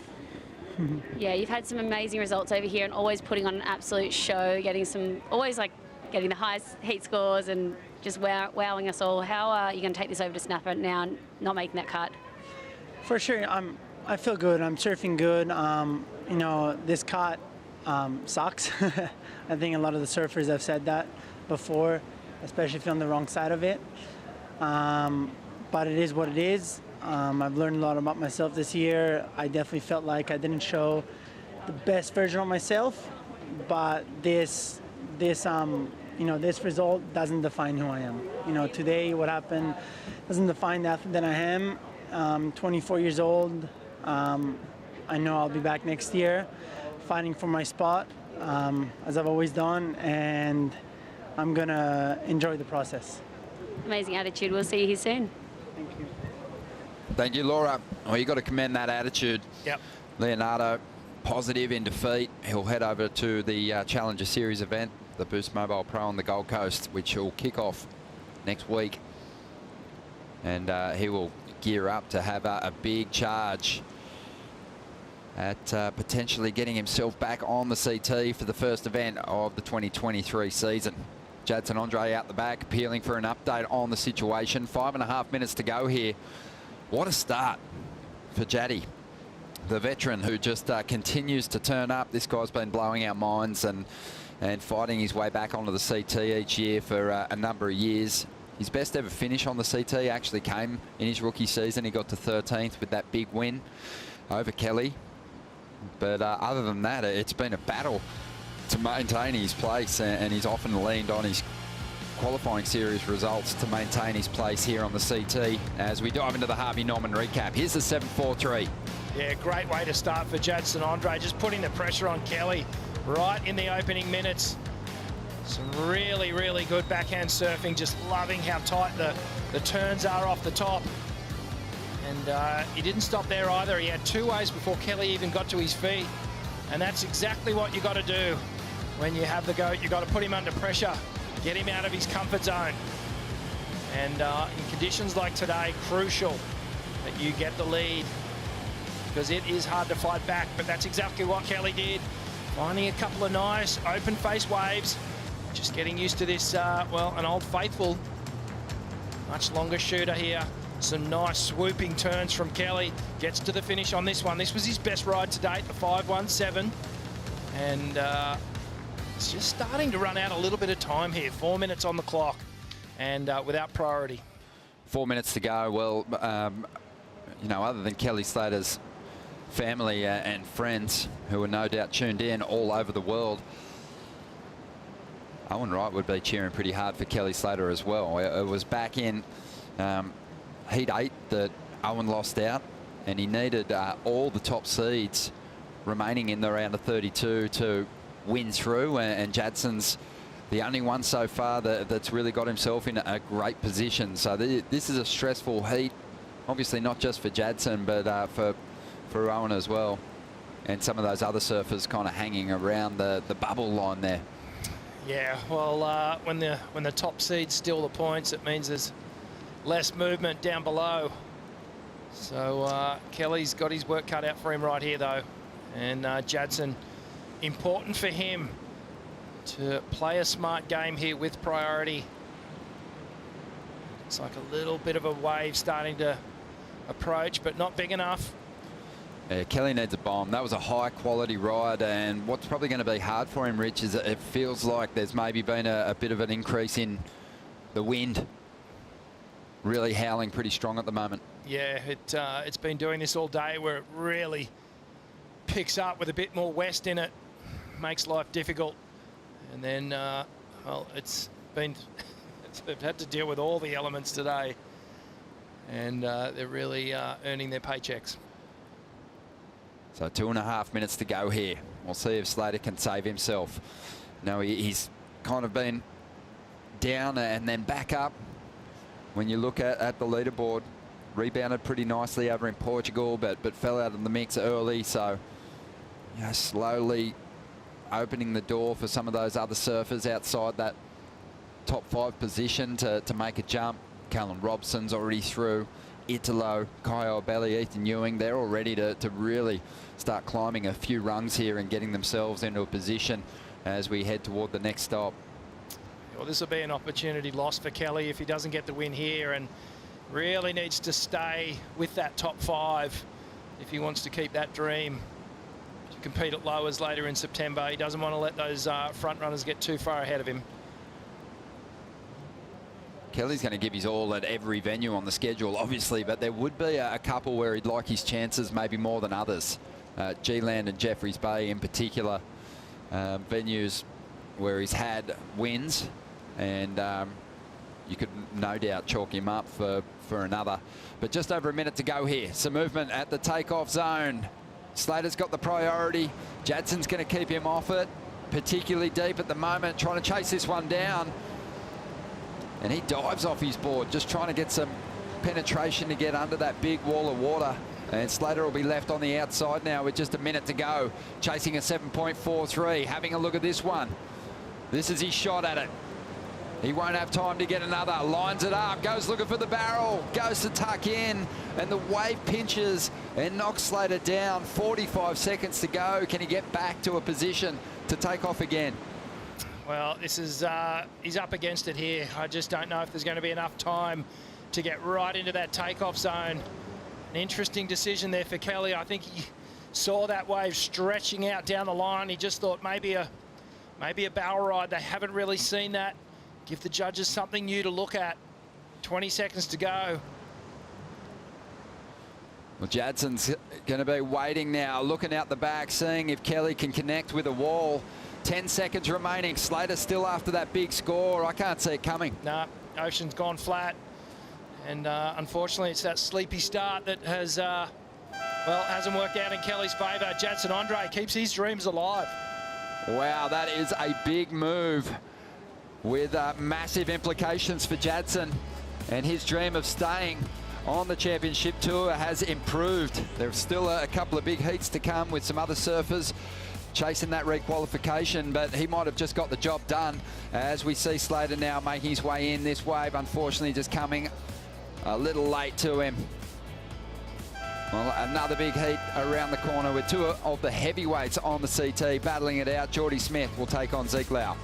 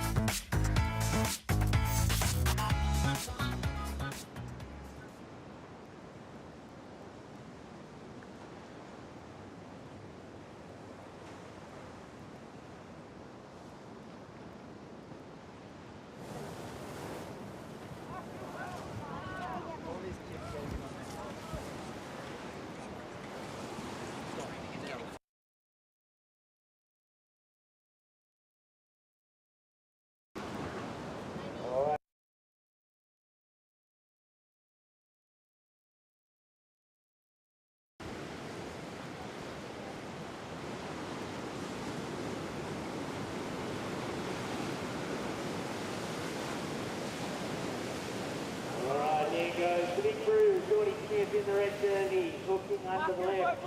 Getting himself up to this section. Bang, brutal attack from the South African. One last up there. Two stager and Short is out of there. So Short's coming in for both cars. 33.5 minutes. Go!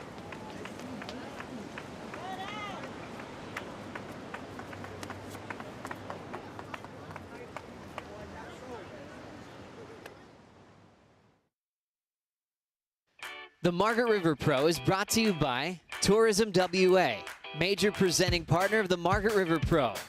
By But Is It Bonsoy, the official golden halo of health. By Boost Mobile. Stay connected with Boost Mobile on the full Telstra 4G mobile network. By Oakberry. Fuel yourself with the official acai of the World Surf League Australia. and by Bond University, official higher education partner of the World Surf League Australia. Welcome back to the show. The round of 32 continues here at the Margaret River Pro. Stop number 5, heat 14, getting underway with Geordie Smith on a bomb, winding through some big full rail turns and hanging on for just long enough to show the judges that he got the completion at the end of that wave. It wasn't even really a major turn, but you want to finish them off. You just never know how close some of these battles could be. Geordie up against Zeke Lau. This should be a fun heat. We mentioned it as we went to the break. Two of the heavyweights on the CT, two of the tallest guys. Geordie measuring 6'3", weighing in at about 194 pounds.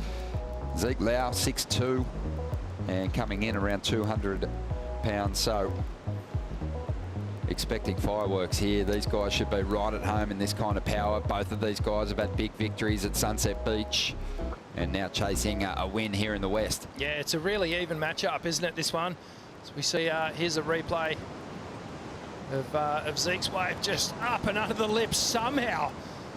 Just does the Houdini act on the first turn, right under the lip, and here we go, Geordie. Another late drop. Drives around this huge section, a bit of a cut down under the lip. This one gets up higher. Gets the upper body involved in the turn there and just trying to outrun that. Well, it's basically like a big white brick wall chasing him down. That was remarkable, the Zeke's ability to stay on his feet when he got swamped by all that water. Still, it wasn't probably the connection with the section that he was after. So I doubt that'll be a huge score, but it'll be something.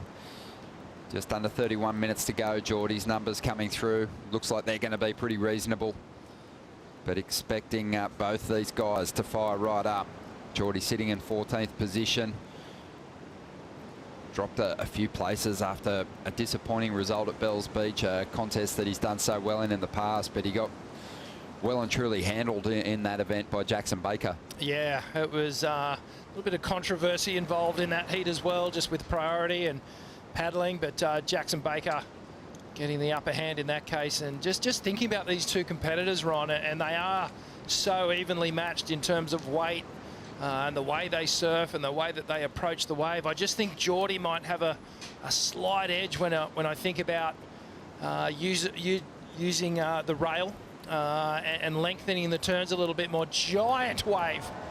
Oh, look at the size of this thing. It's throwing open. He maybe could have got in it for a moment, but he's going to go to the rail, and there is one of the best turns we've seen all day. Big drawn-out carve. Geordie knows he wants to get to that end section quickly and have a look at that water coming together. Behind him, Zeke. He gets an opportunity to line something up on the inside here. Drives up into it. Goes the layback jam to get started. These guys on some bigger boards. And looks like Zeke's called on a bit of vintage equipment too. yeah, this is exciting stuff. So I'm pretty sure Zeke has raided Coach Jake Patterson's garage and pulled out a recent board that Jake shaped for himself. And looks like it's performing well. Oh, Geordie got absolutely slammed at the end of that ride, but he's okay. And he'll make his way in here. Whoop, careful. Oh, just on either side of the There's an interesting situation about to play out here, because Zeke was making his way through. He was the one who rode the last wave, but Geordie got to his feet to try and get to the skis then. So the priority judge is going to have a decision to make here as Zeke makes his way towards the Red Bull jet ski. Yeah, okay. Well, we'll have to keep a close eye on this as it unfolds. They both well, they went either side of the reef there. It was a manoeuvre to get to the inside for Geordie Smith, but still, he got up. That means that they have to score that ride. He's got to his feet. So, yep, they do. So are you saying that he was the last surfer to stand up on a ride? I think Zeke's going to get priority. Yeah, okay. But we'll see. It's an interesting one, because in surf like this, it's so big, you kind of want to be on your feet to ride over those sections. You don't want to be on your stomach when you're riding over a rock shelf. No. And, well, Zeke may have just taken a different line in and got around. Geordie actually had to pull up before he got to that rock shelf, whereas Zeke went round the top end. It'll be an interesting one. Here it is again. Have a look at the size of this wave. Could he have got barreled, Rich? I think he could have. I actually think he could have. It was so open, but I just love that turn. That was that, as I said it, the rail, the ability to hold the rail, I think tips in the favour of Geordie, but he just got absolutely rinsed on that final section here. If he had just tucked up under there, just visualise up inside the tube there, riding, and perhaps squeaking out right about now. But he made up for it here, driving off the bottom, leaning onto this inside rail, just takes the track all the way down to the bottom. The smoothest of transitions back onto the toe side. And, well, here we go. Zeke got some work done as well. So wait patiently for that open face. A quick snap off the top here. And then a second wrap. And then he outruns the foam. Yeah, have a look at this thing. So Geordie went the full rail and Zeke went the big kick on the tail. Well, that is just the perfect separation between those guys. That's what Zeke does. He leans into it and then he just has that little trigger that he pulls where he releases those fins, whereas Geordie holds the line a little bit differently. He holds it for longer, leans into it with maybe a little bit more angle to the surfboard. And I think Geordie actually had to bail out there because Zeke was right on top of him. Yeah, it's just an interesting situation. Priority did go to Geordie Smith, but you don't see that too often. But unique in waves this size. But it was definitely going to be a hard decision for the priority judge to make, as we see Zeke up again. Numbers coming through for Smith. They look pretty good. Zeke might get the better of him on the exchange, though. And our competitors are just getting absolutely swamped by these end sections at the moment. Big surge in the size of the surf in the last couple of hours as Zeke finally surfaces there. But it's going to be early to bed for all the competitors tonight, anticipating a big finals day tomorrow. Earning their numbers at the moment. Big scores coming through for Geordie. Looks like they're going to fall in the 7-point range. And really just for a single manoeuvre. Yeah. 7.17 for Smith. Zeke gets the edge, though, with the combination of two turns in a wave that had almost as much size, a 7.77 for the Hawaiian. And he is in second spot, looking for a 5.4. Still has a number on the way. But already this heat shaping up beautifully. So much action in that opening exchange. Can't wait to see Geordie's big full rail carve again. Oh, yeah, that was just such an incredible commitment to the rail. But just wonder what would have happened if he'd pulled up inside. But have a look at this, just leaning with every bit of ounce of his weight on that heel side, holding it. The fins, the board is just at maximum torque through that entire turn. And that transition, Ron, where he went from that heel to toe side rail was so smooth. And Geordie just having that height and leverage in his weight, being able to transfer all the energy without losing any acceleration in the turn. Amazing stuff. The big boys, they're just, well, they're starting to match Margaret River main break for power here. Yeah, unbelievable. 24 minutes to go. And been a pretty impressive start for Geordie. But definitely, you got to wonder whether he could have tucked up into that pocket and got himself the barrel of the event, and maybe one of the best ever barrels we've seen here at main break. Oh, it was definitely the biggest wave ridden today, I think. It was huge. And, well, if he had got in there, the vision would have just been a very memorable moment in his career. But, you know, I can see why he didn't. There was that open face down the line. Geordie was just thinking, get these turns done, get 2 of those turns, and I know I'm going to bank at least an 8-point ride with this thing. So not a bad option. The higher risk option was to go for the barrel. So I can see, you know, at this point in the heat, he didn't want to let Zeke get too far out in front, because I think he knew Zeke was going to put in a good number as well. Still hanging on to the lead, though, Geordie Smith. Zeke Lau after a 5.4 at this stage. As more sets just pound main break here.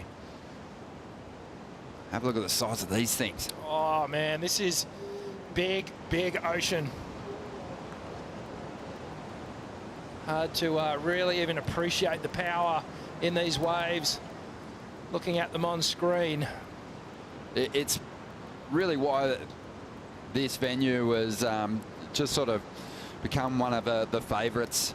I think not just for the competitors but surf fans as well. There was a period there where people were kind of questioning the wave. I think a lot of competitors a few years back kind of found the wave very challenging. They were caught between riding big boards and riding small boards out here, and John Florence kind of changed it all. Yeah. And ever since then, it's kind of redefined the way that people approach this venue.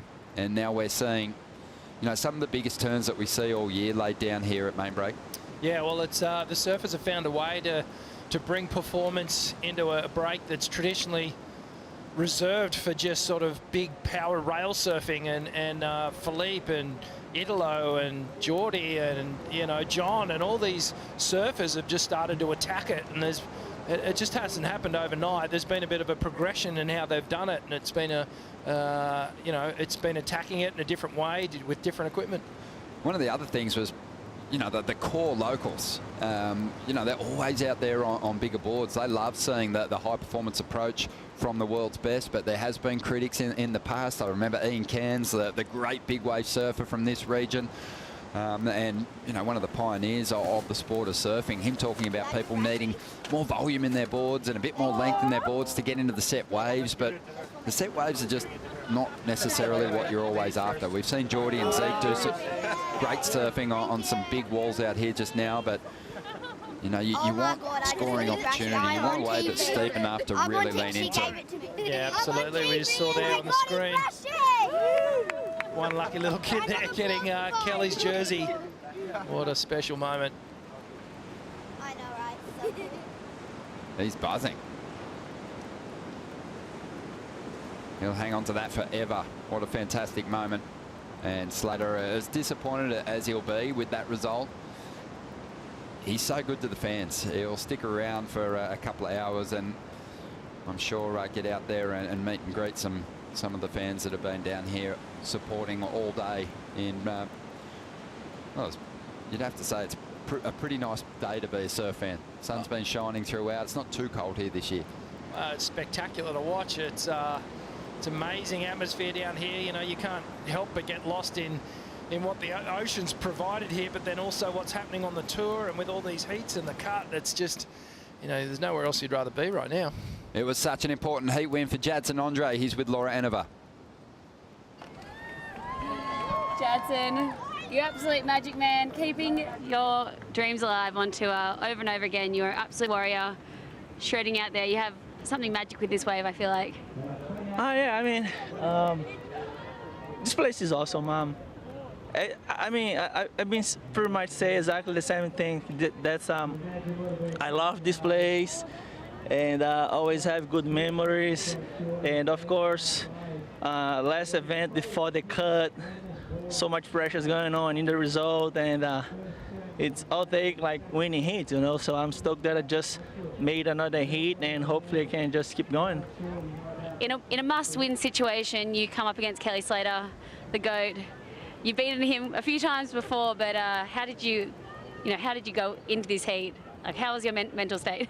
Yeah, I mean, actually, I wasn't really thinking about Kelly, or I mean, as everyone knows, he knows as well. I have so much respect for him for everything he has done in surfing, and he's amazing. And even like before the heat finish, I was like, you know, bro, you know that since day one, I really like you, and yeah, but I definitely need to win this heat, and hopefully I can win. And yeah, glad I did. And as everyone knows, there is a lot of things going on right now, so I don't want to overthink and just want to keep surfing. And I know that's a really important heat going on right now with Zeke and Jody. So I made my heat, but at the same time, kind of like we're going to be watching everyone pretty close before I have to surf again. So yeah.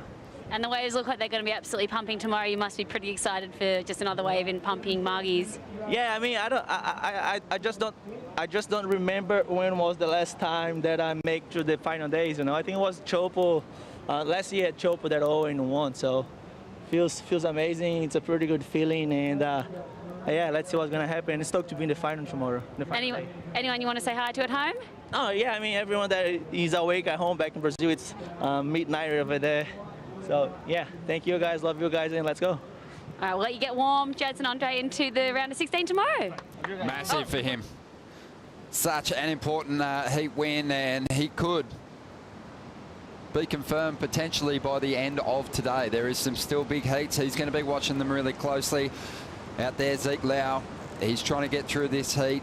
He has the opportunity to stay above the cut line as well, and with a heat win could overtake Jadson, but on the live ladder he's moved into a pretty good position now. But as he said, you know, it hasn't guaranteed his spot. He's just got to wait and see what unfolds in these last few heats of the afternoon. 16.5 minutes remaining here, and there is some big heats coming up. Heat 15, we're going to see Jack Robinson take on Luca Messines. And then the last heat of the day, Baron Mamiya up against David Silva. Oh, that's a good one as well. All good heats today, and they've been so fun to watch. And calling the action's been just awesome. A little bit emotional watching it all. Keep it together, Rich. Yeah, I know. You're almost through it, mate. Hard to not get, you know, caught up and involved with it, and especially having been there and sort of felt these sort of emotions. It's why we just buy into it. But it's been a huge day, and it's been surfer against ocean, and then layer in all the other drama on top of it. Been a big one. Yeah, there'll be plenty to talk about on the WSL post show. So there's there's some surfers at the back end of the ratings, but there'll be we'll have a clearer idea of exactly where people need to get to in the contest to solidify a place above the cut line as we head into the round of 16, and then look forward to a huge finals day. Of course, the women's semi-finals established, and they look fantastic. Still some surfers in contention to, you know, turn their fortunes around at stop number 5. Bronte McCauley, Isabella Nichols will fight it out in the second semi-final. And Courtney Conlog, wow, what a save from her. Oh. When you think about her run in these past 2 events, still going.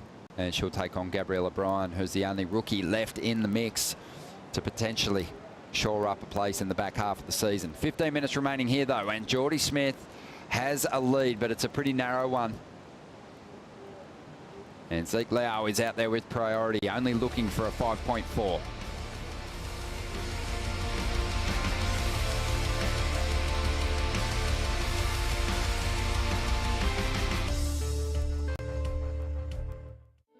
The WSL is working with Nature Conservation, Margaret River region, to heal this beautiful dune landscape. We Are One Ocean is an initiative led by the WSL to inspire our global surf community to protect and conserve our one ocean. It's so cool to see, you know, the younger generation just already taking part in initiatives like this. That's just key to a beautiful future and a sustainable coastline.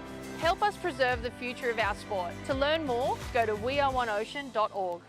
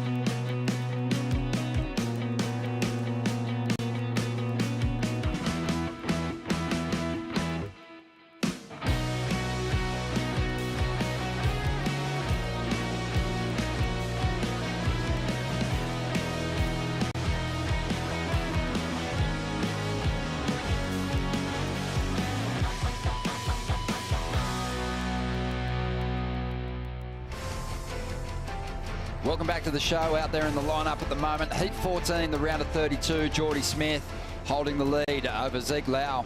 Zeke needs a 5.4 to jump up into first. He's got priority. He's sitting in 21st position. on the leaderboard and in danger of falling out of the mix with some surfers. Low seeds progressing through, Jadson Andre namely.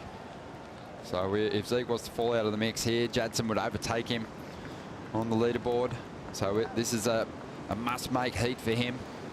Geordie Smith, he is looking good. He's got one of the turns of the event so far, you'd have to say. Just love the commitment to the rail as we have a look at it again. Have a look at the size of this thing. I know, it was a monster wave right from the takeoff. Perfect taper here. And I just want to see, kind of highlight what could have been and actually what was. So if we pause it right now, so Geordie's got two options here. The option of driving up here and putting a line into the barrel, or another line which he does take is down a lower line and then he sets up the turn. So we'll let it roll and then we'll break down some of the elements of this perfect rail carve from Geordie Smith. So just watching now, all the weight. The weight will go all onto the toe side rail as he starts carving up into the lip. Pause it here. Geordie's looking at his line. He's looking right about here, and then he's going to bring this carve all the way down. I want you to pay attention to the back arm here. Watch what this does. It's like a pendulum weight. And as he keeps carving, go. Let's roll. Watch the back arm come forward, and what that does is help him keep the power engaged through the body, onto the fins, onto the board, keeps the energy of this whole turn maintained. That back arm is crucially important, and what I also love is the transition from the heel side rail onto the toe side, just how smooth Geordie does that in these situations. Incredible. Textbook. Watch it back over and over again and learn. Yeah, and this was going to be a great combination. As you said, got off that hillside rail through that big carve, back onto the toes, back up into the hook of the wave, but just got completely viced as those two big whitewaters came together. But it was an awesome turn. It was like a big snowboarding turn, big powder carve, and not too many do it that well. But Geordie, he got another reasonable score. He's matched his backup number with his last ride, came through at a 6. So the situation remains the same for Ezekiel Lau, who's up at the moment. Late drop. Out onto that open face. Hooks back, draws the carve out nicely, drops to the bottom. Looks to set up this inside now. Banks off the foam. Here comes the whitewater. Can he hold on for the finish? He doesn't. And what's happening there at this point, Rich? It's kind of not like any other whitewater section, is it? It's pretty radical underwater there. I'll tell you what it's like. If you stand at the top of Niagara Falls and jump off, that's about the feeling that you're getting. Here goes Geordie Smith having a look on the outside. Sees Zeke on the inside. Doesn't like what's being presented by that section. So he opts out and looks to maintain control. Maintain control out there at the takeoff point. He'll assume priority, and Zeke's probably going to still be chasing a score here. Yeah, this is that was an important little moment there in the flow of this heat, and Geordie just opting to just head straight back out in the takeoff. Let's see what happened here. Just wow. A crazy, sort of almost in the barrel takeoff for Zeke, and that fast, aggressive, stabbing turn to start things off here, and then just perhaps could have done the cut down as a better option. Talked about it this morning. You just, wherever you can avoid that whitewash, it's going to be a better option. You're better off going early, cutting down, making the turn, making the wave, rather than leaving a negative view in the judge's mind. Sometimes when there's too much of that southerly direction from the south side break and the left's coming in on almost straight at you, that you really don't have that many options. You don't have that nice steep section standing up to get in that turn before the whitewater, and that's kind of what Zeke was really faced with there. There wasn't really much he could do with that. No, there wasn't a lot. But yeah, like I said, in hindsight, if he had just come straight off that second turn and into a cut down, I know the natural instinct as a surfer is to go and hit that foam section. Everything in your mind's telling just go and rebound off it and finish it in a dynamic way. But today the surf's just so big that the better option, maybe 70 or 80% of the time, is to just go for a nice clean early carve down and finish your ride. In all honesty, though, like in the majority of the free surfs that you would have out here, you'd go nowhere near that end section. No. No, absolutely. You'd probably pull off before it even, breaks and paddle back out and try and dodge some sets. But, this is it's go time. It's put it all on the line or you're going home. 7.5 minutes to go. It's still a very achievable score for Zeke. He got a 4.07 out of that ride, so they liked that first turn. It was shaping up to be the number that he needed. But like Kelly Slater in the previous heat, sometimes you get to that end section and it just gives you nothing. Yeah. And it's very unpredictable. Swell angle has a big part to play in how that wave eventuates on the reef and what it looks like. Well, southwest swell is the ideal swell direction for here at main break. And the swell is gigantic at the moment. We've been tracking this one all week long. We knew it was going to turn up. And all the chips, we're pushing them on the table. We're going all in for tomorrow. Yeah, 6.5 minutes to go when, I've seen a lot of the surfers that have fallen below the cut line drop off the tour, stick around to watch things play out. Not necessarily for the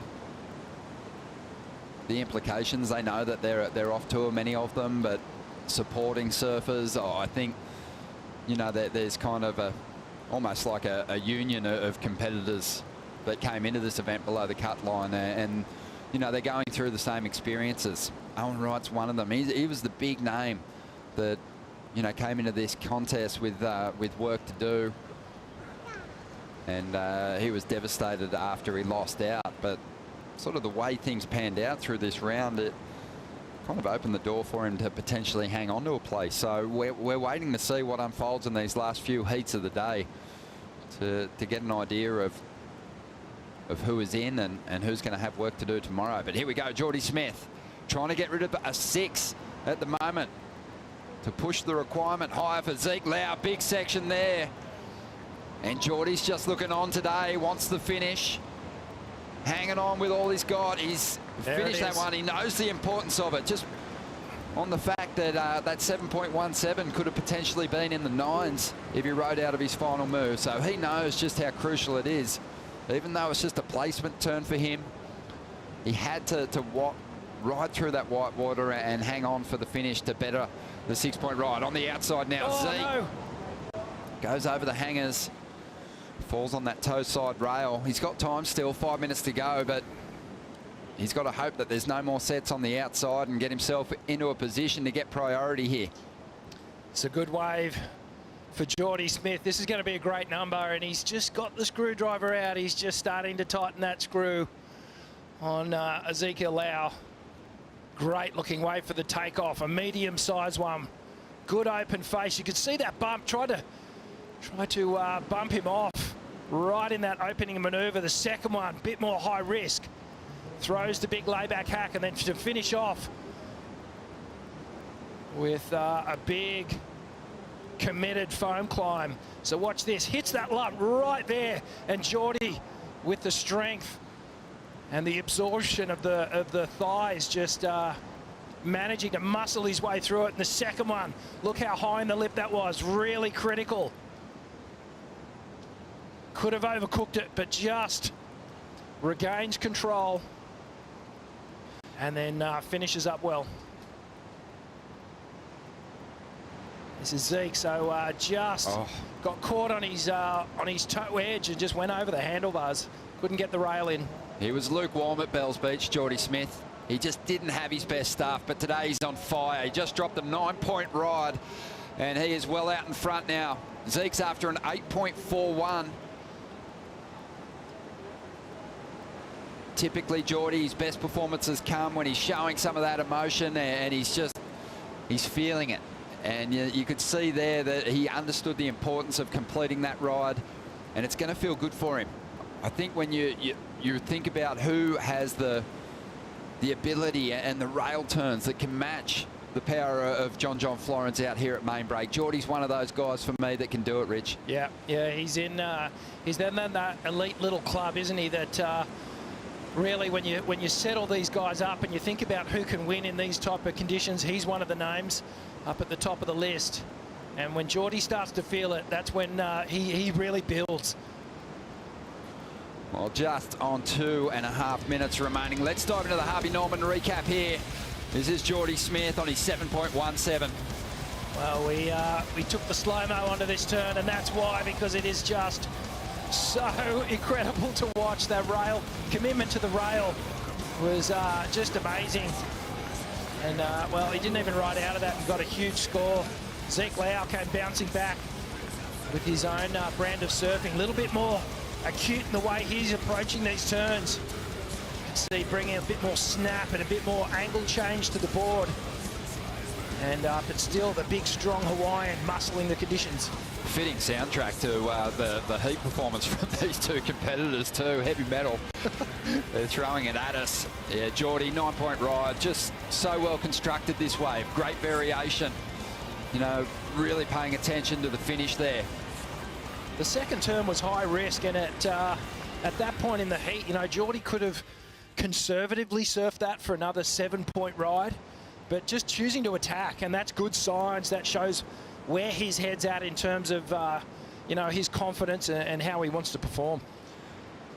Yeah, Zeke needing to call on some borrowed equipment to get the job done out here. The board looks fantastic under his feet. Geordie Smith, his whole career, he's always had the adequate amount of foam for his size and his kind of surfing. And he just looks very comfortable on that board out there at the moment. Yeah, it looks like it's just matching the power that he wants to put into it. Similar to John, the way he looks, never looks undergunned. Always looks like the wave and the choice of equipment is fitting for the conditions. Geordie really in control of this heat. Just got a message just now. Obviously, a lot of the former competitors from the CT tune in, legends of the sport, watch it all unfold, and a lot of them are just so baffled with what they've witnessed today. There's just been so much emotion around the comp site. You know, thankfully, those who've lost out have been so good to speak with us, the majority of them. But Taj Burrow just riding in after seeing Geordie Smith's 7.17 and the 9-point ride and said, what a wild day, like unbelievable, never seen before. And we've seen some inspired performances. Now, there's a big opportunity for Geordie Smith to get a campaign back on track and get himself back in the title conversation. Yeah, well, you'd have to think that Geordie is perhaps thinking in the back of his mind, you know, I've been on tour for a lot of years now. The world title has eluded me, but perhaps this could be the year. And unfortunately, just getting the better of Ezekiel Lau, who will be relegated. Well, a massive result there for Geordie Smith, but one with huge implications for Ezekiel Lau. We'll talk more about that after the break, but stick around. The local boy, Jack Robertson, will take on Luca Messines in just a moment. We've got Joanne Bugs coming in for the call with a special guest.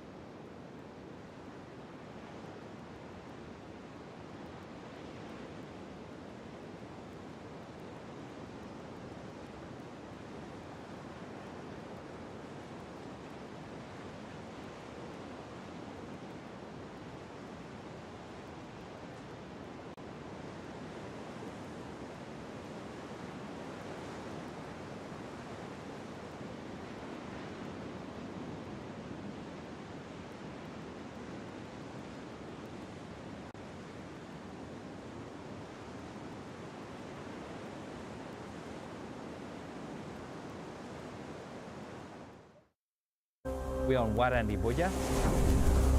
Warandi people are the saltwater people of this region. So basically we're saltwater mob, we're ocean mob. We live by what we call warto. And warto is the ocean, so we live by warto.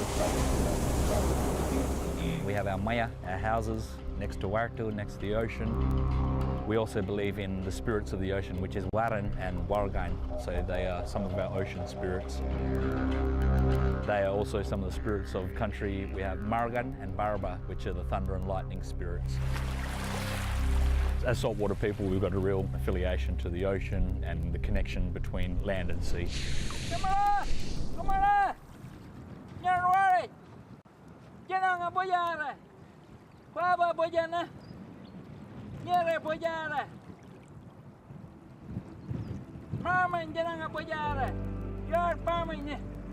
We are in Wadichap Birya, and Wadichap Birya is also known as Margaret River.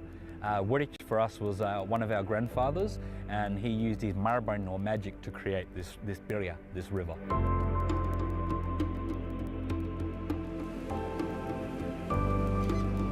Where the ocean and the river meet. Basically this is the mouth of the river, of the Birya. It's real special for the fact of the freshwater systems. They represent our song lines of Wagor. Wagor is the rainbow serpent, so the serpent that created all our waterways for our people to survive and live on. And we also have what we call that Wagor, which is the rainbow serpent, but he lives in Gyaba in the freshwater. We also have a Warto Wagor, which is the ocean serpent as well. And there's been a story passed down by our generations, by our elders, about how the two snakes always have a great battle trying to fight with each other.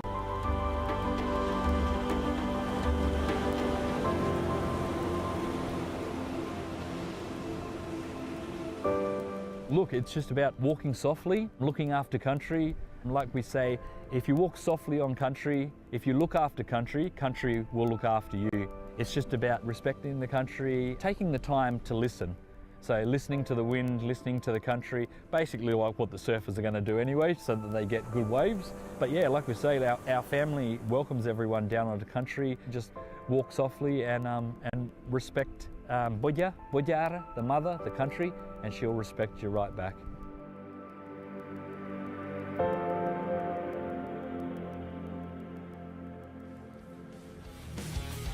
You're watching the Margaret River Pro, the 5th stop of the season of the World Surf League Championship Tour. Beautiful storytelling by Wadandi cultural custodian Zach Webb. You just saw him through that whole piece, and he's here live on the Harvey Norman host set with Joe and Bugs himself. Zach, thanks so much for having us, and it's been special hanging out with you all week. Oh, Kaya, thanks for having us here today. Yes, Kaya, that's another great one that we learned, saying hello. Kaya, and I'd like to ask you to help me with some of my pronunciations, because we've been trying to learn a lot while we've been here. When I say Wadandi Buja, how would you say that correctly? Well, we kind of say like Warandi is kind of the R we pronounce almost like a gnarly. So that R gnarly, so it's Warandi. And Buja, so Warandi Buja really is just, saltwater country.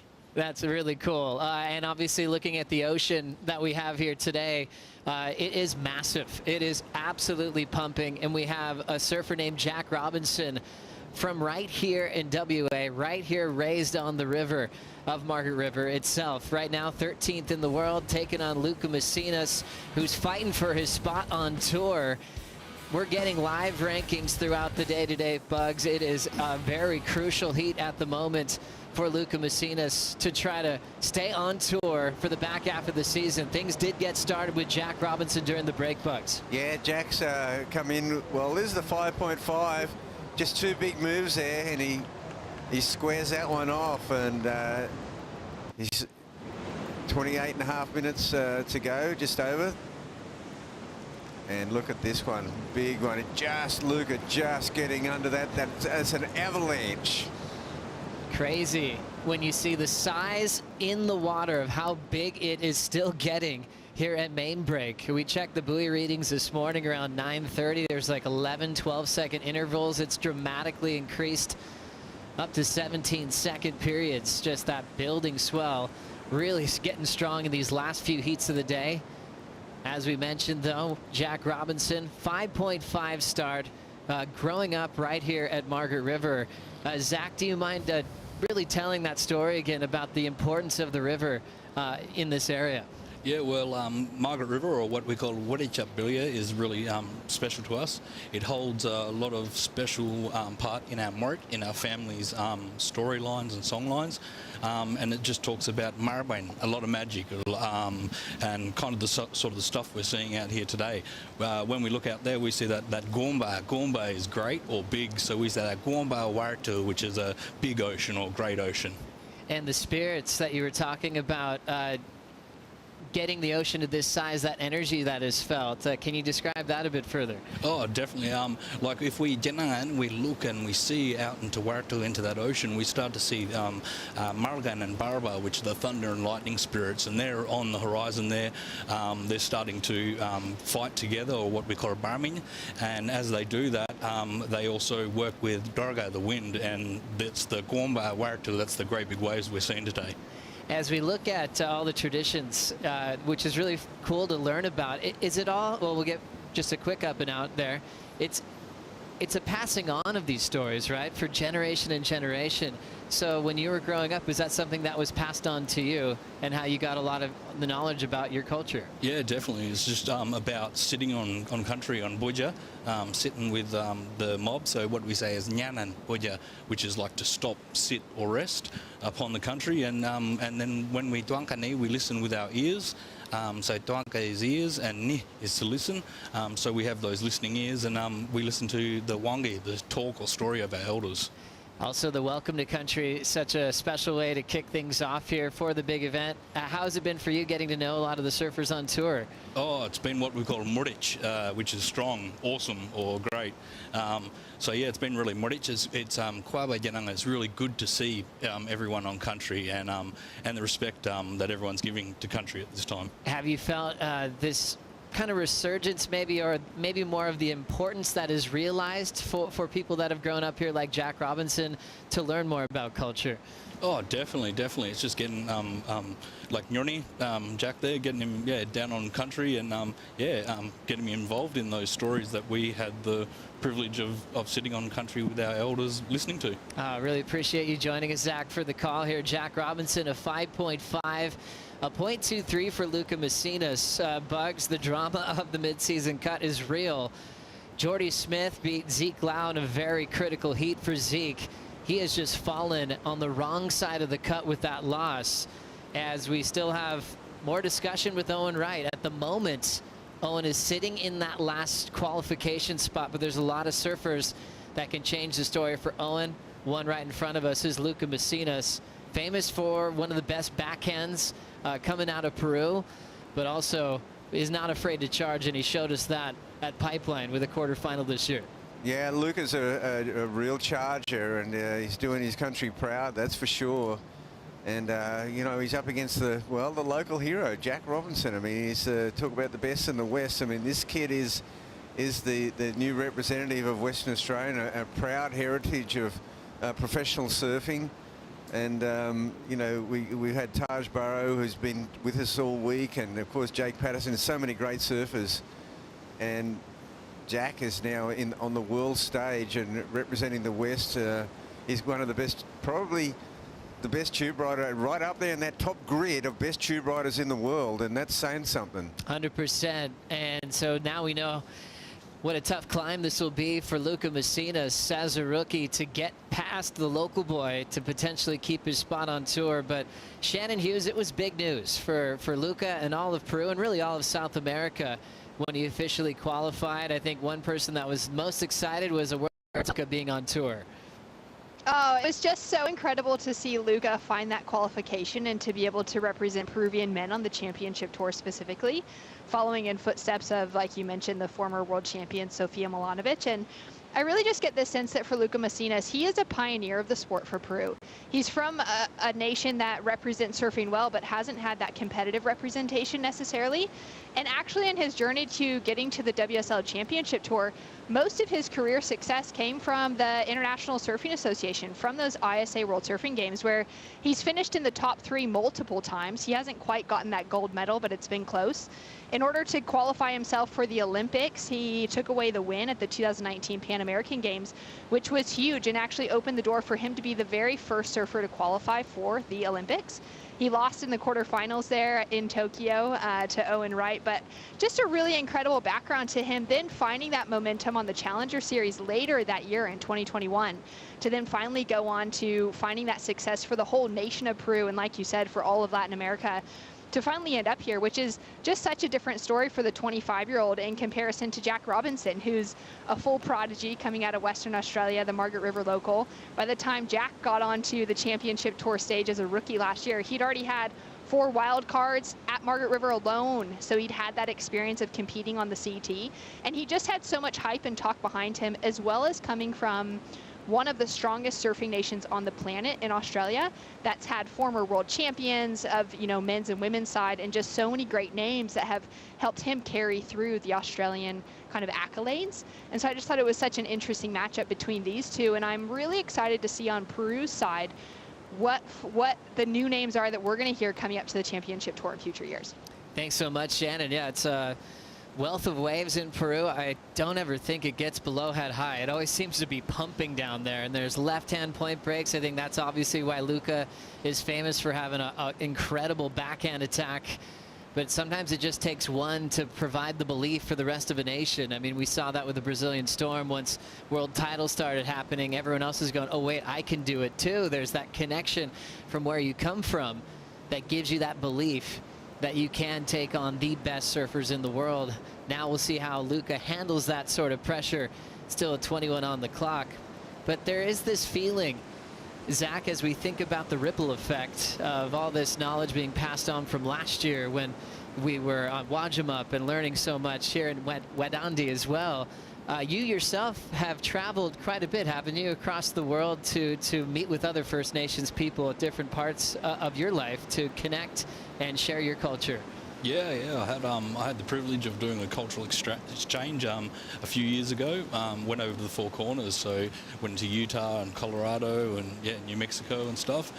Met up with a lot of the different mobs like the Hopi mob, also Zuni, Ute tribal groups. So yeah, it was really great.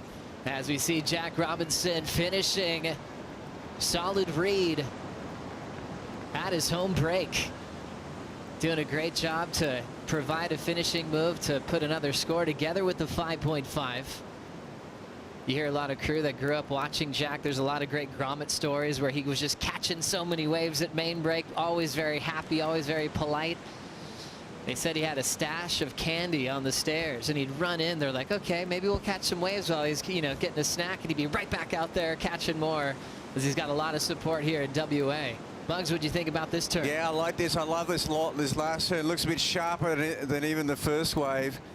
So it's only 2 maneuvers, but 2 very strong maneuvers. And just wave, it's probably a medium-sized wave, but I love the wrap there, Joe, and he brings it down and transitions back. Nice double pump there, it sets up this last maneuver, board above the lip line, and just brings it home. Well, red wave, such a clean style. That's always been so important to Jack Robinson. Now let's hear from Jordy Smith with Laura. Jordy, what a heat. Some of the biggest sets of the day rolling through. You were just saying, could have been at Jaws. But yeah, talk us through it.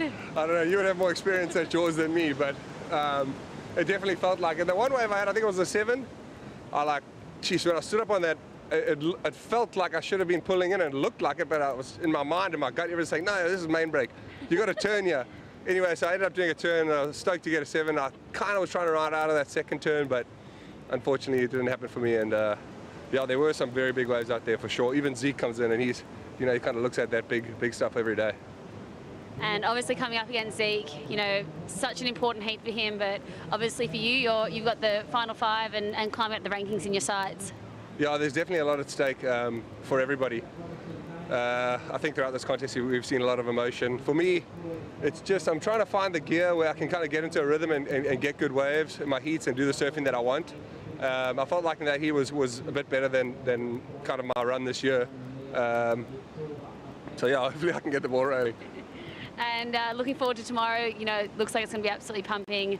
You must be excited. I am definitely excited that it'll be a little bit smaller than this. I think a lot more groomed, and so yeah, I think it'll be good. I've got a really good board. I'm stoked. My dad's shaping me some really good stuff, so I'm just fired up. Yeah. And anyone you want to say hi to, fam? Absolutely. Always say hello to my wife, my mother, my father, and my son. But I'm going to FaceTime you anyway in 10 minutes. Thank you very much, Geordie. Thanks for your time and good luck tomorrow. Thank you. Great performance from Geordie Smith. I think he had the same take as we had, Bugs, when we were watching Geordie on the absolute bomb. It was pretty, it was massive, it was scary. But yeah, he had turns in mind. The thing was really hollow. We haven't seen a lot of those waves come through like that one did just in the previous heat. Well, with all the fluctuating winds today, just at that particular moment of the day, combined with the tide and that set coming through, it was the best looking wave that's come through today. Really cool to see that. Zach, do you mind breaking down the seasons right now and what we're experiencing today? Oh yeah, so in our culture we've got 6 seasons, well 12 in total. It's kind of a transition between each month that we have during the year, but at the moment we're moving, we're actually in Jaran. And Jaran's a really good time for us. This is where a lot of our people were still fishing. We look up into the sky and we see the marnich, the white cockatoo, and it tells us that there's plenty of fish in the ocean there in Warta, mainly the salmon, which is nyari, which is actually what Narrabeen is named after. It's nyari or nyara is the salmon, and up is the place of the salmon. There we go. You're teaching us so much in such a short period of time. Which is what I love. Every time I see you, there's something that we're taking away with us. What about ocean activities? Going back in history, can you, besides fishing, was there anything else? Oh yeah. So like fishing and just basically enjoying like the ocean itself.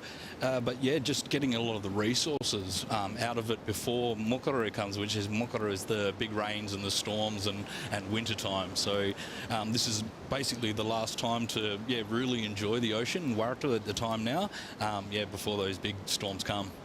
You always hear about people's movement these days. When the winter comes, it gets pretty cold and a bit treacherous around here, where people are going way up north or are flying overseas to Bali. Was there that same traditional movement back in the day? Yeah, well, back in the day, we moved a little bit off the coastal areas and moved into the forest areas and camped in those forest areas because it's a lot more warmer. The forest creates a lot of shelter from when those rain and storm come. But yeah, that's what we see. We see a lot of people moving and migrating, basically as Mamang, the great Gwamba Mamang, the great whale, makes its migration. So it does everyone else to warmer country. Really love it. Jack Robinson, Luca Messina still with 15 on the clock. Luca is comboed at the moment. And you think about the surfers right on the cut line, Bugs, how stressful this would be if Luca gets the jump on Jack and can turn this heat around. That would make things pretty tough for Owen Wright, who's sitting right on the bubble at the moment. Well, we've had 20 minutes of this heat and Luca's yet to really fire off a shot. And he's just had a bit of misfortune with his positioning when the sets come. Meanwhile, Jack Robinson, his third effort, a 6.83. It was only the 2 maneuvers, but they were much stronger, much more precise and crisp than that 5.5, and he got well rewarded. Jack Robinson hadn't been home in about 10 months. Zach, when we were at the press conference on opening day, yeah, he seemed so thrilled to be back home. The energy of seeing his friends and family in this ocean brought such a welcome smile to his face. Did you feel that with Jack when you saw him? Oh, definitely. And it's like exactly that feeling you would have got is, yeah, I'm coming back home. Yeah, as we see a turn to start on the open face, driving into a layback hook, looking incredibly powerful and comfortable on his home break. Not every surfer on tour gets a CT venue in their backyard. And Robinson happy to be representing this region on the top 34, which will shrink a bit after this event. And he coming off a semifinal at Bells, so he's still feeling that momentum. Bugs, what do you think? Look at the speed at which he's traveling on this one. He's just attacking this wave with everything he's got. And again, 2 solid maneuvers. I'm thinking that he's going to increase his score there. Scores dropping in for Jack Robinson. He'll get a solid number, an 8-point ride. 6.83 is his low score. Luca Macinas from Peru is in a lot of trouble to move out of the round of 32. We'll take a Bonsoy brew break. We'll be right back.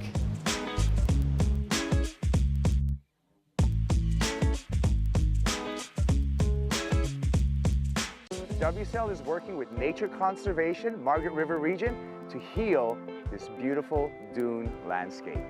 We Are One Ocean is an initiative led by the WSL to inspire our global surf community to protect and conserve our one ocean. It's so cool to see, the younger generation just already taking part in initiatives like this. That's just key to a beautiful future and a sustainable coastline. Help us preserve the future of our sport. To learn more, go to weareoneocean.org.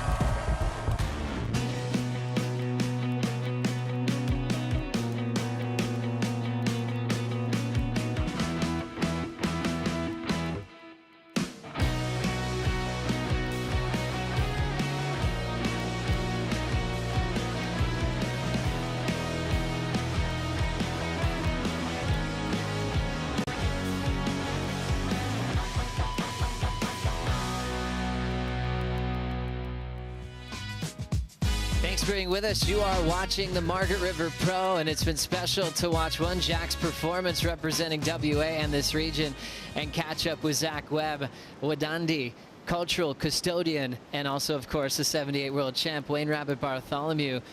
Cultural custodian, we don't hear that around the world. Do you mind defining that for us, Zach? Oh, well, cultural custodian is basically, it's in our family or our mort, we have like an obligation to our kinship system, and our kinship system is like everything that we're intrinsically tied to. So that is things within the ocean, so things like quran, the dolphin, mamang, the whale, also a variety of fish like different gilgit, and also on the land, so plants and animals and everything that's animate and inanimate that we're connected to as human beings in this world. Oh, that's super cool. With now 10:30 to go, coming off the break, Jack got a solid lead. Lucas still sitting with priority. He's got to get started at some point, Bugs. He's running out of time. Obviously being right on the bubble, he's in a must-win situation. God, he's in a must-go situation. I mean, there's only 10 minutes remaining of this, so 25 minutes is gone. It's amazing that one surfer's had a 5.5, then a 6.83, then an 8. The other surfer really yet to get his feet in the wax in this one. And again, here he goes at this time. Now locking in, Luca Messina, stretched out bottom turn. Just a quiet start maneuver-wise, but still has some room to move. And trying to force a turn off the top. Not quite connecting, but at least he's getting moving to try to break the combo against Jack Robinson. Yeah, well, when you sat there for 25 minutes, sometimes you stiffen up, and you just sort of he needed something just to loosen up the limbs and get a feel for the wax in his under his toes. And that wave, it was you'd have to say it was a fairly conservative approach. And especially compared to the start that Jack had, you'd say was Moric strong. Yeah. Did I do okay there? Yeah, Moric, that's it. A lot of learning here. Robinson, 8-point ride, 6.83, back to Luca's wave here. Did he miss an opportunity at the start here? Yeah, it seems like he could have gone a bit harder off the top there, and then he might be looking down the line for a solid finish here, and this time he just sort of wraps it back without any real authority. And I think that'll be pretty low on the score, and considering the size of the wave, it was a full-blooded set wave. So now running to the Red Bull ski will be Luca Messinas, managing his time, 8:43. Having the assist from the Water Patrol will make his comeback a possibility. And that's all you want, just a fighting shot. He was one of those rookies that surprised us all with a quarterfinal start to the season. Taking down some big names. His wave selection at Pipeline was incredible. It was pumping there. We saw that he wanted a piece of it. Since then, he's been getting knocked out early, which sort of sent him from equal 5th in the world to start the season down to that 22 mark. Since this event started, he's dropped just behind the cut. So it's all coming down to the next 8 minutes, Bugs. Yeah, it is. He would have liked to. He wouldn't be happy with himself in that, just in that he didn't get himself out of the combo situation. So he's still in a heap of trouble as far as advancing through this heat. And he just, you know, he'd like to just acquit himself well and feel good about it when he comes in, that he had a solid performance. And I'd like to see him have another crack. Zach, it was really cool to hear all of your stories, but I was really intrigued by the serpents. Do you mind telling that one again? Oh yeah, well basically we've got waggle, which is the rainbow serpent, and we believe like there is actually 2 serpents. So what we say, Gorger waggle. So there's a Warta waggle, which is a ocean serpent, and then we have a Beria waggle, which is the river serpent. And it's a battle they've always had since the beginning of time. The land was soft. They've been fighting ever since, and that's kind of that the ocean always trying to come into the land and the river pushing the ocean back, and creating some of these awesome breaks that we're seeing. And then freshwater and saltwater? Yeah, connecting and coming together. Ah, that's super cool. One thing I've noticed too, which has some familiarity to it, in Hawaii you often hear everyone respecting the elders and calling them uncle, auntie. Is that pretty similar with you as well? Yeah, definitely. It's a sign of respect by calling them uncle and auntie. Yeah, it's showing that that respect to your elders or authority. Love it. 6:30 on the clock. Luca Messinas in a really challenging position.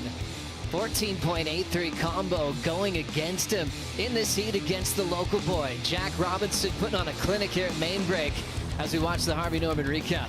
Yeah, well, this wave here, this is his 6.83. This really got Jack going. And then he gets just this time, he's got the pedal to the metal on this one, Joey. Rips into it.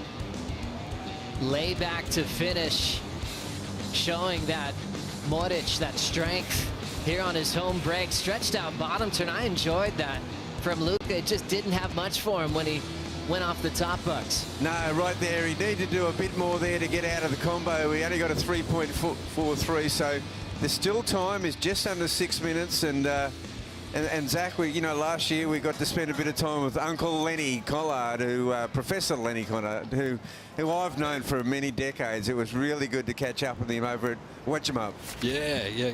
It's great. We actually had Uncle Lenny's daughter come and do the dance the other day for us, which was really great. Some of the Wajak mob come down and did a bit of a dance on Warani Buja, saltwater country. Oh, that's beautiful. And what is that relationship like? When she came up, and is there a welcome as well there? Yeah. Well, it's a welcoming ceremony. So it's like when we're going into someone else's country. We get welcomed in, and we welcome other people into our country, and it's about that sharing. So cool to see. 4:50 on the clock. Luca Messinas is starting to really run out of time. He's got to break the combination very soon to have any chance of going to some of the lefts on tour, from Tahiti to G-Land, where he'd love to show the world what he's got as we look at the ocean capping out to sea. This is a cloud break. This is a very rare thing. This is breaking in very, very deep water. So you never see this. A rare sight at Margaret River where you've got a cloud break. And Jack and Luca are just scratching for the horizon. And then this mountainous peak is just going to unload there in safety. Can you imagine going under that thing?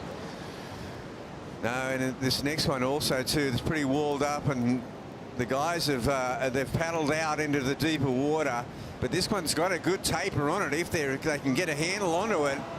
Big takeoff And now setting up a huge bottom turn, Jack Robinson starts with a tight wrap. Still a massive section and a 20-foot flyaway punt to get out of there. Well, it's a crowd pleaser. You don't get any points with that, Joe, but it got the crowd on their feet. They ate that up. Toledo has spent more time on the steps than anybody. He's going to be there for David Silva in the next heat. Actually heard Jack and Felipe speaking Portuguese to each other on the press conference. Jack's wife from Brazil, and he's been learning quickly as we got Luca trying to find his feet here at main break. A lot of foam on the face. This one's not going to get him out of jail. Still needs a 14.83 combination. Well, you know, that huge set that came as a forerunner to that wave, and the massive foam, very subsea. Looked like he was riding a big vanilla thick shake all the way through, and it just faded out. But this wave of Jack, it's a solid wave.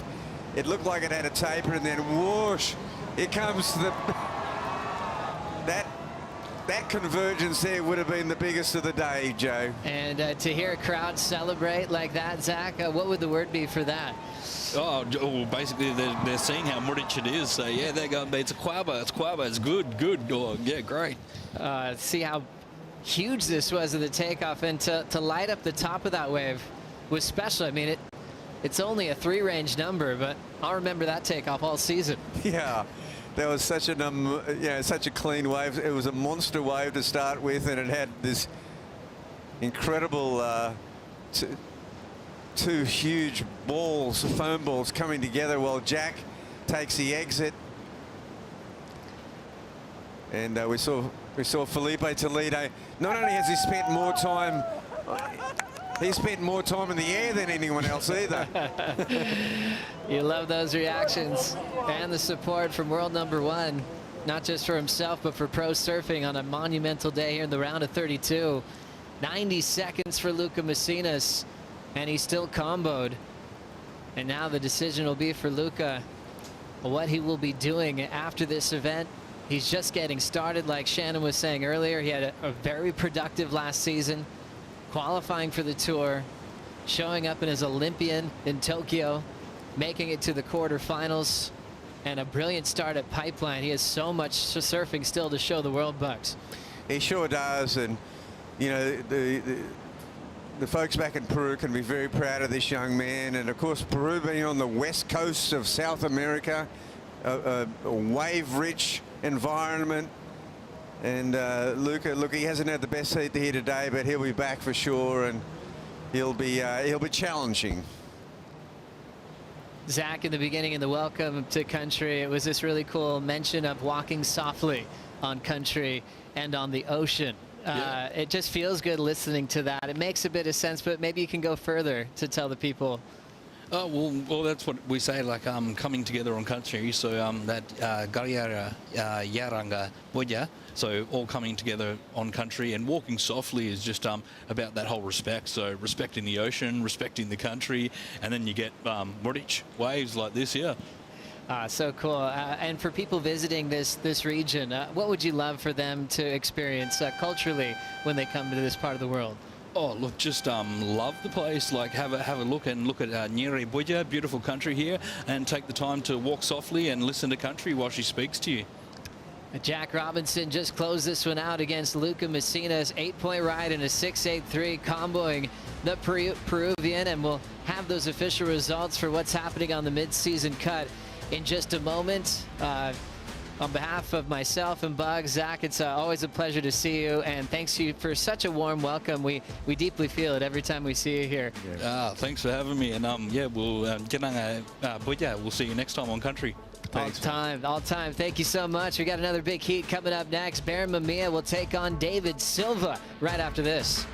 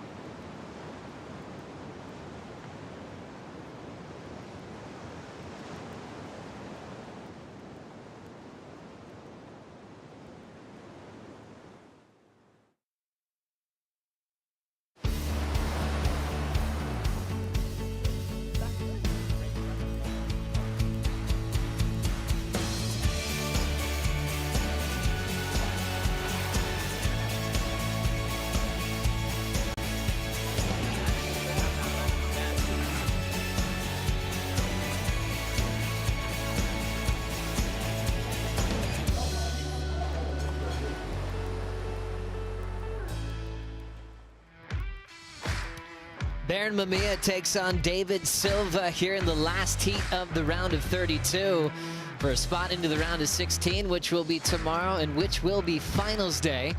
Baron Mamiya, famous for his domination at Sunset Beach. Wild card turned rookie on tour this season. The Hawaiian getting started, hammering the open face. He's a surfer that loves riding short equipment, but he can be very explosive, spontaneous, and believe it or not, it's his first trip to the West. He looks really comfy here, Bugs. Well, he sure does. Well, when you consider that the event that number 2 on the tour this year was Sunset Beach, Hawaii, and this young man won the event, that it's certainly no surprise he'd be looking out here favorably on and relishing these conditions. And a real kind human being.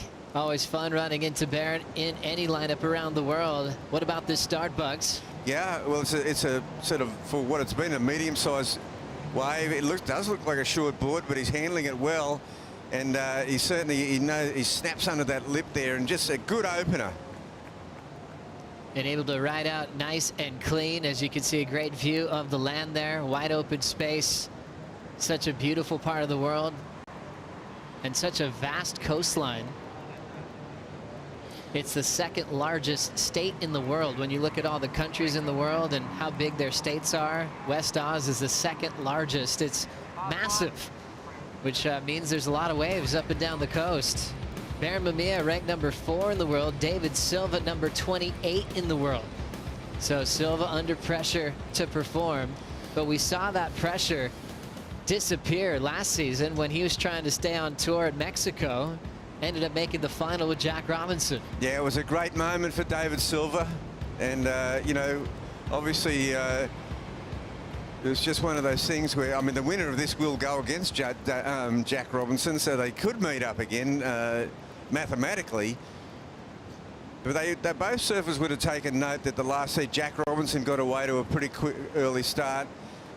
Luca just sort of that trap of waiting for that perfect wave, and sometimes it just you need to just get going, and that was a handy wave for Baron. He got a 617. That's a good opener.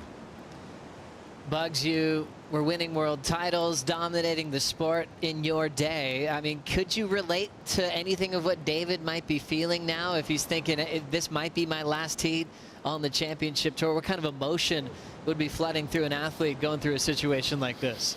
Well, the first one is you got to back yourself, completely back yourself. I mean, you're here because you dream to be a pro surfer. You've got to be absolutely ready to walk in the boots of a world champion and to walk in the boots of a pro surfer and give yourself a shot and believe. So you're going out there to win. During any stage of your career, did you have moments where you were fighting doubt creeping into your mind? Probably only right at the end, you know. Probably a bit of doubt right in the end, but for the most part, felt pretty comfortable being there. Felt like, you know, you got to believe that you are where you should be.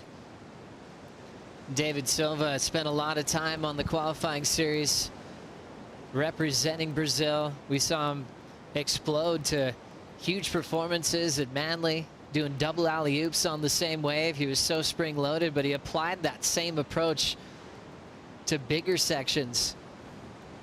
And we saw that he had so much depth, really powerful spring-loaded backhand attack as he sits out there with priority. Another guy that spent all day on the steps. I mean, you're the last heat of the day. David could have treated this like staying home, but he wanted to feel the energy of the Brazilian storm. I remember Taj Burrow was such a frother when he was on tour. If he had an afternoon heat, especially thinking of places where he stayed at J Bay, he was right there in front of Super Tubos. He said he could over froth and almost mentally be exhausted with excitement because he'd watch every single heat in the lead up to his, where he'd almost feel the energy kind of taken away from him because he didn't want to miss a thing. I think Silva wanted to just be around it and feel it going into a very important heat today. No, well, that's right. I mean, and look, everyone plays their own game. I mean, some people have to stay away and, you know, just be in a quiet zone. Other people can just, like, you know, we've seen Felipe Toledo. It draws energy from it. Some people find that a complete burnout.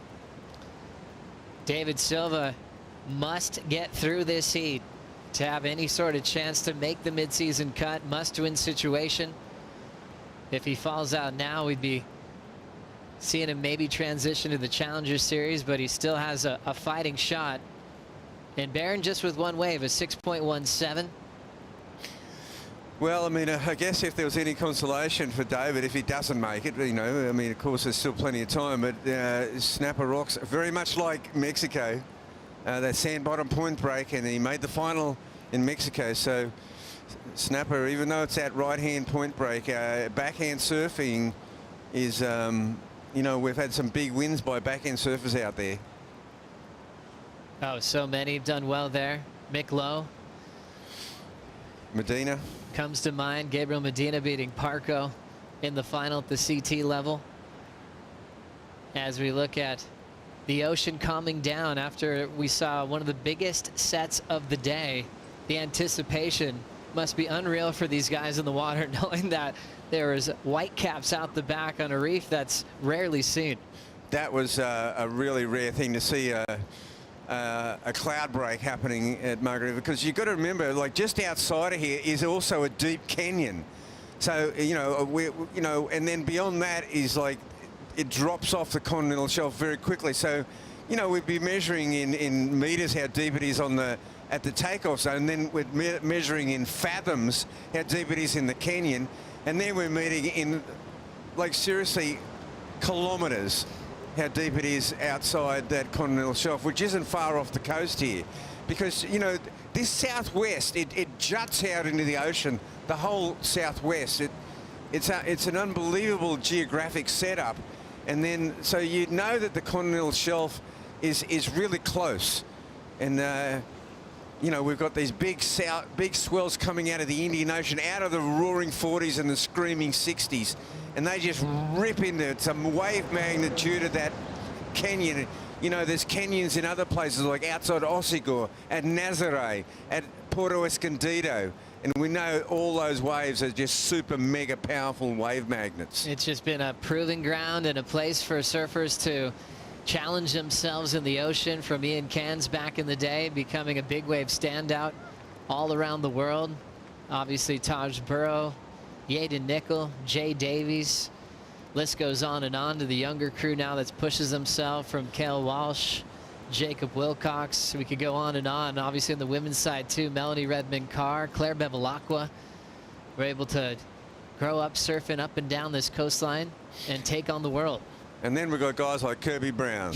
Oh, my goodness. who aren't prepared just to take this. They want to get a jet ski miles, kilometres out to sea and ride the most radical warped slabs that they make Chopu look civilized. And you think of the waves that Kirby Brown wants to surf. I don't even know if you call them waves anymore, do you, Bugs? I mean, oh, man. He is in his own mold, and he's very calm, very quiet.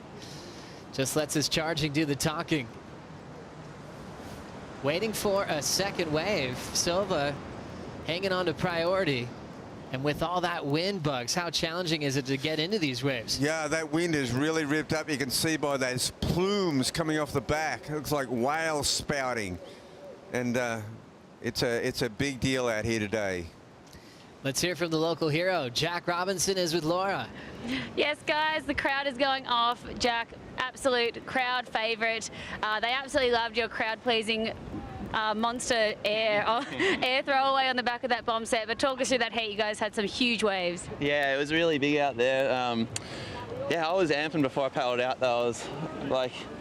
I was just ready to go, like, woo, let's go, like, 'cause it was big. You know what else you're gonna do? You can't be freaking out. So yeah, some of the waves, they just kept, like, one of them broke way out, and I don't see it break way out and cap on that little reef out there. I was like, all right, we're just gonna keep paddling and paddling here. And then yeah, just happy to get a couple under the big sets, because otherwise you get caught, you're done for the whole heat. So yeah. And looking at your heat strategy then, obviously, like, not riding a huge board, still on something, what are you on? I'm on a 6.6, but it probably looks small. I was actually going to ride a bit of a smaller one, but it's so big when you're taking off on them, and then yeah, you just need every bit of it. So yeah, it was a bit of action in the heat too. There's jet skis flying around, like my friend on the ski, we went flying off. I was like, oh, this is pretty fun, isn't it? It's like wild out here right now. So, yeah. Well and truly wild and woolly. You're into tomorrow. Tomorrow looks like it's going to be pretty amazing. The forecast is lining up awesome. So how does it feel to be in finals day at home? It's nice. Yeah, I think tomorrow should be pretty good. I wanted to get through today, just take today for what it is. I wasn't really sure how big it was going to be, but now it should be good tomorrow and groomed. So either here or across the bay over there, the box we could be on. But whatever happens is going to be good. Amazing. Well, we'll let you go rest up. It's been a huge day down here, and yeah, we'll see you bright and early tomorrow for round of 16. Congrats, Jackie. Well done to Jack Robinson. Was thinking about last year and how dangerous he was at main break. Remember that battle he had with Jeremy Flores in just flawless main break conditions. He always says it doesn't matter where it is, box or main break. I think we're always expecting him to go, let's go to the box as quick as we can, but he'll take either. He's ready. Well, I think there was a little bit of subliminal suggestion going on there. You're calling he wants the slab. Oh, what do you reckon? I don't think anyone can touch him at that venue. I mean, he's in another league when it comes to taking off of the box, riding the barrel. No one's even come close to what he's done out there. Obviously, started surfing out there when he was about 10 or 11. Went through the fear well beyond his years. But he always paddles out at waves like that with so much respect for the wave, for the danger of it. Baron Mamiya, his first trip here, he's already had a few reps at that slabbing wave across the bay. He's enjoying that. I think he's been kind of hunting down all of, you know, John's video parts that he's been watching over the years, and he's been having a great time out here, spending time with his girlfriend and his filmer. I almost thought he was going to meet up with his good friend Noah Beshin. Noah was on a surf trip out here. I don't think they had time to really connect. But that's part of his sparring crew from back home on the North Shore. Oh, yeah. Wow. Yeah, it's an awesome young crew coming through, that's for sure. And, you know, Baron would be just feeling so at home on those slabs that this part of the world offers up. There's so many of them, and a lot of them are tucked away. There's some secret ones, you know. It's that situation of being able to read that weather map, just not look at a forecast on the web. It's like being able to actually read a weather map, and there's certain spots that just turn on a particular swell direction and size and wind and tide, and you've just got to be there. And it's absolutely score. Baron Mamiya 617. Really interesting, Bugs, that it was sunset. That was his huge win when, you know, all the highlights and talk about him is what he does at pipe and backdoor. And just imagine if he wasn't against Kelly, that 3 seconds that changed everything in the script for the wild card. Baron Mamiya obviously went on for Kelly to win the most meaningful title in his career. But he was very close to being the standout, the best performer in the early rounds at Pipeline. And it ended up carrying momentum into sunset and is keeping him here on tour today. That 3 seconds Kelly got that wave at Pipeline, it was one of those destiny moments, you know, because it was like just written in the stars, you know, for him to go on and have the greatest victory of his life. And Baron had to walk away from feeling incredible that day, and he was so cool in his post-heat interview and wished Kelly the best. He ended up going all the way to starting off that season #1 in the world, and Baron got a taste of the yellow jersey with his win at Sunset, with Kelly getting knocked out early. And for a wild card to be in yellow, that doesn't happen every year. No, that's right. And it was amazing for Baron. It ended up being such a successful, you know, Triple Crown season and Hawaiian season, the 2 CTs, and he really made a name for himself. Interesting heat, just the one score, 617. David looked at a wave, 0.13. Yeah, he got it. He stood up, but he was over the back of the wave, and that just goes to show how strong this wind is. And there's some motion from the landing to get him back in to a certain takeoff zone that they feel it would be better. Because what's happened is that the 2 previous heats, both with the Geordie Z heat and then the last heat with Jack and Luca, have been huge, been massive. And it just seems like maybe not saying it's settled down, but it's this long interval swell. Sometimes you get these periods where you don't get those big sets. The Brazilian Storm on the steps there trying to reposition David Silva. And the Brazilian Storm's been very affected today. Italo taking a win. That was an all-Brazilian battle, but we're starting to see some movement. Yeah, don't bring him too far in, guys. They're moving him in, and they might be moving him right back out. Silva just chasing a 6.05. But yeah, Toledo getting his victory. Caio getting a win for Brazil. Jadson Andre beat Kelly. That was a massive one for him to try to fight for a spot on tour. Miguel's younger brother, Sammy Pupo, was in fine form getting a win. Miguel got a win as well over Owen Wright. So a lot of domination from Brazil today. Yeah, it's been a big day for the Brazilians. I mean, the West has certainly served them well, and here's another big set, but it's walled. It's very walled, and it's a late takeoff, but he won't go. But what's just trying to work out who that was. And still a lot of movement from the stairs. I mean, David's so far out to sea. Well, that was Barron that had a bit of a good look at that wave, because priority has just flipped to David Silva. So Barron had a big look at that very, very walled section, and then kind of took a stroke too far in the judge's eyes to show a little bit more intent than perhaps he intended. So right there with that move, Barron will lose priority. And David will be able to take on any wave he wants now. But where is he? It's a great question. Yeah, we're seeing one surfer in the water on this big pulled out drone shot. And the waves just still pulsing. We've seen the biggest sets happening right now. So look, the guys, you know, are signaling from the beach, but you know, I can only see one surfer in the lineup, Joe. Here comes a jet ski back from Southside. Okay, here's the second surfer. They're really far apart. Okay. Yeah, it's a gigantic playing field. Barron might be wanting to sit below it all under priority, and he does. Grabs this wave under David's watch. Quick whip back into the pocket on that forehand carve.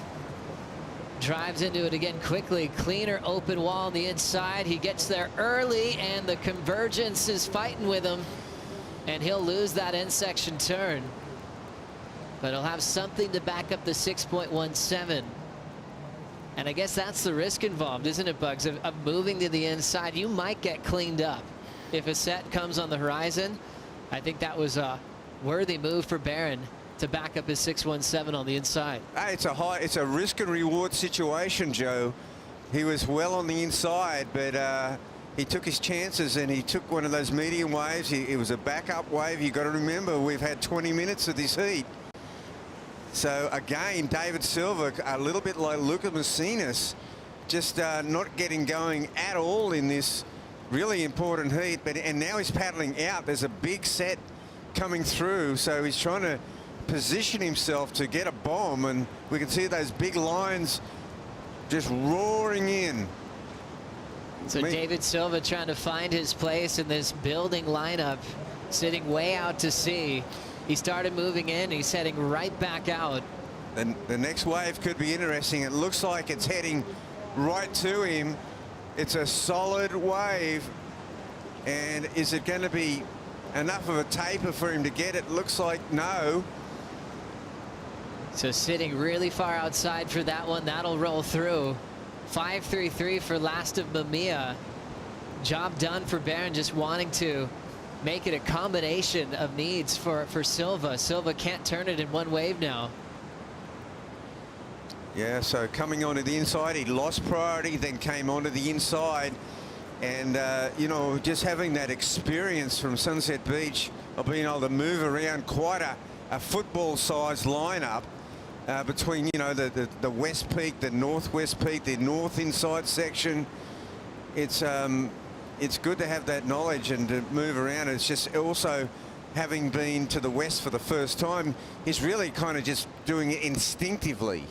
And he's very used to surfing in the power of the ocean out on the biggest days that are served up on the North Shore of Oahu. So you think of being in environments with heavy water conditions, even though Barron is a bit younger than David. He probably has a lot more days in conditions like this. Hence the comfortability of surfing a very short board. This is, I would think that this is one of the shortest board surfs today. It really looks short under his feet. I remember Chris Gallagher, who was coaching Barron at Sunset. Gally, who won this event, he was like, hey, why don't you try a 6'4", which is a fairly big board for a guy like Barron. And Barron said, yeah, no worries. And Gally was really stoked. He took that recommendation. He looked incredible on a 6'4". But I think whenever it's up to him, Barron's always, he's so talented. He can ride tiny boards on big days. He loves taking off incredibly late, whether it's pipe or Sunset. And I feel like he's adapting well for this event. He doesn't have Sean Ward with him. He doesn't have Gally with him. He just was like, I'm going to rely on my instincts. So far, he's relying on some good gut instincts in this heat against Silva. Barron Mamiya leading over David Silva, still with 11:30 on the clock. We'll be right back with the end of the last heat of the day after this break.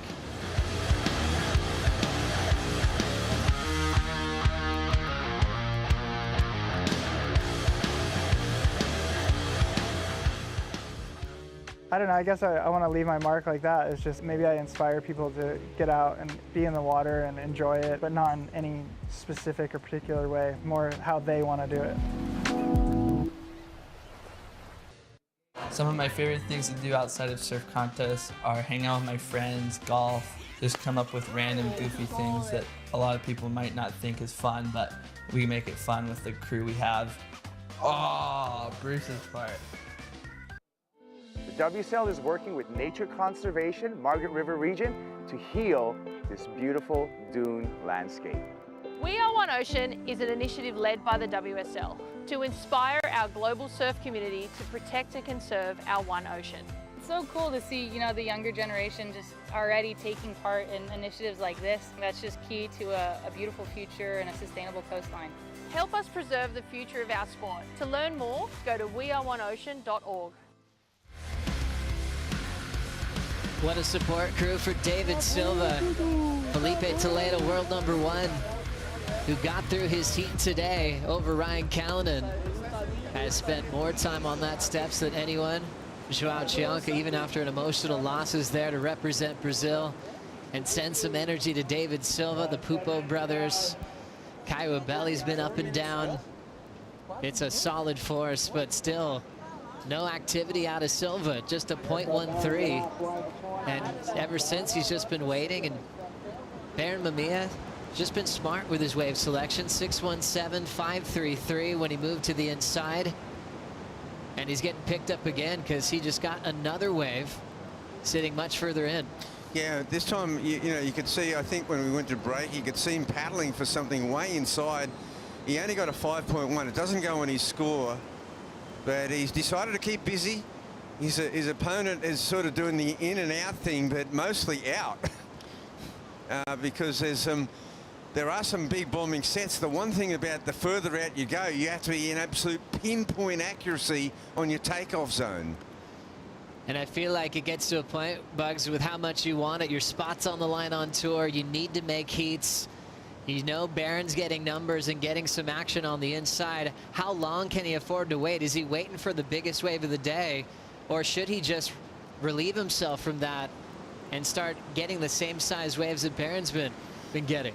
Well, I would say around that 7-minute mark, you've got to go. You've actually got to surf because you just don't have enough time at this break. As we see this, here's the 5-1 for Barron. He gets a pretty clean turn there. Nice little snap back, lay back. And yeah, I mean, 5-1, not much for that. So just nice and casual for Barron. You'd imagine Silva's backhand on a similar wave would be really exciting to watch. He gets speed on anything, flies through flat sections. Okay, he's on the move now, and it looks like he's found a bit of a glassy patch out there to position himself. Now he's really waiting for probably a mid-size wave, like an 8-footer, to come through to where he is. And we're down to 8 minutes now, so time really is a factor for David Silva. Barron, that 617 and 533, it's they're good scores. They're not the kind of scores that we've been seeing in the last 2 heats. So they're not the combo situation scores that we've seen. And that's what's making this one interesting. It's just an 11.5 combined total compared to the previous heat where Jack Robinson had a 14.83 combo on Luca Macinas. This one's a bit more attainable. The Brazilian Storm says they love traveling with David Silva. He makes them laugh all the time, just the way he approaches life. They say he's just a joy to be around. Oh gosh, he just again another one that he's just this time a bit too far out. It didn't quite peak up to where he was. He probably need to be probably about 10 meters deeper to have a chance of that one. There are some lines coming on the outside, probably a medium-sized set coming through. Certainly nice conditions now, Joe. Certainly, and you can just see line after line, the corduroys on the horizon, on the ocean here, just stacking through main break. And Barron has joined him in the lineup, so the any advantage of having the break to yourself has gone. David does have priority, but still Barron deciding to sit underneath just in case he can log more scores under David's watch way out the back. Yeah, well, we're seeing another set of waves coming through here. This is, well, yeah, this is definitely more than a medium-sized set. I think David Silva is on the move again outside. David Silva paddling out as hard as he can here. 6 minutes on the clock. Big set.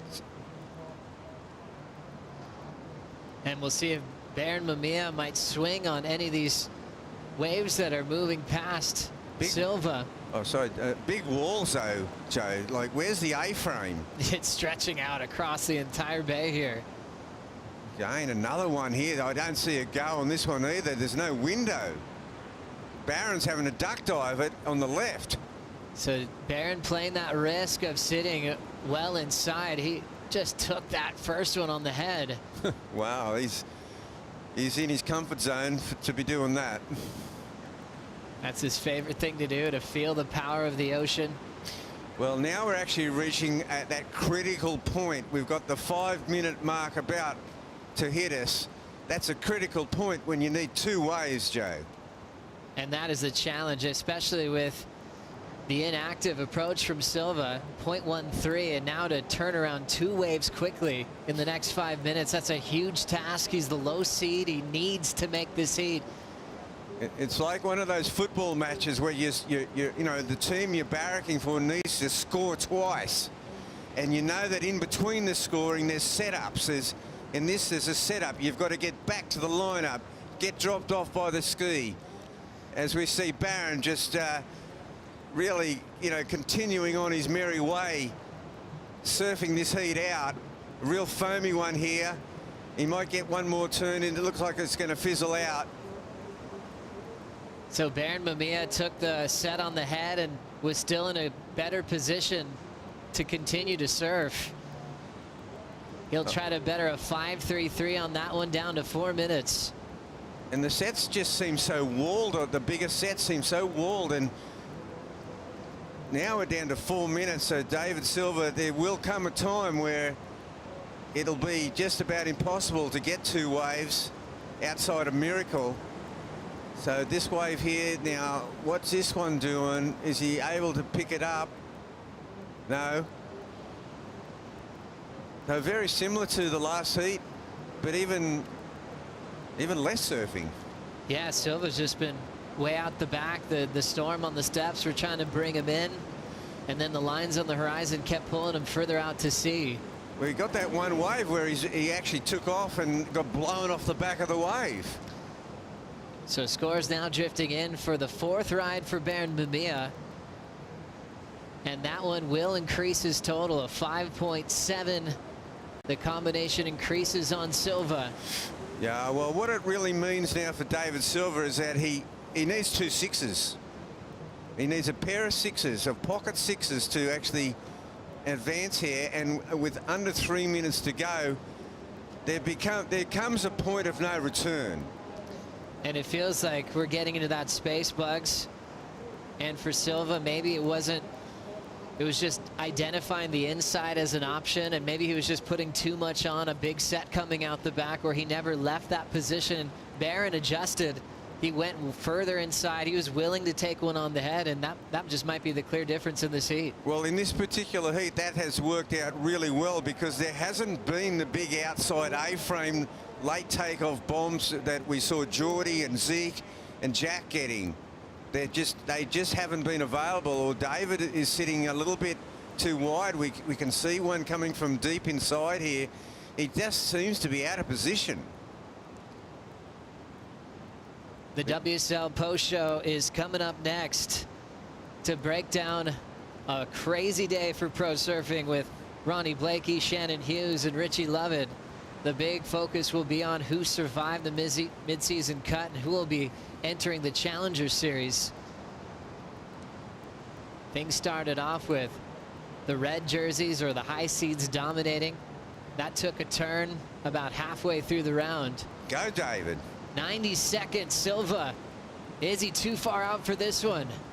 Well, he didn't paddle for it. He didn't commit it. You know, he just didn't paddle for it early enough.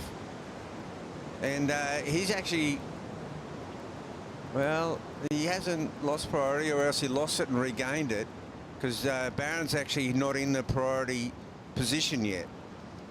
So that didn't affect him. But what has affected him is that we're down to just over 60 seconds, Joe, and this one is a done deal. It's so tough. David Silva's off tour now, losing in the round of 32 to Barron Mamiya. Such an amazing surfer. He'll be dangerous once again on the Challenger Series. Would have loved to see more wave riding for Silva in this one, but he'll have to regroup quickly, less than a week, and prepare for the Gold Coast. And Barron looking like he had a bit of fun there, not runaway scores, but riding short equipment, having to go through a lot of waves. 5.7, 6.17. And what started as a wild card with a dream is going to be enjoying a big season on tour this year. Moving on to the round of 16, and I'm sure he's the guy that would be hoping that his heats are run at the box tomorrow.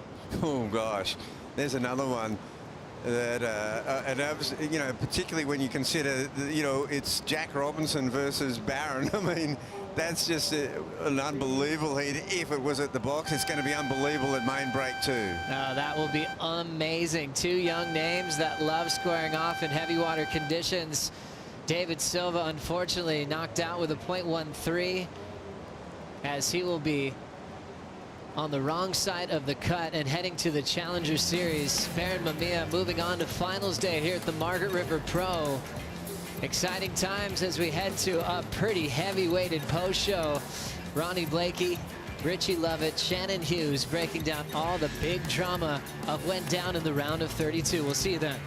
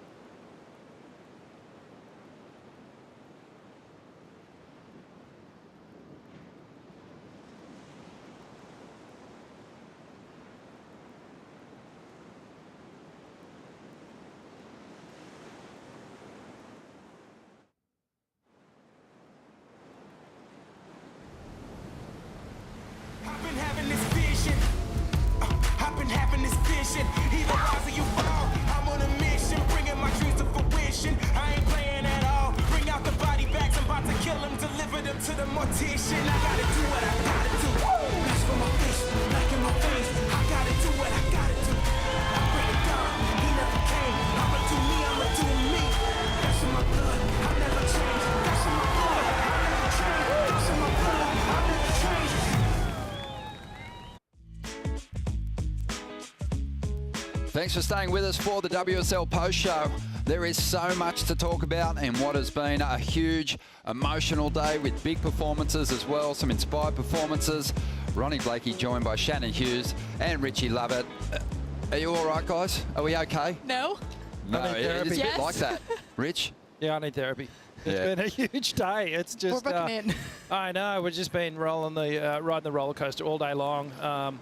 Not to mention what Mother Nature dished up for everybody. It was just a challenge from, first light today, and what an amazing day of competition. Yeah, that was huge. I mean, sometimes I feel like here at Margaret River, you've got to go back and have a look at some slow-mos of some of those bigger rides, Shannon, to just get an idea, a scope of how big it actually is. But it was monster. It was honestly so huge out there. Some of the sets rolling through just in the last 2 heats were unbelievable, like literal mountains. To then try and see the guys capitalize on it was a really crazy way to end a really crazy day. You think, Rich, I saw Federico Moraes, in a heat where his CT spot was on the line. He jumped on the back of the ski, the Red Bull ski, got dropped off in the channel. After getting dropped off on the ski, got cleaned up by sets, got pushed pretty much all the way in. And that's what they were dealing with, as well as having to chase down those big results. It was just a brutal day. I think that's the best word to sum it up. Yeah, absolutely. And a lot of the competitors coming in thinking, they were actually saying, we thought it was solid 10 foot, but when they came in, they were like, it was solid 12 to 15 feet out there. We saw everyone scrambling for equipment that could handle these type of conditions. Boards getting pulled out of the closet that had been sitting in there for up to 10 years. Jake Pato opened his garage. He had plenty of big shooters in there, and he was handing them out like lollies. Yeah, exactly. Well, there was a big performance, a lot on the line in that last heat of the day. Baron Mamiya looking to solidify a place in that final 5. He's down there with Laura Enova. Baron, last heat of the day. It's been a huge day of ups and downs, and you said you've just been watching it all at home and obviously coming down here. And yeah, talk us about getting out there so late and kind of having David get a bit lost. And you were saying that you almost thought you were lost as well. Yeah, it was really, really big when we got out there. Like, I think the biggest set of the day came in and looked like a 3rd reefer. Yeah, David, good job. And yeah, like we just kind of got out there and we were like, oh no, like it's kind of big. And then David was sitting really, really far out, and I kind of thought I was sitting like on the inside, and there's sets coming in and he kept piling out, and I was like, oh no, like am I like way, way on the inside? And I thought I was gonna get pounded, and I kind of got lost for a second, and then I just was like, okay, like when I first got here, I just sat next to the boil. That's kind of where everyone was sitting, so I just looked for the boil the whole time I was out there trying to find it. But yeah, the waves were huge. I got caught by one pretty big set. It was definitely scary, and yeah, it definitely, I think, was the biggest it's been all day, was right before we went out there. And obviously coming from Sunset over here, you're just riding your favorite boards that you would usually ride at Sunset? Yeah, I rode a 6.2 in the heat. It felt really good. I just couldn't really get, like, my first wave was pretty good, and I never got really like a really solid another wave. But yeah, I have my 6.2, and then I have my Magic 6.3 that I won at Sunset with. I didn't ride it because it doesn't really like the bump that much. But yeah, I just rode basically the boards I ride at home. And keeping your stellar run going throughout the year, you are obviously looking for a spot in that final 5, and obviously you'll be coming up against local boy Jack Robbo tomorrow, so that'll be an exciting one. Yeah, Jack got me at pipe at my home break, so I think I should try and get him one at his home break. Absolutely love it. We'll let you rest up. It's been a huge day down here, and yeah, congratulations, Baron, into the round of 16. Thank you so much. Yeah, huge result for Baron, and I can tell he's extremely elated. But Rich, he kind of validated what we were ramping up. We weren't just making it up. It was big out there today, and for a guy that charges as hard as him to kind of back us up on that, it means a lot. Yeah, absolutely. We saw this swell marching in a week ago. We saw the storm brewing, and we saw the numbers starting to really lay down in the forecast, and it was going to be big today no matter what. So it was a challenge. It was surfer against ocean, sometimes more so than surfer against surfer. And many rose to the challenge. There was some great surfing on some huge conditions, and pleasure to watch it. Yeah, and obviously so early in the event, we're seeing those surfers at the very end. Top end of the ratings taking on those surfers below the cut line, and that was the case in heat number 5. We saw the current world number 2, Kanoa Igarashi, taking on Matthew McGillivray. It was that matchup that we saw last year here as well, where Matt McGillivray got the upper hand on the more experienced Kanoa Igarashi. Kanoa came out really looking strong. He had, you know, started out with waves like this, really just putting that board on rail, putting some good progressive push in his turns and that variety, but the strength of the South African, he just couldn't be undone. And I think Matt right now, he's so freed up because he's got to go so far in the event that he may as well throw it all out there, and it's working to his advantage. Yeah, well, maybe he doesn't have to go as far as what he initially thought now, because it's gotten pretty interesting and quite tight there just on the bubble. But Rich, he's an animal in these big open ocean waves. It's something about Margaret River main break that Matty McGillivray, well, he just clicks. It's these bigger walls, these bigger lines that he draws. It smooths out his style a little bit more, just throwing the full Hail Mary at that final section. And, well, everyone thought that Kanoa was just going to do the job out here and get the win. And Kanoa even said in his post-heat interview, he didn't feel like he did a thing wrong. He felt like he wouldn't change anything, but he was just out-surfed today. Yeah, well, the word came from the panel early on. You know, big individual turns, high-risk manoeuvres that were fully committed were going to score well, and that was the case for Matty. Dropped a big 7.6 for that individual turn. It was a Hail Mary, and he managed to reel it in. Yeah, and, well, his job's not done yet. And the pressure that you were talking about, that he had maybe alleviated and just thought, oh, it's, you know, it's a fairy tale that maybe is not going to happen.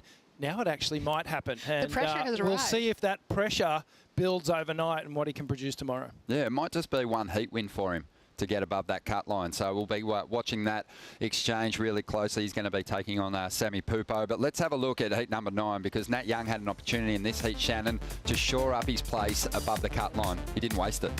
He did not put it to waste up against fellow Californian and Jake Marshall. And Nat really needed to hold strong. He had that pressure sitting on him going into this heat. He knew that it was really make it through and he's qualified, and lose out and he's gone. And he just strung together the most impressive heat that maybe we've seen from him in his championship tour career against the Encinitas local. Yeah, and you know, at this point, Jake Marshall's thinking, oh my goodness, there's so many guys still to come that are lower than me, below the cut line. They're going to be making a charge. Now he might be okay, but at this point it was a battle to confirm your place on the CT. Yeah, well, it just goes to show you that you can't really get ahead of yourself because you can't control what anyone else is doing. But for me, this was the best backhand surfing of the day that Nat Young put down here, and just huge backhand hooks. Really, it was really spectacular to watch. It was. Nat was just over the moon. I mean, there is a, you know, it's been a long road back to the CT for him, so the fear of missing this mid-year cut, I'm sure it was weighing heavy, but look at the scores. He stood up in a big way today. Oh, an 8.93 backed up with a 7.17. That's a dream run out here to get an excellent heat at a wave like Margaret River, where it really takes that critical commitment to the outside section as well as knowing that inside section and laying it all down to get a result like that. Yeah, Stoked. I think the crowd hit fever pitch. They maxed out the competitors' area down there. When Kelly Slater took on Jadson Andre today, Kelly just still drawing those big numbers, Rich, and he looked super focused and ready to lay down some big turns out here. Yeah, always a crowd favourite, Kelly Slater, and the 50-year-old. But, well, Jadson started really strong and put a bit of pressure on Kelly with 2 scoring rides before Kelly had even stood up on the board. And you can just see, this is Jaddy's comfort zone, believe it or not, is being on the bubble, is being under pressure. And this is where he thrives. So if he does make his way back onto the tour, I think he just needs to go into every single heat thinking, I'm on the bubble, because he'll probably, you know, move up in the ratings. Yeah, he was fortunate, Shannon, to connect with the by far the best wave of the heat in the early stages, and that did apply some pressure to Kelly. But he backed it up as well. Tactically, he surfed a really smart heat. Yeah, great surfing from Jadson. Really proud of his performance. And, yeah, being on the bubble works in his favor without a doubt. And, I mean, another, you know, tough one for Kelly Slater, finding in some really solid-looking waves, but just lacking in some areas. Yeah, he stepped onto that old favourite, Rich. He dusted it off. 10 years old, he left it here yonks ago. And it didn't look unusual under his feet. He actually surfed it very well, but like we said, just didn't really find a clean wall to lay that thing into. Yeah, I don't think it was the board choice that let him down at all. I just think it was perhaps wave choice that was the thing that did him in at the end. And as you said, there weren't a lot of quality waves in that heat, and Jadson picked the eyes out of it and surfed really well on the waves that he did have. So, you know, he deserved the win.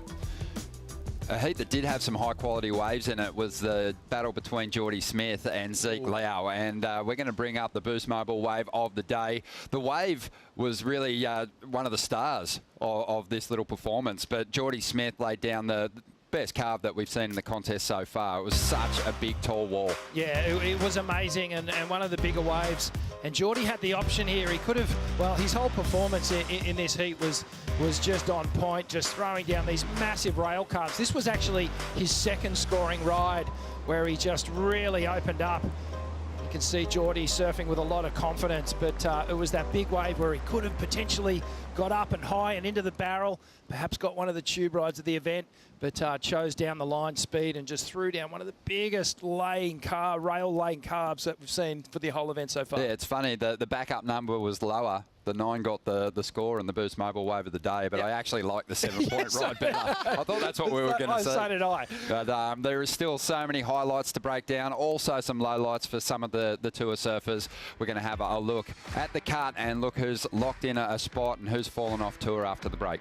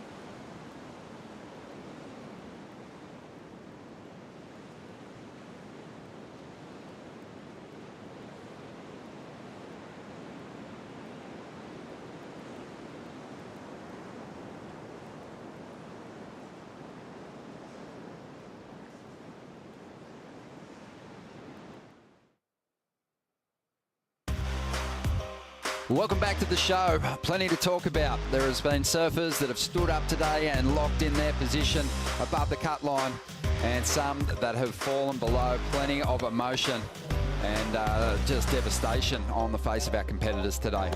There has been a lot of tears shed, I will say that. It's been an emotional, just kind of watching each of these surfers soak in those moments, either that news that they have made the cut, or that news that them or their friends have not made the cut. There's been so much going down of friends having to knock out friends, and I think that's been one of the saddest things to experience today. Yeah, a lot to process.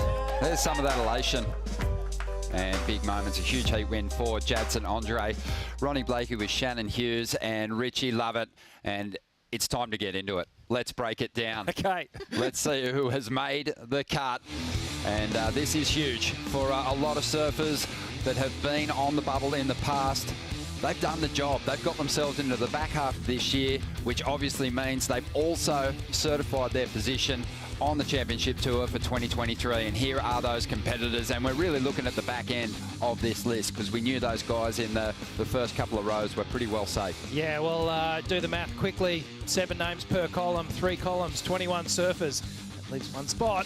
But have a look there. Jake Marshall, Jackson Baker, and Jadson Andre just bringing up the rear, getting their position on tour, and the rest of the soldiers falling into place here a good-looking list there.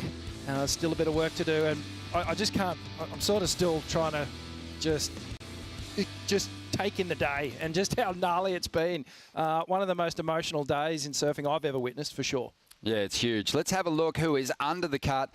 This is, you know, really interesting to see. There's a few names there I didn't see staying below the cut line after event number 5, but there it is. I guess the big story is Luca Messinas and Zeke Lau. They came into this event in those last couple of spots, and they've been knocked out, even though they've got the same points. They've been knocked out by Owen Wright, who's currently on the live ladder, sitting in that 22nd spot. However, Matthew McGilvray still alive in the event, and he has a chance to overtake Owen if he makes the quarterfinals. So one more heat for Matty. Unbelievable to know that Matthew McGilvray has a chance. He's going to be matched up in the round of 16 against Samuel Pupo. And it's an interesting one there because the season wild card for this year's WSL Tour, it went to Owen Wright, who was sitting one spot below Matty McGilvray.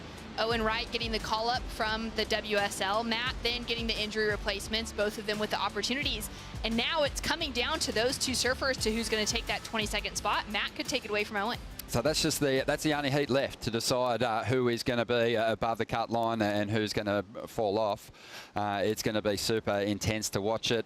It's going to be super intense for Matty to surf it. But if he surfed the way that he did today, he's going to have a fantastic shot. Yeah, I think he'll be thinking that he's got a good chance out here, knowing that he has had a good result here. He does his best surfing out here at Main Break. And the way the forecast is sort of panning out, we could have Bluebird Day tomorrow with 6 to 8 foot, maybe 10 foot waves and perfect offshore conditions. So he'll have a good night's sleep tonight, hopefully, and wake up ready to win. Well, that heat is going to determine the big story around qualification for that back half of the year. But the story will then shift to the event win here at Margaret River. And the surfers in the first heat of the round of 16 are going to have a fantastic shot.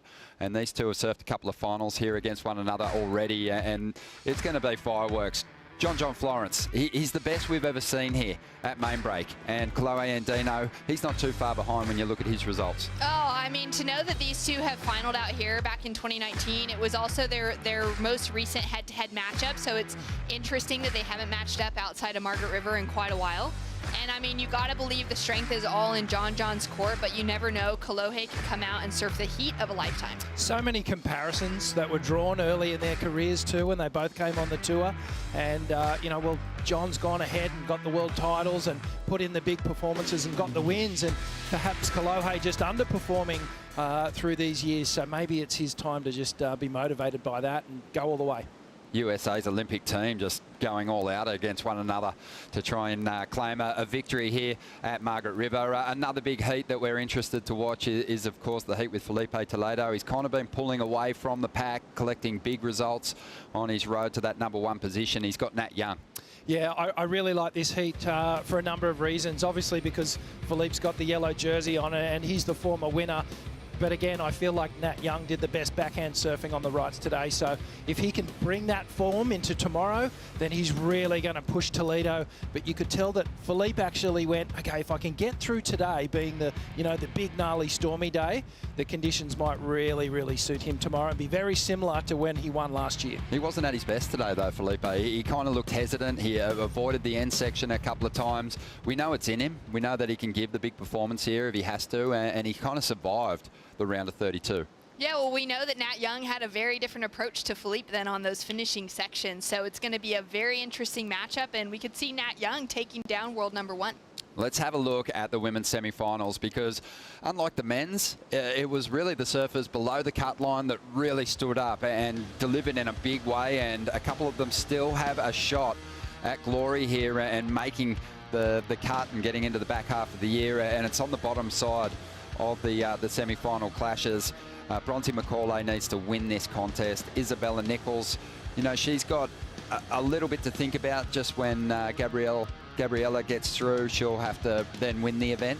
But it's going to be a big one. Courtney's obviously got the wins and the experience. Absolutely. It's going to be a tough one for Gabriella Bryan, too, because she has the pressure knowing she needs to make the final, first or second, to really solidify that position. And then Malia Manuel, she's just sitting somewhere listening in and waiting to see how the rest of the day unfolds to know if she stays above that cut line. Maybe just tuned out. She might have headphones on with music blaring and just like an eye patches on or something. I don't know. I don't think she could watch it. It's too intense. The surf was massive today. The Surfline forecast predicted it. Let's have a look at what's to come for finals day, the last day of the event window tomorrow. It's all going to go down. Yes, it is, and it's a pretty simple forecast. We've had the peak of the swell today, and overnight it's going to start tapering down, which is a good thing. I mean, it was gigantic today, but we don't need 2 gigantic days. And you can see, well, tomorrow's going to be offshore all day, so we couldn't have asked for a better wind.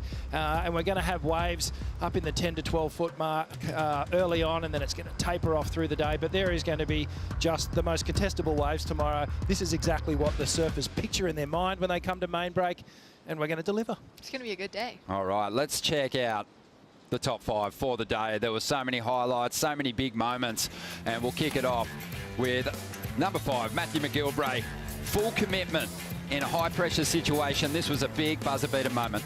Massive. I mean, for him to hold composure and to just throw it together after linking in some really good waves, really finding some momentum with that heat, it was these in sections that he was going to really have to just put it all on the line, similar to surfing at home in Jeffreys Bay, going straight into the bricks, knowing you're risking your body, your fins, your board.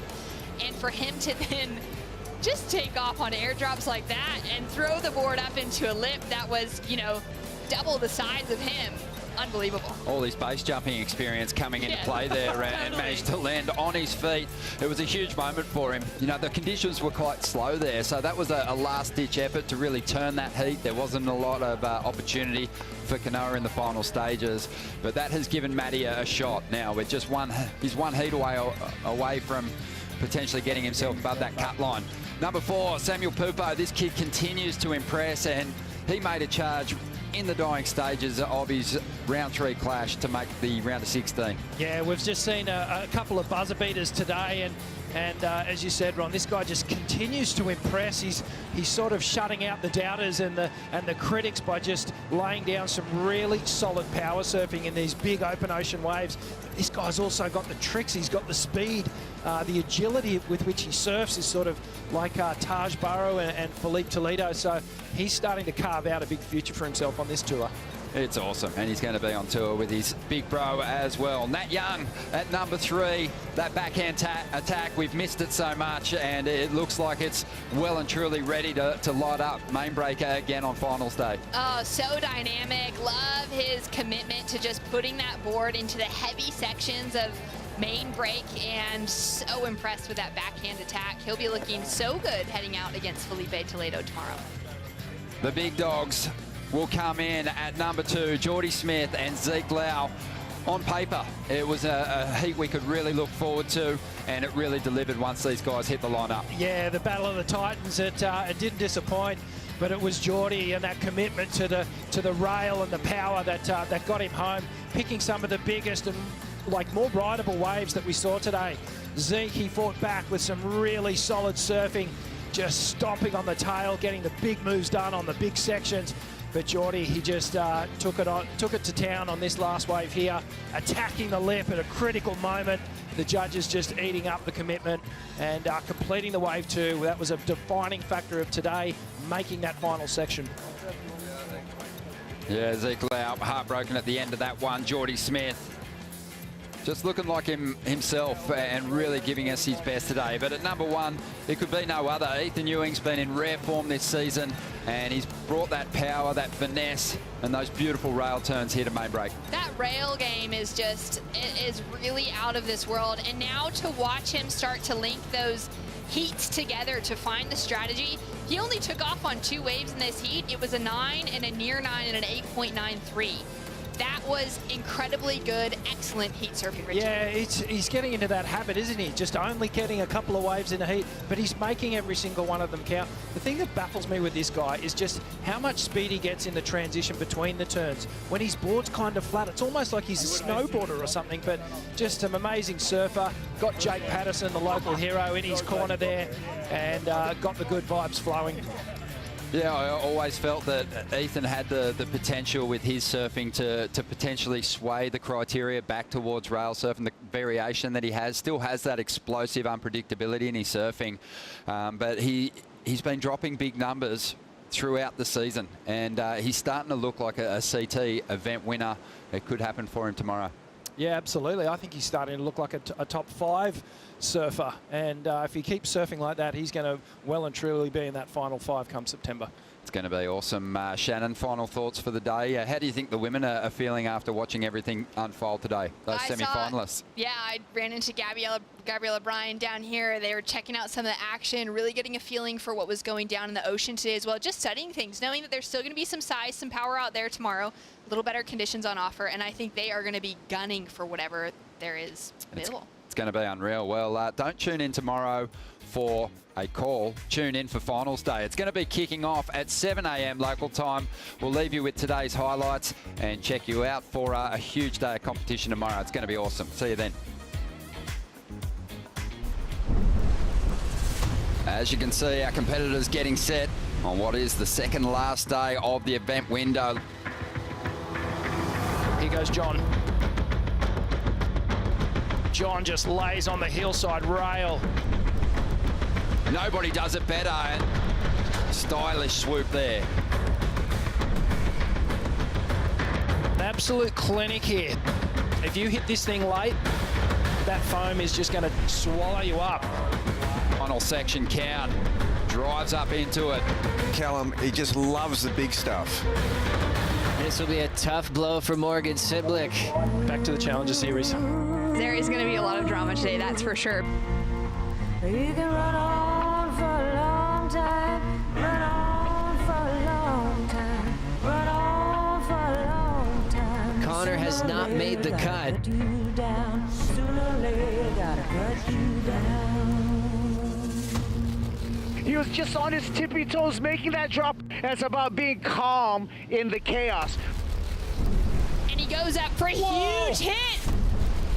He pulls it off, throws the flame.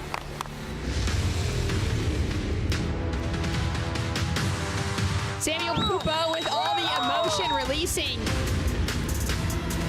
It's that right hand jab.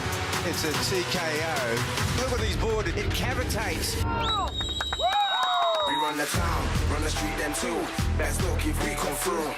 All of the man, they're ready for war. You can never test my crew.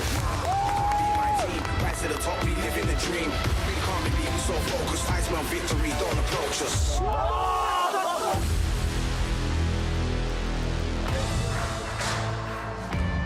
So the victors go the spoils. It's just how it is.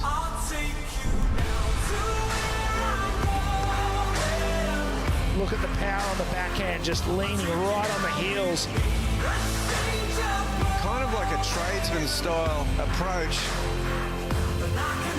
And his opponent has not been able to go with him. Just that Andy Iron style.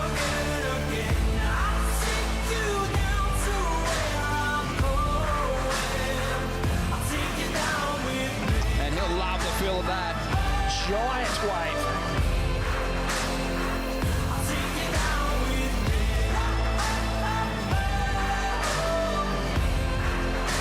This copyrighted event broadcast is produced by the World Surf League for broadcast around the world and may not be retransmitted, reproduced, rebroadcast, or otherwise distributed or used in any form without the written consent of the World Surf League.